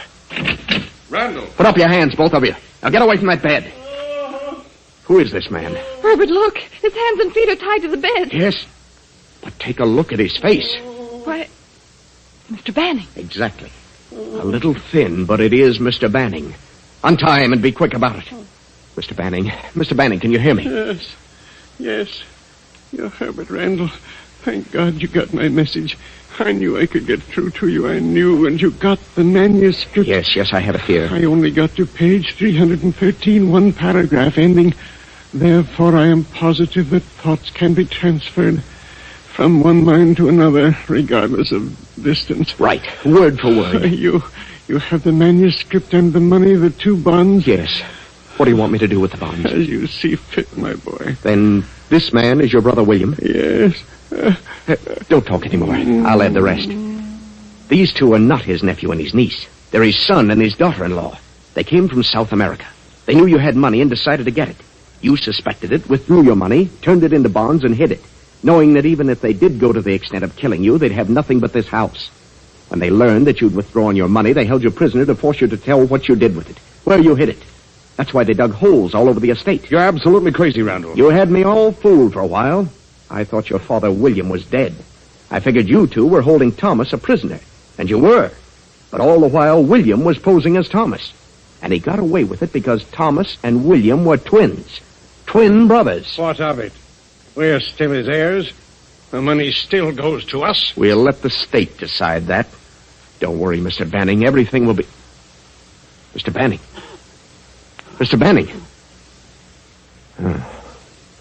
He's dead. Dead? But we didn't kill him. The state can decide that, too. This is a wonderful testimonial for parapsychology, gentlemen.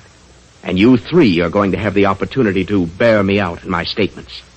It's a shame it had to happen in this way. But since it did, I'm proud that he selected me to help prove his theory. Why he did, I'll never know. But I'm grateful to him. Very grateful.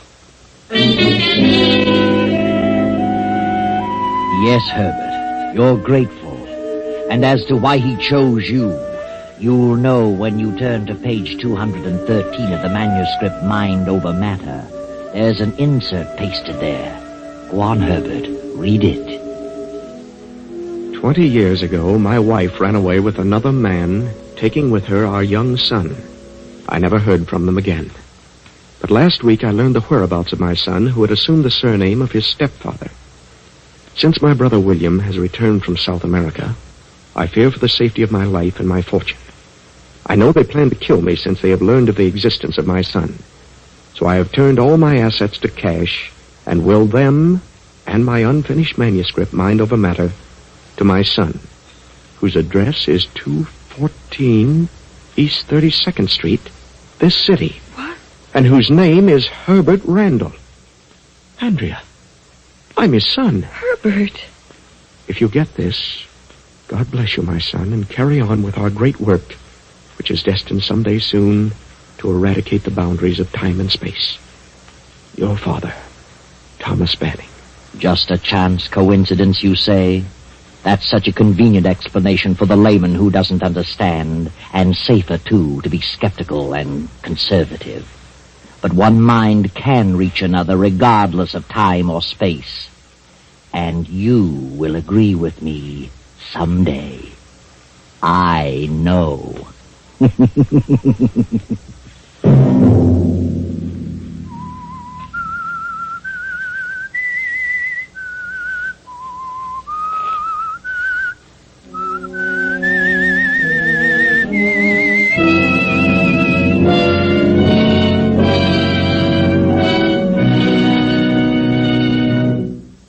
CBS has presented The Whistler.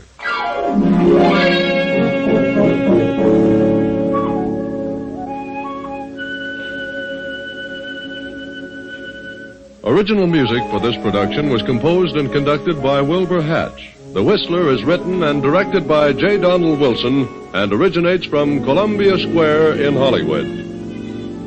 I, the Whistler, bid you good night.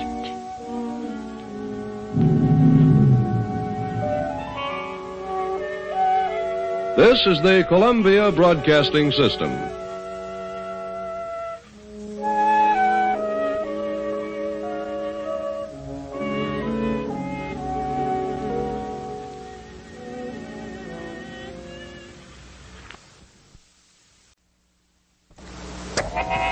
Have you heard the strange tales of the Whistler?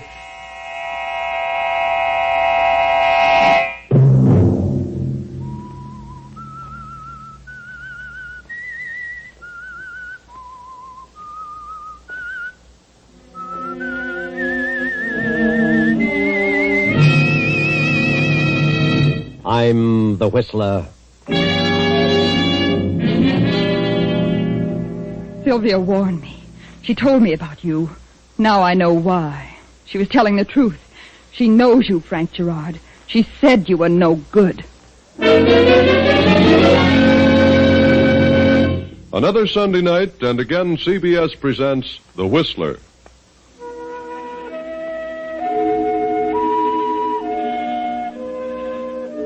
I, the Whistler, know many things, for I walk by night.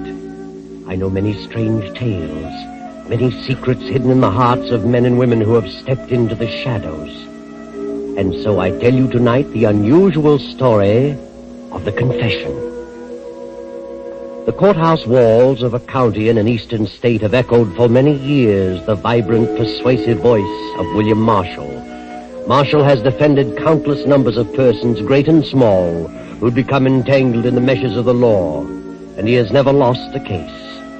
The great criminal lawyer attributes his success to the fact that he has never taken a case in which he was not convinced that the defendant was either innocent or the victim of unfortunate circumstances. At the moment, in the anteroom of Marshall's office, a beautiful young girl and a handsome man of 30 wait for an audience with the attorney. After some 15 minutes of waiting, the girl speaks to the handsome man. Pardon me, but are you in a terrible hurry to see Mr. Marshall? Why, no. No, that is, my business can wait a few moments. Well, I'd appreciate it so much if I could see him first. I'll only be a few minutes. I just got off the train and I've got to see him. I see. Is it really as bad as all that? What? You sound as though you're in terrible trouble. Oh, I am. I really am. Oh, that's too bad. How did it happen? How did what happen? How'd you get into such trouble? Well, I've spent all my money. I'm broke. Oh, is that your trouble? Yes. What did you think? Oh, I thought maybe you'd murdered your husband. Oh, no, I haven't a husband. I've never been married. No. Well, my name is Frank Gerard. Yes? My name is Jean Marshall. William Marshall is my father. I've been away at school for a year, and you know what can happen to a girl's finances in a year. So I've either got to borrow some money from Father or borrow his car to get home. Well, I'll tell you what I'll do if you care to wait a few minutes. That is, after I get to see your father, I'll take you right to your door. Well, I suppose it's all right. Are you a client of Father's, Mr. I John? certainly hope to be. He's a busy man, but I hope he can find time to handle my business. All right. I live in Mission Hills. That's not far. I have nothing to do. I'd love to accommodate you. Then I won't be with Father over 1 minute. Your father will be right out, Miss Marshall. Jean, darling, I'm very glad you're home. But what are you doing at the office? I'm broke, Father. All right, here you are. Money, money, money. Sorry, darling. I wish I could talk to you a while now, but I've got to be in court in 20 minutes. See you at dinner. This gentleman is waiting to see you, Mr. Gerard. Oh, I see. Gerard? Well, come in, Mr. Gerard. See you at dinner, Jean. Yes, Father. Bye. Come along, Gerard. Gerard. Sit down. Seems to me I've seen you before, Gerard. Have you, Mr. Marshall? Where? Gerard. Wait a minute. I know now. You're Frank Gerard. That's right. Frank Gerard. What do you want? I want you to handle a case for me. What sort of a case? A murder case. Murder? Who did you kill, Gerard? Now, wait a minute. First, I want to know if you're going to handle the case. That depends. Who did you kill and what were the circumstances? And remember, I want the truth. I've got to know everything. All right. I killed Joe Barkowitz. Joe Barkowitz? So, that's what happened to Joe. Yeah. And the police are hot on the trail.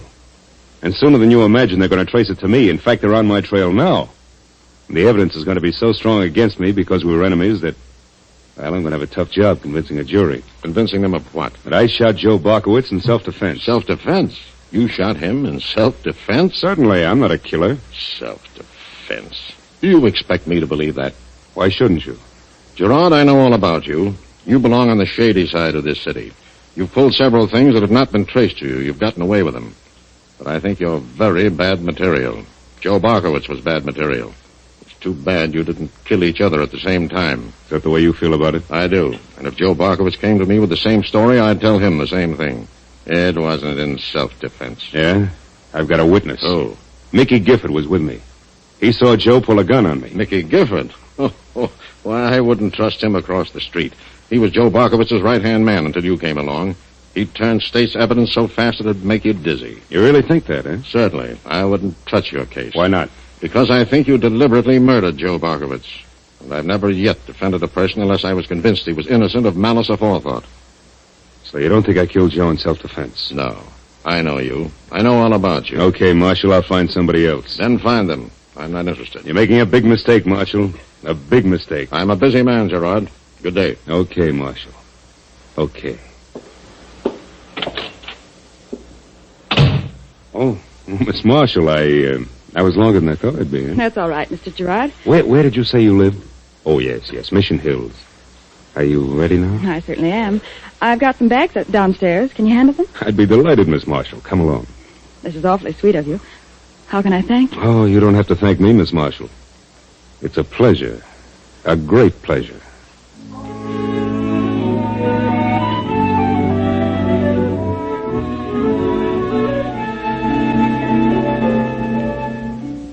A week later, Jean Marshall has fallen deeply in love with Frank Gerard. She has seen Frank night after night. Now, 2 weeks later, she has begun to stay out rather late. Too late, in fact, to please her beautiful stepmother, Sylvia, who has mentioned the matter to Mr. Marshall.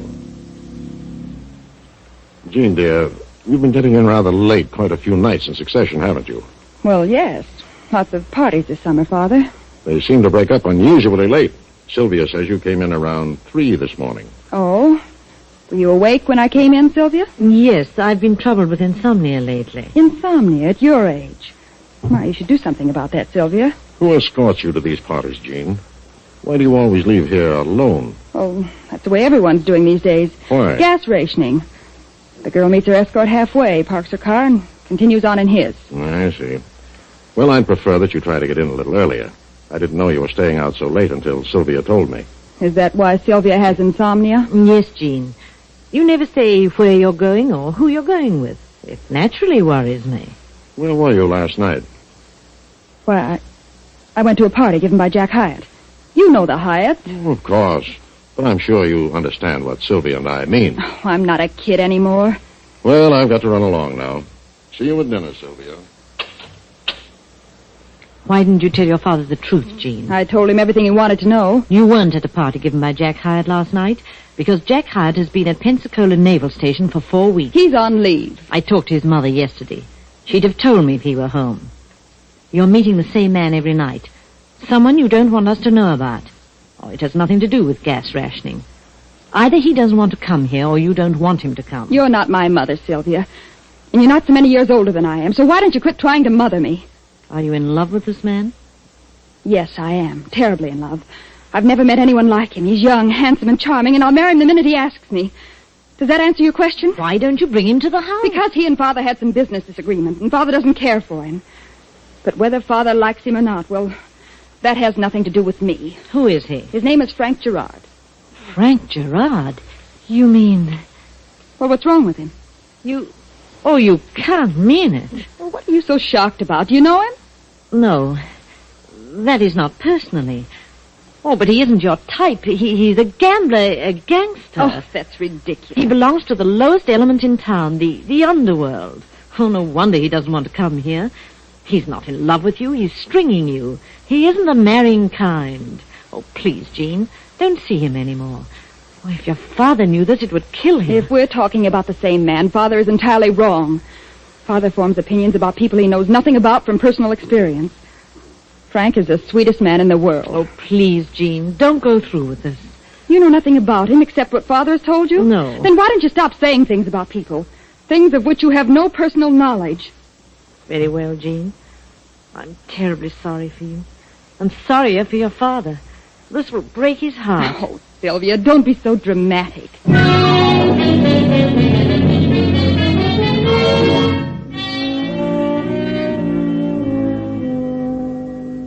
And now several more days have passed, and Jean continues to see Frank Gerard, but never brings him to the house. Sylvia has said nothing about Jean's infatuation to the father for fear of the consequences. Then, one day, Frank Gerard has an unexpected visitor at his apartment. Well, hello, Frank. Annette. Well, come in. Haven't seen you around for quite a while. No, I've been awfully busy lately. Yeah? What's been keeping you so busy? Oh, one thing and another. I haven't heard from you in over 2 weeks. Lose my phone number? No. Why don't you use it? I told you I've been busy. I've been out of town a good deal. I subscribe to the Grapevine. You ought to know that I can find out everything I want to. Yeah? Frank, you're making one terrific mistake if you think I'm the kind of a gal who can be kicked into the corner like an old shoe whenever you take a notion. Who's kicking you around? What else would you call it? Now, look, you haven't anything to squawk about, Annette. You've had all the breaks for a couple of years. So, just like that, you decide you've seen me around a little too long. Now, your imagination's running wild. You're just working yourself up into a dither. You said it. And Frank, when I really get worked up, you'll see a dither that is a dither. You needn't get any louder. I've overlooked an incident or two before because they were mere flashes in the pan. But believe me, this time it's different. You've been listening to a lot of bunk. I know where you've been and what you've been doing since the last time I saw you. So what? I'm a woman, Frank. Oh, I'm not from Vassar or Park Avenue. But when it comes to feelings and emotions, I'm just like any other woman. I don't care who she is. Waited and waited for that moment when we could be married. Married? No other woman will ever love you as I have. You belong to me, Frank. This Marshall girl has no right whatever, do you hear? That's not for you to decide. Oh, you don't love her. You've suddenly gone high-hat. You'll only make a sap of yourself. You're just a natural-born troublemaker, Annette. Troublemaker? Yes. You had any ideas about marriage, you concocted them yourself. I never mentioned the subject. I could kill you. What did you say, Annette? Frank Gerard, if you marry this Marshall girl, if you even see her again, I'll kill you. Kill me? Yes. I think you're bluffing, Annette Laverne. I'll show you. I intend to see Jean Marshall many, many times. And if I should decide to marry her, I will. So long, Frank. I'll be seeing you. Yeah. You better change your face before you get outside. You might scare somebody.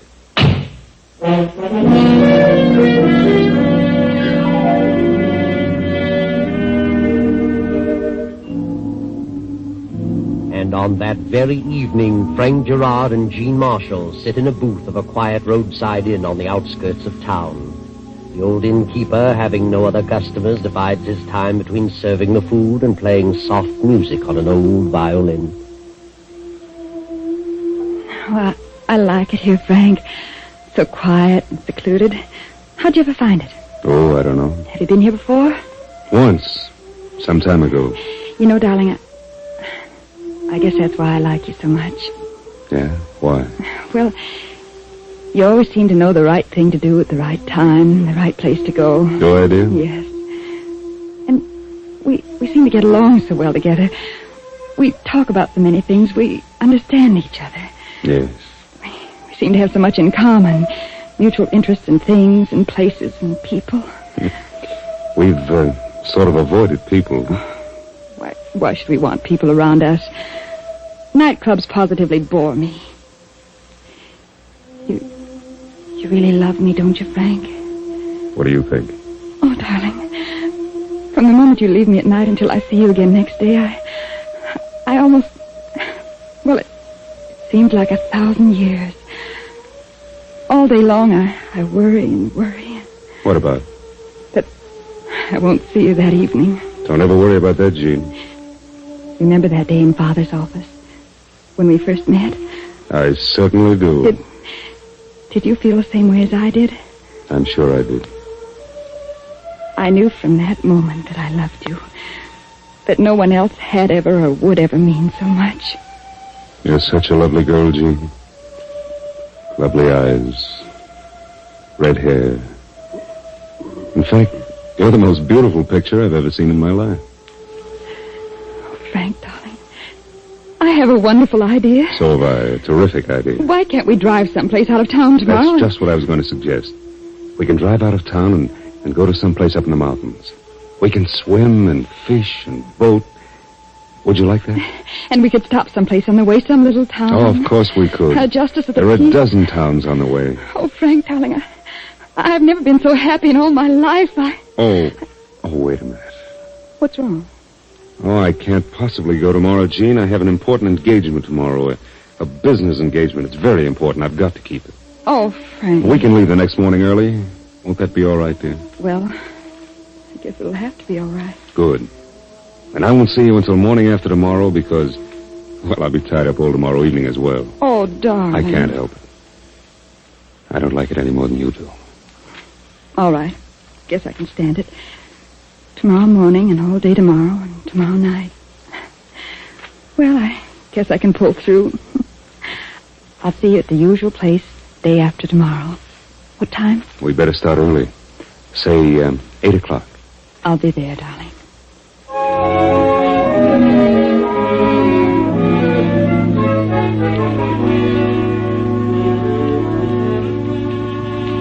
The next afternoon, Jean is in her room packing a few outing things. Her father has come home from the office early, so he drops in to see Jean on his way to his room. Hello, Jean. Father, what on earth are you doing home so early? Oh, I don't know. I got a little weary, kind of tired lately, so I thought I'd just quit for the day. The heat was terrific in town. Why don't you give up practicing? Heaven knows you've enough money. Oh, I've thought about it, but I just can't bring myself to quit. Afraid I'll fall apart once I admit I'm through with the profession. I should think you'd want to quit and get around a bit and enjoy life. See things. You've done nothing but keep your nose to the wheel. Where in the world can you go these days? Oh, there are plenty of places to go. Right around here. Within 100 miles of your own door. Mm-hmm. And where are you going? Oh, I'm running up to the mountains with some of the gang. Looks like you're packing enough for a week. Really? Oh, no, just for the weekend. Tell me, in all the parties you've been to this summer, how does it happen you haven't been to the Wilmots? Oh, I don't know. Just didn't happen to fit in, I guess. Parties at several places every night. Fine family, the Wilmots. Fine family. What happened to you and Charlie Wilmot? You and Charlie used to be great pals before you went away to school. Always liked that boy. Oh, when kids go away to school, things like that just break up. Hasn't broken up with Charlie. I saw him today, and he's still crazy about you, Jean. Is he? Yes, he said he'd tried and tried to talk to you on the phone, but you were never in. Maybe I wasn't. I'm taking Charlie into my firm as junior partner next week. Oh, he'll make a fine lawyer. Lots of brains, that boy. No, he's such a stick in the mud. You could do far worse. Are you trying to make a match for me? Is that it? Oh, certainly not. I wouldn't want you to marry anyone you didn't love. Oh, good. I'm glad you said that. So why don't you let me select the man? I'm sure I'm capable of finding the one I love. All right, but Charlie's a fine boy. Oh, here you are, William. You're home early. Don't you feel well? Well, you know. Oh, you're awfully pale, dear. You've had another one of those dizzy spells. Yes, doctor said it's just my liver. Take it easy over the weekend. Jean's going up to the mountains for a few days. Mountains? Yes. Well, I think I'll take a nap until dinner. When did you decide to go to the mountains, Jean? Last night. You're really going to the mountains? Yes, I'm going to the mountains with some of the gang. When? Tomorrow morning at 8, and as usual, you don't believe me. Well, I think you may be going to the mountains, but not with the gang, as you term it. Then maybe you'd like to come along to make sure. Would you like to be chaperone? Maybe I could arrange it. Please don't go, Jean. Please don't. You'll regret this to the last day of your life. Think so? You're not going with the gang. You're going with him, with Frank Gerard. Yes.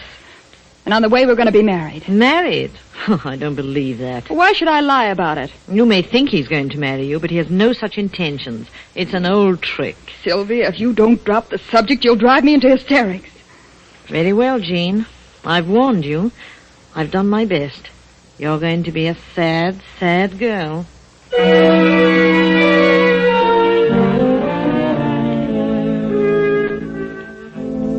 The afternoon passes and evening comes. Frank Gerard in his apartment lolls and considers the past and the future. Then, as he prepares a drink, there is a soft knock at his door. Good evening. Good evening, Mr. Gerard. Well, please come in. What can I do for you, Mrs. Marshall? I want to talk to you. Yes? Well, make yourself comfortable. Oh, what a beautiful gown, Mrs. Marshall. Thank you. I haven't seen you for some time. How long has it been? It's been 4 years, Mr. Gerard. We met last in a nightclub with a group of mutual friends. Oh, yes. Yes, indeed. You were captivating that evening, and may I say you're most charming tonight? What a line. I've often wondered if I'd ever see you again. Have you? Well, here I am. And I'm flattered. Highly flattered. And just as conceited as ever. Very happy you're here. You won't be when you hear why I came. No? Oh, how disappointing. I was sure you came just to see me. Me alone. I did come to see you alone. Are you alone? Well, of course. You're perfectly safe here, Mrs. Marshall. Mrs. Marshall. The Mrs. Marshall of the Blue Book. Sylvia de Levante. Remember the Club National in Detroit? The Folie Nationale, starring Sylvia de Levante, direct from London. I can see it now. So can I. What of it? Does your husband know all about that? He does. I doubt it. Maybe he'd be interested to know, huh? I don't scare, Mr. Gerard. And why are you on the defensive? Maybe you know why I'm here. Oh, now, please, don't disappoint me. I came here to appeal to your decency, if you have any. Well? Jean Marshall is a fine girl. I want you to leave her alone. I beg your pardon? Her father is the finest man who ever lived. He worships her. Jean is under the impression that you intend to marry her. I know better. If Jean got mixed up with you, it would kill her father. Did Jean tell you we were going to be married? Yes, and you've led her to believe that. But you know you've no such intentions, and you're going to the mountains with her in the morning. That's right. But not to get married. Mrs. Marshall, if you were to run along home now and forget all about this and tend to your own business, I might see to it that your husband never knows all about you that might be told. You don't like Jean's father, and he doesn't like you. Why would you want to marry a girl under those conditions? That is none of your business. Maybe I'll make it my business. You do, and I'll guarantee you'll regret it. You'd better run along now. Then you won't listen to me. My appeals to your sense of decency mean nothing. Now, look, I've had... You better get out of here. Go out through the back way and through the other hall. Very well, but please consider what I say. Yes, I'll consider. Go on. Just a moment. Darling, I had to see you. Why, Jean. I just couldn't stand to be away from you so long. I didn't expect to see you this evening. I knew you said you were going to be busy tonight, but I'll just stay a moment. Oh, Frank, darling, it's been 1,000,000 years this day. Yes, dear, I missed you terribly, but, well, I didn't expect you, and... I just wanted to see you for a second, that's all. Are we driving tomorrow or taking the train? We can drive if you like. It's not far. I can take my car. I love to drive the top down, and yours isn't convertible. All right, we'll take your car. All right. I'll go now. Night, darling. Tomorrow's going to be the most wonderful day of my life. But I've said that before so many times. Good night, dear. Frank, dearest, where are my slippers? What? Who is that, Frank? I haven't the slightest idea. Frank, darling, what on earth has become of my... Sylvia! Why, Jean! What are you doing here in those pajamas? How'd you get into that bedroom? What are you doing in my pajamas? Why, So you didn't know Frank Gerard, never met him. No wonder you tried to talk me out of Jean, marrying listen him. to me. And you had a business appointment. So this is your appointment. This is why you couldn't leave this morning. Jean, she just came here a minute or so ago. You I didn't know... expect me. I thought you were terribly startled when I walked in. I see it all now. Jean, will you wait? Sylvia warned me. She told me you were no good. Now I know why. She was telling the truth. Sylvia knows you. You despicable rat. Well, Mr. Gerard, maybe that will take the wind out of your sails. How'd you slip into that bedroom? I'll change now, if you don't mind. You think you're very clever, don't you? Well, how'd you like it if I picked up this phone and asked a friend of mine down the hall to step in here? Find you in this condition. What? Well, you wouldn't do that. That would be wonderful, wouldn't it? Famous attorney's wife found in Frank Gerard's apartment in pajamas. How'd you like that? Wait, don't do that. It won't take a second. Please don't, please, I'll go. You'll keep your mouth shut from now on? Yes, I promise. If I hear one peep out of you, I'll really make trouble.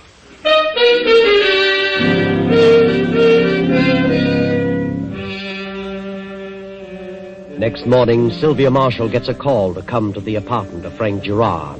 A few moments after her arrival, Attorney Marshall gets a call at his office to come to Gerard's apartment. Now, Sylvia's talking to Captain Brent from headquarters. But why have you called me here, Captain Brent? Frank Gerard was killed last night.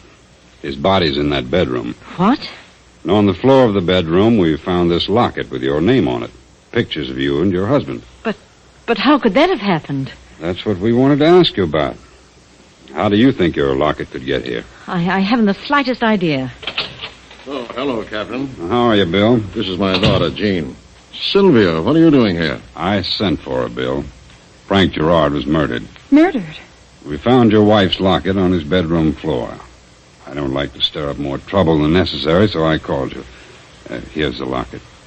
This is yours, Sylvia. How did it get here? Did you know Gerard? Yes, I knew him. Years ago. What were you doing here? I came here to talk to him. What about? This is serious, Sylvia. The truth now. Would you like to tell them, Jean? What does Jean know about it? Go ahead. Tell them, Jean. Very well. I came here to talk to Frank Gerard last night because Jean had fallen for him and was going to the mountains with him for the weekend. She thought he was going to marry her, but I knew better.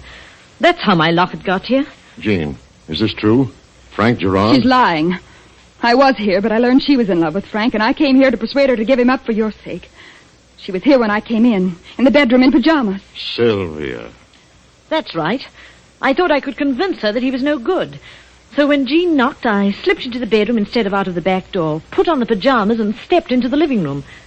But I left a few minutes later, and I didn't kill Gerard.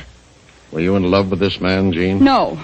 I didn't even know him. Jean, how can you say that? I'm sorry to say it, but Mrs. Marshall is in a tough spot, especially with this locket. You didn't know this man, Jean? No. I left here before Sylvia did. So if anybody stabbed him, it must have been Sylvia. I certainly didn't kill him, if that's what you mean. Well, we've got one more suspect coming, I hope. Here she is, Captain. Find her waiting for a train. Oh, yes. Come in, Miss Laverne. What's all this about? Just want to check on a few things, Annette. When'd you see Frank last? It's been weeks and weeks. We split up. Why, what's happened? Frank is, he's in that bedroom. He's been murdered. Murdered? Oh, no. You haven't seen him for weeks and weeks, huh? No, I haven't. Turn on that dictaphone machine you found, Sergeant. What did you say, Annette? Frank Gerard, if you marry this Marshall girl, if you even see her again, I'll kill you. Kill me? Yes, Well, I think you're bluffing, Annette Laverne. I'll show you. I intend to see Jean Marshall many, many times. And if I decide to marry her, I will. That, Annette, is your own voice. Gerard recorded that on this dictaphone. You threatened his life, didn't you? Yes, but I didn't shoot him. I couldn't have killed him. I loved Frank. That, Miss Annette Laverne, is the most conclusive evidence I've ever come across. I didn't kill him. I didn't, I tell you. Come along, Annette. Sorry, but there's nothing else I can do. How did you say Gerard was killed? With a paper knife. He was stabbed. Miss Laverne, I'm William Marshall, and I'm going to defend you. I think you did society a good turn. What? If you consent, I'll defend you. And from what I know of this case, I'll practically guarantee that you'll be acquitted. How about it? May I help you? Yes, but I'm innocent. You're innocent of any wrong as far as I can see. I think what you did is pardonable. Yes, Mr. Marshall, so far as you can see, Annette did a good deed. Gerard was a blot on society. The evidence is conclusive against her, but you'll get her an acquittal. And why? Because you know she deserves an acquittal. She didn't kill Gerard, but you know who did. Yes, your daughter, Jean. And how do you know? Because Jean was the only person who knew how Gerard was killed. Jean said that if anybody stabbed Frank, it must have been Sylvia. No one had mentioned how he was killed, so if Jean knew he was stabbed, she must have been in the room. But Gerard is out of the way now. He'll be no further trouble to anyone.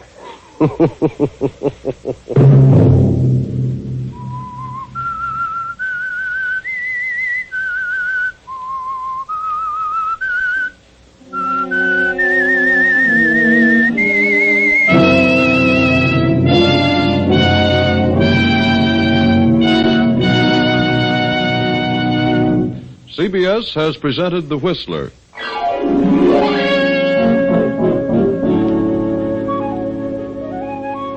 Original music for this production was composed and conducted by Wilbur Hatch. The Whistler is written and directed by J. Donald Wilson and originates from Columbia Square in Hollywood. Next week, same time, I, the Whistler, will return to tell you another unusual tale. Good night.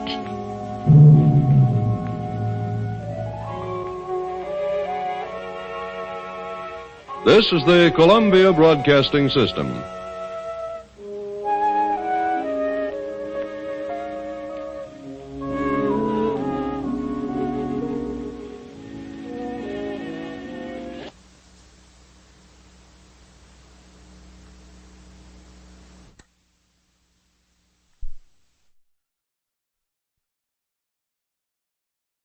Have you heard the strange tales of the Whistler?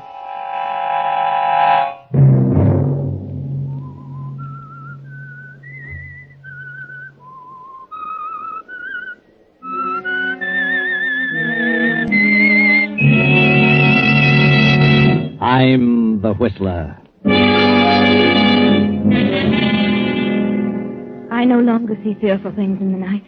All that has changed. Night and the shadows are friendly. Now it is the daylight that frightens me.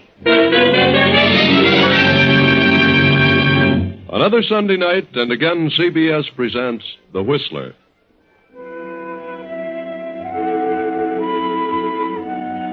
I, the Whistler, know many things, for I walk by night.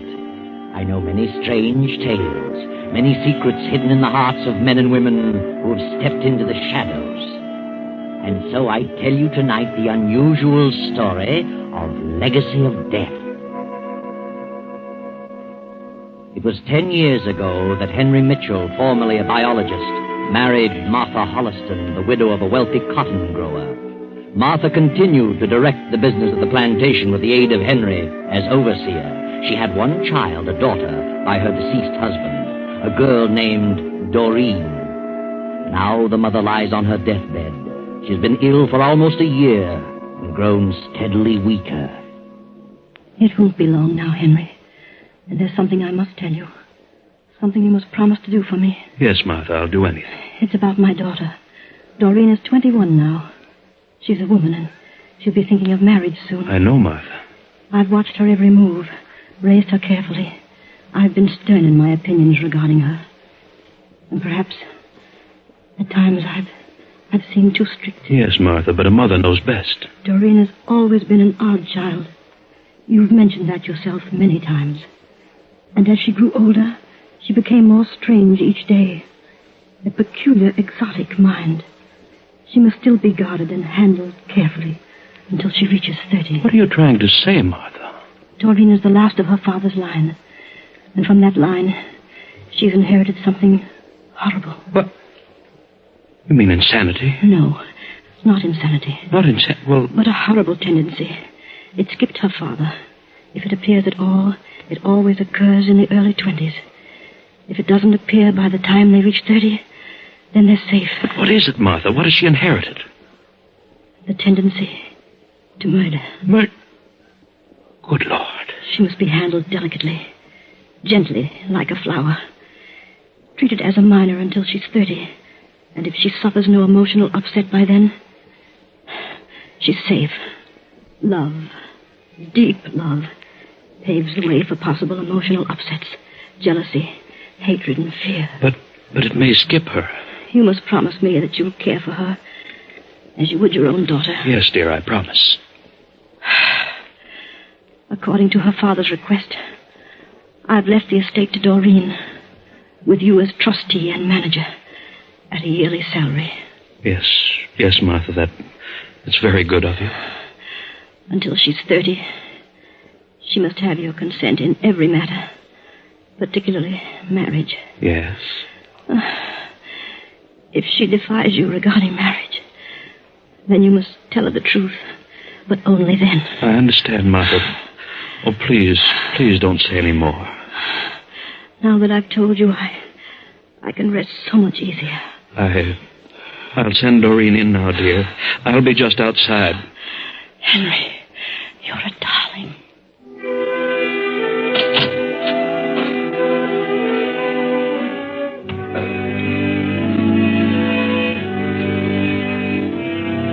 Doreen stepped into the room, knelt at her mother's bedside, and a few minutes later, Martha was gone. Now 6 months have passed, and Henry has hired another overseer, young Irving Wallace, a graduate of Agricultural University. Irving has fallen madly in love with the strange, unpredictable Doreen. Do you realize, Doreen, I almost turned down the offer to take this job. And something kept saying to me, take it. And I did, darling. I don't know why at the time, but now I know. The night. I love the night. And the river and the moon. What? Daytime and the sun unnerves me. I'm never at ease, never able to think clearly. Till the sun goes down and I see the moon on the river. It is pretty. When I was a little girl, I was always frightened of the dark. I fancied all sorts of horrors waiting for me in every shadow. Yes? Now, in the last year or two, I've somehow lost my fear of the darkness. I no longer see things in the night. Night and the shadows are friendly. And it's the daylight that frightens me. Doreen, what are you trying to say? What? What sort of talk is this? What's happened to you, Doreen? You've changed. You've grown distant and detached. We come down here to the river now, and you just stare at the moon and talk in riddles. I don't understand it. No? I don't either. Well, I don't like it, darling. It's not natural. What do you mean by that? Well, I mean, I don't approve of such ideas coming from the woman I love. You don't? I want my wife to be normal. I don't want her to be afraid of the daylight and come to her senses only at night. What right have you to say what I shall like? And what do you mean by your wife? What? Doreen, I thought... Did I ever say I'd marry you? No, but what else would I think? Did I ever say I loved you? Well, you surely gave no indication that you didn't. What's wrong with you, Doreen? Doreen! What? Oh, please, darling, tell me what's wrong. What have I done? Nothing. Done nothing. Do you mean you don't want to marry me? I don't know. I'm afraid. Oh, darling, if you only knew how I worship you. I'm just afraid. Afraid of old men. What an awful thought. Please go. Please, leave me alone. I can't understand you, Doreen. Please go, Irving. All right. I'll go if you insist. But please don't stay here long. It's almost midnight. What? Nothing, darling. Nothing.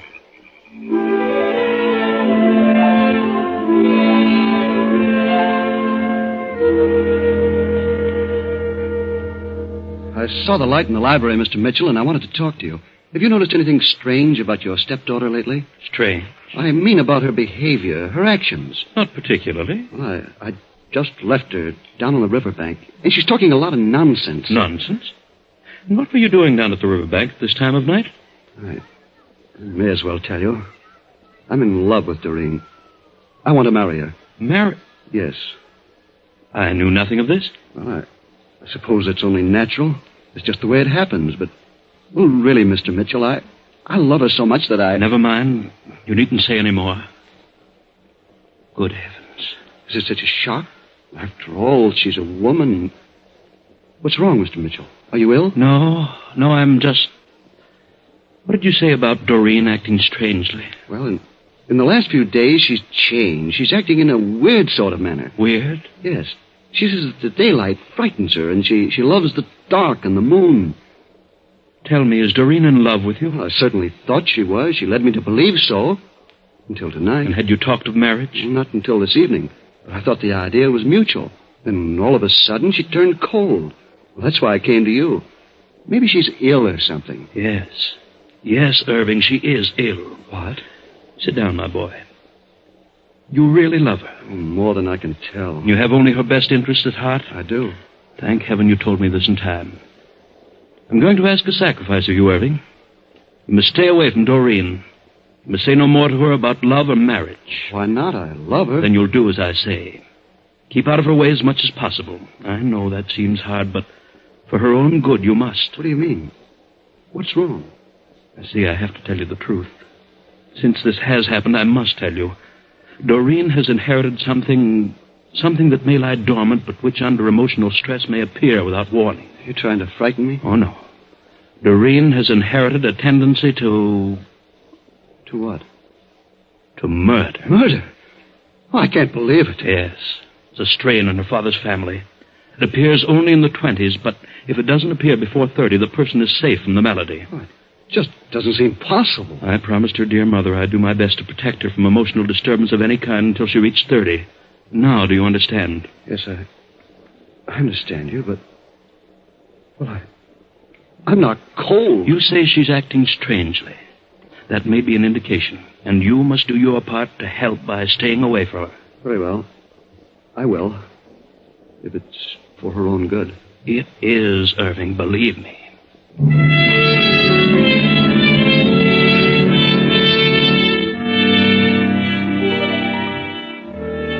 Irving keeps his word, and difficult as it is, he avoids Doreen. Then a few weeks later, Henry Mitchell's handsome young brother, his only living relative, Clyde Mitchell, a wealthy Hollywood writer whom Henry hasn't seen in years, drops in unexpectedly. Well, Clyde, you've been doing very well in Hollywood, haven't you? Yes, indeed. Hollywood's been good to me. I've made a fortune. And I've handled my money in a better fashion than most of them. Every dollar I get is turned over to a manager, and he invests it for me. I couldn't write my name to a check for $500 if I wanted to. Good. I'm glad to hear you finally got some sense. Why did you give up your biological research? Oh, I haven't entirely given it up. I still dabble in agricultural biology. You seem to be doing all right, Henry. This is a nice plantation, nice home. I'm sorry I didn't get to meet your wife. She had a daughter, didn't she? Yes, she's here. Doreen. Strange girl, most unusual. No children of your own, Henry? None. You and I are the last of our line. We're the only living ones of the family. It's up to you to carry on the name, Clyde. Yes. Well, I suppose I'll get around to that sooner or later. I'm engaged. Expect to be married this summer. Maybe before. Hollywood girl? She lives in Hollywood, but she came from Boston. One of the Harrington girls. Oh, I'm sorry. I didn't know anyone was here. Oh, come in, Doreen. Come in. This is my brother, Clyde. Clyde? I'm glad to know you, Clyde. Doreen. What a charming name. Clyde is a movie writer. Been quite successful in Hollywood. Oh, now, don't tie me down to pictures, Henry. I've written a few novels, too. Yes, I know. You wrote Moon in the River. Guilty? I was terribly impressed by it. It was out of this world. I have a fan. Are you staying for a while? Oh, a few days. I like it here. Do you? I'm glad. Well, I'll leave you alone now. I know you want to talk. Good night. Nice girl. I said she's a nice girl. Oh, yeah, she's gorgeous. I've never seen such red hair, such strange eyes. Why, they're hypnotic. Red hair and green eyes. What did you say? I didn't say anything, Clyde.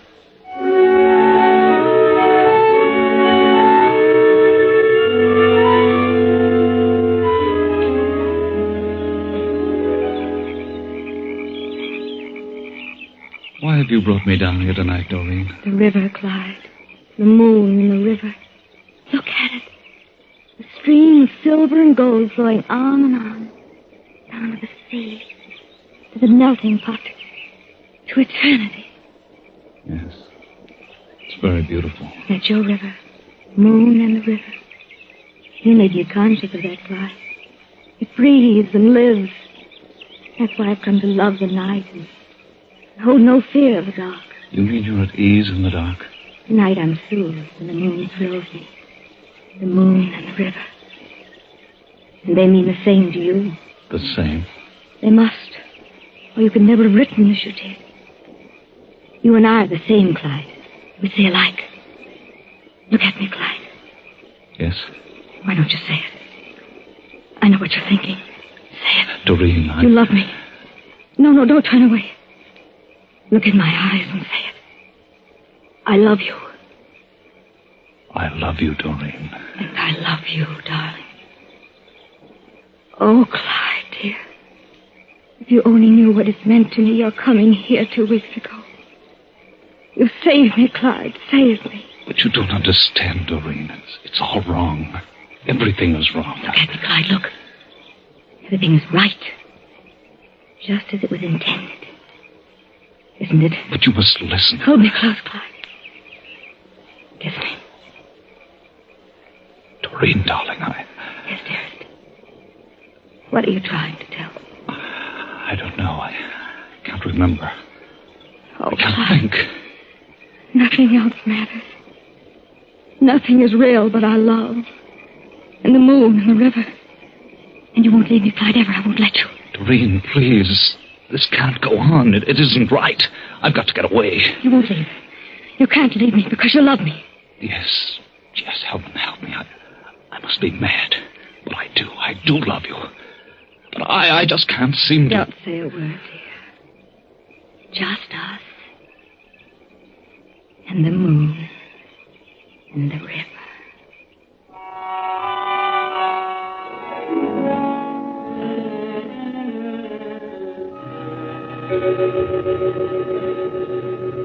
Oh, Clyde. Yes, Henry? Come into the library. I've just been talking with Irving. Said you were walking down by the riverbank a while ago. Yes, I was. What's wrong with you, Clyde? What's happened? I don't know, Henry. I'm leaving in the morning. Leaving? I must. I've got to get back to Hollywood.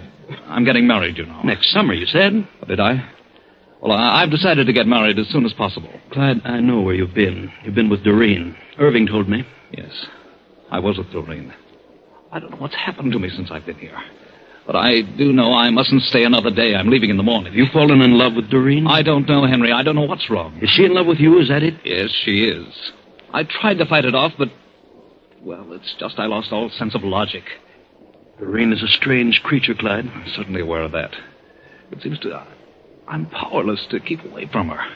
I mustn't stay longer. I'm leaving the first thing in the morning. I'm sorry to see you go, Clyde. I'd hoped you'd stay longer, but perhaps under the circumstances it's best.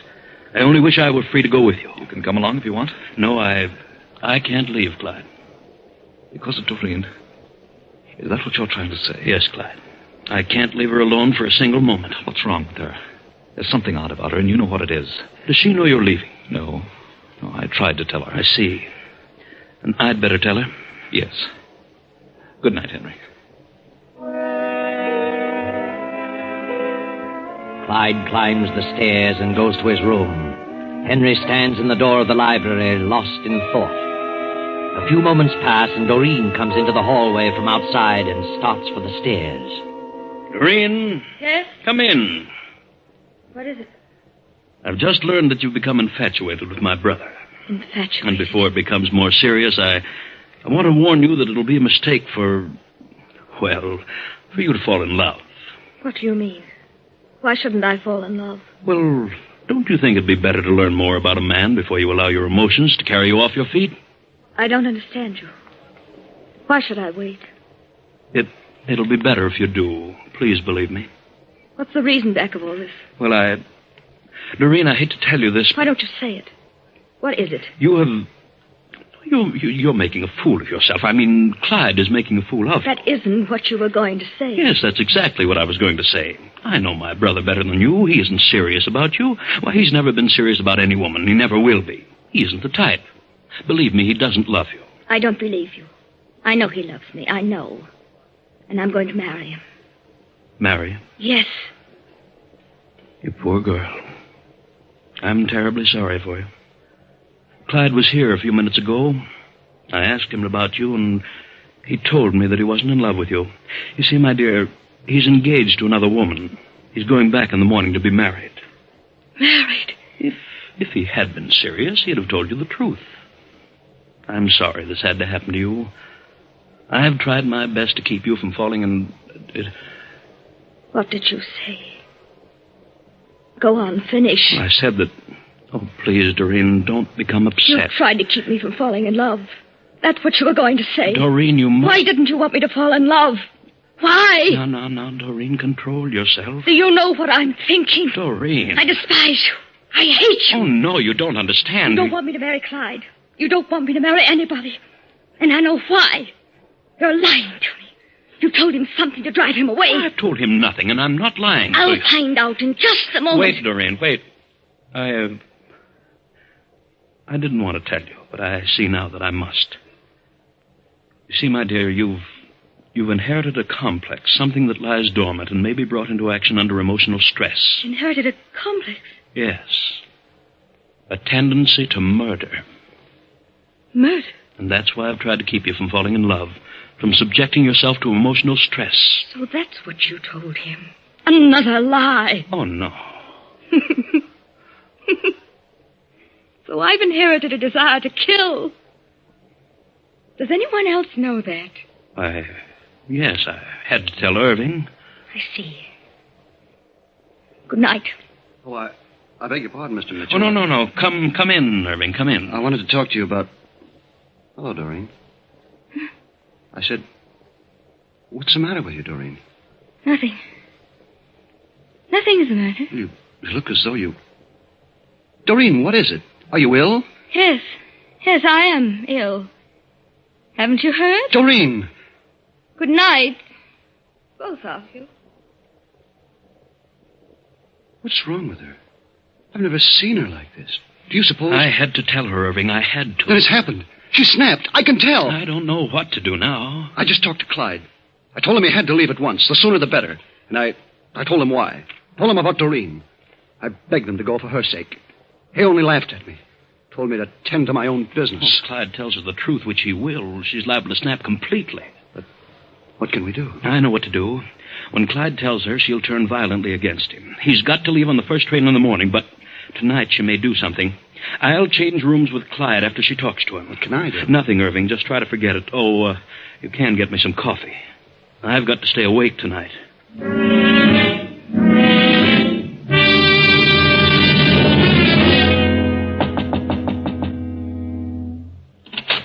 Doreen, what is it? I want to ask you something, Clyde. What? Are you leaving in the morning? Well, yes, Doreen, I am. Why? I've some business to attend to. Why are you leaving me, Clyde? Why don't you take me with you? Take you? But I can't do that. Why didn't you tell me you were leaving? Well, it came up all of a sudden. Oh, did it? What did your brother tell you about me? He didn't tell me anything. No? I love you, Clyde. But you can't leave without me. I can't take you with me, Doreen. It's impossible. Why is it? Because I'm going to be married. Married? Yes. I wanted to tell you, but... Married? I thought you loved me, Clyde. Oh, Doreen, I can't stay here any longer. I can't go on like this. Why didn't you tell me you loved someone else? Why? I don't know. I really don't know. Are you afraid of me? I'm leaving in the morning, Doreen. That's definite. Good night, Clyde. Doreen, Goodbye, darling.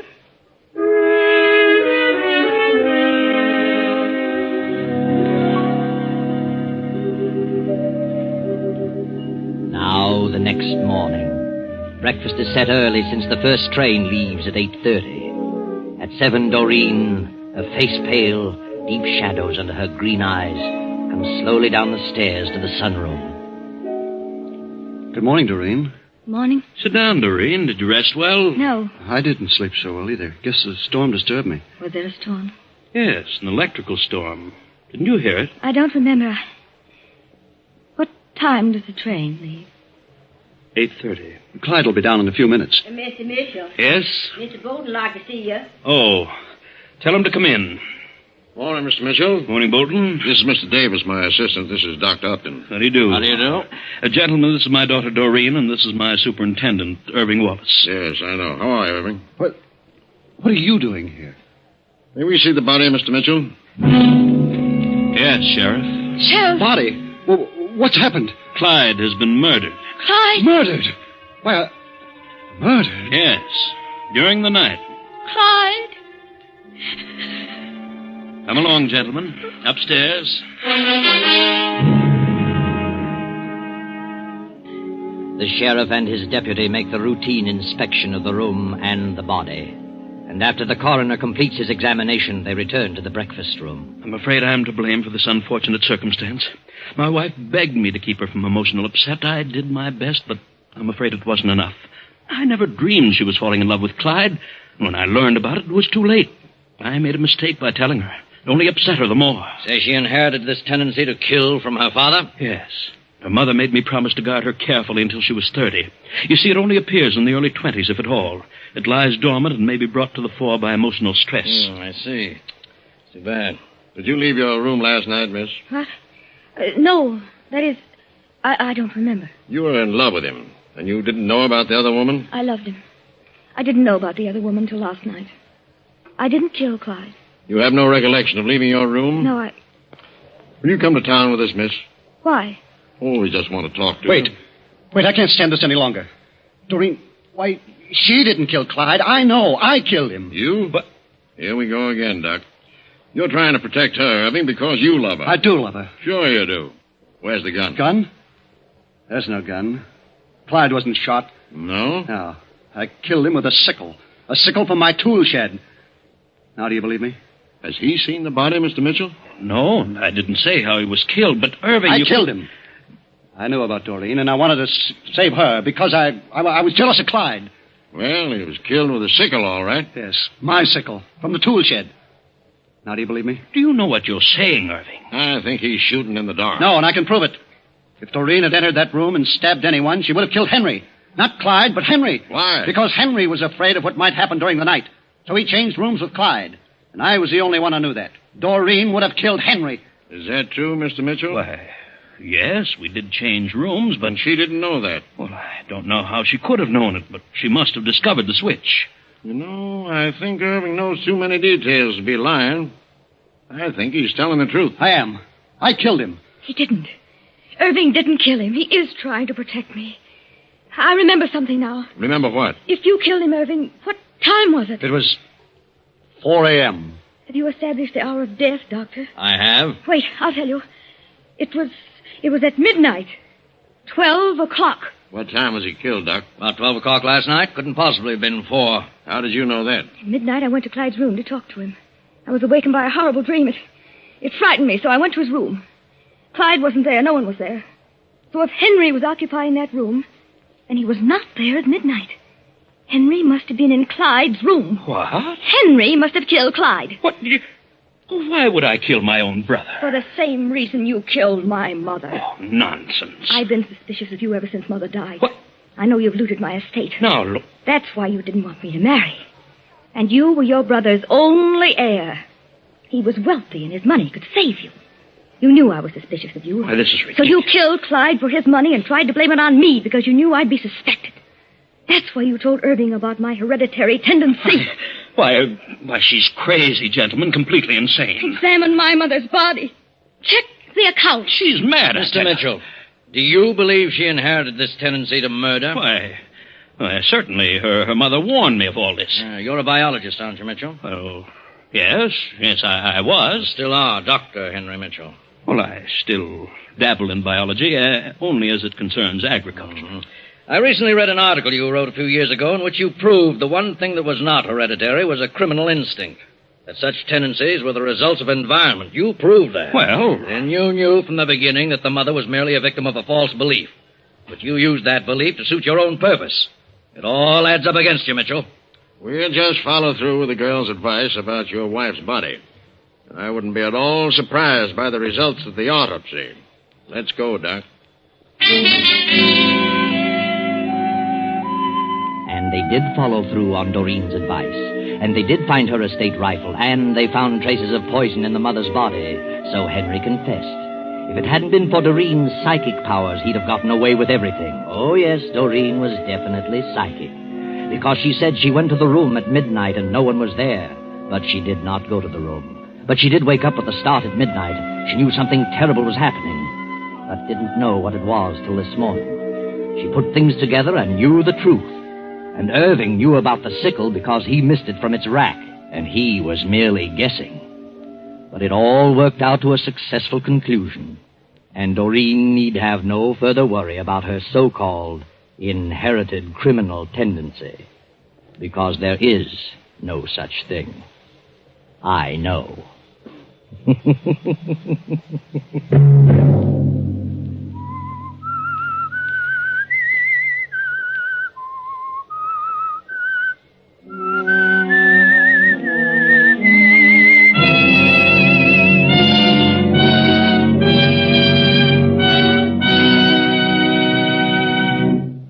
CBS has presented The Whistler.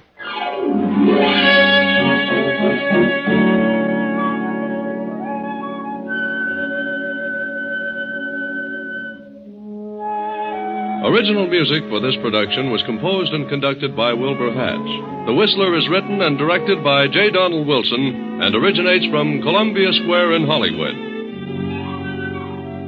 Next week, same time, I, the Whistler, will return to tell you another unusual story. Good night.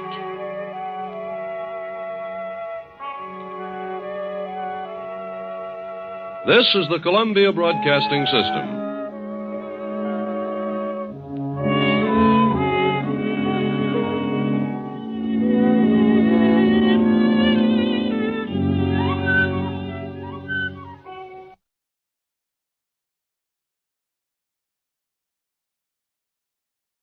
Have you heard the strange tales of the Whistler?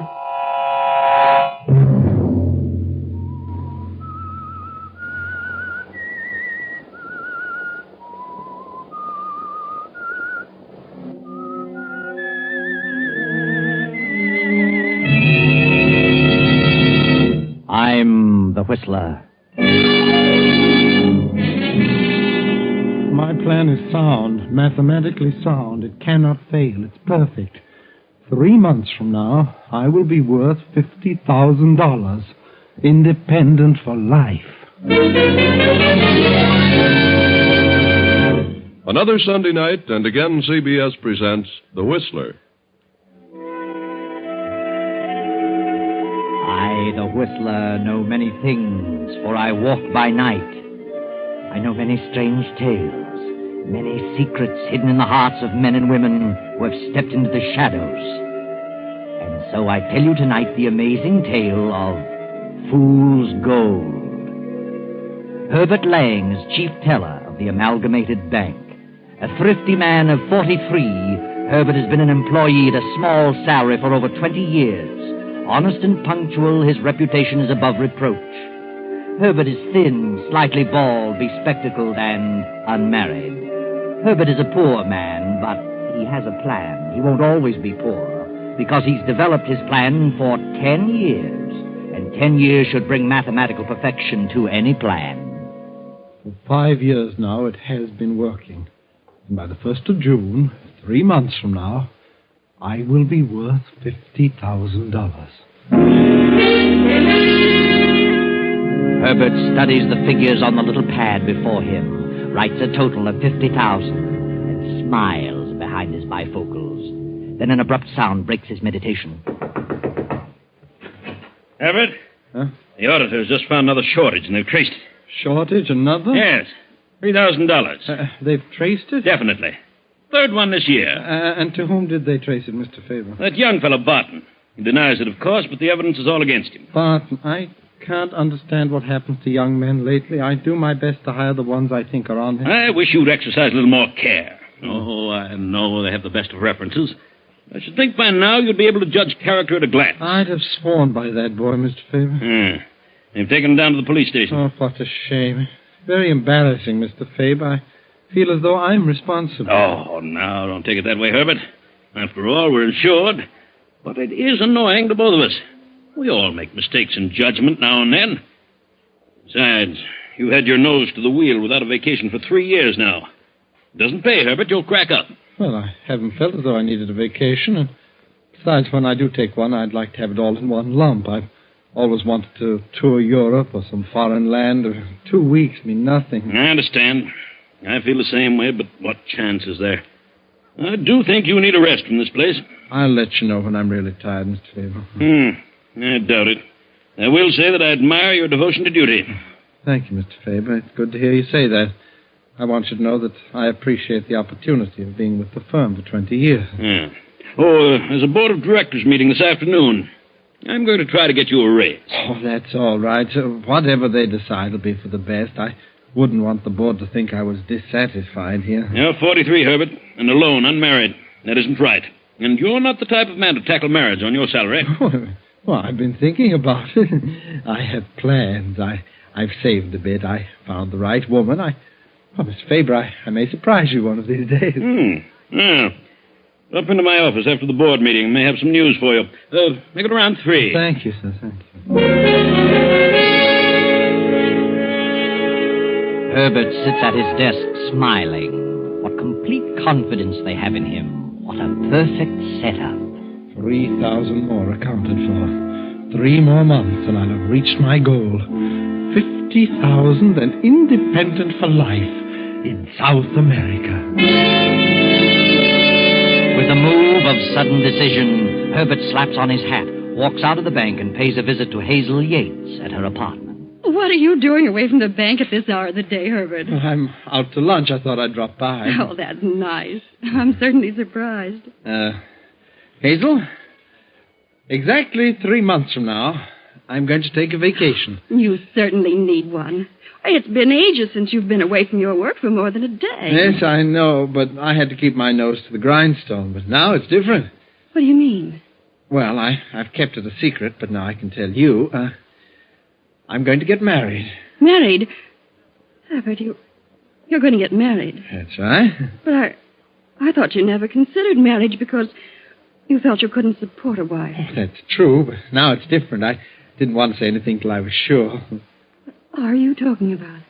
Hazel, for several years now, I've been working on a problem, a plan that cannot fail, because it's mathematically correct.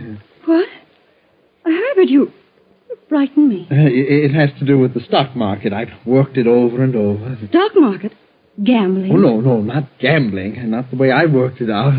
Lots of people have thought they'd found the secret to playing the market. And what happened? Well, this isn't a theoretical plan. This has already worked. Proven. Already worked? I set myself a goal, an amount of money I felt sufficient to live on, in ease for the rest of my life. $50,000. Beyond that sum, I would not attempt to go. $50,000? Yes, I've placed every dime to use according to the plan, and I've not missed once. Herbert, You mean you have $50,000? Well, not quite, but we'll have by the 1st of June. Well, I can't get over it. I'm amazed. Oh, it's very simple. I have got 3,000 to go, and then I'm through. 3,000? Oh, that frightens me, Herbert. Why don't you be satisfied with what you have? You may lose it all in trying to get the other 3. Oh, not a chance. I set myself a goal, and I intend to reach it. Very well. I hope you're right. Then I'm going on a long vacation. How long will you get? Oh, from next June on. On and on. From June on? Well, how can you do that? I'm not going to work another day. Why should I? I'll be independent. I'm going to quit. Quit your job? Yes, and take a long trip to South America. I'm going to live there. Why, 50,000 there is like 200,000 here. What more could you ask for? I see. And you're going to get married? Yes, I am. I haven't asked her yet, but I'm confident. Who is she? Do I know her? Yes, she's wonderful. Well, I wish you lots of happiness, Herbert. Would you like to live in South America, Hazel? What? Well, yes, I would. Then you and I will be married June 1st. Oh, Herbert, you mean you're asking me? Yes. Now, don't say a word about this. Now, it's a secret. Don't tell a soul. Promise? Oh, yes, Herbert, I promise.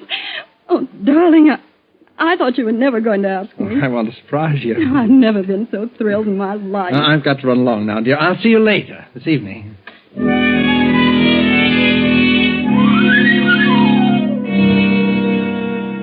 Yes, everything is working perfectly for Herbert Lang. A 10-year plan just cannot fail. A few months from now, and he will be independent. Hazel, 50,000, and South America. It's after 3 now. The board meeting is over. Herbert steps confidently to the president's office. Well, I see the meeting's over, Mr. Faber. Yes. Come in, Herbert. I talked it over with the board. They didn't seem to agree with me. Oh. No raise? Sorry, Herbert. Board members are rather a cold group of individuals. Oh, that's all right, Mr. Faber. I've gotten used to it after all these years. They're a very selfish lot. A whole lot of stock. Someone else does the work. They draw big dividends. It's all they're interested in. Well, I hold stock too, Herbert. Oh, I know, sir, but you take a more personal interest in the employees because, well, you're an active officer. Oh, yes, of course. Well, maybe they'll see their way clear next year. I'm certainly not one to become impatient. No, Herbert. I'll run along now. Just a minute. I haven't quite finished. Oh, no, sir? I had quite a session with the board. For the life of me, I don't understand one of them. What do you mean, sir? They were up in arms about that latest shortage. Oh, but I had nothing to do with that. Do they think I took it? No, certainly not. But, well, they do think you are indirectly responsible.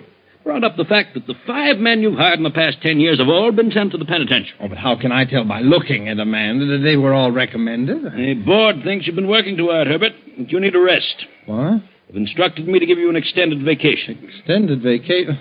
How long? Indefinitely. Effective in 2 weeks. Oh, but that's impossible, Mr. Faber. I just couldn't do that. Why, I have a tremendous amount of special work on the books. I just couldn't attend to that in the next 2 weeks. The board at first wanted your vacation to be effective tomorrow night. But that's ridiculous. You know that, sir. Who else here could step in and take over in a moment's notice? Yeah, of course. That's true.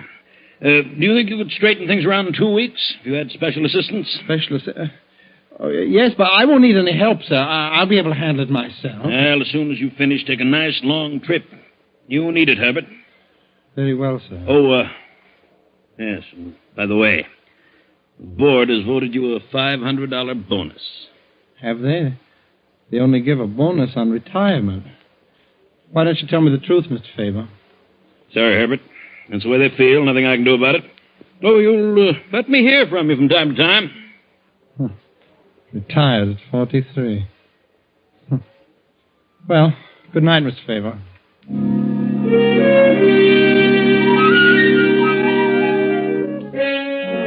The moment Herbert steps out of Faber's office, fear, a strangling, clutching fear grips him. 2 weeks, 2 short weeks. That wasn't part of Herbert's plan.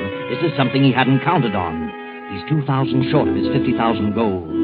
He'll have to let it go at that and be satisfied. And only 2 weeks to fix the books to cover the new $1,000 shortage.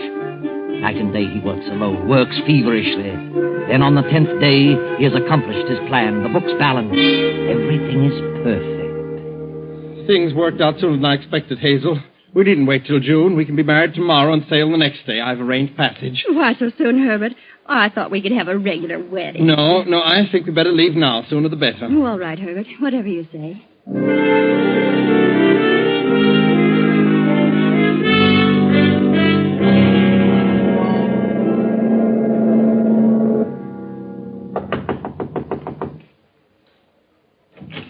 Yeah? Good evening, Mr. Evans.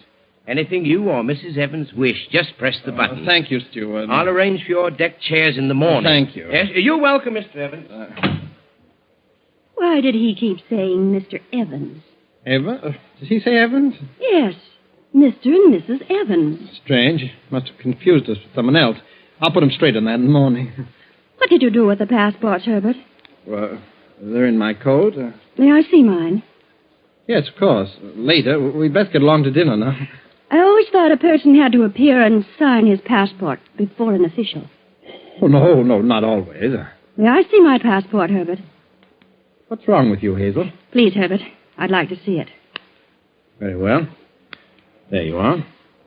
Herbert, why are we traveling under the name of Evans? Well, it's better that way, incognito, you know. How did you get this passport without my signing for it? This isn't my signature. Who signed it? That doesn't matter. I got it. You better study that signature and be able to copy it when we arrive in port. Don't worry, darling. It's done this way every day. I don't believe you. You're hiding from someone, running from something. Oh, that's silly. $50,000. The stock market. What are you getting at? Now I am suspicious. Are you, Hazel? You stole that money. Stock market. Well, you never made a dime on the stock market in your life. Aren't you being a bit silly, Hazel? So this was your plan. A system. Stealing from the bank and blaming others. That's what happened to my brother 2 years ago. That's why he was sent to jail. All right, Hazel. You're in this too now, so I'll tell you. I did have a plan, and it worked. No one will ever be able to trace it to me. And I'll take care of your brother later. I've sent all the money to a man in Brazil, a man I know. Sent him several packages and asked him to hold them pending my arrival. He doesn't know what's in them. What man? Well, his name is Pedro Gonzalez, big coffee plant outside of Rio de Janeiro. I see. You and I are the only ones who know, Hazel. Supposing I tell what I know. You'll be an accomplice?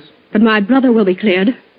I told you your brother will be taken care of. The only way my brother can be compensated is to be cleared of the charge. No, is that so? And I intend to clear him, regardless of what happens to me.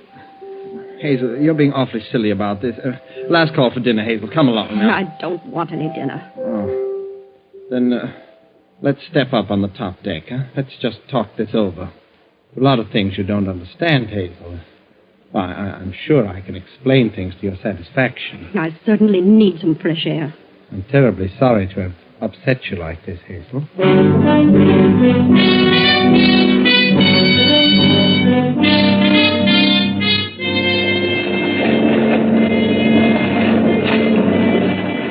The tossing liner plows on through the darkness. The wind sings mournfully through the masts and cables. Herbert cannot sleep. Herbert is worried. His plan worked. It was perfect. They'll never trace the money to him. But Hazel presents another problem. It is morning now, 9 a.m. The steward steps up to Herbert's stateroom door. But, Hazel, why don't you look at this sensibly? It isn't as though I'd done a murder. Why take on so? You aren't the first woman who discovered something about her husband. I made a mistake, and I'm sorry. It's done in the past. Now, why not look forward to the future together? Yes?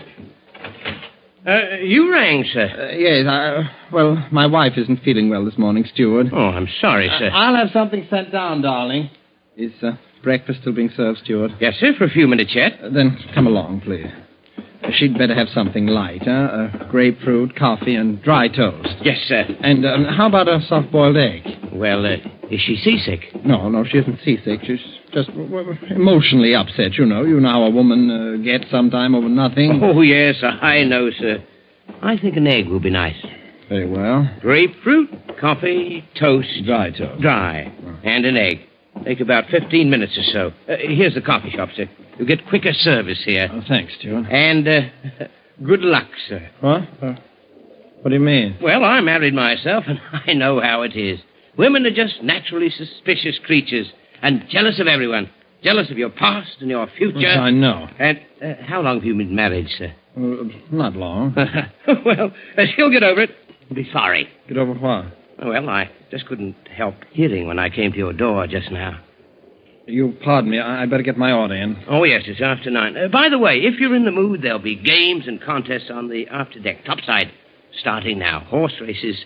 50 cents a ticket if you care to gamble. I know, but I don't gamble. Oh, well, then you'll find plenty of other things to keep your mind off your troubles. See you later, Stuart. Herbert steps into the coffee shop, orders his breakfast. But try as he might, he can't keep his mind off his troubles. His troubles and Hazel. He ponders over the thousands of dollars in the cork-lined waterproof package hidden in his trunk in the stateroom. Wonders if Pedro Gonzalez will meet the ship outside the harbor as planned.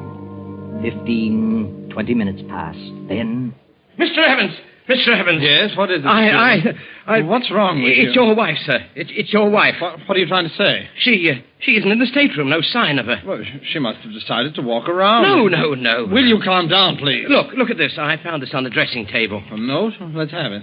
It must have just happened, sir. It says 9:10 a.m. Herbert, I cannot reconcile myself to such a situation. The very thought of being married to such a man as you sickens me to the depth of my soul. I can't go on. And don't think you will escape punishment for the suffering you've caused. Goodbye. Hazel. He's jumped over. 9:10. Just 12 minutes ago. I was a little fool. I'll phone the bridge. Give me the bridge. She was out of her mind. Bridge? Stop ship. Man overboard. Man overboard.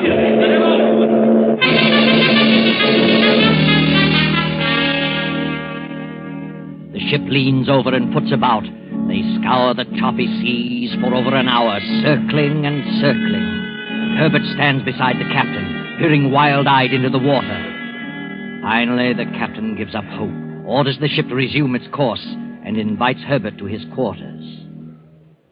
Sit down, Mr. Evans. Thank you. Come in, Steward. Yes, sir. Well, we've certainly done our best, Mr. Evans. No one can deny that. Yes, Captain, I know it, and I appreciate your efforts, but the sea is very choppy. It would be hard to find anyone. As you know, we'll have to ask a few questions. Yes, I understand. This note was written by your wife at 9:10 this morning. Yes, sir. Do you recognize it as her writing? Well, of course. It's hers, all right, Captain. I checked with her passport signature. Mr. Evans, how long have you been married?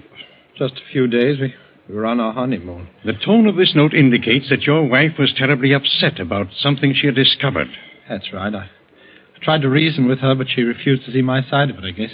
What was she referring to in the note? I can answer that. I'm not asking you, Steward. Oh.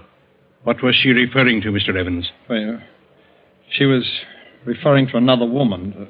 She'd found out about another woman, a woman I'd known previous to our marriage. Did your wife threaten you? No. Did you threaten her? Certainly not.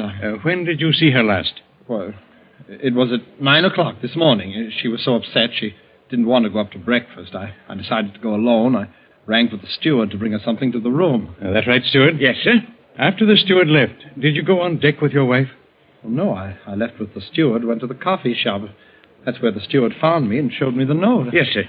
As I stepped up to the stateroom to answer the call, I heard them arguing. I heard Mr. Evans asking her to forget about the past and think of the future. Yes? And he told her he'd have me bring something down. Him and me walked along the corridor up to the coffee shop. He told me what to bring her, and I got it. And when I returned to the room, she wasn't there. I found a note on the table and ran for Mr. Evans. Then I phoned the bridge. And you didn't leave the coffee shop, Evans? I did not. Ask the coffee shop steward. Are you trying to infer that I pushed my wife over? Certainly not. We just want all the facts. We're on the high seas, you know. And this represents a court of inquiry. Coroner's jury, so to speak. I see. Mr. Goodman, my first officer here, the ship's doctor, and I will make a decision. What's your opinion, gentlemen? Well, according to the steward's statement and the note, I'd say suicide. Mine is the same opinion. Very well. I agree with you. It's quite obvious that she committed suicide. Enter the findings in that manner, Mr. Goodman. Yes, sir. I'm very sorry about this, Mr. Evans. Please accept my condolences. That'll be all, gentlemen.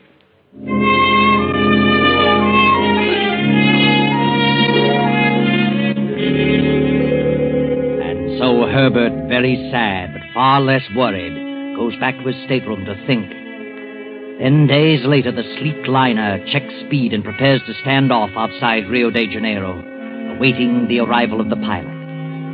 Dusk has fallen. The ship barely creeps along. Herbert stands at the aft port rail, a package in his hand, a cork-lined waterproof package. Many small boats bob about on the surface, moving at a snail's pace. As the first officer moves forward, Herbert speaks to him. Why are we stopping out here? Well, we always stop at this first light to wait for the harbor pilot. How much longer before we get in? Oh, we'll tie up in about an hour. Stand here for about 10 minutes. Pilot's on his way out now. I see. What's the name of this first light here? Oh, it's called the Cordoba light. Thank you. Why don't you come up forward? There's nothing to see from back here. All the excitement will be up ahead. Yes, I'll go up there in a moment. What's that you have there? Huh? Oh, this. Camera? No, it's some manuscript. Why the oilskin wrapping? You think we might go down? Oh, no, Well, I guess I am a little superstitious. After all, we did sail on Friday the 13th. Well, I'll see you up forward.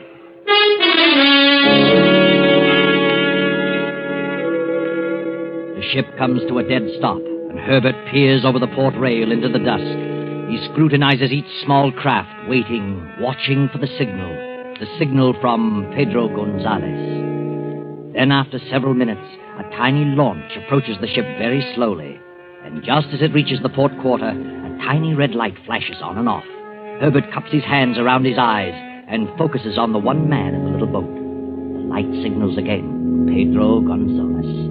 Herbert looks up and down the deck. He grabs a little flash lamp from his pocket and gives the answering signal. Suddenly, with a swing of his arm, he tosses the waterproof package down to the water.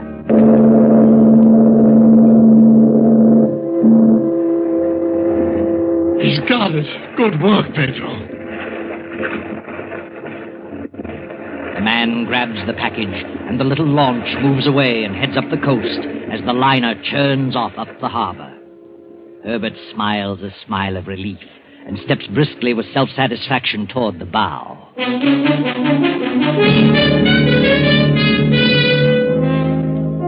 And now, 3 hours after docking, Herbert waits in a little waterfront cafe, waits impatiently for Pedro Gonzalez to keep the rendezvous. But Pedro is already an hour late, and Herbert has begun to worry. You would like more wine, senor? Huh? Oh, yes, please. I'll have another wine. By the way, waiter, do you know of Pedro Gonzalez? Pedro Gonzalez? Say, senor? Oh, have you seen him this evening?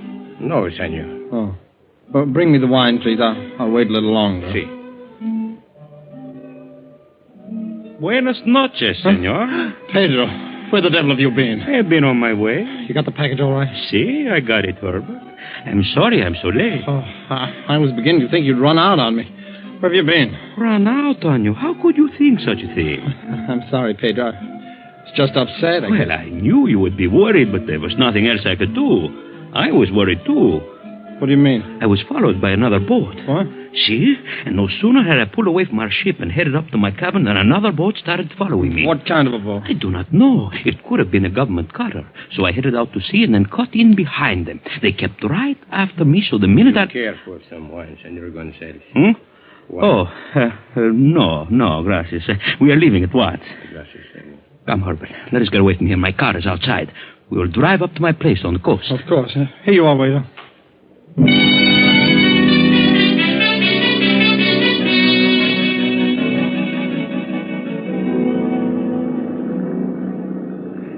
I bought this shack on the beach I told you about for this purpose. A fisherman's shack. Do you know what I call it? Casa Dinero. House of money, eh? I have done a little fishing, but only as an excuse for having the boat. Well, how's everything in New York, eh? I always liked New York. Did you? Perhaps next year I will go back there for a visit and live in style, eh? Of course, you will have to stay down here for quite a while until this blows over. Maybe not. They can't trace anything to me. How much did you get? Well, according to our agreement, your share should be $5,000. $5,000? Beautiful one. But look, I want to know about this boat that follows you. Well, I was plenty worried, so instead of landing at my place, I landed half a mile up on the beach. The second I got out, I picked the spot and buried the package in the sand. I was afraid they would follow me to the shack. Oh, but you agreed that you'd hide it under the floor in a gas can. I ask you, Herbert, what would you have done? I was not taking any chances. Oh, and just where did you bury it, Pedro? Oh, it is easy to find. A half mile up the beach and 50 feet from a small... What is it, Pedro? What's the matter? There is a car following us. What? Maybe the police. Police? Step on it, Pedro. Why should the police follow us? Hurry, Pedro. They're gaining on us faster. It is wide open. Ah, They have turned left. It was not the police. Pedro, look out, those kids! What? Going on the road!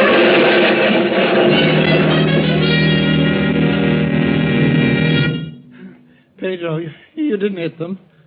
Pedro, are you all right? Pedro, can you hear me? Pedro, tell me, where is it? You've got to tell me. The money.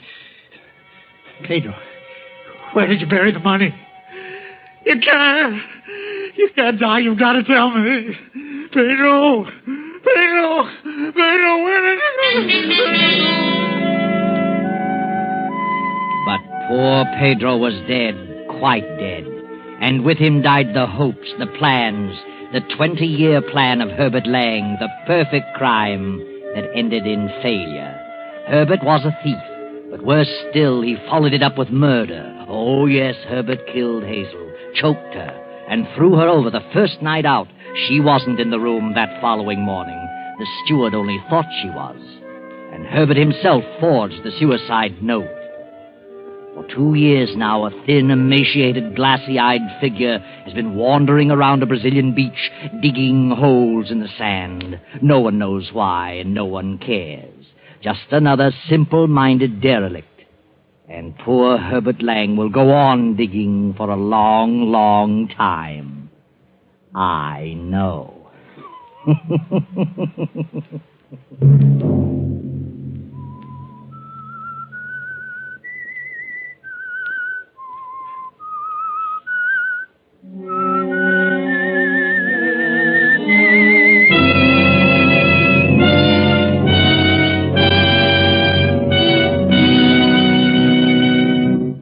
CBS has presented The Whistler.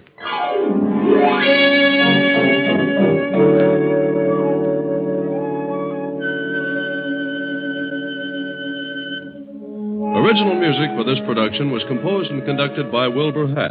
The Whistler is written and directed by J. Donald Wilson and originates from Columbia Square in Hollywood. Next week, same time, I, the Whistler, return to tell you another unusual tale. Good night. This is the Columbia Broadcasting System.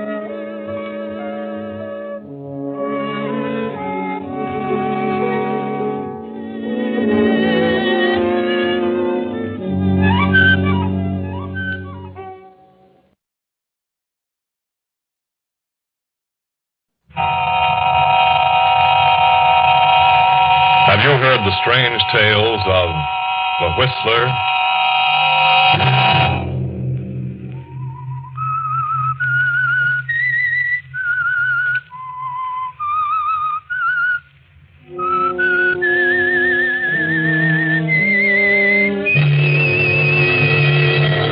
I'm the Whistler.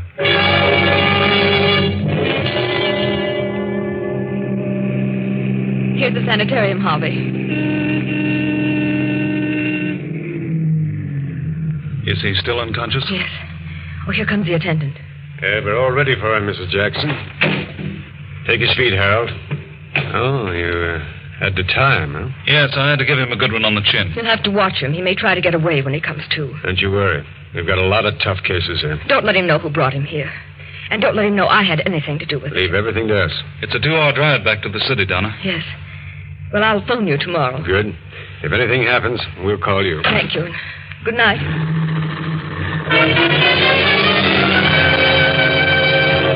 Saturday night, and again, CBS presents The Whistler. I, the Whistler, know many things, for I walk by night. I know many strange tales, many secrets hidden in the hearts of men and women who step into the shadows. And so I tell you again tonight, one of the favorite tales of Death Has a Thirst. The long black car with the handsome man at the wheel and the woman beside him returns to the highway and speeds on through the night. The man and the woman sit staring ahead, lost in thought. The man is Harvey Davis, and the woman is Mrs. Victor Jackson, wife of the unconscious man recently deposited at the sanitarium. I'm sorry I dragged you into this, Harvey. But I had to have some help, and I knew I could depend on you. It's all right, Donna. I only hope it'll do some good. Victor never drank a drop while we were in school. He didn't drink when we were first married. After his father died and Victor took over the business, he started. Well, it's a huge concern, and I guess he just couldn't take it. He always had an inferiority complex. But the thing that hurts me most is that the drinking has completely changed him. He's suspicious of every move I make. He accuses me of the most disgraceful things. Accuses me of lying to him about everything, of being in love with other men. Oh, countless things. Other men? What man? Any man I speak to. Even you, Harvey. Me? Well, after all, if he's going to be suspicious of any man, it would logically be me. Why? You've brought most of your troubles to me. He knows that. I'm as good a victim as anybody. And he knows I'm terribly fond of you. Are you, Harvey? From the first day I met you, I said, here's a woman. A strong woman. Maybe she'll develop some backbone in my willy-nilly friend, Victor. It's very nicely put, Harvey. Well, let's hope this sanitarium does him some good. Oh, if it doesn't, I don't know what I'll do. Don't worry, Donna. Just remember, I'll do anything for you. Thank you, Harvey.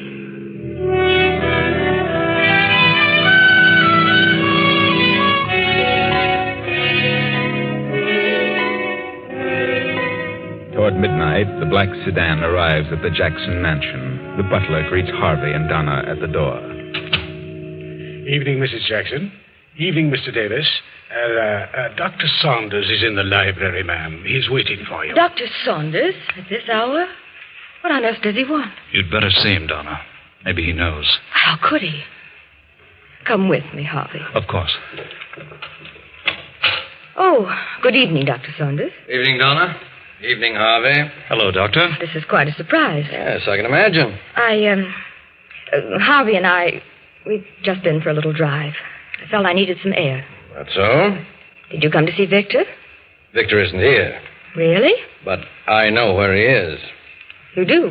He's in a cheap dive, a rooming house downtown. What? But that isn't possible. That's where he always goes. Well, you're wrong this time, Doctor. I took him by force to a sanitarium tonight. Harvey helped me. Maybe they can do something for him. You told the sanitarium I was his physician, didn't you? Yes, I did. Well, they called me an hour ago. He's escaped. What? They said he came to and broke away from them. I know where he usually goes, and I can find him. That is, if you want me to find him. What are you inferring, Doctor? Well, Donna, I know what you've been through with Victor. I know what a trial it's been. I've tried, you've tried, we've all tried everything we could to make him stop. Not many women would have gone through what you have. Well, we've dragged him through before. We could probably do it again. I just thought perhaps you'd had enough, that's all. And you know where he is? Yes, I'm pretty sure I know. Well, then find him. I'm determined to cure him if I have to take him to a desert island. It's an idea. A long ocean trip might be the answer. You'd have to hog time. I could do that, too. Very well. I'll have a talk with him and phone you in the morning. Good night. Good night, Doctor. Oh, Harvey. No. You've done your best, Donna. Oh, but I feel so hopeless. I don't know what to do next. Well, try the desert island. Why not? It might work, mightn't it? Harvey, you can help. Your yacht. Dr. Saunders may be right. At least it's worth a try. I wonder. Oh, please, Harvey, it may be the answer. I can't get away just now, but if you're determined, you're welcome to the yacht. Please. I'd feel better if you came along. All right, Donna, I'll go. I'll arrange it. But Victor won't want to come. We'll take him aboard by force. Shanghai him? Well, all right. Just let me know when you find him, and I'll arrange everything.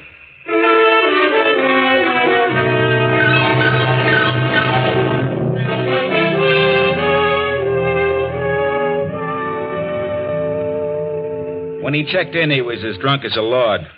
Well, I'll leave you alone with him, Doctor. Thanks. That hypo will bring him out of this. Thanks a lot.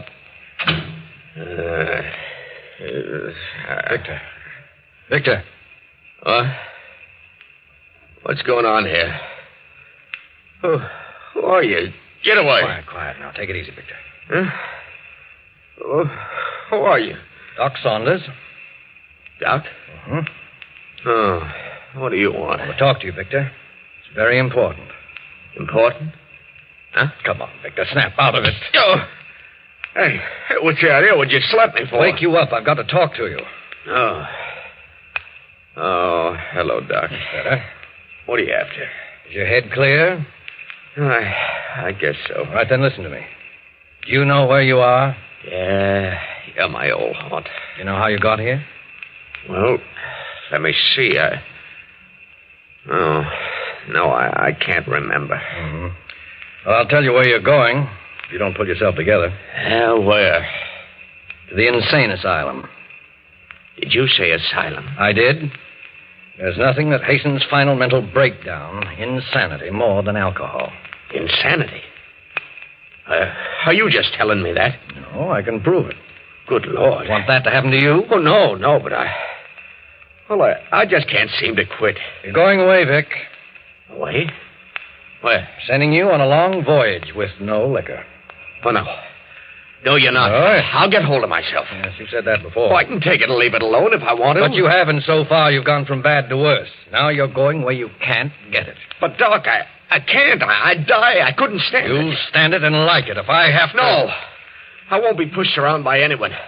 I know who's back of this, Donna. She wants to get rid of me. Asylum. Huh. That'd suit her fine. She'd like that. So she can cavort around with Harvey and all the others. Oh, shut up, Vic. You're all planning to get rid of me. You don't like me. You're taking a trip. Get rid of me and you can all share in the estate. Well, you just see how much good it'll do. Sorry. Oh. But you're taking a trip, Victor.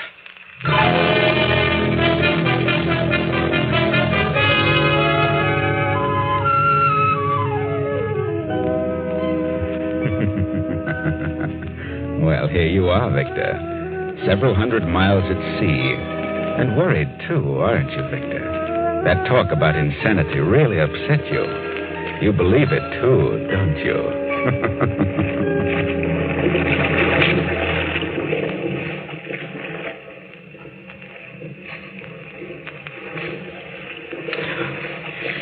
Victor.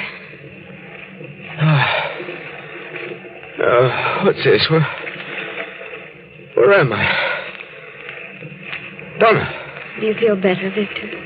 Oh, what is this? It's moving. I feel dizzy. I don't think you're dizzy. We're on a boat, darling. What boat? We're on a boat in the middle of the ocean. A boat? Oh. Doc Saunders.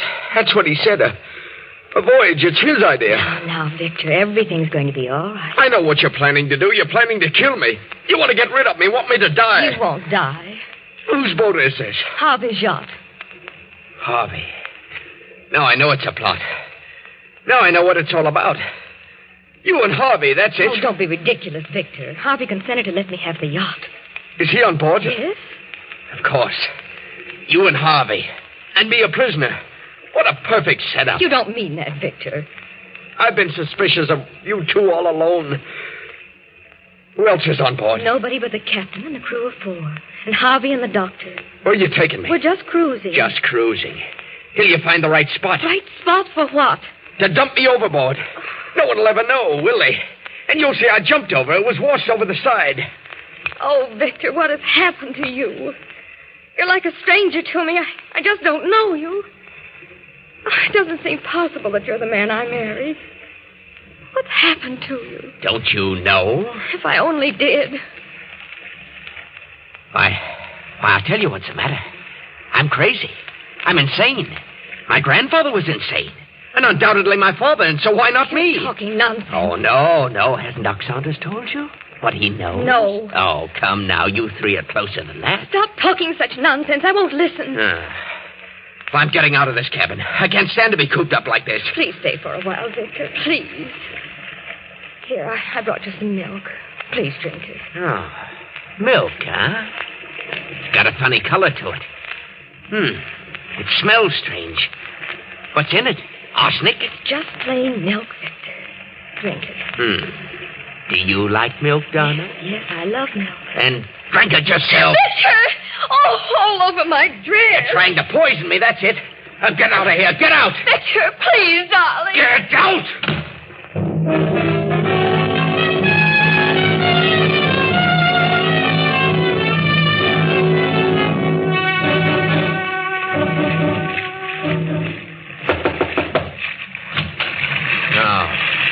What do you want, Doc? How do you feel, Victor? They're trying to kill me. They plan to kill me. Who? Donna and Harvey. She just brought me some milk, and it had poison in it. I can tell by the color. Oh, I think you're imagining things, Victor. Oh, no, I'm not. They want me out of the way. I can tell. What made you think the milk was poisoned? It was a purplish color. Here's the glass. Smell it.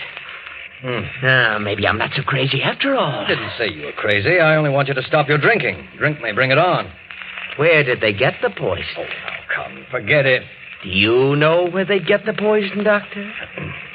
See you later, Victor. Maybe.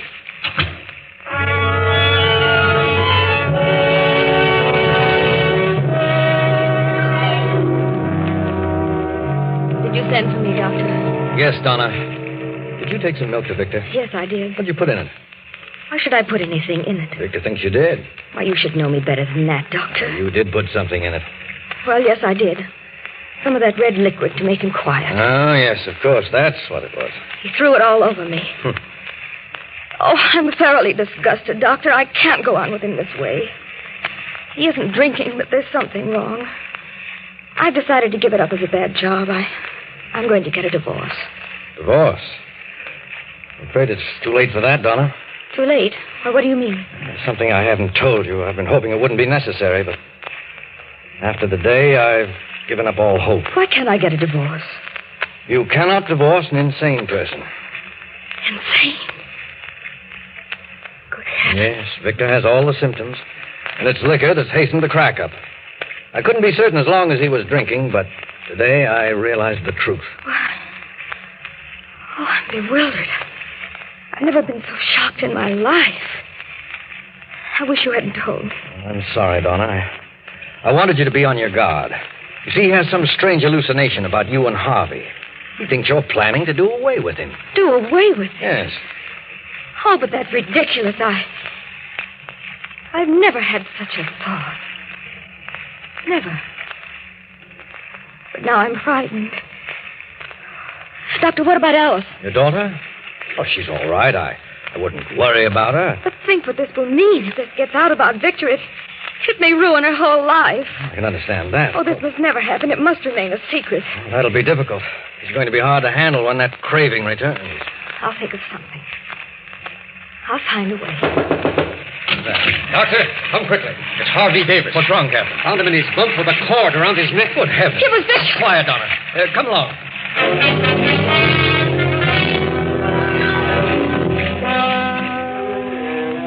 Is he dead? No, he's breathing. We found him just in time. Be all right in a few minutes. Oh, thank heaven. Harvey, old man. Huh? Harvey. Donna, what's wrong? What's happened? Nothing much, Harvey. Just a little accident. You'll be all right. Oh, my throat. What's going on? You don't remember? No, I was just taking a little nap. I feel like I've been choked. You better tell him, Donna. Come along, Captain.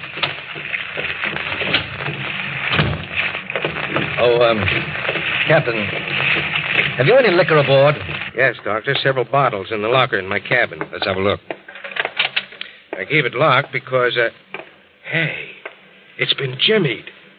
Well, what do you know? It's all gone. I expected that. I'll skin those men alive. Don't blame the men, Captain. What do you mean? What the devil is that? We've hit something. Come on. Captain! What is it, man? What's wrong with you? The boilers blew up. We must have hit a reef. All three of the men of the crew were down there. We've got to abandon. I'm hurt bad, Captain. He's dead. See to the lifeboat. Round up the others. I'll go below. Yes, Captain. Murphy! John! Murphy! Are you there? Good Lord, what a mess. I can't imagine.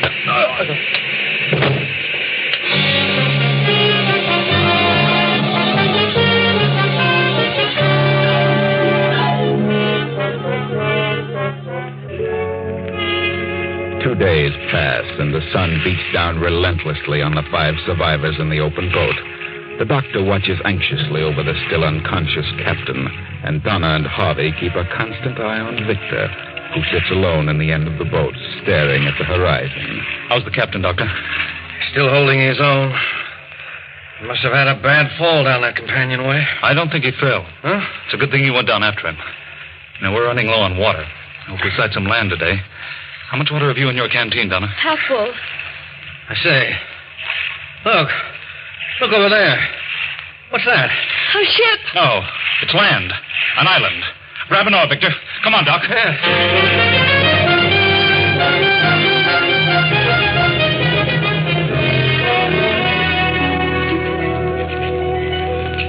Well, I've looked all around.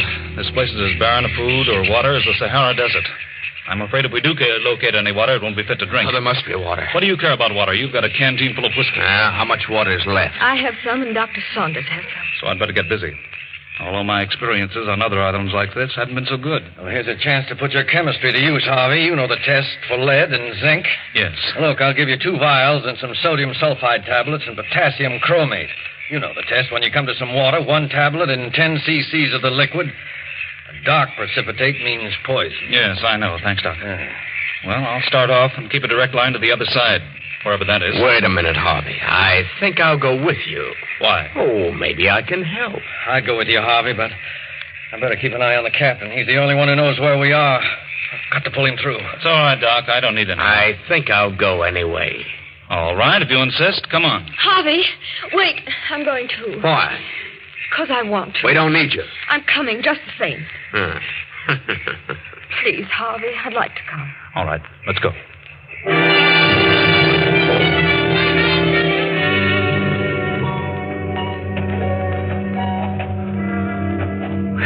It's certainly hot. How do you feel, Donna? All right. How far have we come? Oh, 10 miles, I should say. It's a pretty big island at that. Nothing but desert. Yeah, you sure those last 2 water holes were poisoned? Certainly. They look good to me. I'm getting mighty thirsty. Better quit drinking that whiskey. It'll only make you thirstier. Harvey, can I have a little water? I'm sorry, Donna, but you'll have to suffer it as long as you can. Please wait. You suppose we'll ever get out of here? I don't know. Oh, it's all my fault. What a shame to get you into such a mess.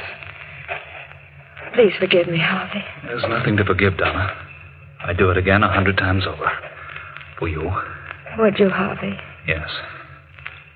Poor Victor. What a sad thing.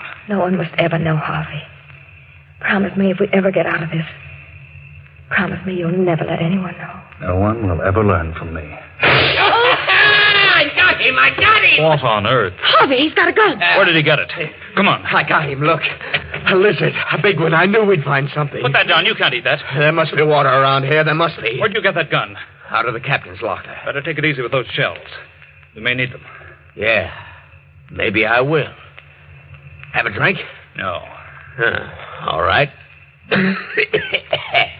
I'd sure like some water. How about it? There's just enough for one of us to get back. And if only one goes back, it'll be Donna. Donna. How chivalrous. Who's got the water? I have. Come on. Let's keep moving. Well, there's water around here. There must be. And I'm going to find it. Donna, if we don't find water, he's going to start pleading for what you have. No matter how much he raves or pleads, don't give in. Even if he threatens us with that gun, tell him you drank it all.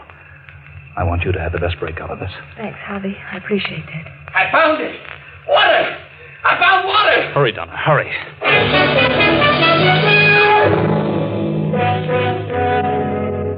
Well, what about it? What's the test show? Just like all the rest. It's full of lead and zinc and heaven knows what else. Poison, huh? Worse yet.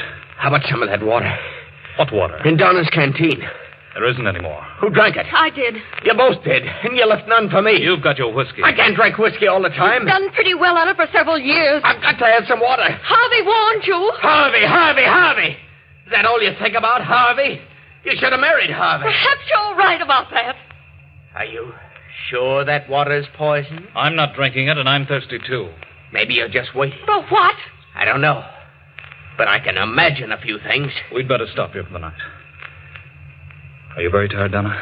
Awfully. Better try to get some sleep. Where are you going, Victor? I'm just going to look around.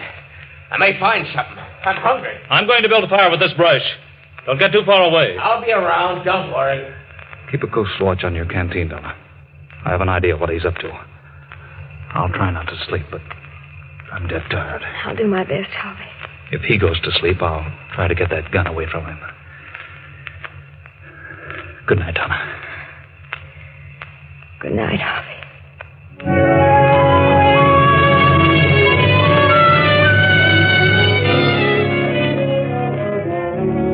Night comes on. The fire burns low, and only a red glow remains. Donna, in spite of herself, drops off into a sound sleep. Victor stirs from his place 20 feet away, looks about him, and crawls silently toward the sleeping Donna. Puts out his hand and... Put it down, Victor. I want some water. There isn't any water. I think there is. You heard what I said. You're lying. You have got some. Victor, what is it? You've got some water and you won't give me any. Harvey. I'm wise to you. You don't want me to have any. You want me to die. You're in love with each other. You're drunk. What if I am in love with Harvey? What of it? Donna. You want me out of the way. Neither one of you is very thirsty. No, because you had some water. And you got it out of that pool. You're lying to me. It's good water. You're crazy. You sneaked it out while I was asleep. Tried to make me think it was a poison. I ought to shoot you. All right, Victor. If you're so positive, go on down and drink out of the pool. That gives me an idea. I'll just find out if that water's poison. Go drink some of it, Harvey. Certainly not. I'll give you 30 seconds. It's poison, Victor. Go ahead, drink, or I'll shoot. No, don't do it, Harvey. No. Then supposing you drink out of it, Donna. Very well, I will. No, Victor, it'll kill her. Wait, Donna. I'll drink it. You're a fool, Victor. Come along. This is going to be interesting. Not as much as you think. Get off of me! I'll shoot you!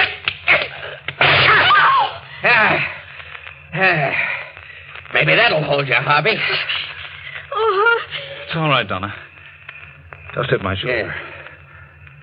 Well, I hope you're satisfied now that it is poison, Victor. Maybe. But you two are getting water someplace. Please. Please, don't take that canteen, Victor. It's for Donna. All right. All right. You two are getting this water from someplace. Hand over that canteen, Donna. No, I said that's for Donna. I'll take care of it. For all of us. And if either of you make a move toward me, I'll shoot you both. Good night. And sleep tight. Both of you.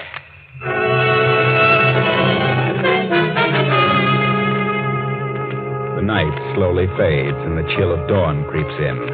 Then, as the sun comes over the horizon, Harvey stirs fretfully, opens his eyes and looks for Donna.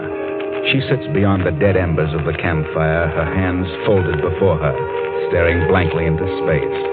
Harvey raises up with a start and moves quickly to her side. Victor is sprawled on his back, the hilt of a hunting knife protruding from his chest. Donna. Good Lord, what's happened to Victor? he's dead. Dead? That knife. Why, it's yours, Donna. Yes, it's mine. Now no one will ever know. Will they? No. I had to. That's Dr. Saunders. Here we are. Thank heaven we found you. We sighted the ship and built a signal fire. They're waiting for... What's this? Well, Victor must have gone crazy in the night and stabbed himself. I see. Right. He's dead, Harvey. How'd this happen? I told you. He must have stabbed himself. No, he didn't. No, I stabbed him. Huh? It's my knife. I got to thinking. I did it. I crept over and stabbed him. I see. When did you do this, Donna? It was not more than an hour ago. I couldn't help it, Doctor. I couldn't help Please, it. Donna, please. You've nothing to fear. I didn't want anybody to know. Because of Alice. My daughter. They won't know, Donna. You didn't kill him. What? He's been dead for at least 3 hours. What do you mean? Look at his eyes. Look at his lips and his tongue and the swelling of his stomach. You test this pool, Harvey. Yes. Every pool we've come to has been heavy in mineral content. I warned him, but he thought we were lying to him. Last night he pulled a gun and took down his canteen. There wasn't very much in it, but it was all we had. He's been drinking whiskey. Naturally, just a little water wouldn't satisfy him. So he drank from the pool. Ah, poor Victor. I guess it's just as well. Don't worry, Donna. No one will ever know. Will they, Doctor? There's nothing to tell, except Victor Jackson poisoned himself in a fit of extreme thirst.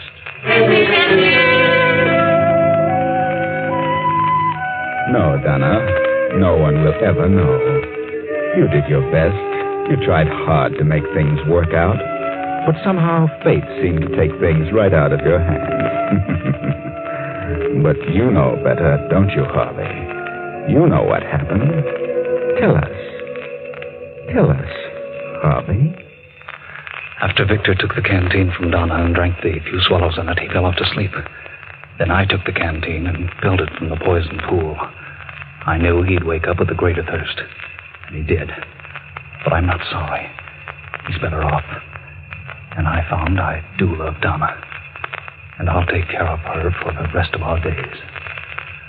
There you are. From drama to tragedy, and from tragedy to a beautiful love story wherein they live happily ever after. I know.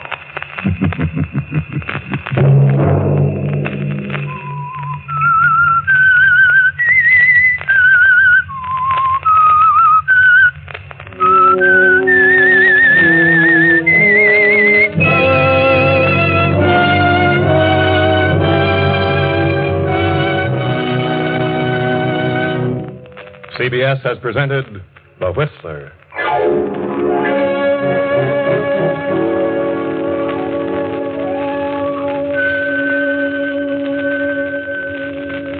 Original music for this production was composed and conducted by Wilbur Hatch. The Whistler is written and directed by J. Donald Wilson and originates from Columbia Square in Hollywood. Next week, same time, I, the Whistler, will return to tell you another unusual tale. Good night. This is the Columbia Broadcasting System.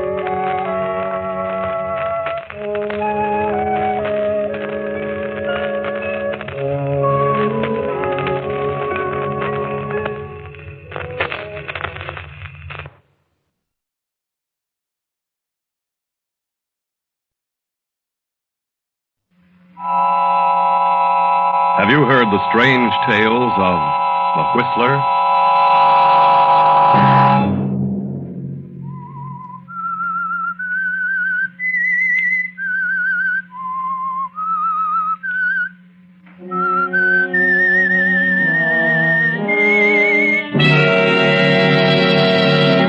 I'm the Whistler.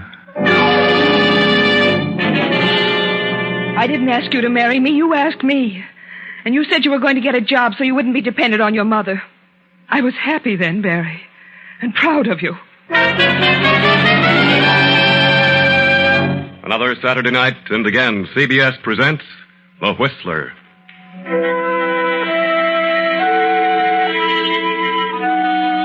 I, the Whistler, know many things, for I walk by night.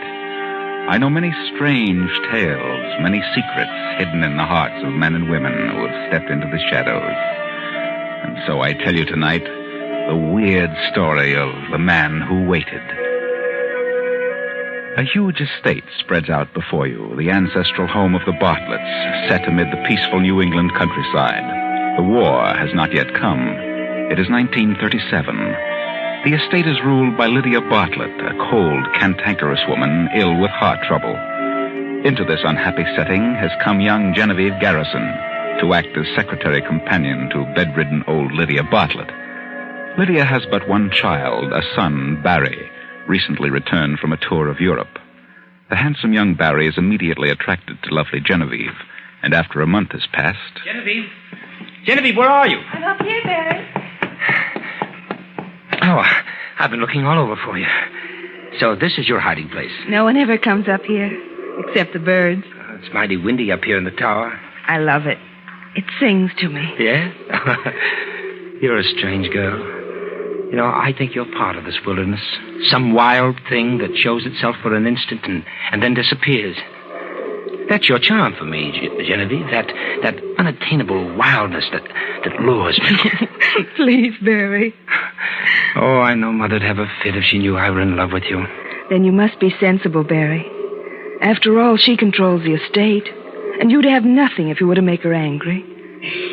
Your eyes are almost black when I see them so close. Are you frightened, Genevieve? No. That is... Your heart's beating so fast. I know. Let me go, Barry. Are you frightened? Or is it that... Yes, I am frightened. Will you marry me, darling? Barry. I mean, would you marry me if I were able? Yes, Barry, yes. You know that. I'll have to find some sort of a job if we marry. Mother would cut me off in a minute. You know how she feels about marriage. Yes. We'd best forget about it, Barry. I wouldn't want to cause any trouble between you and your mother. You better go now. Oh, you're too lovely for words, Genevieve. Barry. I love you, darling.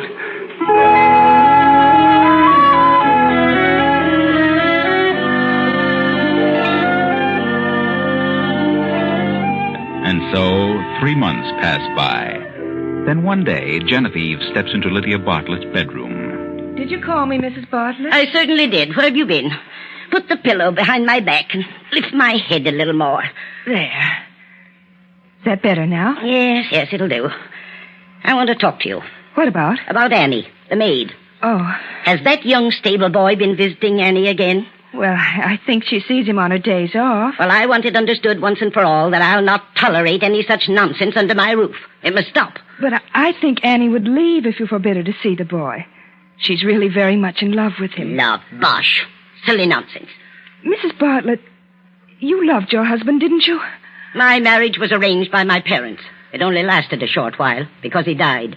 But it was a nightmare while it did last. Love? There's no such thing. I'm sorry I mentioned it.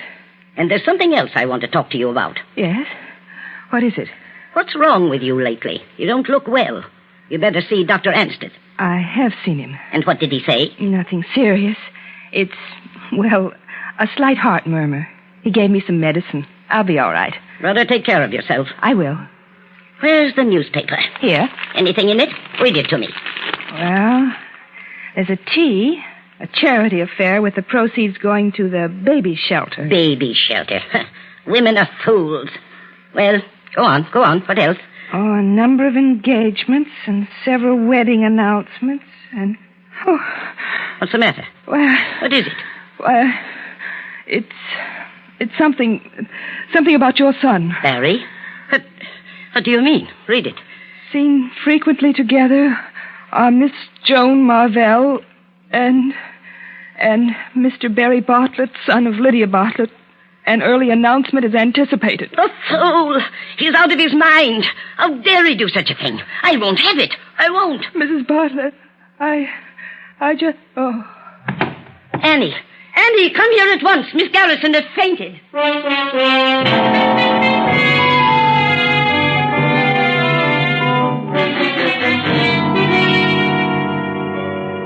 How are you feeling, Genevieve? Mother said you'd been ill, that you had some sort of an attack. Oh, it wasn't anything.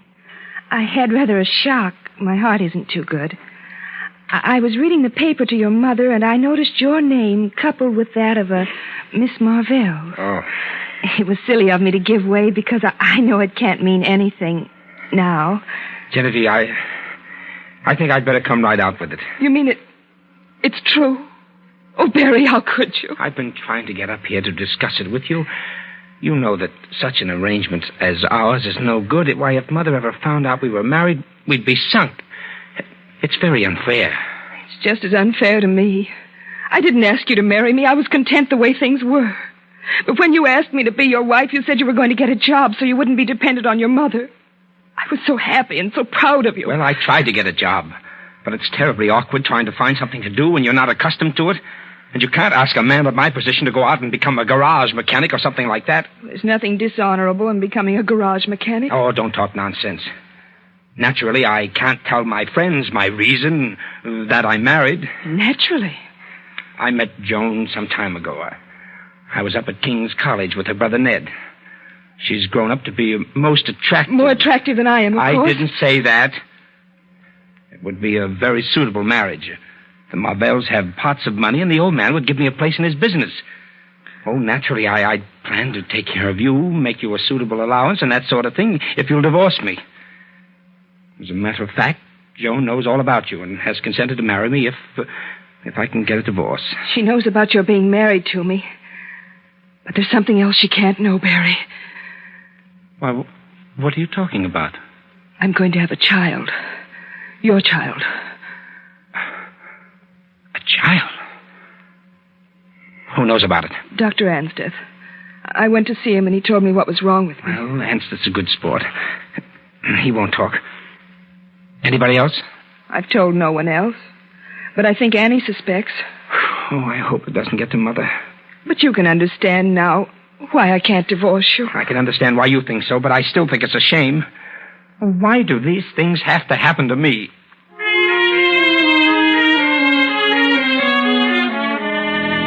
Why do these things have to happen to you, Barry? But yours is no great tragedy, though you think yourself so ill-used. The harm that is done is not to yourself, but to the woman who loves you so dearly. And can you be sure she won't tell your mother? Is there anything else you want, Mrs. Bartlett? Yes, Annie. You're not to let that Joe Moberly into the kitchen. Is that clear? I'll not have that sort of thing going on in my house. I'm not seeing Joe in the house. And when I see him open and honest, like respectable people. I'm not the only person in this house that is a gentleman friend either. Well, I'd like to know who that person is. I'm not saying anything against anybody. Only, if I can't see my Joe that keeps his distance and knows his place, why should anybody else be allowed to have a man in this house? Ask Miss Garrison to come up here at once.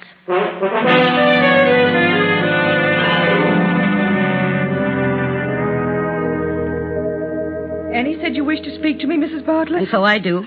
I'll come right to the point. What's going on behind my back? Behind your back? I don't know what you mean. Oh, yes, you do. You lie very badly. Out with it. I don't understand. Did Annie say anything about me? I was berating Annie for seeing that Joe, and she tossed her head and said she wasn't the only person hereabouts who had a gentleman friend. Only her gentleman friend called on her open and honest. Well, is there anything to what she says? Yes. I have a gentleman friend, as Annie puts it so elegantly. I have more than that. I have a husband. A husband? Your son, Barry. Barry? Barry? You're lying. You're lying. He wouldn't dare. He knows what he means to me. He couldn't do this to me. It seems he did, Mrs. Bartlett. Then you tricked him into it. Of course you would say that. But I did nothing of the sort. I loved him. He asked me to marry him so he might free himself of your hold on him. Barry did that? I'll not believe it. Of course you won't believe it. You don't know the meaning of love. What a way to talk to me. I'll not tolerate it another moment. You'll have to tolerate it. Because there's no way of your stopping me. I learned something else from Barry. He has one side to his nature which he takes from you. What do you mean? I married him because he wished it. He was going to find a way that we might live together openly. But Barry found he couldn't do what he said he would do. He found an easier way to live. Through another woman who could keep him in the style to which you had accustomed him. So he told me this, expecting I would forego my claim to him. Divorce him? I would have released him. But there was another whose claim was greater than mine. His child. Oh, disgraceful. Under my very roof. I can't endure any more of this. I'll call my lawyers. I'll cut him off without a cent. My medicine. Medicine. Oh.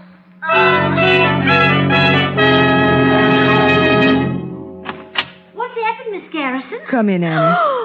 Oh, it's the missus. It's another attack. I'll call Dr. Anseth. You can call him, Annie. But Mrs. Bartlett is dead. And now Barry will be free from his mother's apron strings, free from financial worry. He will inherit the estate to do with as he pleases. But still, he hasn't everything. Joan is forever on his mind. I had to talk with you, Joan. It's been ages since I've had a moment alone with you. I'm sorry, Barry, but I didn't think it best. Oh, I've got to talk things over with you. When we planned to marry before, and you told me how you'd been tricked into marriage by that woman, I was willing to overlook it if you could get a divorce from her. Oh, that's the devil of it. She won't divorce me now. There's going to be a child. Oh. Where is she? In a nursing home. She's been ill ever since Mother died. For a while, they thought she might die, too, but she pulled out of it.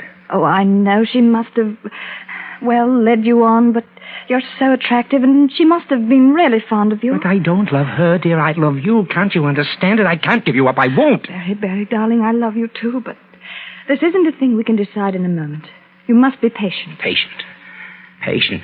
You sit there close to me and you ask me to be patient. I will for a while. But only for a while. Genevieve, lying in her narrow bed in the nursing home, is trying to be patient, too. Trying to forget the pain which racks her to the core. Trying to keep from calling for the husband who isn't there. She had hoped that the birth of their son would bring him back to her. Then, one evening, the door opened. Is that you, nurse? No. It's Barry. They said I might see you now. Barry. Oh, why haven't you come before? I've wanted you so. There, now, don't go on like that. I've had quite a lot of business connected with the estate, which took me away for a bit. They sent me a wire about the baby, and I came as quickly as I could. Have you seen him? Yes, rum little Dickens. Babies all look alike. Well, you'll be as fit as a fiddle before long, and after you get out of here, there's some things that must be straightened out. What things straightened out? I don't understand. Oh, things. I'll see about a house for you and the baby, and... For me and the baby? What about you? Aren't you going to live with us, Barry? No, you see, I... Barry, that girl. Are you still in love with her? Well, yes, I am. I thought when the baby came it would be different. I see it's not. Well, it's... Let me tell you something. Sit down. You'll have to keep her waiting a while longer. They thought I didn't hear them because I was being put under the anesthetic. But I wasn't quite out. The doctor said she may last for years, but I lay you 10 to 1 she's dead in 3 months. Oh, come now. You may have imagined it. I didn't imagine it. You know what that means to me. 3 months to live.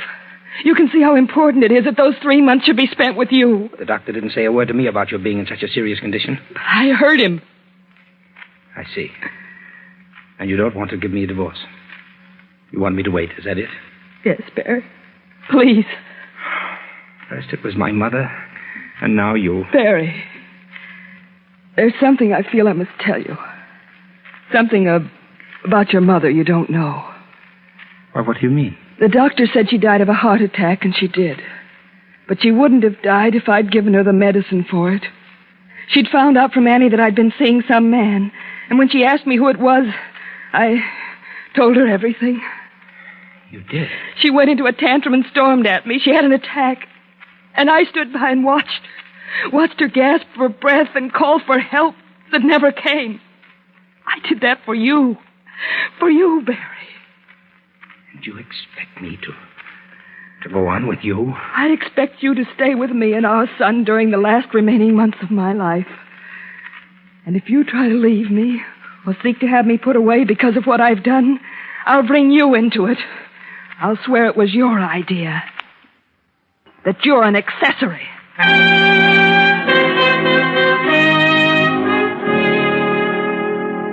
The months go by. 1, 2, 3. And Genevieve, remembering the conversation which she had overheard between the doctor and the nurse, cannot believe it when she finds herself unmistakably improving in health. Well, Genevieve, you'd had a rather severe time of it before the baby came, and you were quite run down. But you've done very well. You must watch your heart, though. Avoid any strenuous activity and keep as calm as possible. Barry has sullenly accepted the conditions which have been forced on him, but the knowledge that Genevieve was responsible for his mother's death, as well as for his enforced separation from the girl he loves, makes him sullen and bitter. There's no happiness for either of them in this unnatural arrangement, but Genevieve holds him with her constant threat. Did you ring for me, Mrs. Bartlett? Will you ask Cook to make me a fresh pot of coffee, Annie? This tastes very bitter. Yes'm, but Cook won't like it. Well, I can't drink this. It tastes as bitter as Never mind. Don't take it back. Leave it. Yes'm. It's odd, but I could have sworn it tasted bitter like... I couldn't.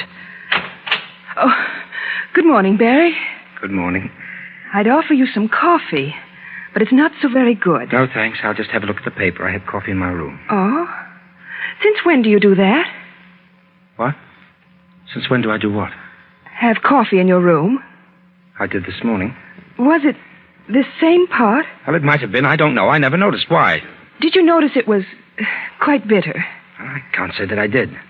Might have been standing too long. The cook should have sent you some fresh coffee. Get after her about it. Yes. It might have been standing too long. It might have been standing too long, but you don't think so, do you, Genevieve? Not when you know how your husband bitterly resents his enforced stay at your side, how he wishes the doctor's prognosis of your case had been fulfilled. If only there was some way to break up this infatuation with Joan before it's too late. Why not call Joan? Talk to her yourself.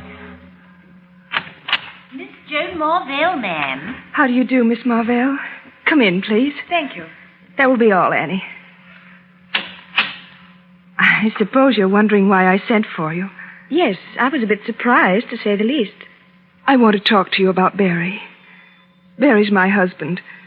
We have a child, as you know. This is his home, and I've done everything possible to keep him here where he belongs. But so long as you continue to see him, it will be more difficult for him to make a decision. What makes you think I've been seeing him?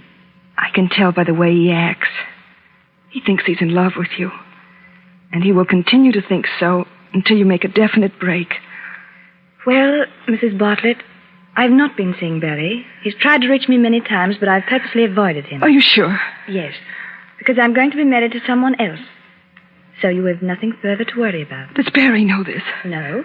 Then why haven't you told him? I intend to tell him today. I wish you would. He's been acting strangely of late, and I'd feel ever so much easier about things if you let him know the truth. I understand, Mrs. Bartlett. I hope you'll be very happy, Miss Marvell. And I do thank you for coming.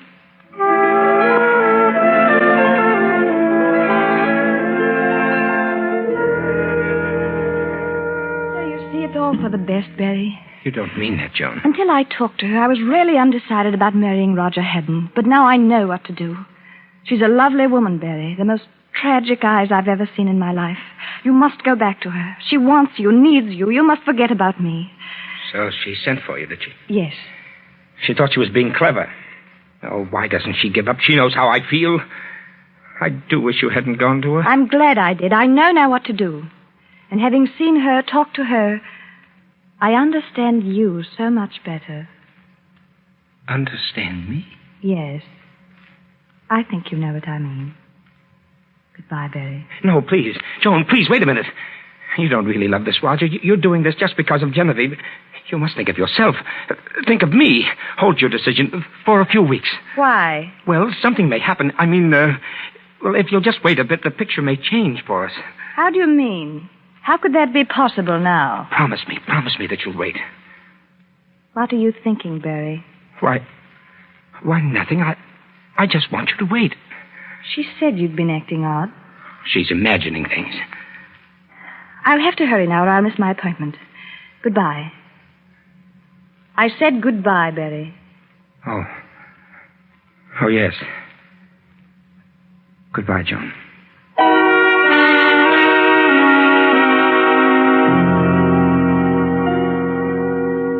Now it is late the same night. Genevieve lies wakefully in her bed. A car draws up outside. The front door opens and closes. Genevieve sits up. Someone is coming up the stairs. They pause before the door. Who is it? May I come in? Yes, Barry. Hello, Genevieve. Oh, Barry. I'm sorry to disturb you at this time of night. How do you feel? Why, I feel much better, Barry. Well, Joan told me that she'd talked to you this afternoon. Yes, Barry. We're all washed up, you know. She asked me to come back to you. Oh, Barry. If you only would. There's a lot of unpleasant memories between us. I I try to make you forget them, Barry. I had decided to go to California. Oh, Barry, please don't. Stay with me. I need you, darling. Please don't go. All right, Genevieve. If that's the way you want it. Barry, you don't know what this means to me. We'll really be together again. You and the baby and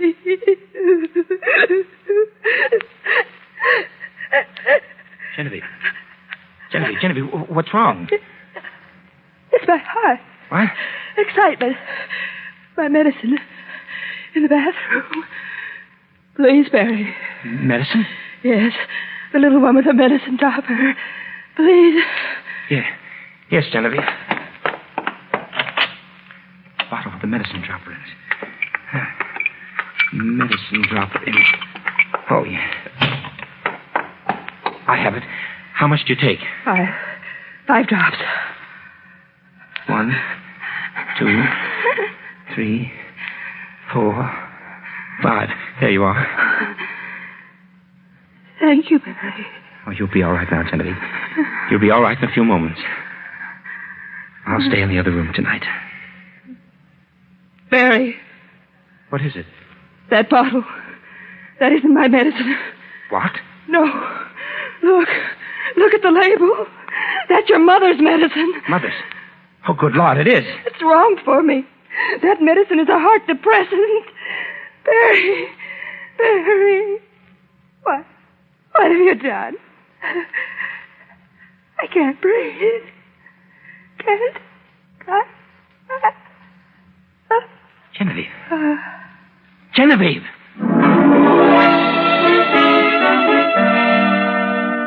Well, Barry, what have you done? Genevieve is dead. Isn't this what you wanted?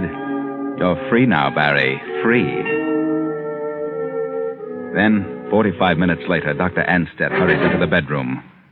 Well, Barry, what is it? What's happened? I don't know, Doctor. This is the way I found her.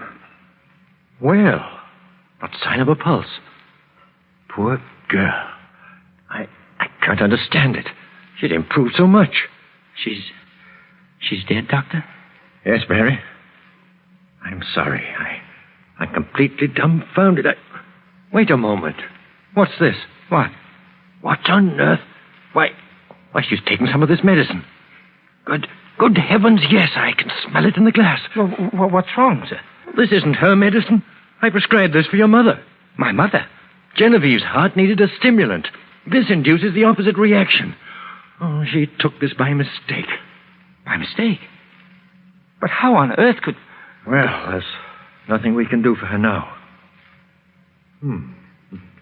What time did you say you came into the room, Barry? Why, just a few moments before I called you. Well, that would be 12 minutes ago.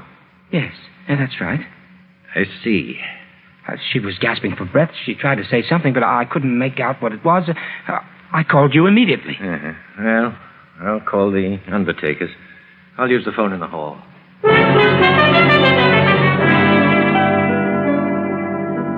The body's in this room, Mr. Andrews. Come in. Thank you. Barry, this is Mr. Andrews. Oh, how do you do? How do you do? Mr. Andrews is a police inspector. What? Why the police? I thought you called the undertaker. Not yet. Well, why the police? Barry, here's a letter your wife gave me not so long ago. It says on the envelope, to be opened at my death. A letter? Yes, I'll read it to you. Dear Dr. Anstead, for many months now, my husband has been in love with another woman. I refuse to give him a divorce. Lately, he's been acting in a strange manner. I know he wants me out of the way. I know he has tried to poison me. I have hoped and hoped that I could bring him back to his senses. But now I'm afraid it's too late. If my death occurs, I want you to investigate the circumstances thoroughly. Signed, Genevieve Bartlett. But that's ridiculous. I never thought of such a thing. It's all pure imagination. I came back here tonight to stay. I realized what a fool I'd been, and that letter doesn't prove a thing. It proves a motive. And furthermore, you lied about the time you found her. Lied? You said you came into this room 12 minutes before I arrived. You said she was trying to speak, and that you called me at once. 12 minutes elapsed from the time you found her till I came. Yes, that's what I said. But she had been dead almost an hour when I saw her. What? You waited, Barry. Waited till you were sure she was dead. Then you called me. No. Wait a minute, Doctor. I can explain. You can explain down at headquarters. Come on.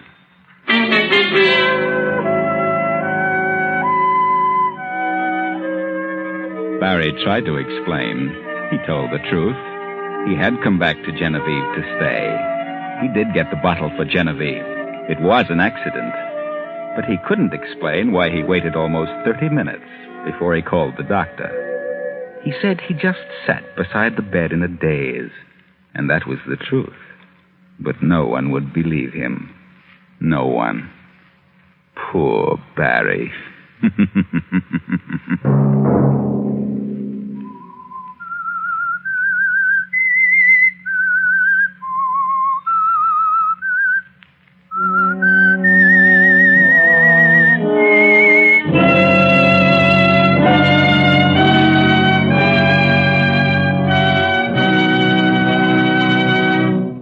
CBS has presented The Whistler.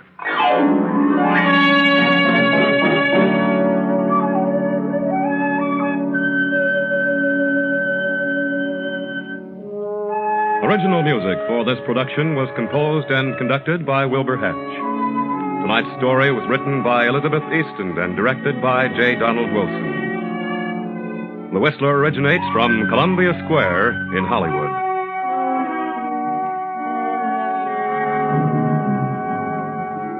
Next week, same time, I, the Whistler, will return to tell you another unusual tale. Good night.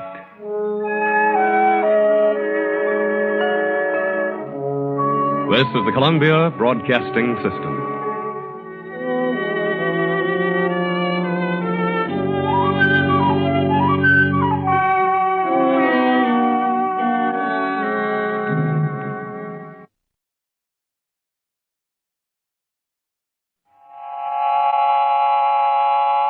Have you heard the strange tales of the Whistler?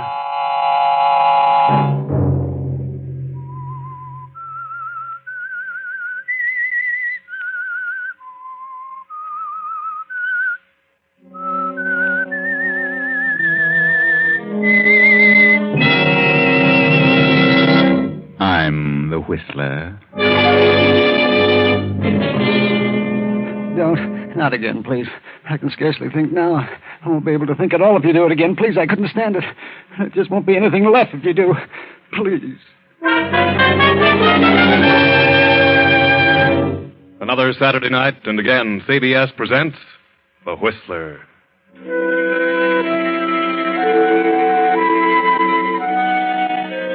I, the Whistler, know many things, for I walk by night. I know many strange tales, many secrets hidden in the hearts of men and women who have stepped into the shadows. And so I tell you tonight the weird story of Shadow of a Mind. See that man working there in his laboratory? That's Dr. William Richter. He's brilliant. He works hard at his research because he believes he can do more for posterity through research than he could had he continued his regular practice as a surgeon, a brain surgeon. It's good that a doctor can retire from his practice and have a laboratory all his own, with all expenses paid where he may carry on his experiments. Good also that he can afford an assistant. Ernest? Ernest? Yes, Doctor. Come here, will you? Think there's something here you should see? Certainly, Doctor. Yes, Doctor? What is it? This piece of tissue. I've just taken it out of the solution. Oh, yes, that's the tissue from the monkey's brain. Yes? Seems to be alive still. Yes, the solution has kept it in perfect condition, at least to all outward appearances. Of course, we can't really tell until it's tried along with undisturbed tissue. That's right. That's just what we're going to do. Today? You're going to try it today? Yes. Remember the little chimpanzee we brought in last week? Yes. Prepare him, will you? We'll try the experiment at once. Oh, it will be wonderful if it works. Wonderful for humanity, I mean. Well, that's why I'm doing this work, Ernest.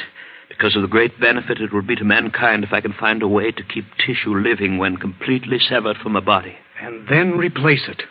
That will be wonderful. I don't mind telling you, Ernest, that if this experiment is successful, we will have gone a long way toward proving the feasibility of tissue transplantation. Then there will remain only to try it with larger sections of tissue. Who knows?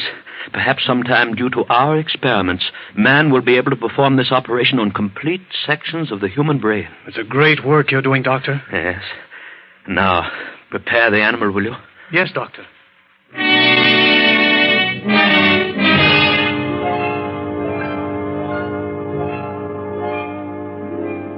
Yes, a great work, Doctor. Such a benefit to mankind. And such a benefit to you if it's a success, and to those whom you love. Come in. Oh, Elaine. Hello, I'm glad to see you. Oh, I didn't want to disturb you, Father, but I've wonderful news. Terribly important news. Wait a minute. Don't you think you should give me an opportunity to at least say good afternoon to your young man? Oh, I'm sorry, Father. How do you do, sir? Hello, John. And now, Elaine, what is this news that is so vital? Well, it's about John and me. That's why I brought John along. We're going to be married. We came to ask your permission, sir. You are in love? Oh, yes, Father. Very much, sir. Oh, at least that's what you think now. But, Father... Oh, I know. Love hits you hard when you're young. I just want you to be sure, my dear. You see, this comes as rather a surprise to me. A surprise? Yes, a surprise, and I might say a slight disappointment. Disappointment? Yes, I'd hoped you'd finish your school and then come here to help me. Oh, I know how you feel about your work, Father. I know how important it is to you. It's important to me, too. I want you to continue it, but, well, I don't want to give up love simply to assist you. Don't you see, it's your work, not mine. Marriage is what I want. Yes. How soon do you wish to marry? As soon as possible, sir. Then I can only tell you that I advise strongly against it. As you know, Elaine, I cannot order you not to marry this man. No, Father, you've been wonderful to me. I want to repay your kindness. And I think I can do so better if I'm leading a happy, normal life. I hope you're right, Elaine. I can still only advise against this marriage. If you do it, you will do so against my will and judgment. The specimen is ready, Doctor. Huh? Oh, thank you, Ernest. And now, if you'll excuse me, I'm in the midst of a rather important experiment. Just a moment, Father. If there's something about John to which you object, I think it's only fair that you should tell us now. Oh, my objection has nothing to do with John. I admire him. I've always considered him a brilliant young man. Oh, thank you, sir. If I wished you to marry anyone at this time, I should as soon it were John as anyone else. Then why? What is it, Father? It is simply my wish that you do not marry at this time. You see, my dear, I'm not young, and the thought of losing you perhaps makes me slightly selfish about you. I only ask that you consider my request. I do not demand that you obey it. Oh, I'm talking too much. I must go. Think it over. Carefully. Oh, I'm sorry, Johnny. I had no idea he'd behave this way about it. I thought he'd be glad. He's always been so nice to me. I thought, of course, he'd be happy to see me married. Well, he didn't seem much concerned over your happiness. He seemed more interested in the effect your marriage was going to have on him, or his works. But if I were happy, you'd think he would be. I don't see how marrying you could have any adverse effect on him. I wonder.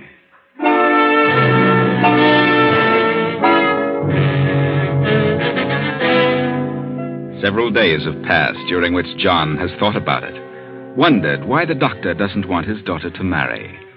Thought and searched for a reason. And he's found that reason. But he hasn't told Elaine. Not until he has another talk with the doctor privately.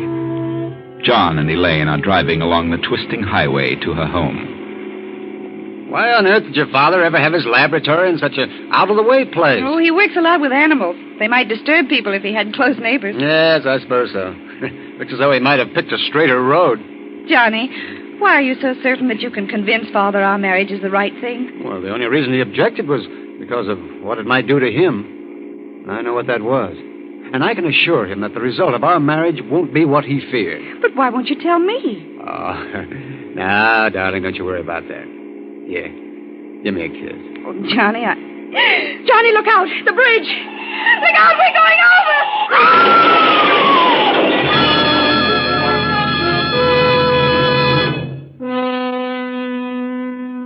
You were careless, John.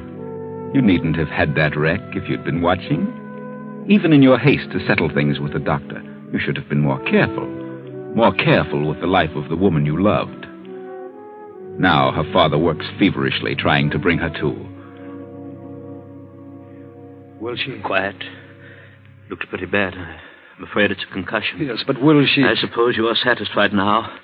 Should have forbidden her seeing you rather than suggesting it would be better for her not to marry you. Oh, I'm sorry. I'm terribly sorry. I wouldn't have had her hurt for the world. Then why did you insist on going out? I love her. Oh. I do love her. And I hope she loves me. If she's still willing, I'm going to marry her just as soon as she's able. Well, looks as though it will be some time before she's even able to discuss such a matter. But she will be all right, won't she? I mean later. You'll do all you can now, won't you? She is my daughter. I shall do anything in my power to help her. However, I shall undertake it because I want her to get well, not because you do. Oh, I know how you feel about me. I came here to tell you that our marriage would make no difference in your plans.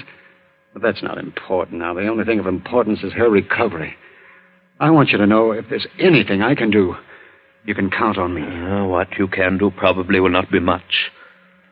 However, we shall see.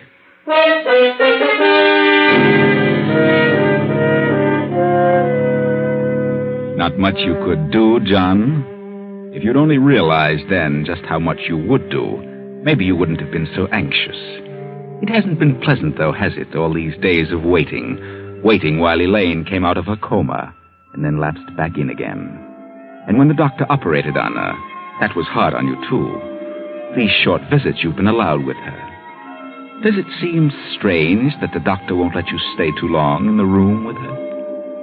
You'll have to leave now, John. Remember, I told you could only have a few minutes. Oh, yes, all right. I'll come again soon, Elaine. And don't you worry. Everything will be all right. Goodbye, John. I hope you can come again soon. What do you mean everything would be all right? Oh, just about us. Well, what does he know about it? What does he know about your condition? He thinks as I do that I'll soon be well. Oh, does he? Yes. Won't I? We shall see. What else did he tell you? That he loved me enough to give up anything in the world for me. And are you still as much in love with him as you were? Oh, yes, Father. More so. Then I want you to tell him that you will marry him. Oh, Father, Oh, Father, I knew you'd see. I knew you'd want me to be happy. I knew you'd see what was best. Yes, I do see what's best. Probably better than you. Well, what do you mean? Elaine, you know how much you've always meant to me. Yes, you've always been very good to me, Father. Then believe me when I tell you I know what's best for you. Tell John you will marry him right away. But why so soon? Because it is important. But your attitude has changed, so... Have you grown to like him? Oh, I've scarcely seen him. But then what's the reason for this sudden reversal of your feelings? I was looking at it before from the standpoint of an ordinary marriage with the average benefits and drawbacks. But now, my dear, we must look at it differently. I don't understand. This will be no ordinary marriage, Elaine. It will be a marriage in which you alone will benefit. I don't understand. Oh, my dear, I would rather do anything in the world than to tell you what I have to, but your accident, well, it left... Well, you're just not improving satisfactorily. What do you mean? A growth has started where I removed that clot. I've got to operate again, and I cannot say how successful I'll be. You mean you're afraid it won't be a success? And that's why you want me to marry John? Yes, because I know what may happen if it isn't. And I want you to have all the things you want while you have the chance. But that wouldn't be fair to him. He's always said he would give up everything. Well, now he will have the chance. Oh, no. I won't do it that way. I wanted to marry him because I thought we'd have a happy life together. I don't want him to do all the giving. You've got to, Elaine. No. But you are going to need him, Elaine. Need him more than you can possibly imagine.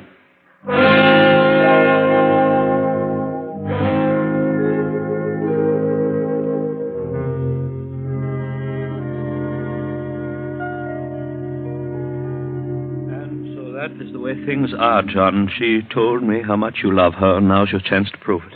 Oh, Elaine, the poor girl. It's off. Oh, there's not a thing I can do except try and prolong the final outcome. She may go on for years this way, but someday she will crack and her mind will become a complete blank. She's going to need somebody then.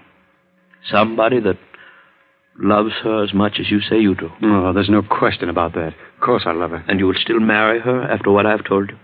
Well, yes, of course. That can't make me love her any less. Then you will try and convince her that it is best that she marry you? Yes, I will. Because, you see, regardless of what you think, I do think it's best. I always have. I think so, too. Now.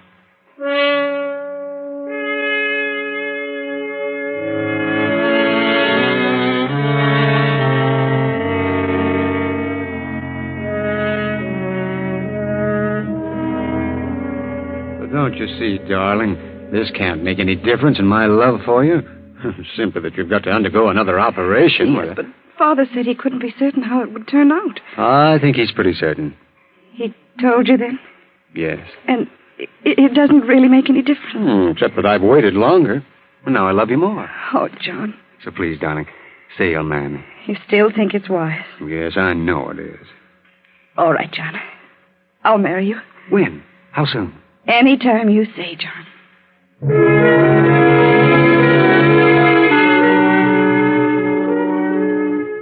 It's good to know that someone loves you enough to marry you even when you're ill, isn't it, Elaine? Only you don't know what John knows. You think you have a chance, but John knows better. The doctor told him. He loves you enough to give up anything, though. Yet he doesn't suspect what he's going to be called upon to do, and neither do you, Elaine. Neither do you. But the doctor knows. He knows what sacrifices both he and John must make for you. Oh, Doctor? Doctor, can I speak to you for a moment? Oh, of course. What do you want? It's about Elaine. She seems to be getting worse. She's been in a coma every time I've seen her in the last several days. Yes? Is she really worse? Do you know what's causing the comas? I do. Well, isn't there something you can do, some way to stop them? I have something in mind. I shall have the opportunity to try it soon. And you think you can? We can only hope. Oh, by the way, I may need your help in the morning. I suggest you get a good night's rest. Well, are you going in to see her now? Yes. Then may I go in with you? You're very nervous tonight. I don't think your presence would be good for her. Besides, I want you to rest. We have quite a task ahead of us in the morning. Oh, yes, but... I suggest you go to your room now. Oh, here.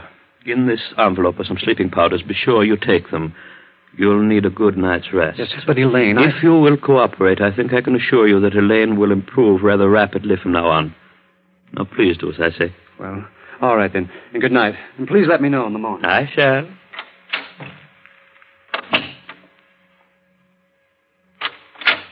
Elaine? Elaine, dear, are you awake? Elaine? Oh, Father. Wake up, Elaine. I didn't realize I'd been asleep. Didn't you? No, I don't feel as though I'd been asleep exactly. Oh, don't worry about that. I want to talk to you. What about? Please, my dear, don't let this upset you too much, but I'm afraid we have to operate again.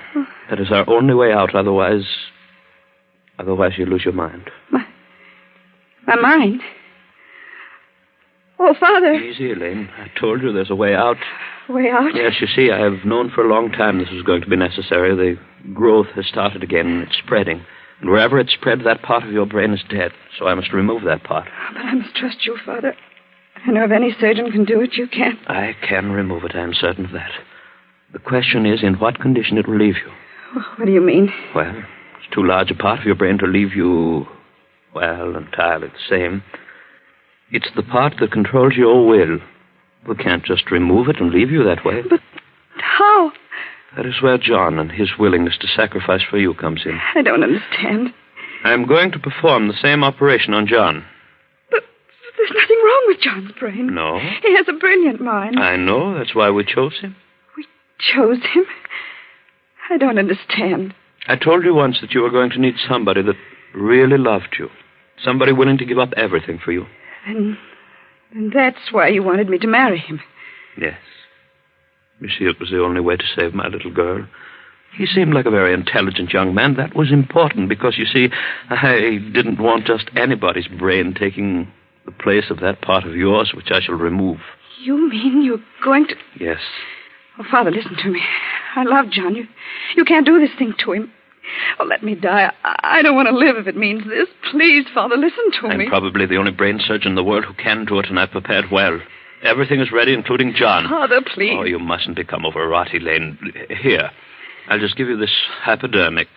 There, and it will quiet you. Oh, but Father... Don't you see, my dear, if I succeed in this, it will be just like handing back life to the little girl whom I love. But if you fail... If you fail, Father... There's no reason why you should fear any ill effects. But John... I'm perfectly confident that the operation will be a success from John's standpoint as well. But even if I do fail, it will be better than letting you live on without a mind. Father, you can't do this. You're mad. That's it. You're mad.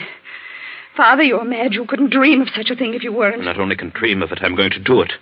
And when it is over, you'll be glad you had a father who was willing to do this for you. Father... Quiet, Elaine. Soon the medicine will take effect and you'll be unconscious. And when you waken, a part of John's brain will have taken the place of that part of yours that's diseased.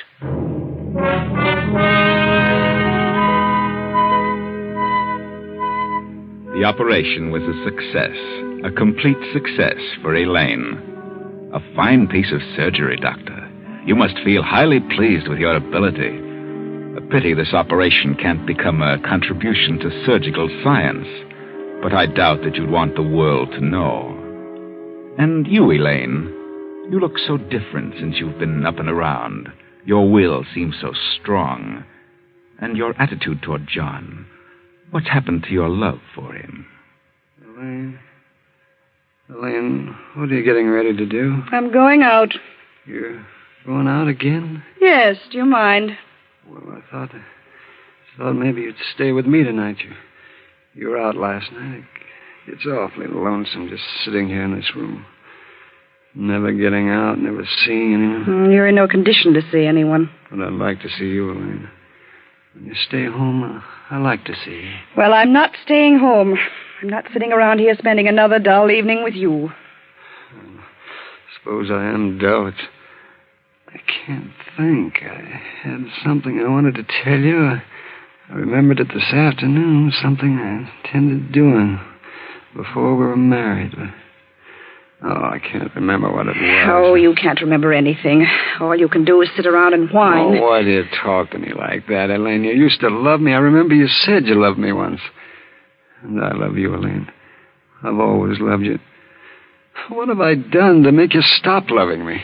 Don't you know? Well, it seems like there was something I did that concerns you, but I don't just remember what it was. You really don't remember, do you? No. I wonder if you ever really knew. You're very smug about it, Elaine. Is that a normal way to treat a man who gave up so much for you? Oh, but you're not entirely normal anymore, are you? Maybe that's because you're no longer completely Elaine. You have parts of two minds, yours and John's, his will. You couldn't be expected to have completely normal reactions. No, not with two minds. Elaine, may I come in? Certainly. Thank you. Not at all. What do you want, Father? Elaine, I hardly know how to say this, but I've got bad news for you. About your trouble. Those X-ray pictures we took, they show a return of the growth. We didn't get it all last time. Is it bad? Well, it's very small now. If we get it soon enough, we should be safe. Then you're going to have to operate again. Yes, if we're to save your mind. And what about Elaine? What's going to happen to her? What did you say? I said... Funny, I don't remember what I said. Never mind. Do you think John will be agreeable? Oh, he's agreeable to anything I want. He doesn't seem to do anything of his own volition. Just what I wish him to do. Then you had better tell him. All right. John! John, come in here. He's been a very good husband for you, Elaine. Yes, hasn't he? Not as husbands go, perhaps, but... You tell me to come in here, Elaine? Yes. Well, John, do you still love me? Oh, you know I love you. I always have. Then you can do something more for me. Oh, well, that's good. What can I do for you, Elaine? The same thing. Again. The same thing? Well, I don't remember.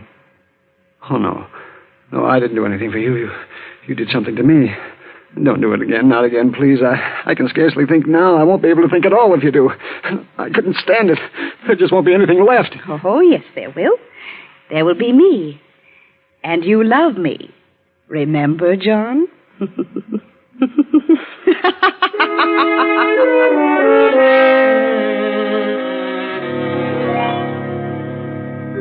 Another good job, Doctor. Another great piece of surgery. No one else could have done it.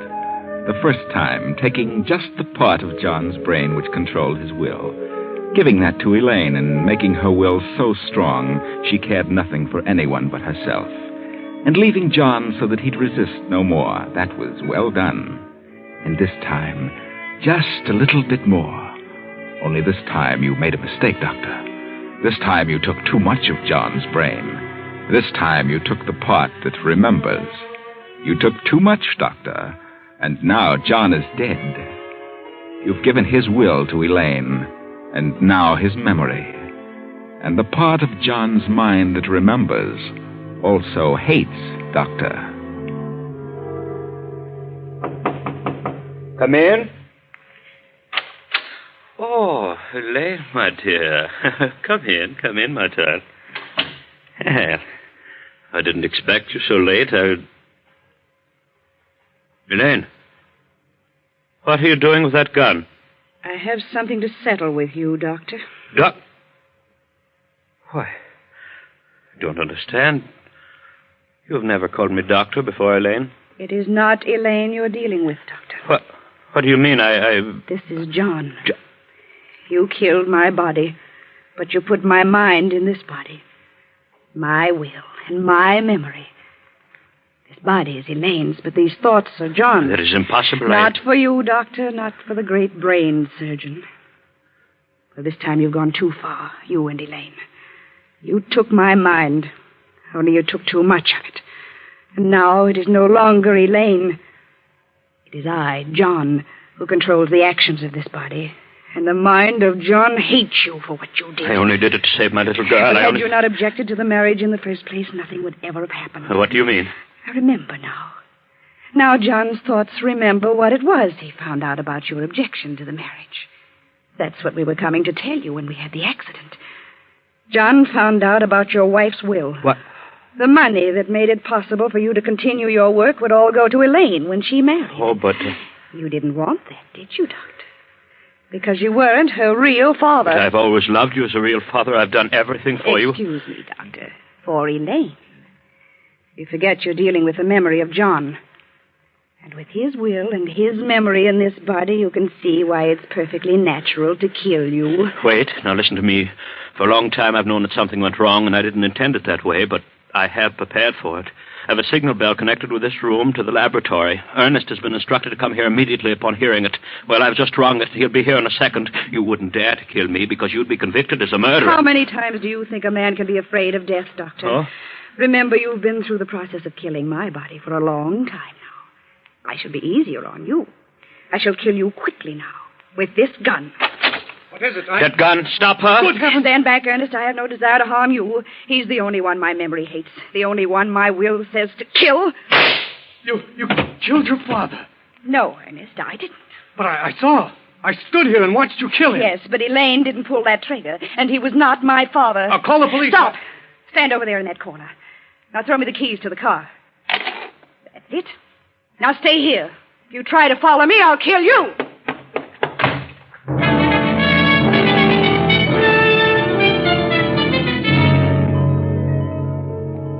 And so you've settled scores, haven't you, John? Your mind, together with Elaine's body, have made him pay for his greed. But where are you going? It's really over.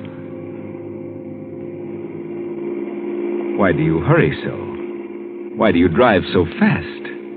Do you know where you're going? Remember, this is a crooked road, and that bridge ahead, that's where it all started, remember? The wheel. Is something pulling on it? Pulling it off to the left? Pulling harder than you can pull? What could have a hold of it? You're alone. But something is pulling the wheel around, isn't it? Pulling it until...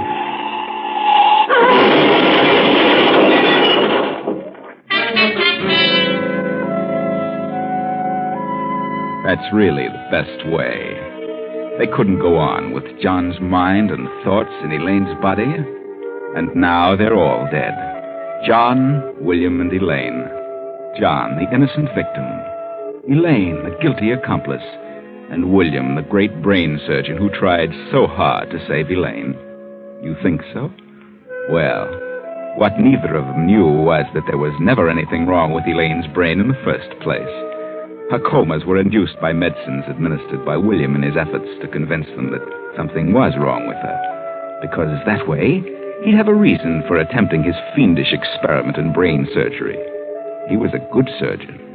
He was too good. But he didn't think his transplantation of brain tissue might also carry with it the will and memory.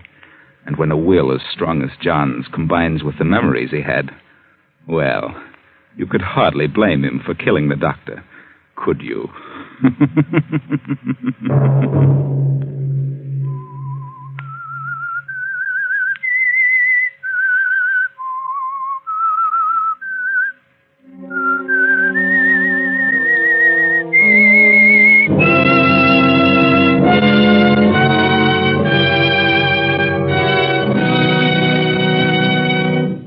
CBS has presented The Whistler.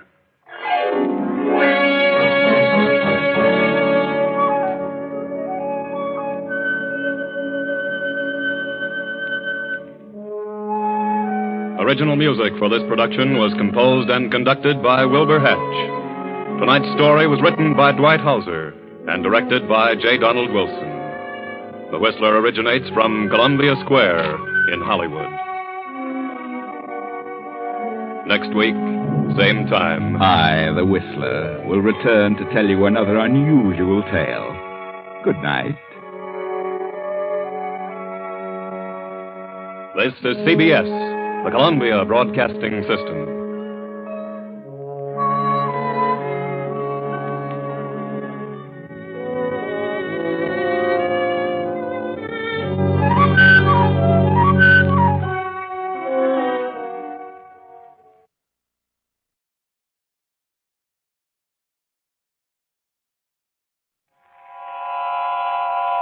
Have you heard the strange tales of the Whistler?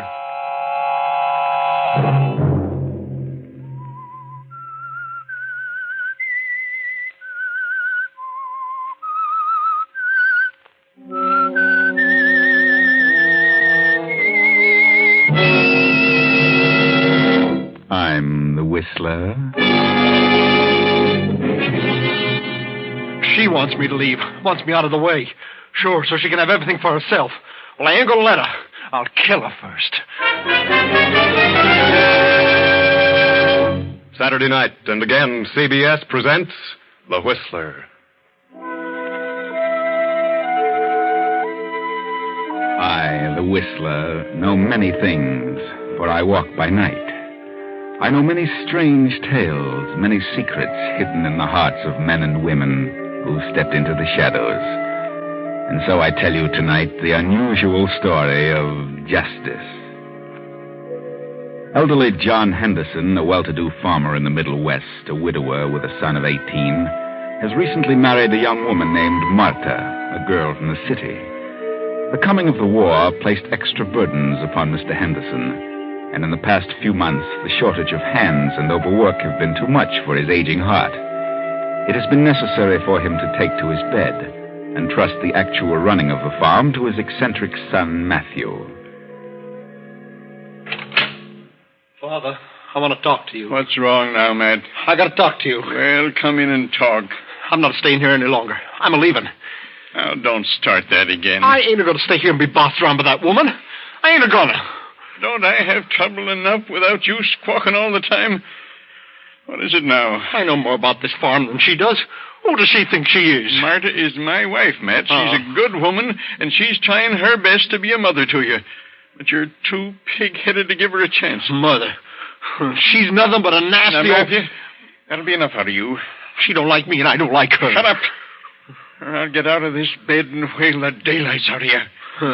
Maybe she's got you, Buffalo, but I know she's here for no good. Did you hear me? Oh, she's making a fool out of you. Do this, do that, do this. I hate her. You better shut up, Matthew. Oh, she's a devil, a scheming devil. You lazy, good-for-nothing brat. Get out of here. I'm not lazy. She's been telling you that. She hasn't said a word that isn't the truth. She wants me to leave. Wants me out of the way. Sure, so she can have everything for herself. Well, I ain't going to let her. I'll kill her first. You what? Nothing. Get out of this room, you little fool. Get out. Get out of this house. I won't. That's just what she wants. She wants me out, so you can leave everything to her, so you'll change your will. I'll change my will. I'll change it first thing in the morning. To think that I should have such an idiot for a son. What on earth is going on in here? What's all the shouting about? None of your business. Matt, what's wrong with you? You ought to know. How do you feel, John? I was all right, Marta, till this crazy whippersnapper come in here. You better leave the room, Matt. You know better than to excite your father. You know he has high blood pressure. Yeah. I can't seem to remember that, but I notice you do. All right, I'll go. I wish I could understand that boy. He's certainly a problem. Oh, forget about it, John. He's very young. Oh, I can't understand why he dislikes you so much, Marta. He's determined that no one will take his mother's place. I've done everything to win him over. I suppose it's because I'm so much younger than his mother would have been. If I could just gain his confidence. Yes, Marta, that's the problem. He's really a good boy, but he's made up his mind to dislike me. I know. He thinks I'm driving him. There's so many things to be done around here, and with a shortage of hands, it's almost impossible to carry on. Yes, I know. And I appreciate your interest, Marta. I know you're doing your best. I only wish I could get up from here and do something. Don't worry, darling. I got this letter this morning from Henry Jacobs. He was with me for 10 years. He was wounded in action, and he'll be released from the hospital in San Francisco in a week. Says he's coming back here. Back here to work? I don't know. I hope so. We could certainly use him. Oh, John, that would be wonderful. He's been discharged, but I've no idea what condition he's in. But he's welcome any time. Whatever his condition, he can do something. You better try to rest now. Matthew has upset you terribly. Yeah.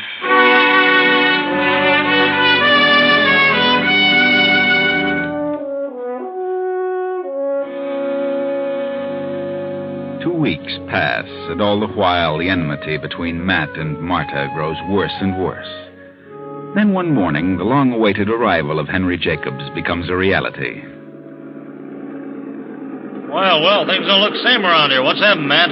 Things ain't same around here, Henry. Should say not. Looks kind of run down. Yeah? Well, that can be taken care of in short order. Can't it? I don't know. What's wrong with you, sourpuss? You'll find out. You just wait. Well, let's get out of this jalopy. How many hands you have now, Matt? Just me. Just you? Well, no wonder things are run down. What do you mean by that? Where's your pop? Upstairs in bed. He ain't well. Oh, hello, Matt. Well, you must be Henry Jacobs. Yeah, that's right. I'm certainly glad to see you. I'm glad to see you. Who are you? Well, she lives here. Matt. Lives here? Oh, that's nice. I'm Mrs. John Henderson. What? Mrs. Yes, that's right. You mean your pop's married? Yeah, the old fool. Matt, please. Well, congratulations, Miss Henderson. Pop sure knows how to pick 'em. No, she did the picking. Well, where is he? I'd like to have a talk with him. He's upstairs in bed. I'll go right up. By the way, what's your first name, Miss Henderson? Why, Marta. Marta, huh? Well, I'll run up and see Pop. Yes, he's waiting for you. And lunch will be ready in just a few minutes. Well, I'll be ready, Marta.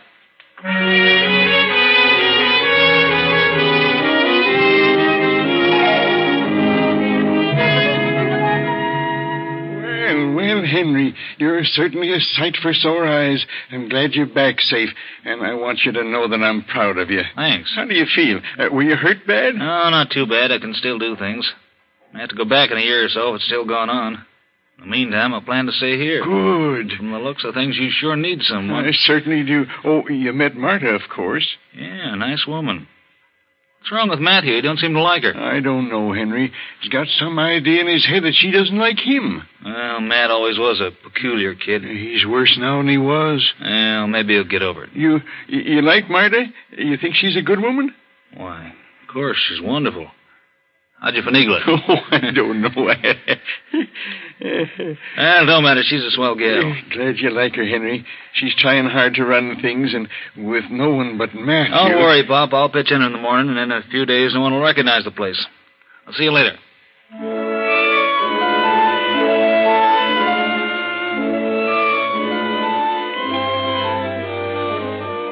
And so Henry pitches in. And in 3 weeks, things are, as he predicted, unrecognizable. Everything has changed, taken on a new appearance. Henry has worked like a dog all day long, every day. At the edge of the field, by the stream, Henry pauses for lunch. A lunch brought to him every noon by Marta. More chicken, Henry? No, couldn't eat another bite, Marta. I fried it just for you. Yeah? And I couldn't. I'm full up to here. You're a sissy. Well, maybe so, but I just can't eat anymore. When do you think you'll be going back? Back where? Why, back to the army. Oh, I don't know. Haven't the slightest idea if they'll want me. Really? Would you miss me? Why, yes, of course. We miss you very much. You've meant a great deal to us. Who's us? John and me. I see. You know something? When I came here, I was counting the days until I could get back into action. But for some reason, I'd like to stay here a while longer. Wonder what that reason is. What do you think it is, Henry? Well, I have an idea. Yes? I think it's because of you, Marta. Me? But... Yeah, you. But that's ridiculous. Yeah, I know it is.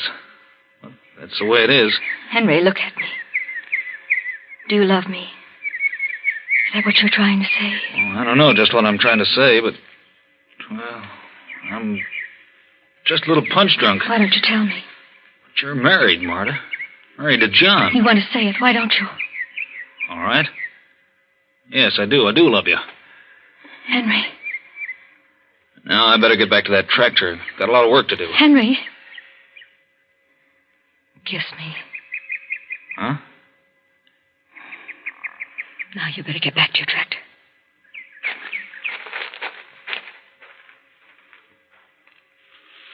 Hello there, Miss Henderson. What? Matthew. How's everything? Why, what do you want? Nothing at all. Just wondering how Father'll take it when I tell him what I just saw. And what did you see? You and Henry kissing. I wonder how Father's going to like that. He wouldn't like it, Matthew. It would upset him terribly. That's just what I figure. You wouldn't dare. Why'd you do it? Because Henry's a good man. He's worked hard. There's no harm in kissing him. Well, maybe Father'll see it differently. I think I'll tell him right now. Matthew, wait. Huh? Wait for what? I want to talk to you. All right, talk. You mustn't tell your father. Well, he wouldn't be able to... Able to take the shocks, that is? Please don't say anything about it. Then you clear out of here by tomorrow, or I'll tell him. You're a devil. You made a fool out of Father, now you're starting on Henry. You clear out of here and I'll say nothing. Matthew, listen. No, you get out, or I'll spill the whole thing.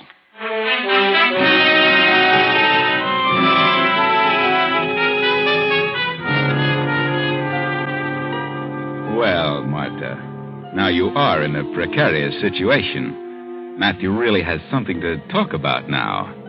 And he means what he says. Better think fast, Marta. What are you going to do? Henry? Yeah, Marta? What are you doing here? I've got to talk to you. Sure, but what? What's upset you? It's Matthew. What's he done? Henry, he saw us. Saw us? So what? He was standing in the bushes behind us. He saw us, and he heard every word we said. How do you know? The second you walked away, he stepped out. He saw you kiss me. Oh, what about it? No harm in that, is there? Well, for some reason, he's never liked me, Henry. Now he's threatened me. Threatened you? Yes, he says he's going to tell his father all about it. Naturally, he'll exaggerate everything. Where's the threat come in? Well, he's going to tell John unless I leave here by tomorrow. Leave here? It's ridiculous. Why should you leave here? You belong here. You worked hard around this place. Why should you give it all up and walk out just because of what Matthew thinks? What he thinks doesn't make any difference. The trouble is what will happen when he tells Father. Yeah, the meddlesome little yap. You know what will happen. John will be furious. He'll probably order us both out of the house. Think so? Well, of course he will. He'll believe everything Matthew tells him. He'll cut me off without $1. He'll get a divorce. Do you realize what this means? Yeah. It wouldn't be so good, would it? I have an interest in this place. I've worked hard, and I don't intend to give it up. Certainly not because of Matthew. He'd like nothing better than to have his father turn against me. Confound that good-for-nothing little troublemaker. Well, I don't want anything to happen to you because of me. Maybe I can explain to the old man. Just say Matthew was imagining things, that there was nothing to it. And do you think John would believe you? Do you? Probably not. It's a shame the old man has to have such a half-baked son. Yes, but there's nothing can be done about that. Well, in this condition, the old boy's liable to depart any day. He's pretty bad off. Yes. Yeah. As it stands, half the property will go to you and half to Matthew. That's right. But if Matthew stirs up trouble, you'll get nothing. Matthew will get it all. Yes. That wouldn't be fair, Henry. Wouldn't be right. What can be done about it? Well, I don't know right now, but something can be done. I'll tell you what. You have a talk with Matthew. Tell him he's mistaken. Try to talk him out of telling John. If that don't work, then tell him that... Well, tell him you'll do as he says, that you'll leave as soon as possible. I'll try, Henry. In the meantime, some way will turn up to work out of this. You understand? Yes, Henry. I understand. Here he comes now. I'll get out of the way and leave you alone with him.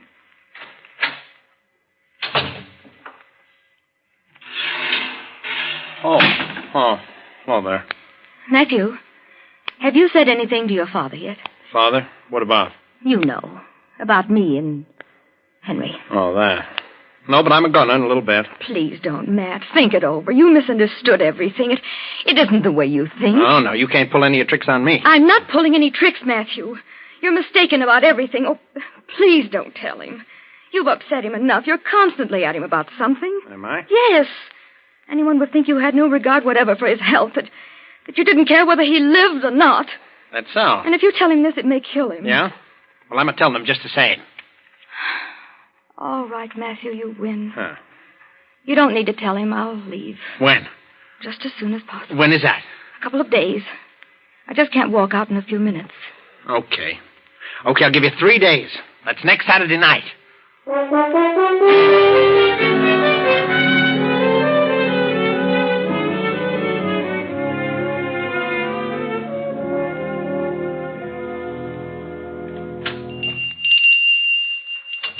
Afternoon, Miss Jenkins. How are you, Matthew? Well. What can I do for you today? Well, let's see. I got a list of things here someplace. Oh, yeah, here it is. I want some spirits of camphor and some tincture arnica and some... Here, just a minute. Give me that list and I'll get the articles. Oh. You'll have me making 20 trips all over this whole drugstore. Okay. Camphor. Arnica. There we are. Quinine. Toothpaste. And your father's prescription refilled. Well, you'll have to wait a few minutes for that, Matthew. Oh, yeah, sure. And, what's this? Arsenic.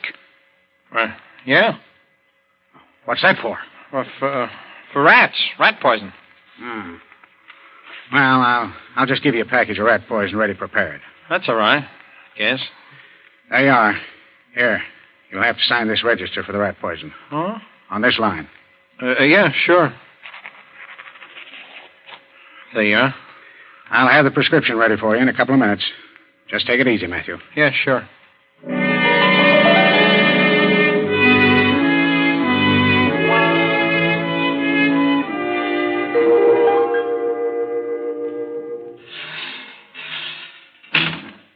Oh, hello there. Oh, hello, Matthew. I was wondering if you were going to get back in time for dinner. You mean supper? Yes, supper. Why shouldn't I be come back for supper? Well, I don't know. No reason. Where's Henry? Why, he's in the parlor reading. Yeah?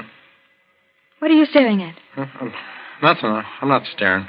Did you get the things from the store? Yeah, there they are back in the back porch. Dinner will be ready in a minute or so. As soon as I fix this tray for your father. I'll take it up to him when it's ready. All right. In the meantime, I'll go in and have a talk with Henry about that tractor bill. Oh, got back, did you? Yeah, went to a picture show. Full picture. That's so? Yeah, Sherlock Holmes.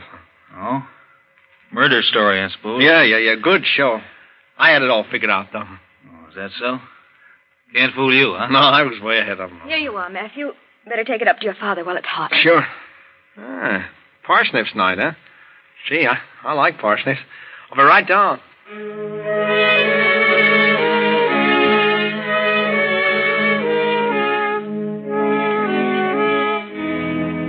All through the meal, Matthew and Henry and Marta say little, but each out of the corner of his eye constantly watches the others.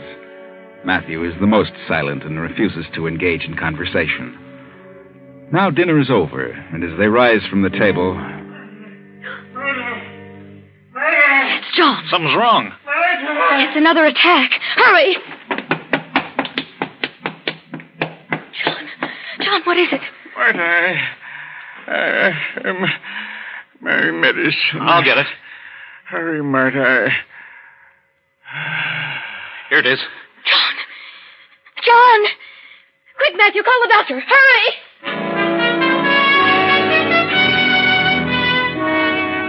Yes, Matthew, call the doctor. But it's too late for the doctor because John is gone. But the doctor comes, pronounces John dead, and leaves. And the next morning, after the body is removed, 2 men drive up to the farm.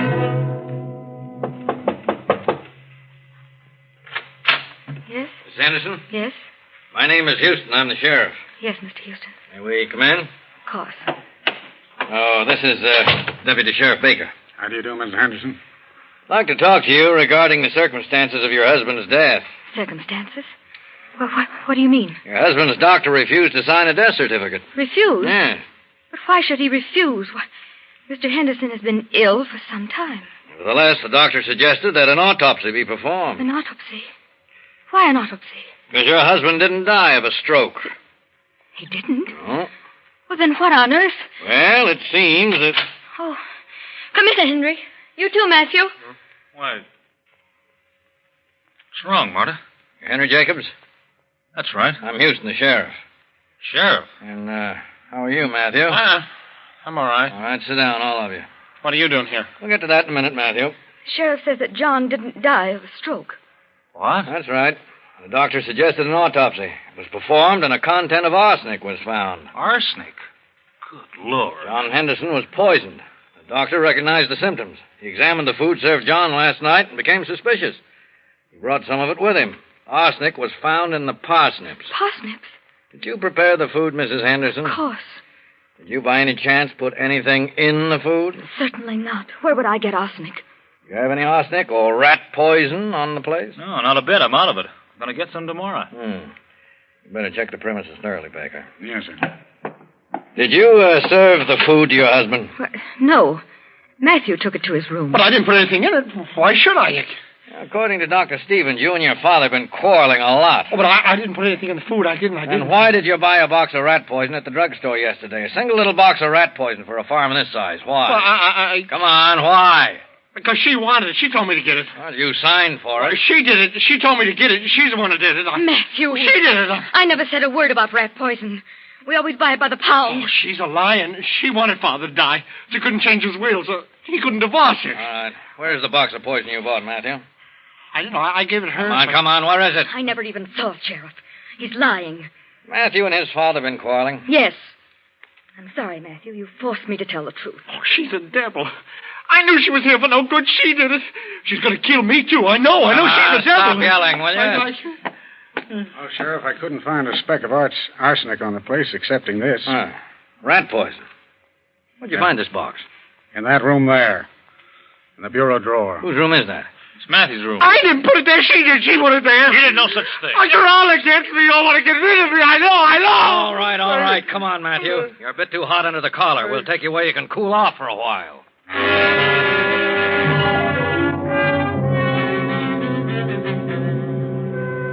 Yes, you were too hot under the collar. You walked right into it, Matthew. Everything points as evidence against you. You shouldn't have bought that little package of rat poison for so large a farm. You should have known better than that. But you did, and now you're trapped. Yes, the trial is over. Matthew has been convicted and sentenced to life. Several months have passed, and Marta and Henry are still running the farm. Marta has inherited all the property, even Matthew's share. And, too, Marta and Henry are now married. Enjoy your dinner, Henry? Oh, yeah. Very good. You didn't eat very much of it. Well, just wasn't very hungry, Marta. Oh. Why not? I don't know. Just not hungry. What's on your mind, Henry? Nothing. Nothing in particular. Something's bothering you the last few days. Oh, I don't know. Just get to thinking about things. What things? Things in general. The farm and us. And Matthew. Matthew? Yeah. Poor kid, I can't understand it. He was just all mixed up on everything. In the life of me, I can't figure out why he should want to kill his father. He probably doesn't know himself. What good did he think it'd do? His father died before the will had been changed, before he told him about you and me. What did he hope to gain? Oh, he was, well, psychopathic, I guess. Crazy? Must have been. How else would you account for it? Well, I hate to say it, but things turned out all right for you. regardless of how it came about. Yes, Henry. For you and me. I guess this is the way it was meant to be. Yes. Fate or providence, something. Kind of like to leave here. Get away from it all. Sell the place? Why not? There are plenty of other places. Besides, farming's a tough thing these days. But somebody's got to run the farms. Yeah, but, well, not under the conditions by which we happen to be running this one. I feel ashamed. Kind of guilty. Guilty? Guilty of what?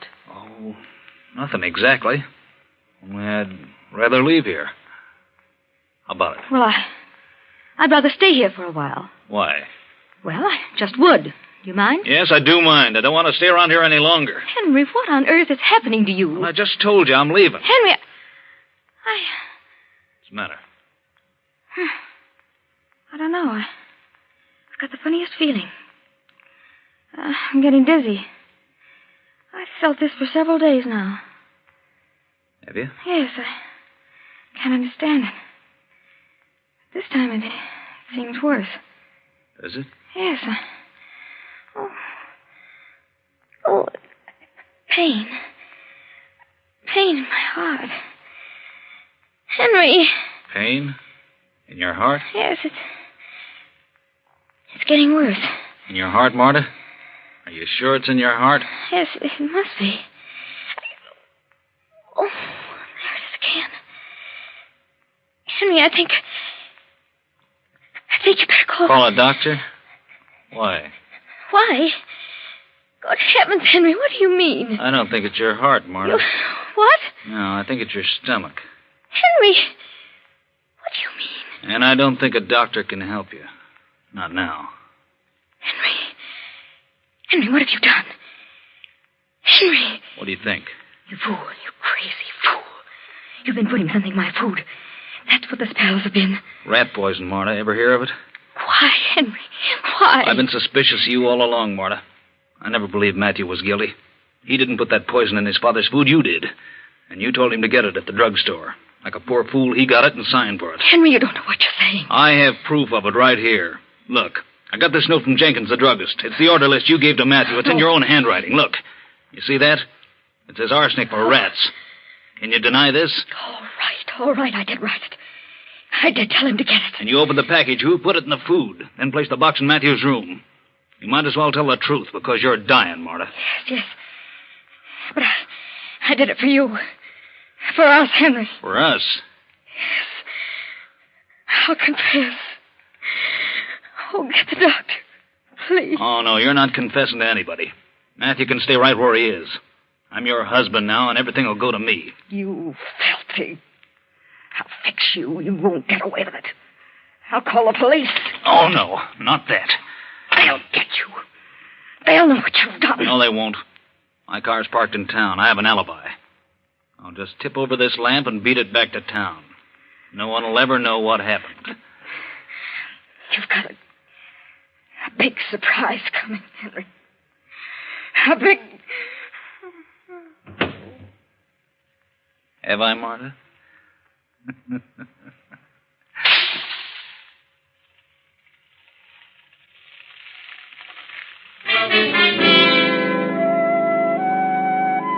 Everything is yours now. Yes, everything. Marta thought she was clever. And you think you're much cleverer, Henry. But Marta said you had a big surprise coming, and you have. Yes. Get ready, Henry. Here it is. In the form of a letter in Marta's safe deposit box. In Marta's own words. For several days I've had a strange feeling. Presentiment. Premonition of doom. I can't explain it, but I feel that it can be traced to my husband, Henry Jacobs. If anything should happen to me, in case of my death, I wish to make this confession. Matthew Henderson did not poison his father. I did tell him to buy the rat poison. I did it purposely. I put it in the food, and I placed the open container in Matthew's room. This will vindicate Matthew, restore his freedom, and return to him all the property of his father, which is now held in my name. Marta Henderson. Well, Henry, that is the big surprise. And by reason of the tone of Marta's letter, You still have another one coming. Yes. That will be when they examine Marta's body and find the traces of arsenic. Too bad, Henry. Too bad.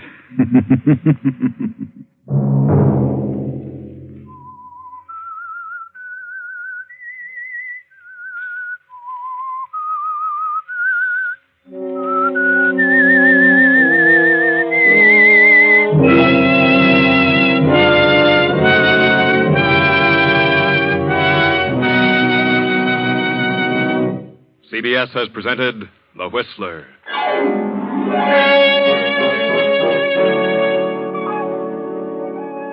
Original music for this production was composed and conducted by Wilbur Hatch. The Whistler is written and directed by J. Donald Wilson and originates from Columbia Square in Hollywood. Next week, same time. I, the Whistler, will return to tell you another unusual tale. Good night. This is CBS, the Columbia Broadcasting System.